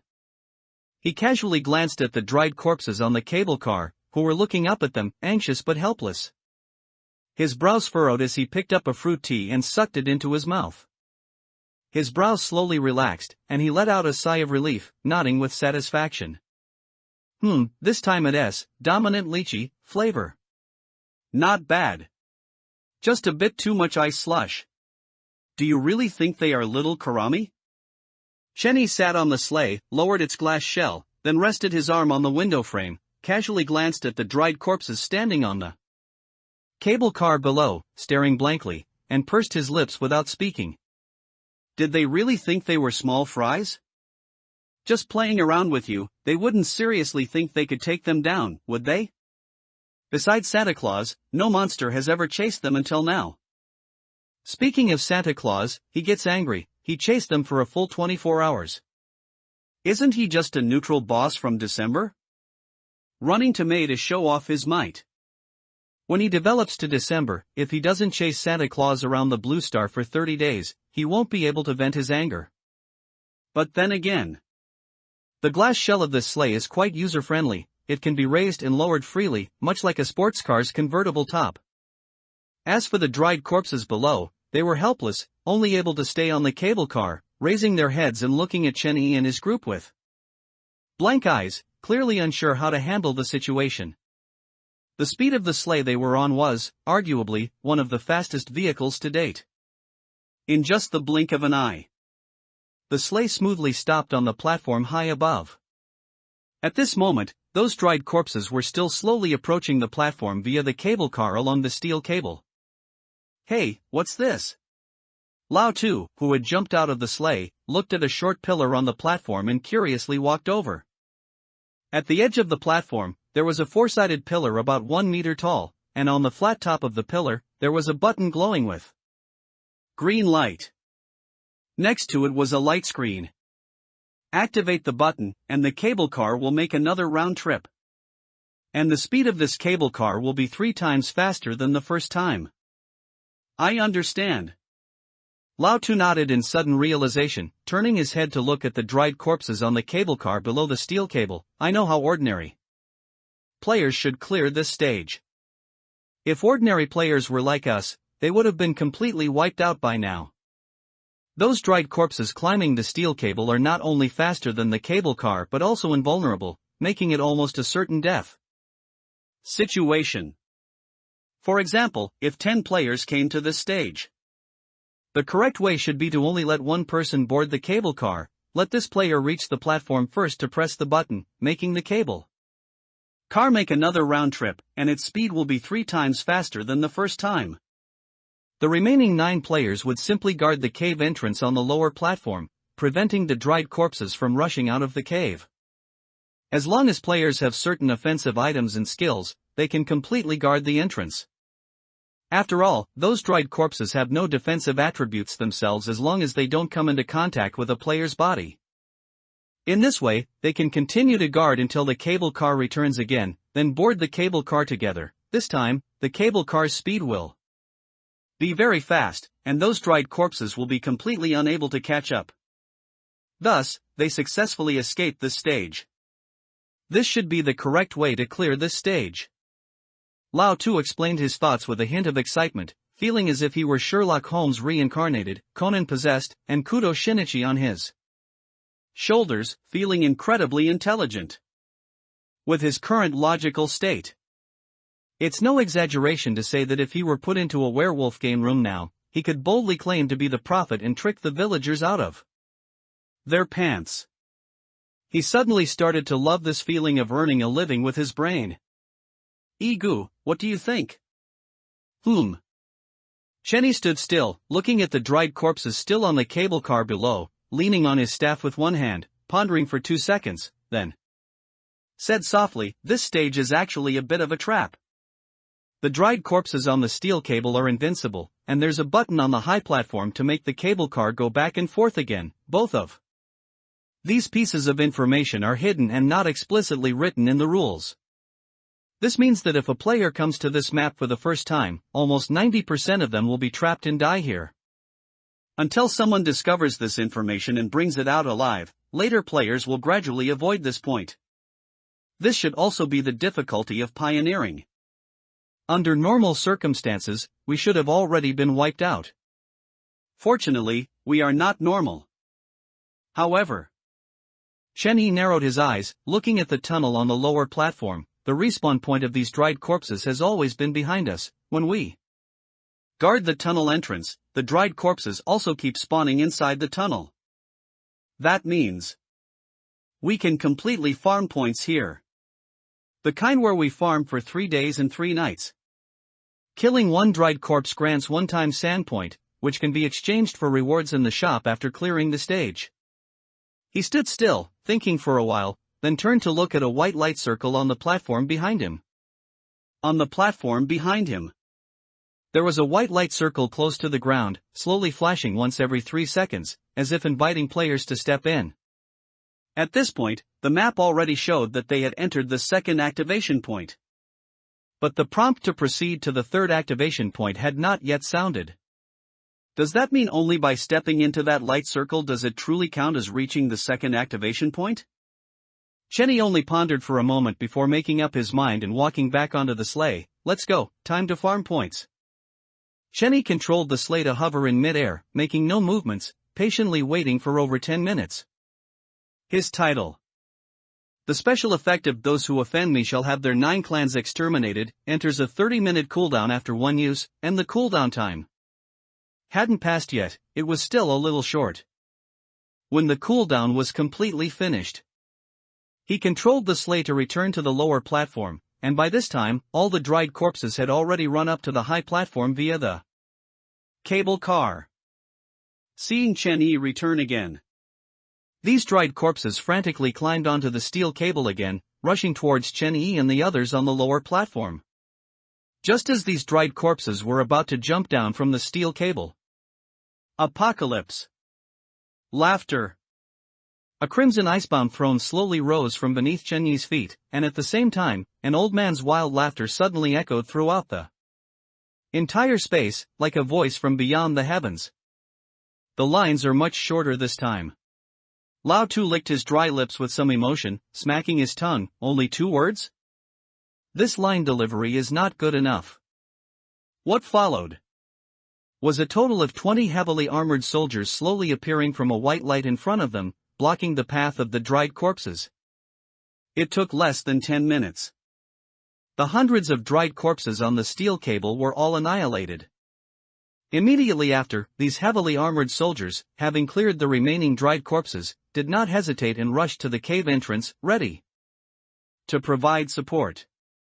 And at the cave entrance, 4 heavily armored soldiers were already standing side by side inside the tunnel, emotionlessly drawing and swinging their swords repeatedly.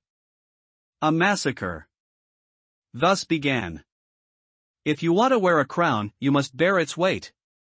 The strongest attack of the mummified corpse was a rule-based attack that made no sense at all. It didn't need to kill you, nor did it need to hurt you. As long as its body touched yours 3 times, you would definitely be transformed into a mummified corpse. However, such a powerful rule ability was completely ineffective against these soldiers. Once deprived of rule-based attacks, these mummified corpses could only resort to the most primitive methods of attack. But the heavy armor on the soldiers made it very difficult for the mummified corpses to break through their defenses. They could only cause a little damage when the soldiers swung their swords, in the brief gaps between swings.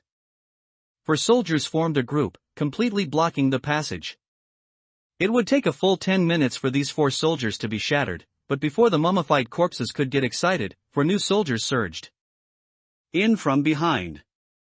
And outside the passage entrance, hundreds of soldiers stood densely packed, waiting to enter the opening. Comfortable. Lao Tu lay comfortably on a rocking chair, holding a milk tea in his left hand and gnawing on an air-roasted chicken in his right, constantly rocking the chair and humming an unknown tune. The air-roasted chicken in his hand was an E-rank item. It was pulled out when Igu made his first 10 consecutive draws. Item name, air-roasted chicken. Item rank, E rank. Item effect, you will possess an air-roasted chicken that you can eat endlessly. This air-roasted chicken is made of air and cannot fill your stomach or cause your stomach to churn, but it can give you an almost absolutely real taste and sense of fullness. Item restriction, you can only freely switch between the following flavors: original, spicy, 5-spice, extra spicy, salt and pepper, honey. Item description, a scientist who failed to lose weight for 10 years, in a fit of rage, invented 289 Air Series food items.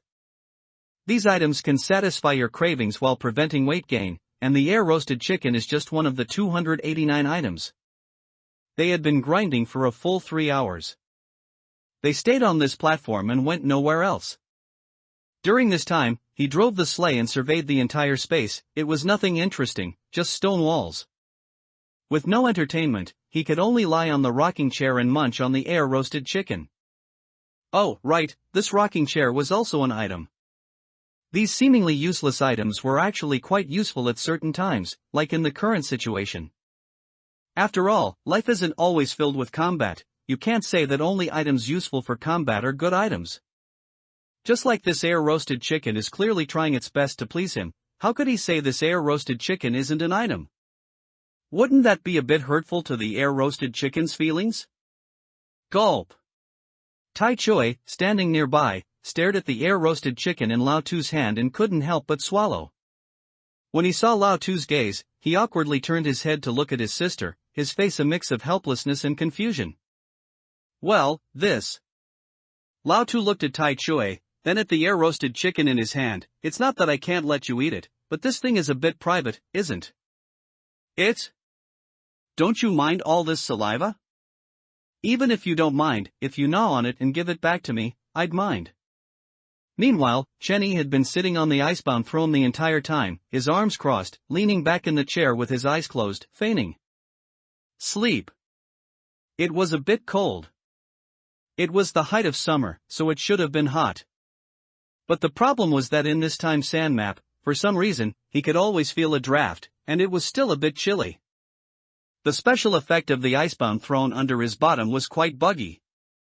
As long as he didn't leave the icebound throne, the soldiers he summoned could exist indefinitely unless they died in battle, and if he had enough coupons, he could even summon soldiers as dense as a swarm of insects.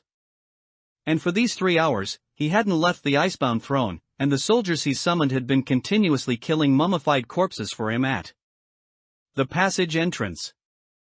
Moreover, the cost of summoning one soldier was only 10 coupons. The cost-effectiveness was extremely high. But the price was that he couldn't leave the icebound throne. Once he left, the summoned soldiers would return to dust, which made his bottom feel a bit numb after sitting for 3 hours. Tingly. Indeed, that saying was right, he who wears the crown must bear its weight, and he who sits on the throne must suffer. Out of boredom. He opened his personal panel and began to examine it word by word. He was idle anyway. And so far, he had already collected nearly 1,200 points. Although he didn't know the purchasing power of the points, grinding for 3 days and 3 nights should allow him to buy quite a few things. Eat some of this. Lao Tu pulled out another air-roasted duck and air-steamed bun from his embrace and handed them to Tai Choi and Jia Yi respectively. We still need to grind for about 2 or 3 more days, so you two will have to bear with it. After all, once this map is cleared, only players with a time sand pass should be able to enter. We don't have that, so such a good opportunity to farm rewards would be gone.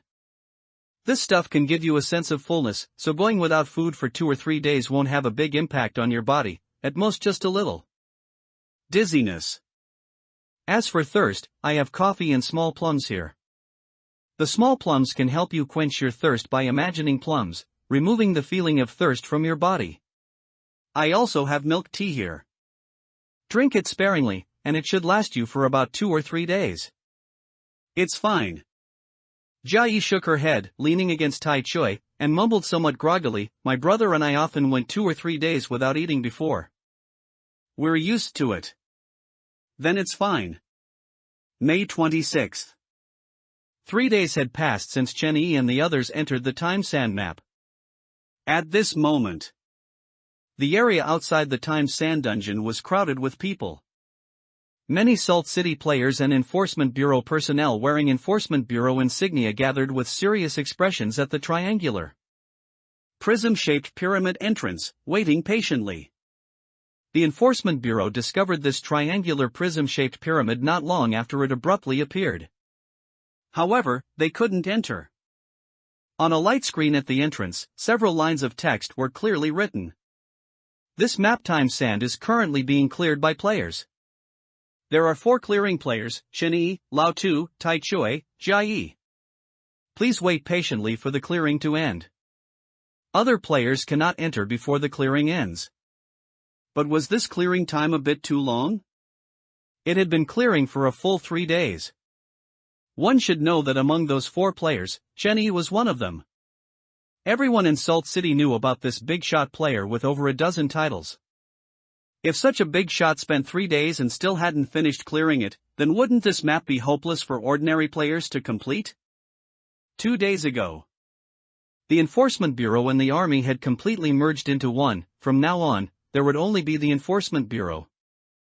The entire Federation was handling it this way. And behind these enforcement personnel were piled more than a dozen artillery platforms. These were large cannons processed and rushed out in the past few days. Similar to a cannon machine. A crossbow bolt as thick as a forearm is fixed onto a lathe, and then an electric motor is fixed behind and connected to the crossbow bolt. Thus, when the motor starts, this crossbow bolt will continuously thrust forward and retract at a high frequency, thrusting and retracting. When a dozen artillery platforms are arranged in a row, they are very effective for dealing with swarm-like monsters such as Zerg. 2 wheels are embedded beneath the lathe for towing. It was not classified as a vehicle and could be used normally. P.S. According to the old reason, I would like to make a few statements. This book is completely fictional. The Salt City at the beginning is just a random city name. I never thought there would actually be such a city name. Blue Star has a federal structure. From now on, the Enforcement Bureau is the only official combat organization. The official side is not the main focus and can basically be ignored. You can probably just imagine it. I think everyone understands, so I won't elaborate further. It seems that we need to prepare some dry food for the land reclamation map in the future. Has he not come out yet? A captain in uniform stood before the crowd with a grim expression, gazing at the glowing entrance of the Times Sand Pyramid. He felt a slight unease in his heart. He and Chen-Yi actually had some dealings. For a while, he was the one who contacted Chen-Yi for all the body retrieval tasks, and the vouchers the Enforcement Bureau paid Chen-Yi were also issued through him. During the last global Tianylid, extraterrestrial invasion, event, although Chen-Yi resolved all the insectoid monsters, which meant Salt City basically had very few casualties in that disaster. However, from a certain perspective, most of the rewards from that event were also taken by Chen-Yi. This caused the players in Salt City to be generally much weaker than players in other cities. And now, Chen-Yi's fate within the map is uncertain. If he dies inside, and another event like that occurs, then with the current strength of Salt City's players, it would be very difficult to resist. It could be said that anyone in Salt City could have an accident right now, but Chen-Yi could not. Not yet. A subordinate standing beside Captain Wang reported, "We have already contacted other cities. So far, about 7 or 8 cities have discovered these maps that abruptly appear and change the terrain. They have also sent people in to clear them. But the death rate is very high. It basically takes several groups of people to clear one map. Once a map is cleared, players can use a pass to teleport into that map from anywhere in the world, but if they can walk to the map's entrance, they can enter without a pass. It's just..." The subordinate hesitated before saying, "But even if the clearing fails, it only takes at most 2 or 3 hours. So far, we haven't collected any information about maps that require a full 3 days to clear like this one." Understood. A hint of gloom appeared in Captain Wang's eyes, and the sense of unease in his heart grew stronger. If Chen-Yi died during the clearing of this map, the situation in Salt City would be dire. At this time, other players who had come to watch also gathered and discussed among themselves. How did even maps come out? It really feels like playing a game. If only there was a resurrection mechanism, that would be great. What kind of crappy game is this? There's no resurrection mechanism, and such a big bug isn't even fixed. That's not important. What's important is that even Chenny spent 3 days. Even if this map comes out, do we dare to go in? We have to, even if we don't dare. A middle-aged man not far away tapped his dry tobacco pipe on the floor and said somewhat weakly, "All vehicles are gone, and all supplies within salt. City are starting to become scarce." Yesterday, the Enforcement Bureau was still recruiting people to pull rickshaws to the granary for food. Now everything requires vouchers. Without vouchers, it's impossible to move an inch. You can definitely earn vouchers in this map. We have to go in. Now we can only hope that Chun-Yi can clear it successfully. Then we can see if everyone can pull some vouchers and ask Chun-Yi if there's anything to pay attention to when entering the map. Would Chun-Yi even care about our small amount of vouchers? What's the big deal? We have a lot of people.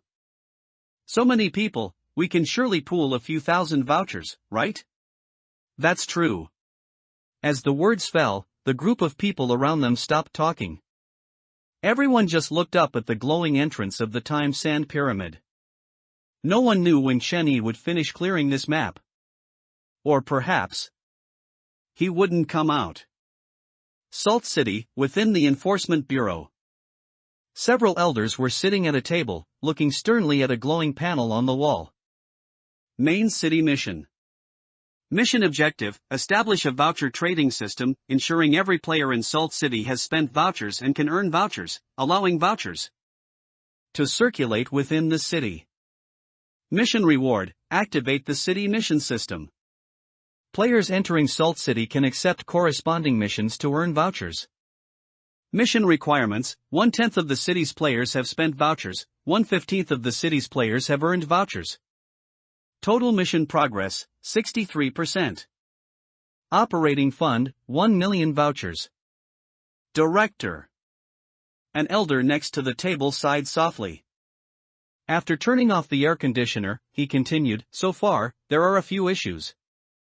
Although we have made some shops start accepting vouchers for payment, for example, 1 cage of steamed buns sells for 1 voucher. But the problem is that we only issue 3 vouchers a day to workers, which means the vouchers we give workers a day are only enough for them to buy 3 cages of steamed buns. This is unreasonable. To solve this, there are only 2 methods. First, increase workers' wages. Second, lower the price of steamed buns. But workers' wages cannot be increased. After all, our goal is to ensure a sufficient number of people successfully earn vouchers, and the operating fund is only 1 million vouchers. Increasing workers' wages would mean we cannot allow more people to earn vouchers. The price of steamed buns cannot be reduced either. This is already a subsidized price. Otherwise, given the current situation in Salt City, the price of steamed buns would have already skyrocketed. This also leads to very few people spending vouchers on these processed goods after earning them. The progress of this particular mission requirement is also the slowest. Most people primarily buy basic necessities like rice and flour to fill their stomachs, but our vehicle access is currently restricted, leading to some supply issues. That's enough. The director frowned and pondered for a long time before speaking. Do you not even know how to copy homework? How did other cities do it? Other cities, during the Tianylid, extraterrestrial invasion, insectoid event, many players had a sum of vouchers, which made things a bit easier. But in our Salt City, the vouchers generated from the Tianylid, extraterrestrial invasion, event are basically all in Chun-Yi's hands. I understand. I'll think of a way to deal with this. The immediate priority is to complete this main city mission as much as possible. Only by activating the mission system as soon as possible can players have enough sources of voucher income. Workers' wages cannot be increased for now. Let's first gather the target number of people. At this moment, Chenny and the others had already arrived before the 5th activation point, the white circle. As long as they stepped into the white circle in front of them, This time sand map would be completely cleared. They had been grinding in the second stage for a full 3 days. If their bodies hadn't been truly unable to endure it anymore, they would have planned to grind for another day and night. It seems we'll need to prepare some dry rations for future map clearings. Lao Tu stood in place, muttering, feeling a bit dizzy. He wasn't hungry, nor was he thirsty. These could all be solved with items, but the dizziness and slow thinking caused by prolonged lack of food could not be resolved. They had to go out. If they didn't leave soon, they might just perish here.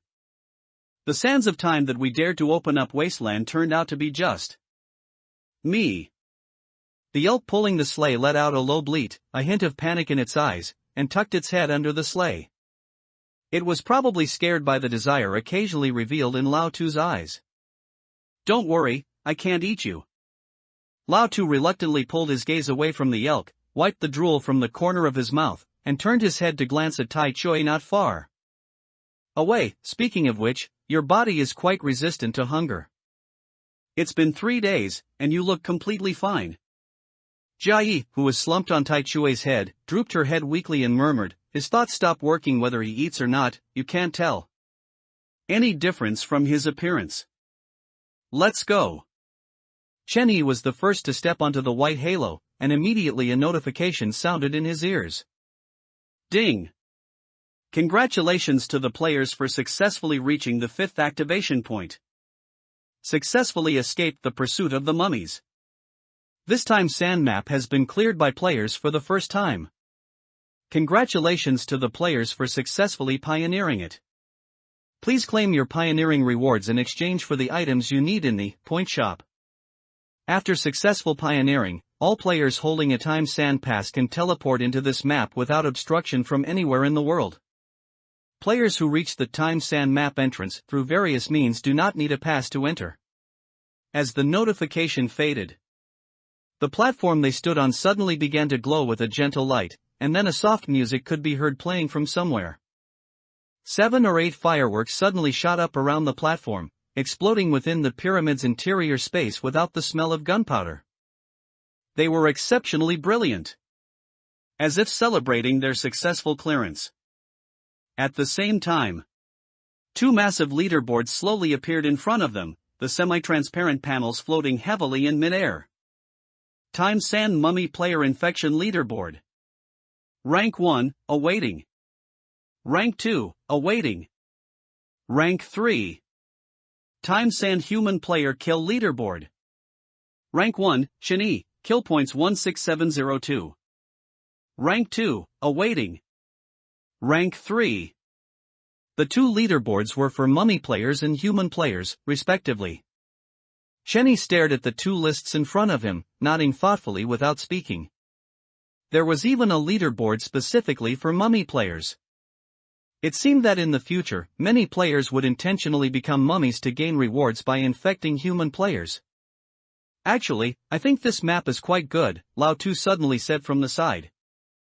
We can throw all the dying elderly, seriously ill patients, or even some visually impaired people into this map. Let them be infected and turn into mummies. The mummies in this map have the ability of infinite resurrection, which means as long as these people don't leave the time sand map, they will have infinite resurrection. If children miss their elders, they can even come to the time sand map from time to see their elders. From a certain perspective, it can be considered eternal life, effectively preventing separation by death. Jia Yi, who was originally weak and disoriented, suddenly regained clarity in her eyes upon hearing Lao Tu's remarks. She looked up at the earnest Lao Tu and suddenly understood what it meant to be half demon, half Buddha. Have you ever thought that some people might prefer to die than to become mummies and be trapped in one place forever? I know. Lao Tu shrugged casually. I didn't say we were going to do that, it was just a thought that suddenly popped into my head. At least it can give those who are about to bid farewell to the human world one more option. It's just unclear if mummy players and human players can communicate. Can players who have become mummies choose not to pursue human players, but instead give up from the beginning and stay in a corner to build their own small mummy society?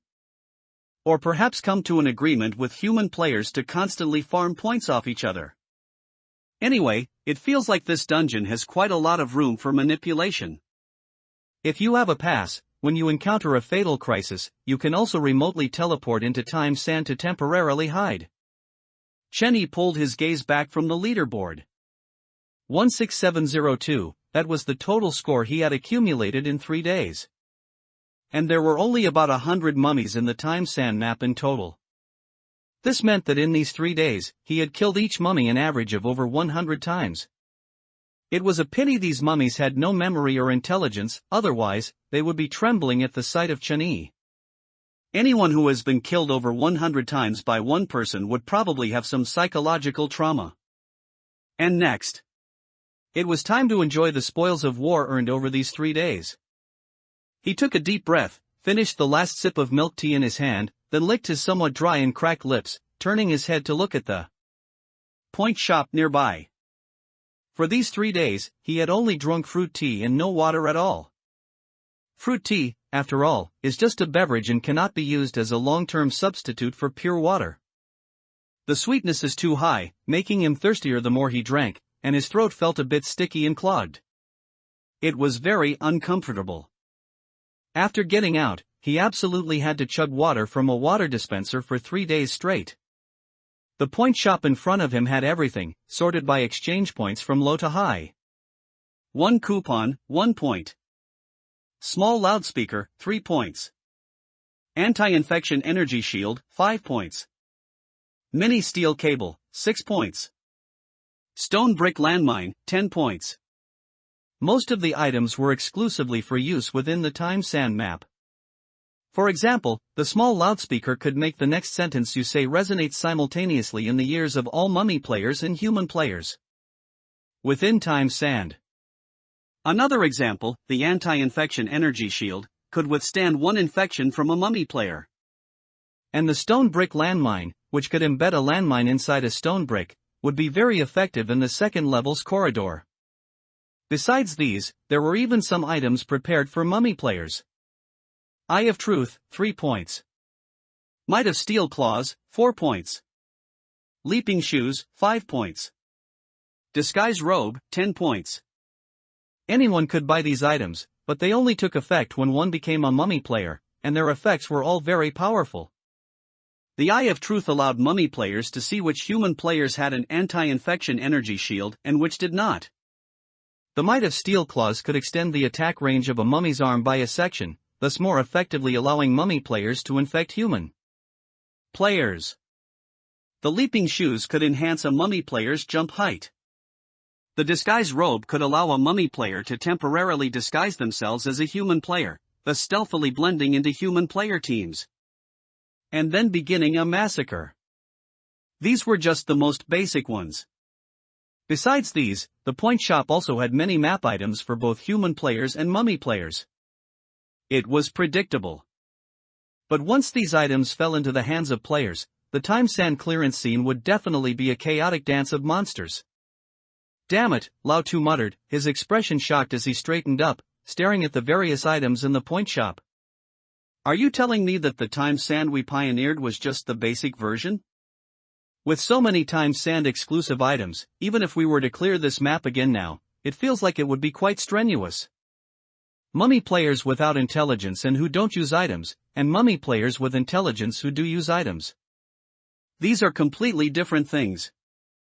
I can even imagine those fully armed mummy players in time sand, wearing disguise robes and wielding the Might of Steel Claws, looking arrogant and swaggering. P.S. Will be available on shelves at 12 a.m. on March 15th, which is tomorrow night. After the regular update tomorrow, there will be a release statement, and then the paid chapters will be available at midnight.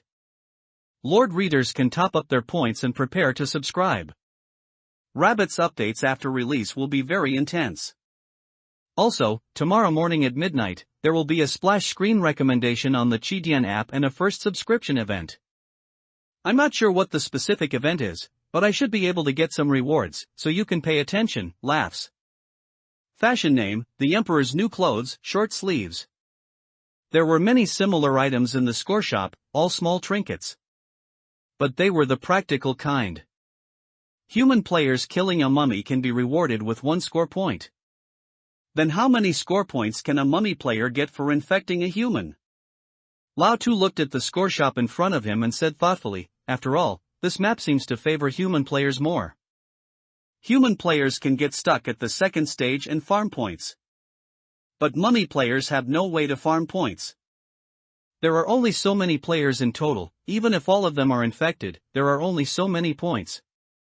So, the score for mummy players infecting humans should be higher, right? Shenny did not reply. He just looked at the rewards in the score shop and started calculating which ones he could buy. He first looked down from the most expensive items. The most expensive items were 2 tools. Limited title, Time Sand Human Hero. Exchange price, 10,000 score points. Limited to 5 purchases. Limited title, Time Sand Mummy Pharaoh. Exchange price, 2,000 infection points. Limited to 5 purchases.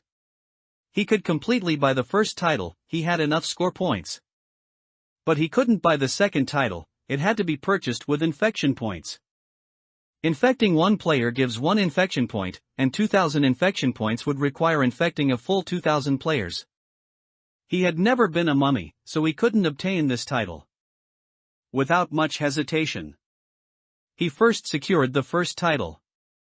With a ding, his remaining score points were only 6702.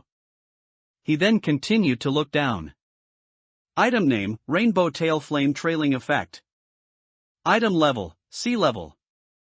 Item effect, can only be inlaid on vehicles, allowing your vehicle to leave a slowly dissipating 7-color rainbow tail flame trailing effect in the air when moving forward, extremely dazzling. Item description, the most expensive things in this world are often the useless ones, such as this item. Exchange price, 3,000 score points. Buy. Shenny didn't hesitate at all. With a satisfied wave of his hand, he embraced this item. Even though this item didn't help improve combat power in the slightest, he was still very satisfied. What could be more pleasant than bringing in-game effects into reality? He was already eager to see his sleigh fly, leaving a 7-color rainbow tail flame trailing effect in the air. What he wanted was to be cool.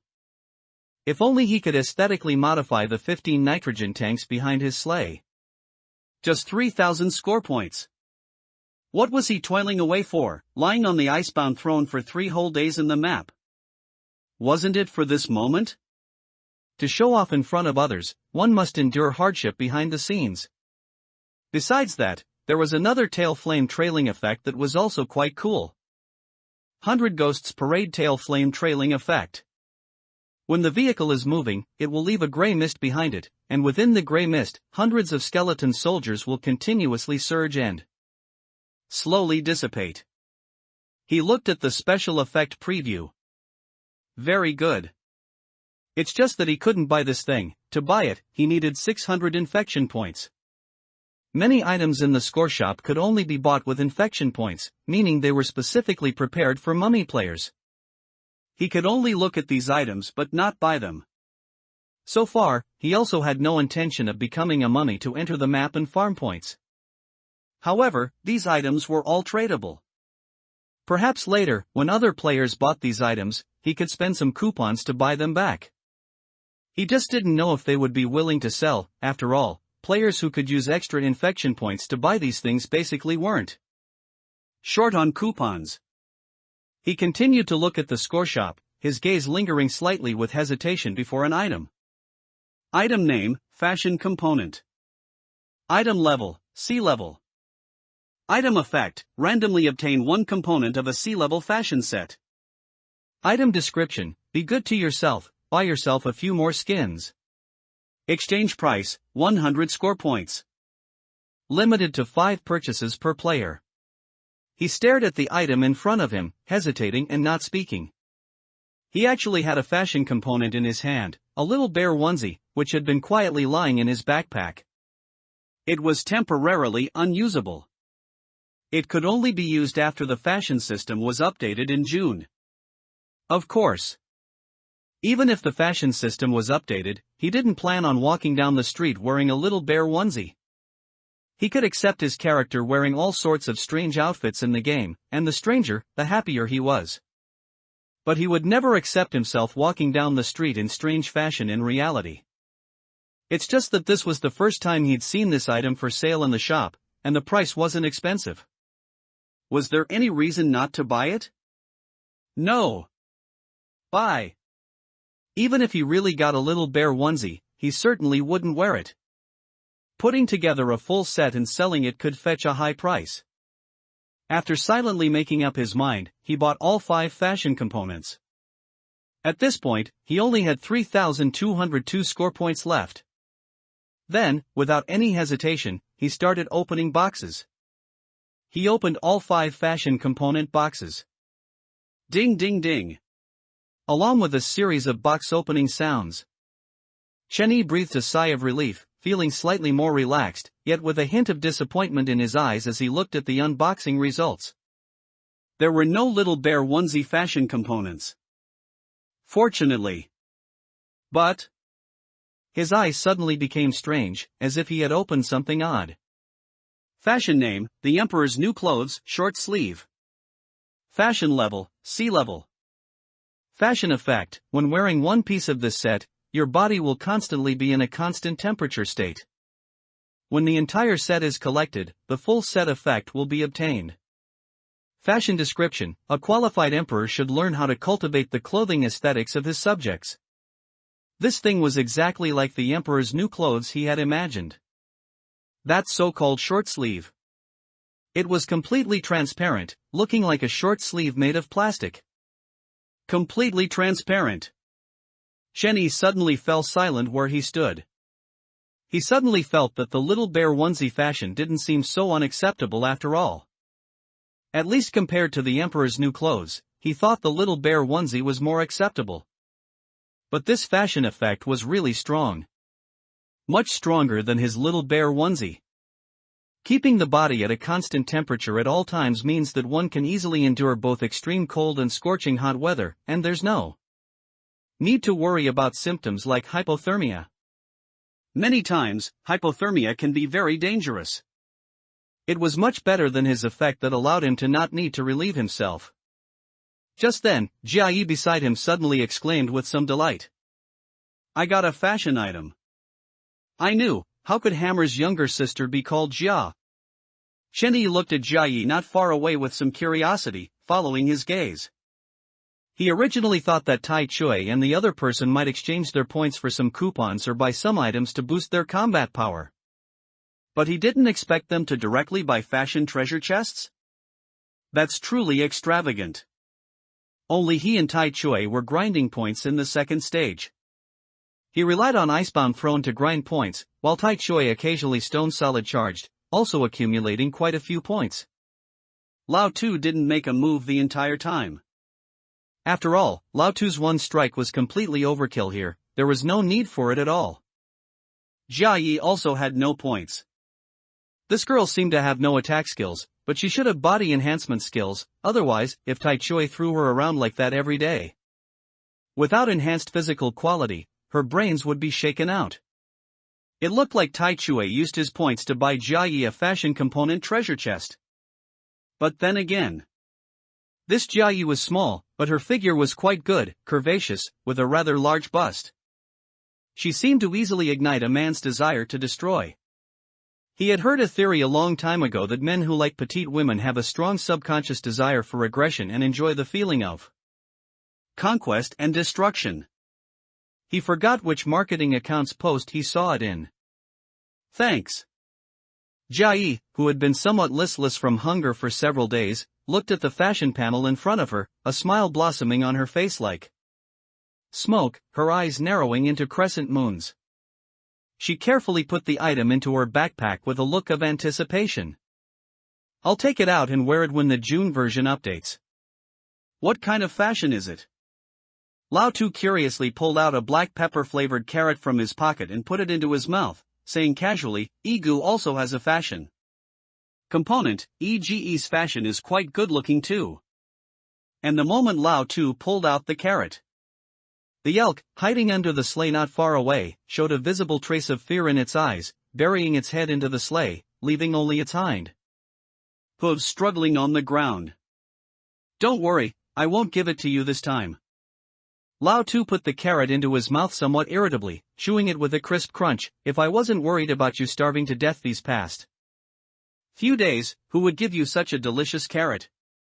Speaking of which, how many of these carrots did you eat from Santa Claus? Eating one of these carrots is like going to the execution ground for you. I thought you just liked to eat carrots, but it turns out you simply don't like to eat these flashy flavored carrots. Actually, I think these carrots are quite tasty, refreshing and don't get stuck in your teeth. Oh, right, Jia Yi, what's your fashion? Here. Jia Yi waved her hand and projected the fashion component from her backpack into mid-air. Fashion name, Blazing Summer Halter Mini Dress. Fashion level, C grade. Fashion effect, when wearing one piece of this set, every step you take will cause waves to ripple under your feet. When all pieces of the set are collected, the complete set effect will be obtained. Fashion description, have you been to the beach? Go and see, the wind on the beach can easily stir a man's ambition and a woman's heart. This fashion set is called Blazing Summer, and this is one of its components, a halter dress. Lao Tu, who was originally chewing a carrot, saw the fashion display image on the fashion panel in mid-air, and his body suddenly stiffened slightly, falling silent. After a while, he swallowed the remaining carrot in his mouth with a gulp. That's good. Are you planning to wear it? Of course. Jia Yi nodded seriously, tilting her head and saying crisply, don't you think this style is very refreshing and simple? It looks very cute, just a tiny bit revealing. You might get called a borderline girl or something. But even if it's borderline, it doesn't matter.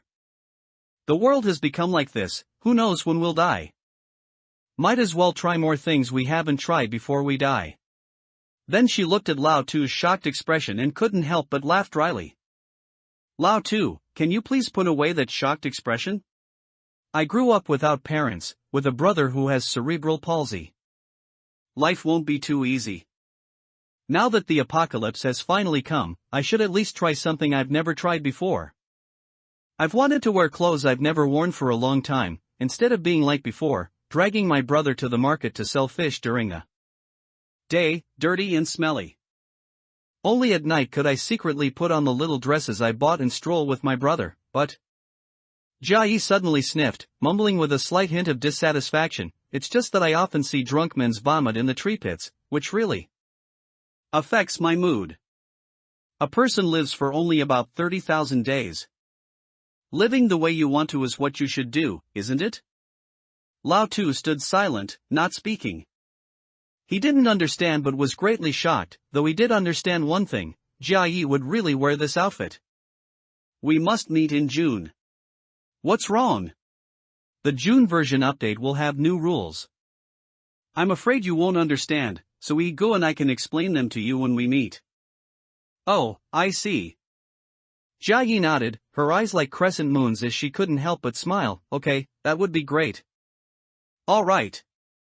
Chenny gave Lao Tu a strange glance and said, all the points have been spent, it's time to leave. Go back and rest well for a few days. These past few days feel even more tiring than being chased by Santa Claus for a day. Why do I keep thinking about being chased by Santa Claus for a day? He frowned slightly, pondered for a moment, then sighed, it seems I'm quite a vengeful person. All right, let's go. He exchanged the remaining points for some item boxes and skill fragment boxes. He didn't exchange for coupons. Exchanging for coupons would definitely not be worth it. 1 point could only be exchanged for 1 coupon. It would definitely be a loss. It's not that easy to kill a mummified corpse in this map. After all, it's Black Mist mode. As Chunny just walked out of the Time Sand map, he shielded his eyes with his hand, and after adjusting to the dazzling sunlight outside, he noticed that so many players had gathered at the entrance of the Time Sand Pyramid at some point. All the players were currently staring intently at him. Vaguely, he seemed to hear these players collectively sighing in relief. We'll be going first. Jia Yi seemed a bit afraid of being stared at by so many people. She tugged at Tai Chue's sleeve, then turned her head to look at Chen Yi. I've sent both of you friend requests. If you need anything in the future, you can find us. Let's help each other out. Go ahead. Let's go, Tai Chui. The next second. Tai Chui grabbed Jia Yi by the waist, took a deep breath, made a backward throwing posture, and violently threw Jia Yi into the air. Okay, Tai Ding. Then he turned to look at Ego, grinning foolishly and saying in a booming voice, I'm going, brother. Immediately after. Before Tai Chui could finish speaking, Jia Yi, still in midair, used a skill to forcibly pull him back. A somewhat exasperated voice could vaguely be heard. How many times have I told you, don't call me Tai Ding when we're out? Call me Jia Yi. You're so annoying. It's so embarrassing, okay? Tisk. Lao Tu held his palm above his eyes, gazing at the two small black dots gradually disappearing into the horizon, and couldn't help but click his tongue in admiration. That mode of travel is truly unique. But Tai Chui has been hungry for 3 days and he's still so strong. And Lao Tu suddenly grinned contentedly. I knew it, how could Tai Chui's sister be named Jia Yi?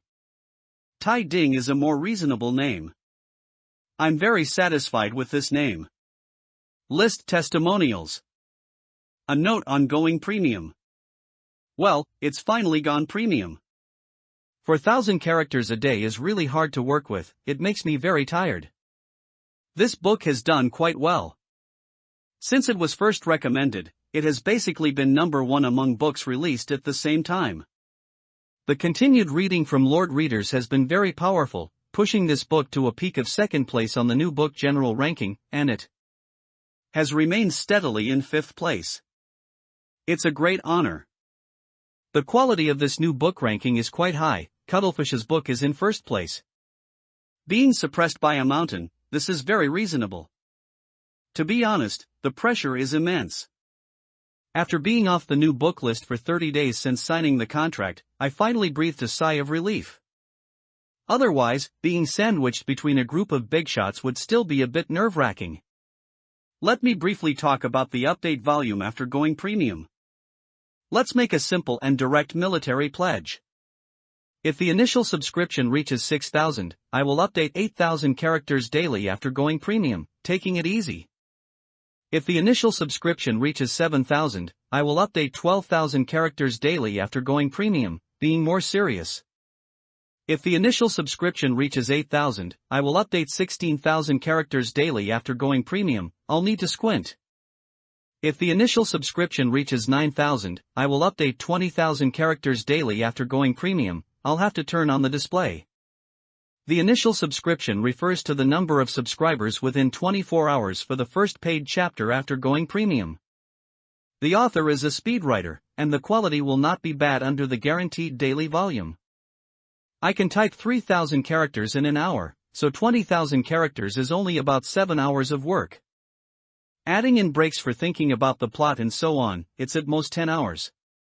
For a full-time author, working 10 hours a day is not very hard. Let's talk about the rules for additional updates. On top of the daily updates. Starting from 500 monthly votes, for every additional 500 monthly votes, I will add 1 large chapter. For an Alliance Master, I will add 1 large chapter. For a Silver Alliance Master, I will add 10 large chapters, and for a Golden Alliance Master, it will be 100 large chapters. After going premium, each chapter will have between 300 and 400 characters, meaning 1 premium chapter is equivalent to 2 free chapters.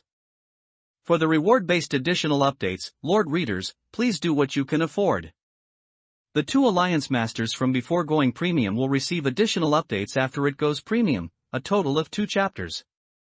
Well, that's about all I have to say. Finally, please subscribe initially,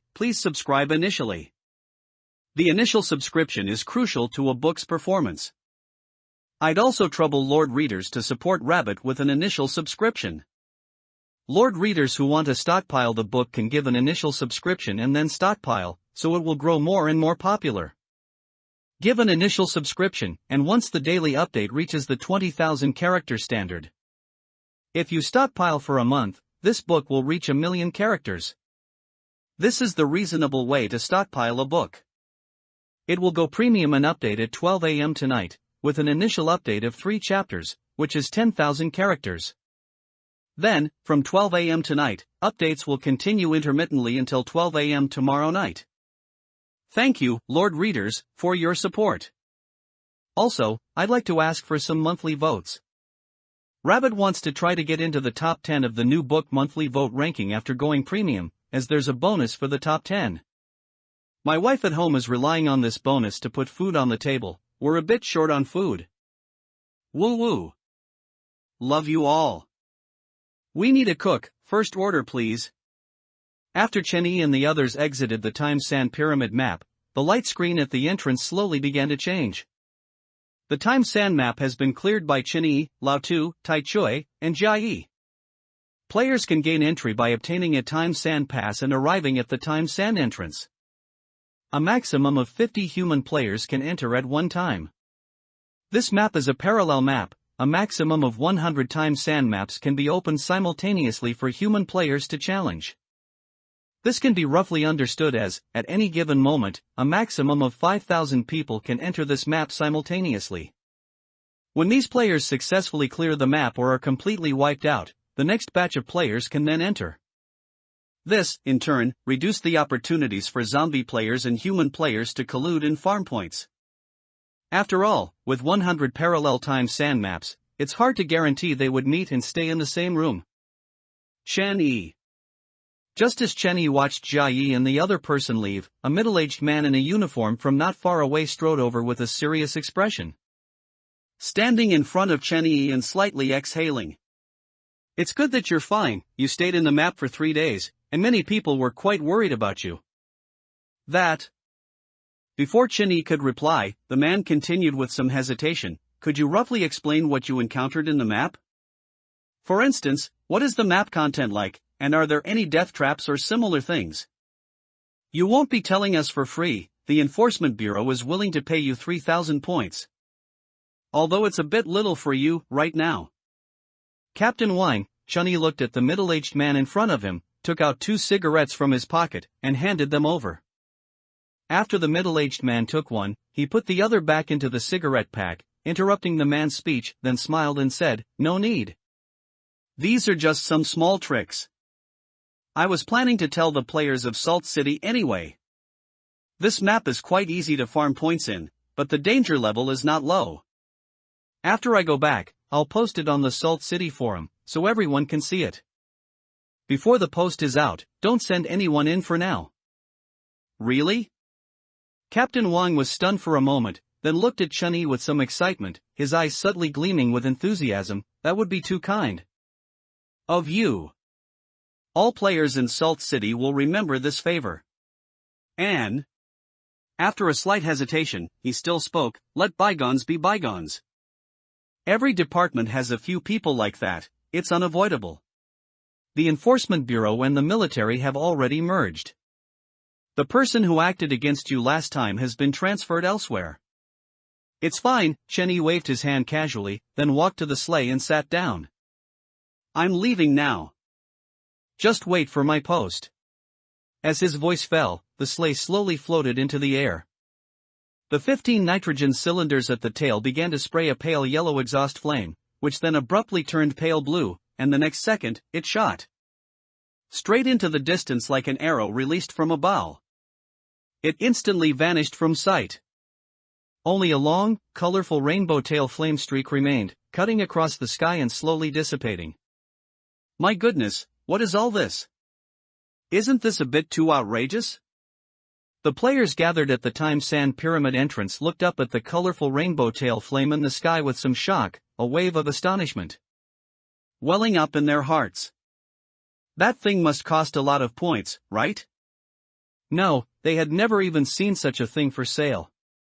Could it be a reward from the Time Sand Pyramid? Humph. Hanyu, standing among the crowd with a dagger in hand, looked enviously at the colorful rainbow phantom, secretly clenched his fists, and vowed in his heart, one day he too would own a vehicle, and he too would get such a phantom for himself. Carrying his family, he would also fly over everyone's heads with such style. Liita thoughtfully stroked the foxtail behind his butt, tilted his head, looked at the time sand entrance, and began to calculate. The foxtail behind his butt was a renowned vehicle on the global vehicle leaderboard. It was a D-rank vehicle, orange-flavored burst bead. When activated, it could gain the ability of linear flight for a short period. As for the foxtail, it was an added component, equivalent to a tail fin. It allowed him to control the turning direction slightly during flight by manipulating his sphincter muscles, making the vehicle much more flexible. Instead of just rushing straight forward as before. If he added such a colorful rainbow tail flame drag effect to his vehicle, it should be very cool, right? It seemed this item should be obtained in the time sand map. And above his head, he wore a large title, God of Love's Lucky One. Daguh, a gaunt man standing beside Liita spoke with a slight tremor in his voice. Do we really have to enter the time sand map? Even Chen Yi took 3 days to clear it. Our hope of clearing it feels very slim. What if we get stuck in there? What's there to be afraid of? Liita shrugged indifferently, casually wagging the foxtail behind him, then clasped his hands behind his head and said leisurely, My God of Loves. Lucky One is bound to so many people, it's hard to die. Don't panic, let's first see what happens when others go in, and then we'll make a plan. At this moment, the Enforcement Bureau also informed the players gathered nearby that Chun-Yi would soon compile the strategy into a post and share it on the Salt City Forum for everyone to read for free. Immediately, everyone cheered excitedly. Having such a strong individual willing to selflessly share his clear strategy made many people feel a touch of gratitude towards Chen-Yi. Boss! Lao Tu, somewhat exhausted, sprawled on a table in a rice bowl shop and shouted, 1 serving of scrambled eggs with tomatoes over rice.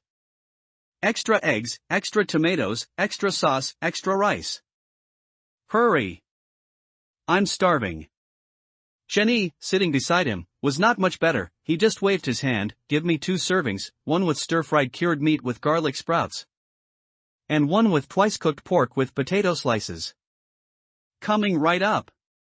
The boss, who had been bored and irritable due to a lack of business, saw Chen-Yi and the other person enter. A hint of joy flashed across his face. And he immediately jumped up and darted into the back kitchen. Please wait, both of you, it'll be ready soon. In these times, there weren't many people who could afford to spend points to eat in his shop. Satisfied. Lao Tu shoveled the last mouthful of rice soaked in sauce into his stomach, then slumped back in his chair, lit a cigarette with vacant eyes, and mumbled, it feels so good to be full. This won't do, Gu. We don't know how to cook, so even stockpiling food is useless. Normally, we can find a way to solve it. But what if we encounter a map like this that takes many days? We'd truly starve. Although there are items that can suppress hunger, those things are ultimately illusory and completely ineffective. My suggestion is that we find a teammate. Find someone who can cook. Every time we enter a map from now on, we'll bring him along. He doesn't need to do anything, he just needs to carry his cooking gear. Bring everything, gas stoves, ingredients, pots, pans, everything. That way, next time we encounter a dungeon like Time Sand that requires risking our lives to clear, we can leisurely enjoy the delicious food made by this chef. How about it? Lao Tu suddenly straightened up, tilted his head, and looked at Ego with a serious expression, earnestly saying, let's find a chef. We need a chef. In these chaotic times, our strength alone is too small. We need to form a team. And the first step for this team is to find a chef who cooks delicious food. Chen-Yi pondered, somewhat moved, without speaking. To be honest, he didn't just want to find a chef, he also wanted to find a masseur. These 3 days in Time Sand were truly miserable. Although he wasn't always sitting on the icebound throne, he would occasionally get up and run to the sleigh to rest for a while. The icebound throne's cooldown was only 30 minutes, not very long. But even so, after these 3 days, he still felt his back aching and his waist sore. If he had a masseur, then in such situations, he could have a masseur help him relieve muscle fatigue. You have a point. After a moment of contemplation, Chen Yi put the last spoonful of rice, mixed with cured meat sauce, into his mouth, chewed with an expression of enjoyment for a moment, and once all the food had gone down his throat and into his stomach, he picked up the mineral water from the table and drank it all. He lit a cigarette, brought it to his lips, exhaled a long breath, leaned back in his chair, and sat sideways with his arm draped over the backrest. It's time to start building a team. We definitely need a chef. But this person needs to be carefully chosen. First, they must be honest and not someone who would backstab us later. Secondly, Lao Tu answered seriously, their cooking must be delicious. Exactly. Chen Yi got up, paid the bill to the boss, and strode towards the sleigh parked at the shop's entrance. Secondly, their cooking must be delicious. Meanwhile, at the restaurant entrance, many players were gathered around the sleigh, their faces showing shock and caution, observing this vehicle, which ranked first on the global vehicle leaderboard. Those 15 nitrogen cylinders looked particularly striking. The elk lying on the ground, listlessly drooping its ears, also made people want to go up and touch it a few times. It was just that the air conditioner's outdoor unit hanging on the side of the sleigh looked a bit out of place.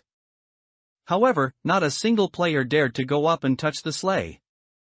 A few mischievous children were eager to go and touch the sleigh in front of them, but their parents held them tightly in their arms, refusing to let go no matter how much they cried and fussed. Are you kidding me? If they scratched the sleigh, it would be far more serious than scratching a Ferrari in the past. This was the world's #1 vehicle. What could they use to compensate for it? Who could afford to compensate for it? Moreover, this was no longer just a matter of compensation, but a matter that could lead to loss of life if not handled well. What? Lao Tu stood at the shop entrance, a cigarette dangling from his mouth, his hands in his pockets, and grinned at the players gathered around the sleigh. You like it? How about I give it to you if you like it? If you don't give up, the deer is willing to worship as a righteous father. On the shelves. As Lao Tu's voice rang out, the players gathered around the sleigh immediately scattered. They exchanged glances, no one spoke, they just hid to the side, smiling awkwardly. Naturally, no one took Lao Tu's words seriously. Nor did anyone brave enough step forward and say, I want it. Hey! Looking at the scene before him, Lao Tu nodded with a rather satisfied expression. I can finally understand how those people who used to drive luxury cars to dinner felt. Igu had originally wanted to put the sleigh back in his backpack, but he strongly suggested that Igu must park the vehicle at the entrance. Just like it was now. It was exactly as he had expected. Many people were surrounding their sleigh, observing it, trying to see what was special about this world's #1 vehicle. It's just a bit of a shame. Lao Tu regretfully glanced around. This restaurant is a bit low-class, there are no valets to park the car, and I haven't said a classic line yet. I wonder when I'll get the chance. Let's go. Chen Yi casually patted the head of a child on the roadside, smiling as he pinched his nose, then strode towards the sleigh, slowly ascending into the sky under everyone's watchful eyes. Then, it shot off into the distance, leaving a long, colorful rainbow tail flame in its wake. Just like a rainbow after a clear sky. It was incredibly dazzling. Not long after, they returned to their neighborhood and, as usual, parked the sleigh on the rooftop of their building. Here you go. Chen Yi pushed the braised pork with potato rice he had been carrying in his hand in front of the elk. Do you eat this? He had bought 2 portions of rice, ate one himself, and packed one to go. The reason he packed a portion for the elk was because he had seen the elk in the time sand map seemed very resistant to those strange-smelling carrots, which gave him a hunch. Perhaps the elk didn't like to eat ordinary carrots. But rather, anything without a strange taste would do. That's why he tentatively packed a portion of rice for the elk to bring back. The originally somewhat listless elk, upon seeing a portion of braised pork rice slowly pushed in front of it, immediately looked up at Chen Yi with incredulous, sparkling eyes. Upon seeing Chen Yi nod and signal for it to start eating, the elk's eyes suddenly became visibly red, and its eyes gradually moistened, before it let out a long cry towards the sky. Ma! Then, a hint of human-like excitement and elation flashed in its eyes as it buried its head in the bento box and began to gobble it down, looking like a starving ghost that had been suppressed under the Five-Finger Mountain for 500 years. It really likes to eat it? A hint of surprise flashed in Chunyi's eyes, and he couldn't help but laugh. It seems it doesn't eat those carrots, but it likes everything else? In the future, our team's chef will probably have to cook a meal for the elk too. When he put the elk in the sleigh into his backpack, the elk would fall asleep, but it was not in an absolute time stasis state, which meant that even the elk in the backpack would get hungry. He had to take responsibility for the elk's diet. After all, if the elk got into trouble due to hunger, then this vehicle would be considered to have broken down. To catch another of Santa Claus's elk would probably not be easy. It wasn't every time that such a coincidence happened. How should I put it? Lao Tu stood still, hands in his pockets, looking at the elk feasting, and said with a strange expression, "It's just that the elk can't speak. Otherwise I feel like the elk would be kneeling in gratitude right now, and even have to come up with a little speech for itself. Wandering for half a life, I only regret not meeting a wise lord. If you don't abandon me, this deer is willing to become your adopted son." It had to be said, the elk's current appearance really matched this short phrase. It was clear. If this elk, numbered 2378 and named Wuxiang, were to report its treatment with Chunyi back, it's estimated that all of Santa Claus's other elk would defect the next day and run to Chunyi's side. Then, every day, they would eagerly lie by Chunyi's door, waiting for Chunyi to feed them. After the elk had eaten its fill and let out a satisfied burp, slumping back onto the ground, Chunyi then put the elk and the sleigh back into his backpack and walked downstairs. "Let's go, let's upload the post when we get back, and then get ready to sleep." However, just as they returned to the front of their house, they suddenly found about 7 or 8 people blocking the internal corridor in front of their door. Each of them held a machete and glared at them with hostile expressions. There was a strong sense that they were ready to act at the slightest disagreement. "Get out!" Lao Tu took a step forward, ill-temperedly flicking the cigarette butt in his hand onto the Scarface who was leading the group. "Do you understand? I'm tired and I want to sleep. Don't you know it's easy to have nightmares if I don't kill a few people before I sleep?" Scarface looked coldly at the cigarette butt that had fallen at his feet, saying nothing, but simply stepping back slightly to reveal a middle-aged man in a suit standing behind him. "Good afternoon, gentlemen." The middle-aged man in the suit took out a property deed from his embrace with a somewhat playful smile. "We are all civilized people, and we should be reasonable. This property deed is for your house. You two are doing well now. But have you forgotten that this house is rented by you? I'm here to collect the rent. There's nothing wrong with that, right? No matter where this matter goes, even if it goes to the Enforcement Bureau, I am in the right, wouldn't you agree, gentlemen?" "Hey!" Lao Tu froze for a moment, then immediately rolled up his sleeves, pulled out a claw knife from his embrace, and pointed it at the middle-aged man in front of him. "Are you trying to extort me, your grandpa? We paid a year's rent at the beginning of the year, and there's still more than half a year before it expires. What rent are you trying to collect now, brother?" The middle-aged man in the suit spread his hands helplessly with a face full of resignation. "Go out and see, sirs, everything requires points when you're out and about now. Everyone doesn't have that many points, they're all very tight. Can you still pay rent with cash now? Of course, you have to use points. 5,000 points, for 1 year's rent. As long as you two pay the rent now, I'll leave immediately. Otherwise, you two definitely won't be able to go home today, and will have to temporarily move." Chenny glanced at the closed doors on both sides before looking up at the people in front of him with a slight weariness. "The previous landlord. Wasn't you, was it?" I just bought this property deed a few days ago, so I'm the landlord now." "Alright, 5,000 points, right?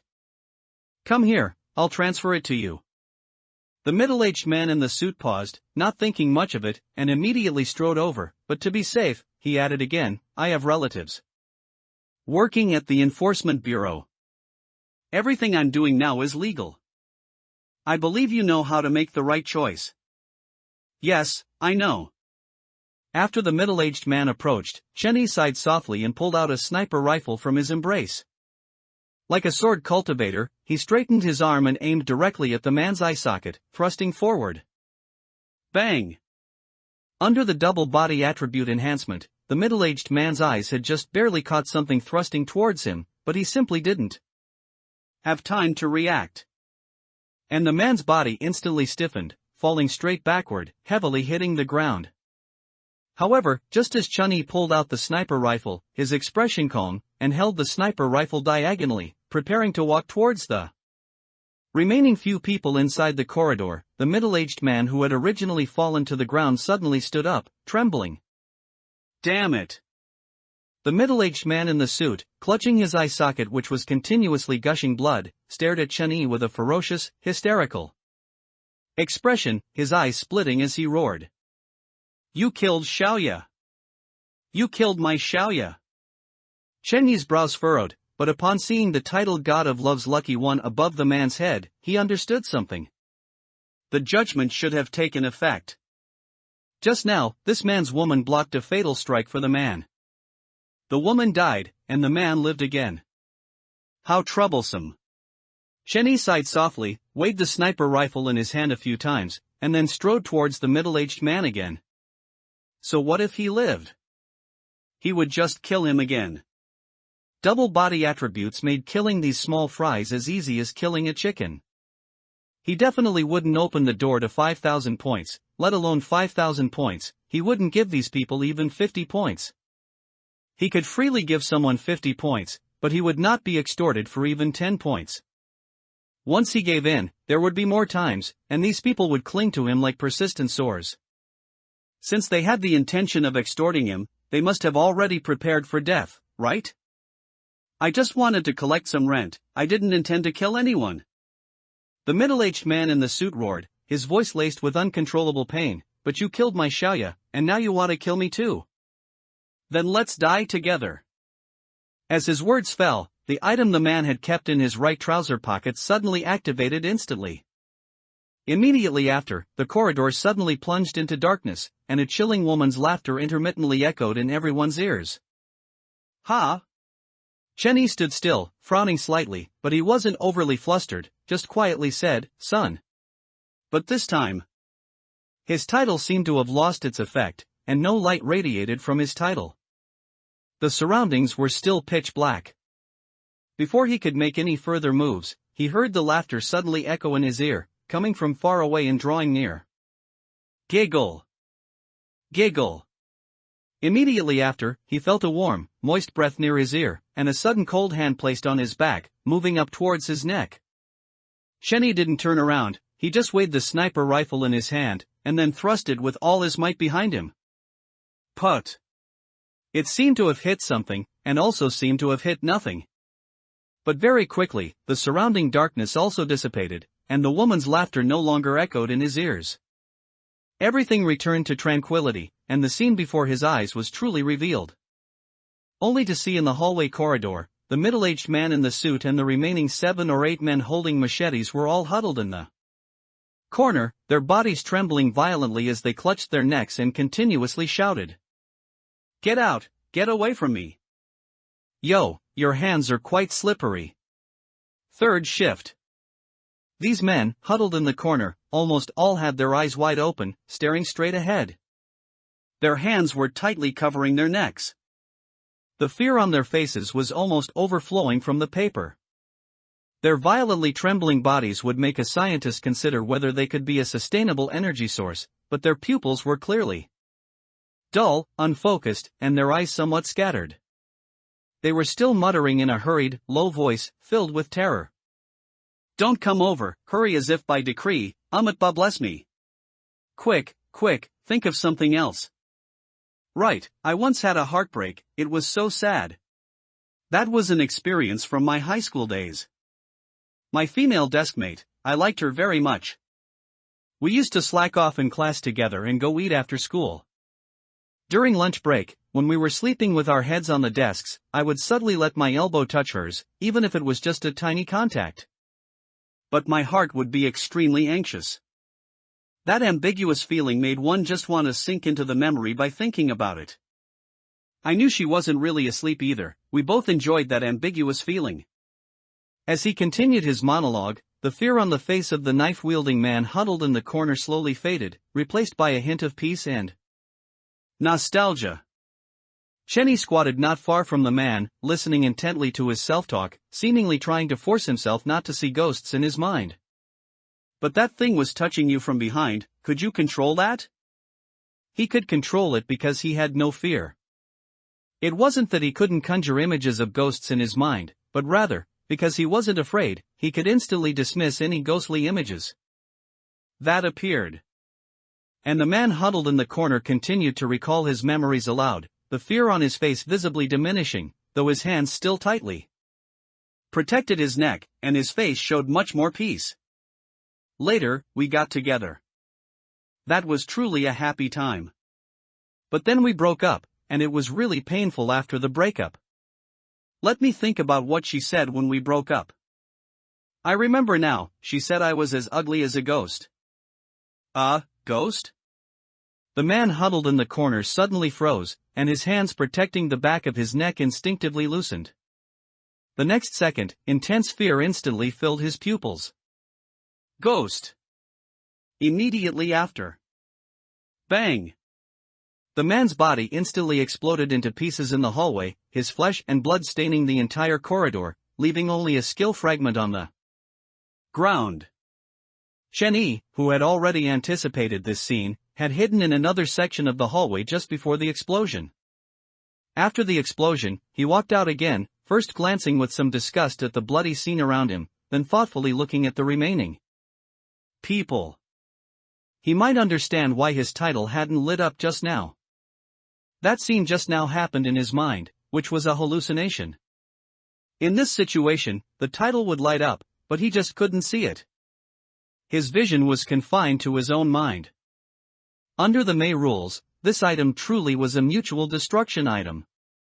At least, if it were anyone else, it would basically be a certain death. Chenny looked at Lao Tu beside him, deep in thought, not speaking.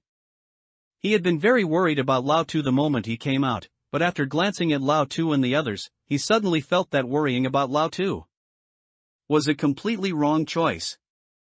Not far away, the men huddled in the corner were all shouting frantically, their faces distorted with madness. Don't come over, get lost. Either that, or they were forcefully diverting their attention in their minds by speaking a lot. But the scene with Lao Tu was a bit odd. Oh, your hand is quite slippery. Don't run, let me touch you. I've never felt a female ghost before.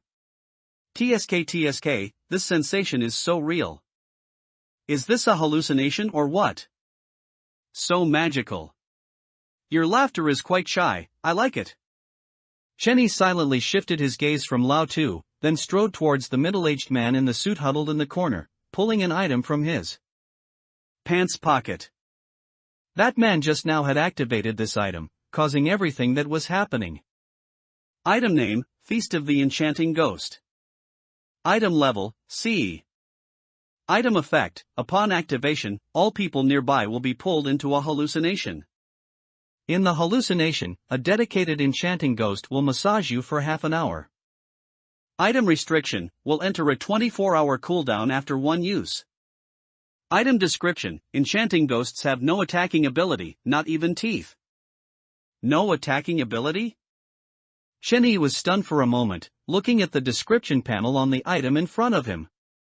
Only then did he realize that the cold, tender hand that had climbed his neck in the hallucination just now. It wasn't trying to attack him. It was trying to massage him. Damn. Why didn't it say so earlier? He had already killed that enchanting ghost. Which meant that the enchanting ghost's massage service could last for half an hour, but if it was killed, the succubus would disappear. And this rule did not appear on the item panel. At this moment, the thugs huddled in the corner not far away could no longer suppress the fear in their hearts and the increasingly clear images of ghosts in their minds. They exploded one after another. Bang, bang, bang. Soon, only Lao Tu was left in the entire hallway. Chunyi glanced at Lao Tu, his mouth twitching slightly, but still said nothing. He just walked silently to the other side of the stairwell, lit a cigarette, leaned against the wall, and waited patiently. A full half an hour passed. Is it over? Lao Tu's eyes suddenly cleared, and he looked down blankly at what was in front of him. There was nothing, it was empty, and the surroundings were covered in bloodstains. It's already over. Lao Tu pulled up his pants, still a little unsatisfied. It was quite fun. But when he glanced around and didn't see Igu, he immediately became anxious, searching among the pieces of flesh on the ground while shouting. Tremblingly, Igu, Igu, where are you? Igu, don't scare me. Igu. Here. Chunyi, with a cigarette dangling from his mouth, walked out from the adjacent hallway expressionlessly. Not dead yet, stop wailing. Phew. Lao Tu let out a long breath of relief at the sight, then put down a piece of broken flesh in his hand, and scanned the surroundings. Are they all dead? They all died at our doorstep, how unlucky. Igu, wait for me. I'll go inside and get tools to clean this up before I sleep. Tens of minutes later. Lao Tu stood up, slightly out of breath, wiping the sweat from his forehead. He looked at the body bags stacked against the wall not far away and finally let out a long sigh of relief. Finally done, now I can sleep. Let's throw the garbage out in the suburbs first. Activating the sleigh, it only took a few minutes for the two of them to dump the garbage at the operational landfill in the suburbs. With the disappearance of vehicles, many basic public services in the city were gone, such as garbage disposal. Currently, the amount of garbage produced daily within the entire city is not small, and transporting it to landfills outside the city is a very labor-intensive task for humans. They could only use handcarts, pulled by people. It was very laborious. But one fortunate thing was that the city's garbage output was much less than before. After all, there weren't many things to consume anymore, and the entire city could still barely function for now. But they couldn't worry about that much. After all, there were more urgent matters than this right now, so they could only try to appeal for less garbage production and to transport garbage out as much as possible with human labor. Vouchers were simply not enough to pay salaries anymore. More often, people would start working just for a bite of food.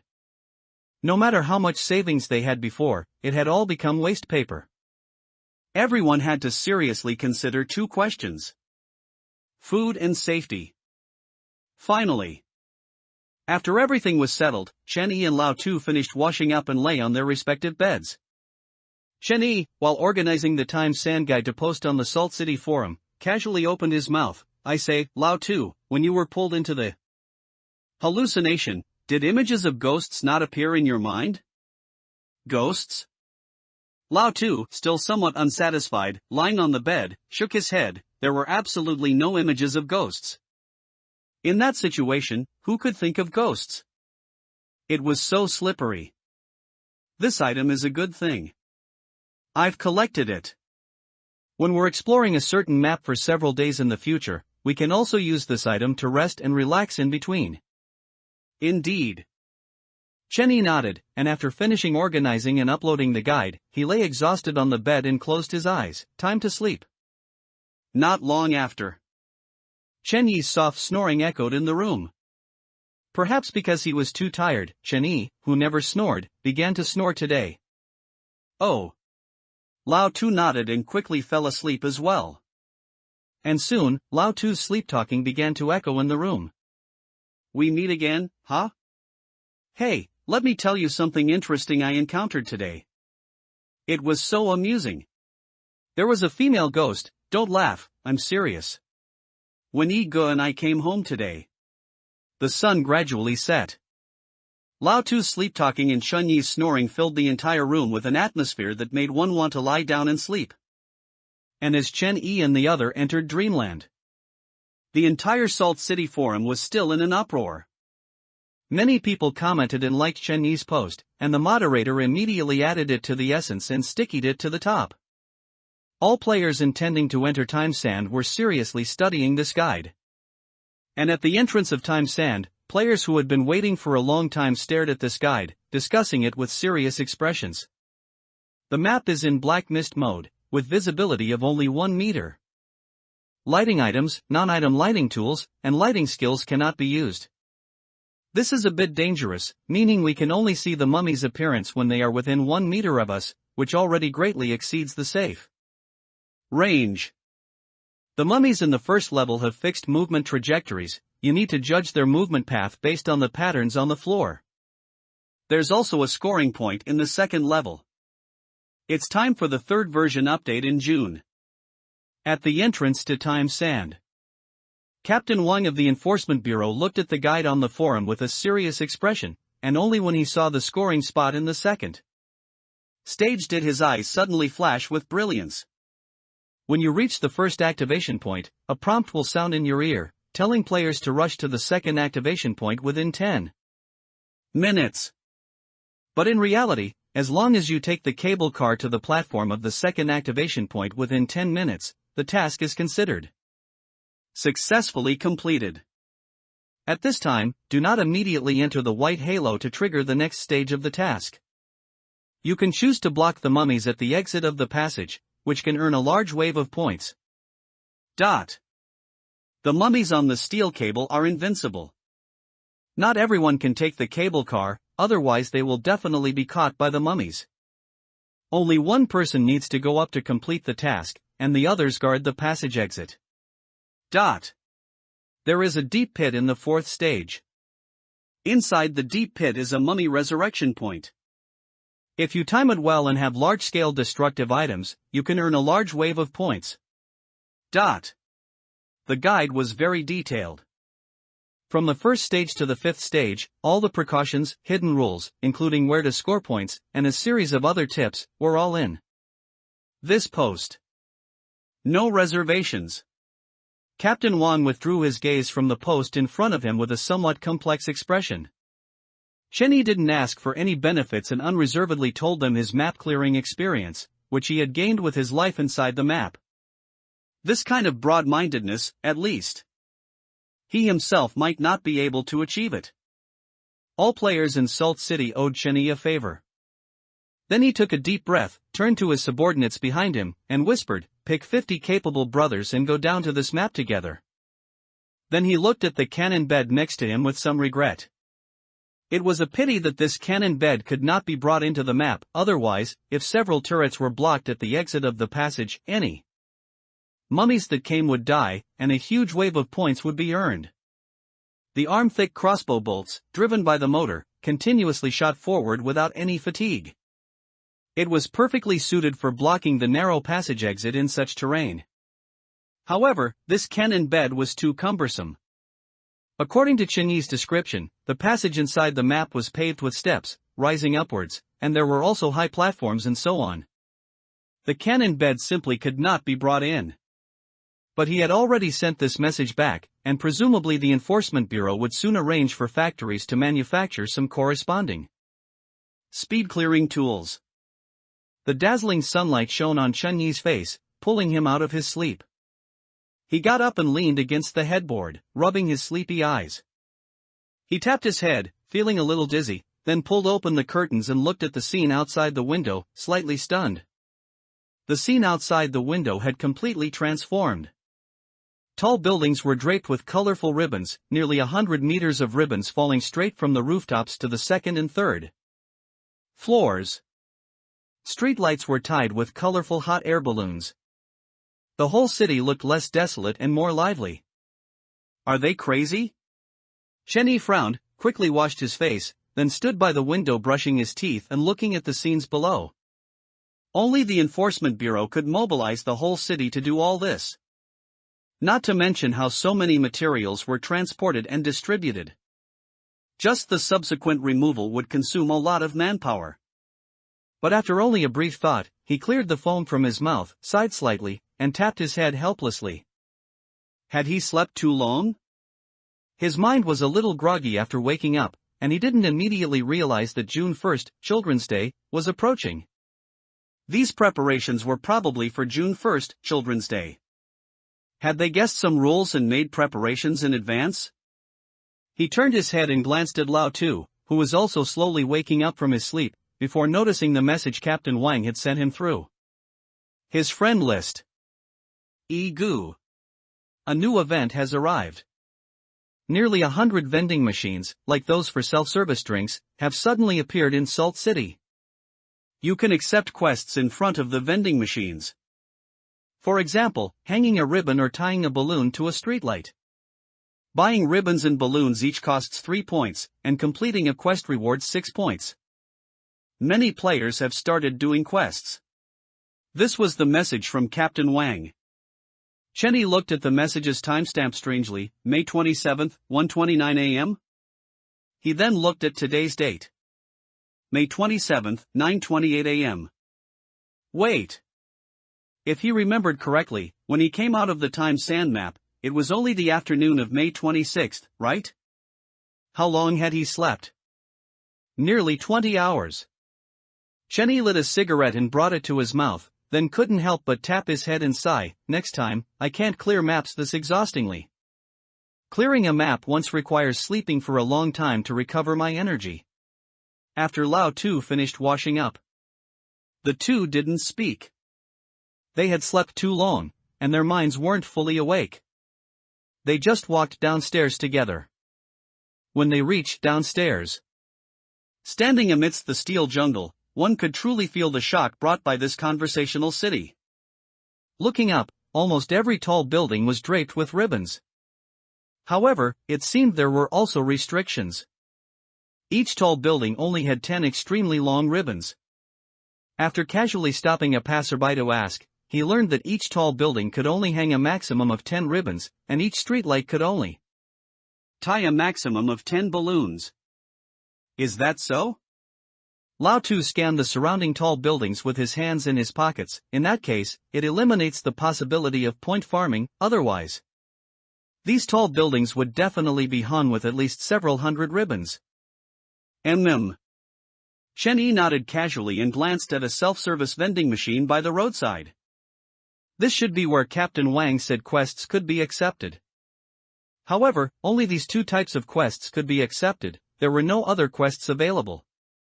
So he was too lazy to check them. It seemed that the Snow Sea project team was starting to prepare for June 1st, Children's Day. As for what June 1st, Children's Day would entail, no one truly knew. Chenny took Lao Tu for a casual stroll, found a restaurant to eat something, and then returned to his room. After all, there wasn't much to stroll around on the streets. And no matter where he went, he was the absolute center of attention in the crowd. Almost everyone looked at him, making it difficult to enjoy a pleasant walk. In the following few days, Chenny and Lao Tu didn't go anywhere. They just lived a life of eating when hungry, sleeping when tired, and getting massages when they had nothing else to do. Soon, the time came to May 31st. 23:49 p.m. Chenny and Lao Tu were each lying on their beds, enjoying a succubus massage. The curtains were drawn, and the lights were off in the room. An incense stick was lit on the table, and a comfortable scent spread throughout the room. It seems it's almost midnight. Lao Tu, lying in the darkness, enjoyed the delicate and smooth hands pressing his shoulders with a satisfied expression, then sighed regretfully. It's a pity I can't chat with Egu, it reduces the fun by a third. If I could chat with Egu, that would be truly comfortable. He and Egu had activated the succubus feast, an item they had just acquired, and were enjoying the succubus's massage.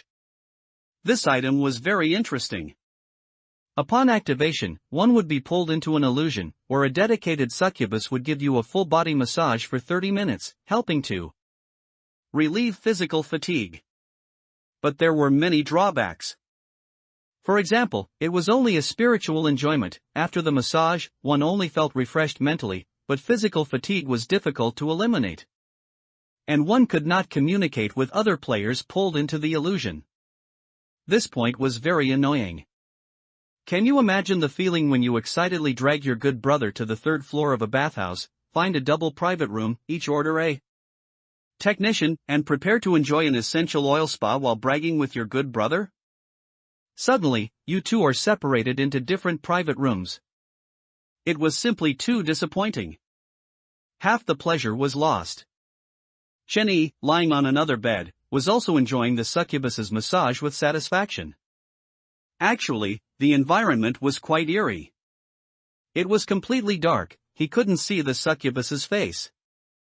He could only feel the succubus's body, those slender and smooth hands, and the occasional moist breath near his ear, along with the silver bell-like giggling laughter. Under the high pressure of the May rules, almost more than half of the people thrown into this environment would have a mental breakdown in less than 3 minutes, let alone half an hour. But for Chen Yi and Lao Tu, it was indeed a perfectly suitable recreational item. One had no fear, and the other was so thick-skinned that he could only feel the smoothness and couldn't even imagine a ghost. This item only worked as intended for these two. It truly embodied the saying, "One man's poison is another man's meat." Not long after, the darkness before their eyes suddenly began to visibly dissipate, and the comfortable sensation also started to fade. Is time up? Lao Tu, lying on the bed, felt the strength of the feet on his back begin to dissipate. He sighed with lingering regret, rolled over and sat up, tightened the bath towel around his lower body, lit a cigarette, took a deep puff, and then said helplessly, "Half an hour isn't enough, I want an extension." "Isn't it just points?" "I'm not short on points. At least give me a chance to extend it." "What kind of crappy item is this?" "But I have to say, this succubus is quite strong, her backstepping massage is very powerful. It's just that my succubus is too thin, it would be better if she were a bit fatter. I'm struggling." Chenny also sat up from the bed, glanced at the clock by the bed, then removed his bath towel, put on normal clothes, and stood by the window. He turned his head to look at the city below. It's 23:59. In 1 minute, we'll usher in June's third version update. Lao Tu, deeply in agreement, also changed into his clothes and stood beside Igo, looking seriously at the brightly lit city outside the window. After a moment of thought, he asked, "Igo, how did you think of taking a bath, wrapping yourself in a bath towel, lighting an incense, and then activating the succubus item? The experience is indeed much stronger. The June version has been updated, and new rules have been added, on the shelf 5. Chenny stood by the window, not speaking, simply raising a glass of apple-flavored carrot juice to his lips. He took a small, calm sip. Holding the glass, he gazed out the window. In 1 more minute, the June update would arrive. Most people probably wouldn't be able to sleep tonight, no one knew what new rules June would bring. There was only one piece of good news. That was, all players finally wouldn't have to talk to people 1,000 sentences every day. He glanced at his personal panel. He still had 230,000 points, which was all the points he had accumulated this month. Chenny took his gaze away from his personal panel, placed the glass on the windowsill, lit a cigarette between his fingers, and unbuttoned the first button of his floral shirt. He leaned his hands on the windowsill and calmly looked out the window. Looking down, he could clearly see many people standing on their balconies, waiting for the June update. He wasn't sure why everyone had to stand by their windows. Perhaps at times like these, seeing more of their kind could give them a greater sense of security. Just then, the time reached midnight. June 1st had arrived. Game update announcement. New Blue Star 4.2 version will begin non-stop updates at midnight on June 1st. The main content and adjustments of this update are as follows. 1. Fixed bugs where gunpowder weapons were prohibited, and some players started developing electromagnetic weapons. From now on, both gunpowder weapons and electromagnetic weapons are forbidden. 2. Fixed bugs in some maps. The maps included in this bug fix are as follows. Asterisk fixed a bug where the time sand map could be infinitely farmed for points in the second level asterisk. Asterisk fixed a bug where Little Sprite's mom frequently intruded into various maps asterisk. Asterisk bugs such as the December neutral boss Santa Claus and his elk intruding into the May timeline asterisk. Asterisk $% hashtag percent dollar hashtag percent hashtag asterisk. 3. Fixed bug behaviors such as some players attempting to escape Blue Star in May, which have been forcibly pulled back, and an impassable air wall has been added to the outer layer of Blue Star. 4. Added fashion gameplay. Starting from June, players will have more ways to acquire different fashion sets, and fashion will have different magical effects. Be a unique you. 5. Open beta map Secret Realm gameplay. In May, we conducted a small-scale internal test of the map Secret Realm gameplay, and 90% of player feedback was extremely satisfied. In June, we are launching the open beta of the map Secret Realm gameplay. In June, players will encounter more maps and can venture into them to explore and obtain rich rewards. 6.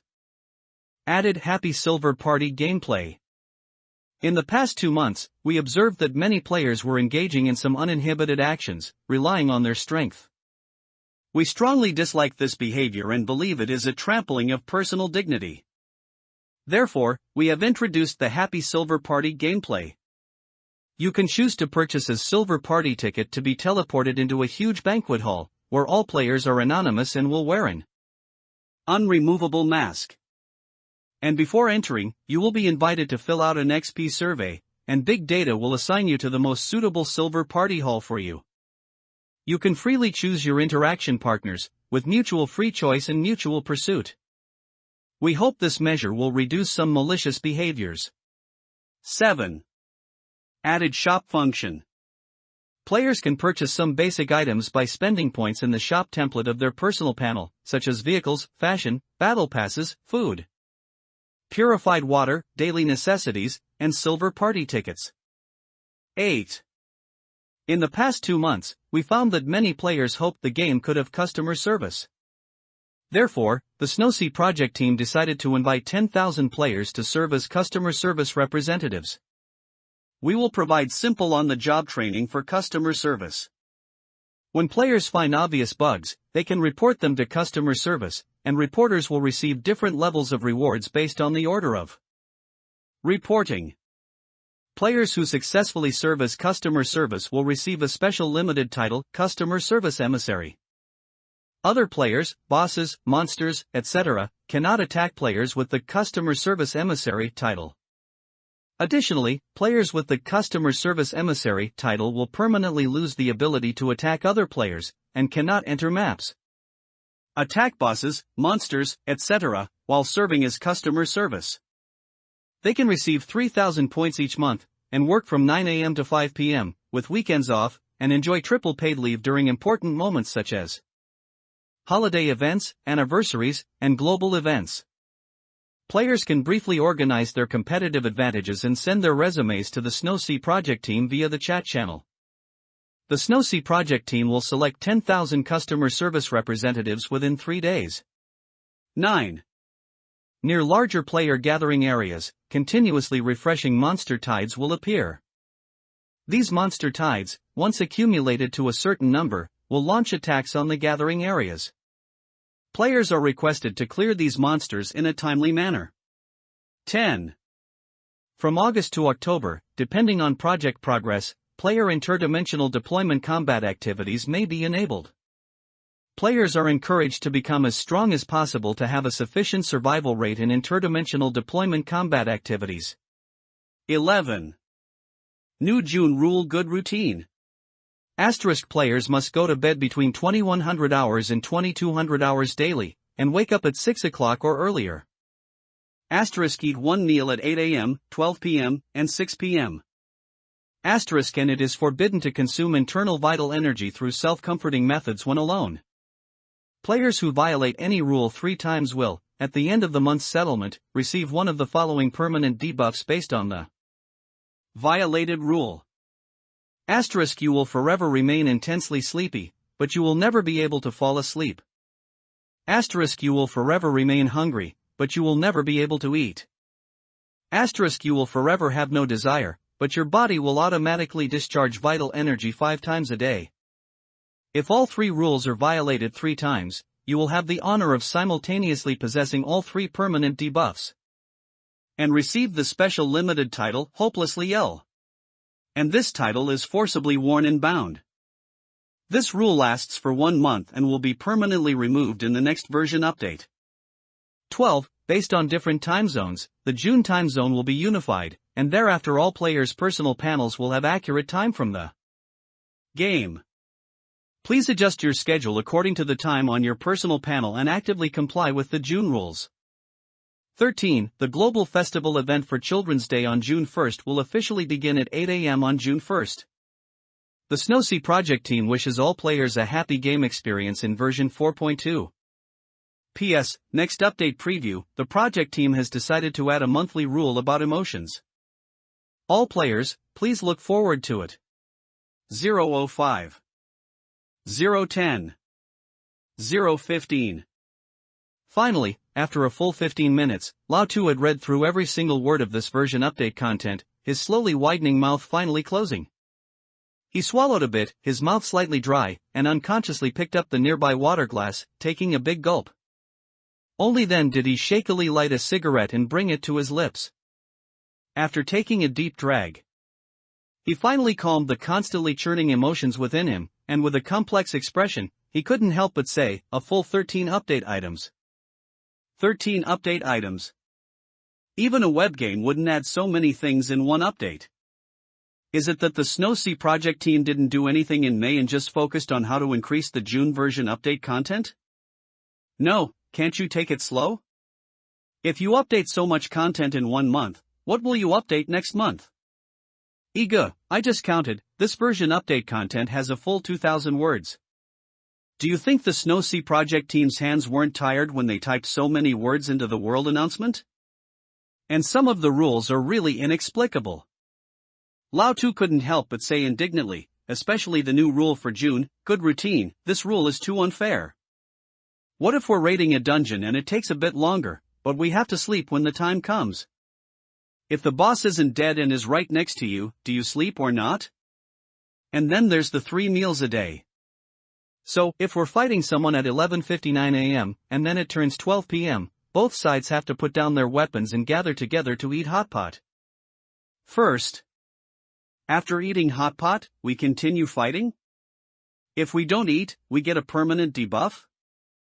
What if we fight until 2200 hours p.m., and the fight isn't over? Do the people who were just holding knives and had bloodshot eyes now have to share a big blanket and sleep together? Then sleep until 6 a.m. and wake up to continue fighting? This is too ridiculous. What kind of broken rule is this? I think the May rule of calm mind, natural coolness was better. If we could bring back the April rule, that would be best. I still prefer April's active person rule. This update is not good. Trash planner. Shenyi narrowed his eyes and remained silent, only tapping his fingers on the windowsill, leaning on his cane with one hand and looking out at the figures in various windows. A moment later, he suddenly spoke. We must find a chef as soon as possible. At least this month we must have a chef. If we don't have a chef, whether we are in the wild, or in a map, or in various places, and it's time but we don't have food, that would be terrible. It's impossible for us to have food at all times. If nothing unexpected happens, I estimate that many factions or individuals will start trying to recruit chefs they know. We must act quickly. The hidden condition for entering a map this month is that you must bring a chef. Without a chef, you wouldn't even dare to enter a map. So far, we don't know what the definition of meal is. Is it strictly freshly cooked food, or can instant products and dry rations also count? But a chef is definitely the most standard answer. We need to do it quickly, right now. A little later, all the chefs in Salt City might be recruited. Actually, it doesn't have to be a chef, as long as they can cook. But he looked back at Lao Tu, and they both saw the silence in each other's eyes.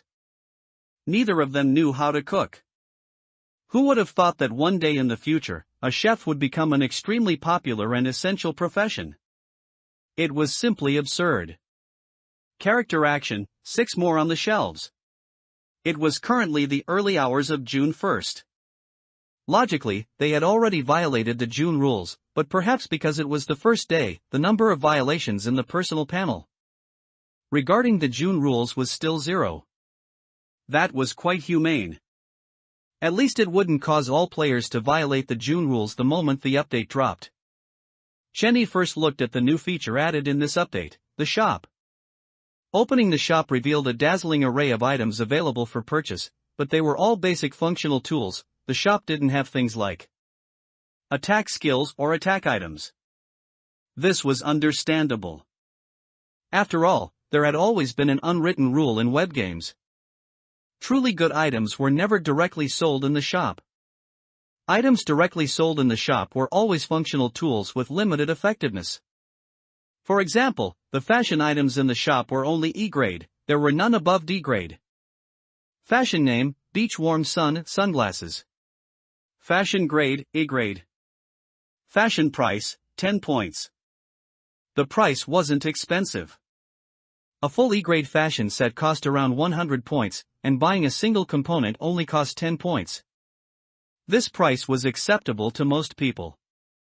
It wasn't expensive, and there was no problem wearing it as daily clothing. However, just then, Chenny and Lao Tu suddenly noticed a dazzling white light explode in the sky above Salt City, followed by the white light plummeting straight into the depths of Salt City at a speed difficult for the naked eye to catch. The white light's shockwave surged rapidly outwards. Almost instantly, it enveloped the entire Salt City once again. It came quickly and left just as quickly. Just as Chenny had activated his sleigh from his backpack, preparing to jump on and flee for his life, the white light suddenly dissipated. They also found that their bodies hadn't suffered any damage. This didn't seem to be an attack either. Wait! Lao Tu suddenly exclaimed, looking down at his body, his hands covering his chest with a shocked expression, unable to help but shout, "Where the hell are my clothes?" After the white light just now dissipated, Lao Tu's original clothes had all disappeared. He was completely naked, wearing only a pair of white boxers. Even his shoes were gone. Chenny was the same, his original floral shirt had vanished, leaving only a pair of white boxers. He looked down at the boxers he was wearing, remaining silent. This thing was actually a fashion item. Fashion name, Novice Simple Pants, male. Fashion level, none. Fashion effect, clothing used to cover new players' modesty, no set effect, only for covering the body. Fashion description, players can only wear clothing designated as fashion items, and players with costume design experience can design fashion items themselves and send the designs to the Snow Sea project team. If selected, they will receive a high amount of point rewards. Yes. Just as the vehicle function activated and all vehicles globally disappeared. The fashion function activated, and all clothes globally disappeared. Chenny stood by the bed, tilting his head to look at a woman standing at the window of the building opposite. Like them. All her clothes were gone, leaving only a white bandeau and white boy shorts. This should be the female player's novice fashion. What about wrapping a cloth? Lao Tu tentatively pulled out the bedsheet and wrapped it around himself, wondering if this could be considered wearing clothes other than fashion items. The answer was yes, it could. This meant that although clothes had disappeared, things like bedsheets and bath towels could still cover the body. All right. Chenny shook his head impatiently and transferred 2,000 points to Lao Tu. Go buy yourself a set of fashion from the mall first. We're not short on money. But for now, the mall only has E-grade fashion, so just make do with that. When we have a chance later, I'll get you a better fashion set. Okay, thanks, E-goo. Lao Tu responded, immediately jumping onto the bed, sitting cross-legged against the headboard, constantly scrolling through the shop panel in front of him, beginning to consider which fashion set to buy. Chenny, however, hesitated slightly as he looked at the little bear onesie fashion in his backpack. It was a C-grade fashion. This was his only fashion item that had both an upper and lower garment. He had also bought 5 fashion treasure chests during the Time Sand event and opened 5 fashion components. One of them was the Emperor's new clothes, which was completely unwearable, so he didn't even consider it. The remaining 4 were decorative items from fashion sets, such as sunglasses, and didn't include upper or lower garments. Only this little bear onesie could cover his body, and it was C-grade. It was just a onesie, it shouldn't matter, right? Plus, it was brown and masculine. It was just that the little bear hood looked a bit cute, and the two barriers were pink and white. After a moment of silence, Chenny still chose to quietly activate the item, accompanied by a flash of white light. The fashion set was now on him. He stood in front of the full-length mirror, holding the Christmas staff in his hand, looking at himself in the mirror, and suddenly raised an eyebrow. Slightly. It seemed the sense of incongruity wasn't very strong. It was just a bit bare from the ankles down. After that flash of white light, even things like shoes and socks were gone. What else could he do? Buy. He quietly opened the shop panel, looked at the fashion option, and found the shoe category in the fashion list.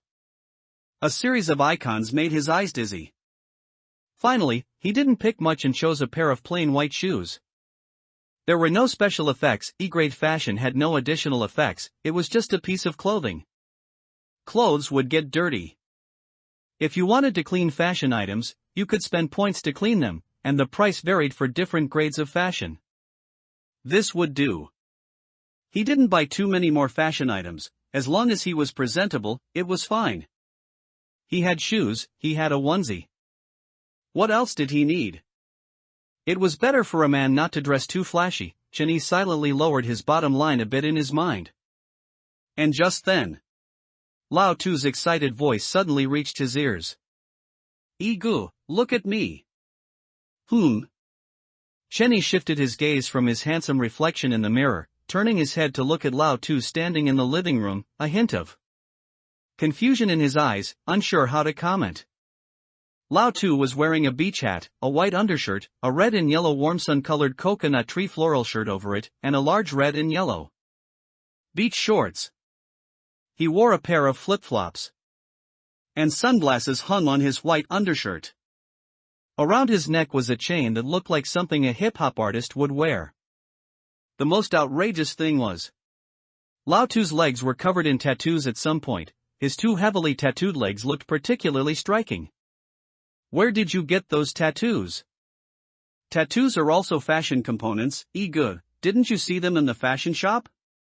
Lao Tu excitedly kept scrolling through his backpack panel. I bought 2 sets of tattoos, one is these tattooed legs, to look like a gangster. The other is from the Sunny series, which is a component of this fashion set I'm wearing. I'll switch to it for you to see, Igu. Lao Tu's finger tapped in the air. Immediately, the tattoos on Lao Tu's legs quickly faded and were swiftly replaced with new ones. The new tattoos didn't cover his entire legs. Instead, they were composed of seemingly sunny patterns like SpongeBob, waves, sun, starfish, and moon, sparsely scattered on Lao Tu's legs. It really did match Lao Tu's outfit quite well. He looked like a tourist on a Hawaiian vacation. Chenny remained silent. He had to admit that Lao Tu had truly figured out how to use this fashion function. He hadn't even noticed that there was a tattoo option in the fashion mall. And there's more. Seeing Igu somewhat distracted, Lao Tu quickly waved his hand to pull Chenyi's gaze back. Igu, look at this. Lao Tu stood in place and lightly snapped his fingers. Immediately, the corners of his mouth suddenly turned up, his feet spread front and back, his body slowly leaned back, tilting nearly 45 degrees, his arms stretched out to balance his body, his pupils emitting a hint of defiance towards nature, gazing out the window. And the next second, a white light circle, 2 to 3 meters in diameter, suddenly appeared beneath Lao Tu's feet. A 3D holographic surfboard abruptly appeared under Lao Tu's feet, and one could even see waves constantly rolling beneath Lao Tu, as if he were actually surfing. And one could even hear the sound of surging waves and the slightly fishy smell of seawater. It wasn't over yet. A translucent light wall slowly emerged behind Lao Tu, displaying a 3D holographic image of waves. From the front, it looked as if Lao Tu was truly on a surfboard, challenging a 100-meter-high wave. After about 7 or 8 seconds, the light circle behind Lao Tu dissipated, the seawater beneath his feet vanished, and his body slowly straightened. How is it? Lao Tu's eyes sparkled with excitement, and he grinned, playfully. This thing is also from the fashion mall. It's called a character action. The cheapest character actions start at 1000 points. After activating, it makes our bodies strike a certain pose, and then background effects will appear. The mall even sells Michael Jackson's signature move, with a background effect of a huge dance hall, and the effect also includes backup dancers. This one is a bit more expensive, costing 10,000 points. There's also a deluxe upgraded version of Michael Jackson's, which includes a full set of dance moves, as well as external BGM and so on, priced at 50,000 points. When I have more points later, I'll buy one to play with. There's also a dribbling between the legs character action, which also only costs 1000 points. If you want the deluxe upgraded version with BGM, it's a bit more expensive, costing 5000 points. This update has added a lot of fun things. Goo, aren't you going to try it? Lao Tu looked out the window with some lingering excitement. Aren't there a lot more monster hordes outside the city? Why don't we go kill monsters now? I'm a bit impatient to earn more points, so I can unlock more fashion sets, as well as character actions and background effects.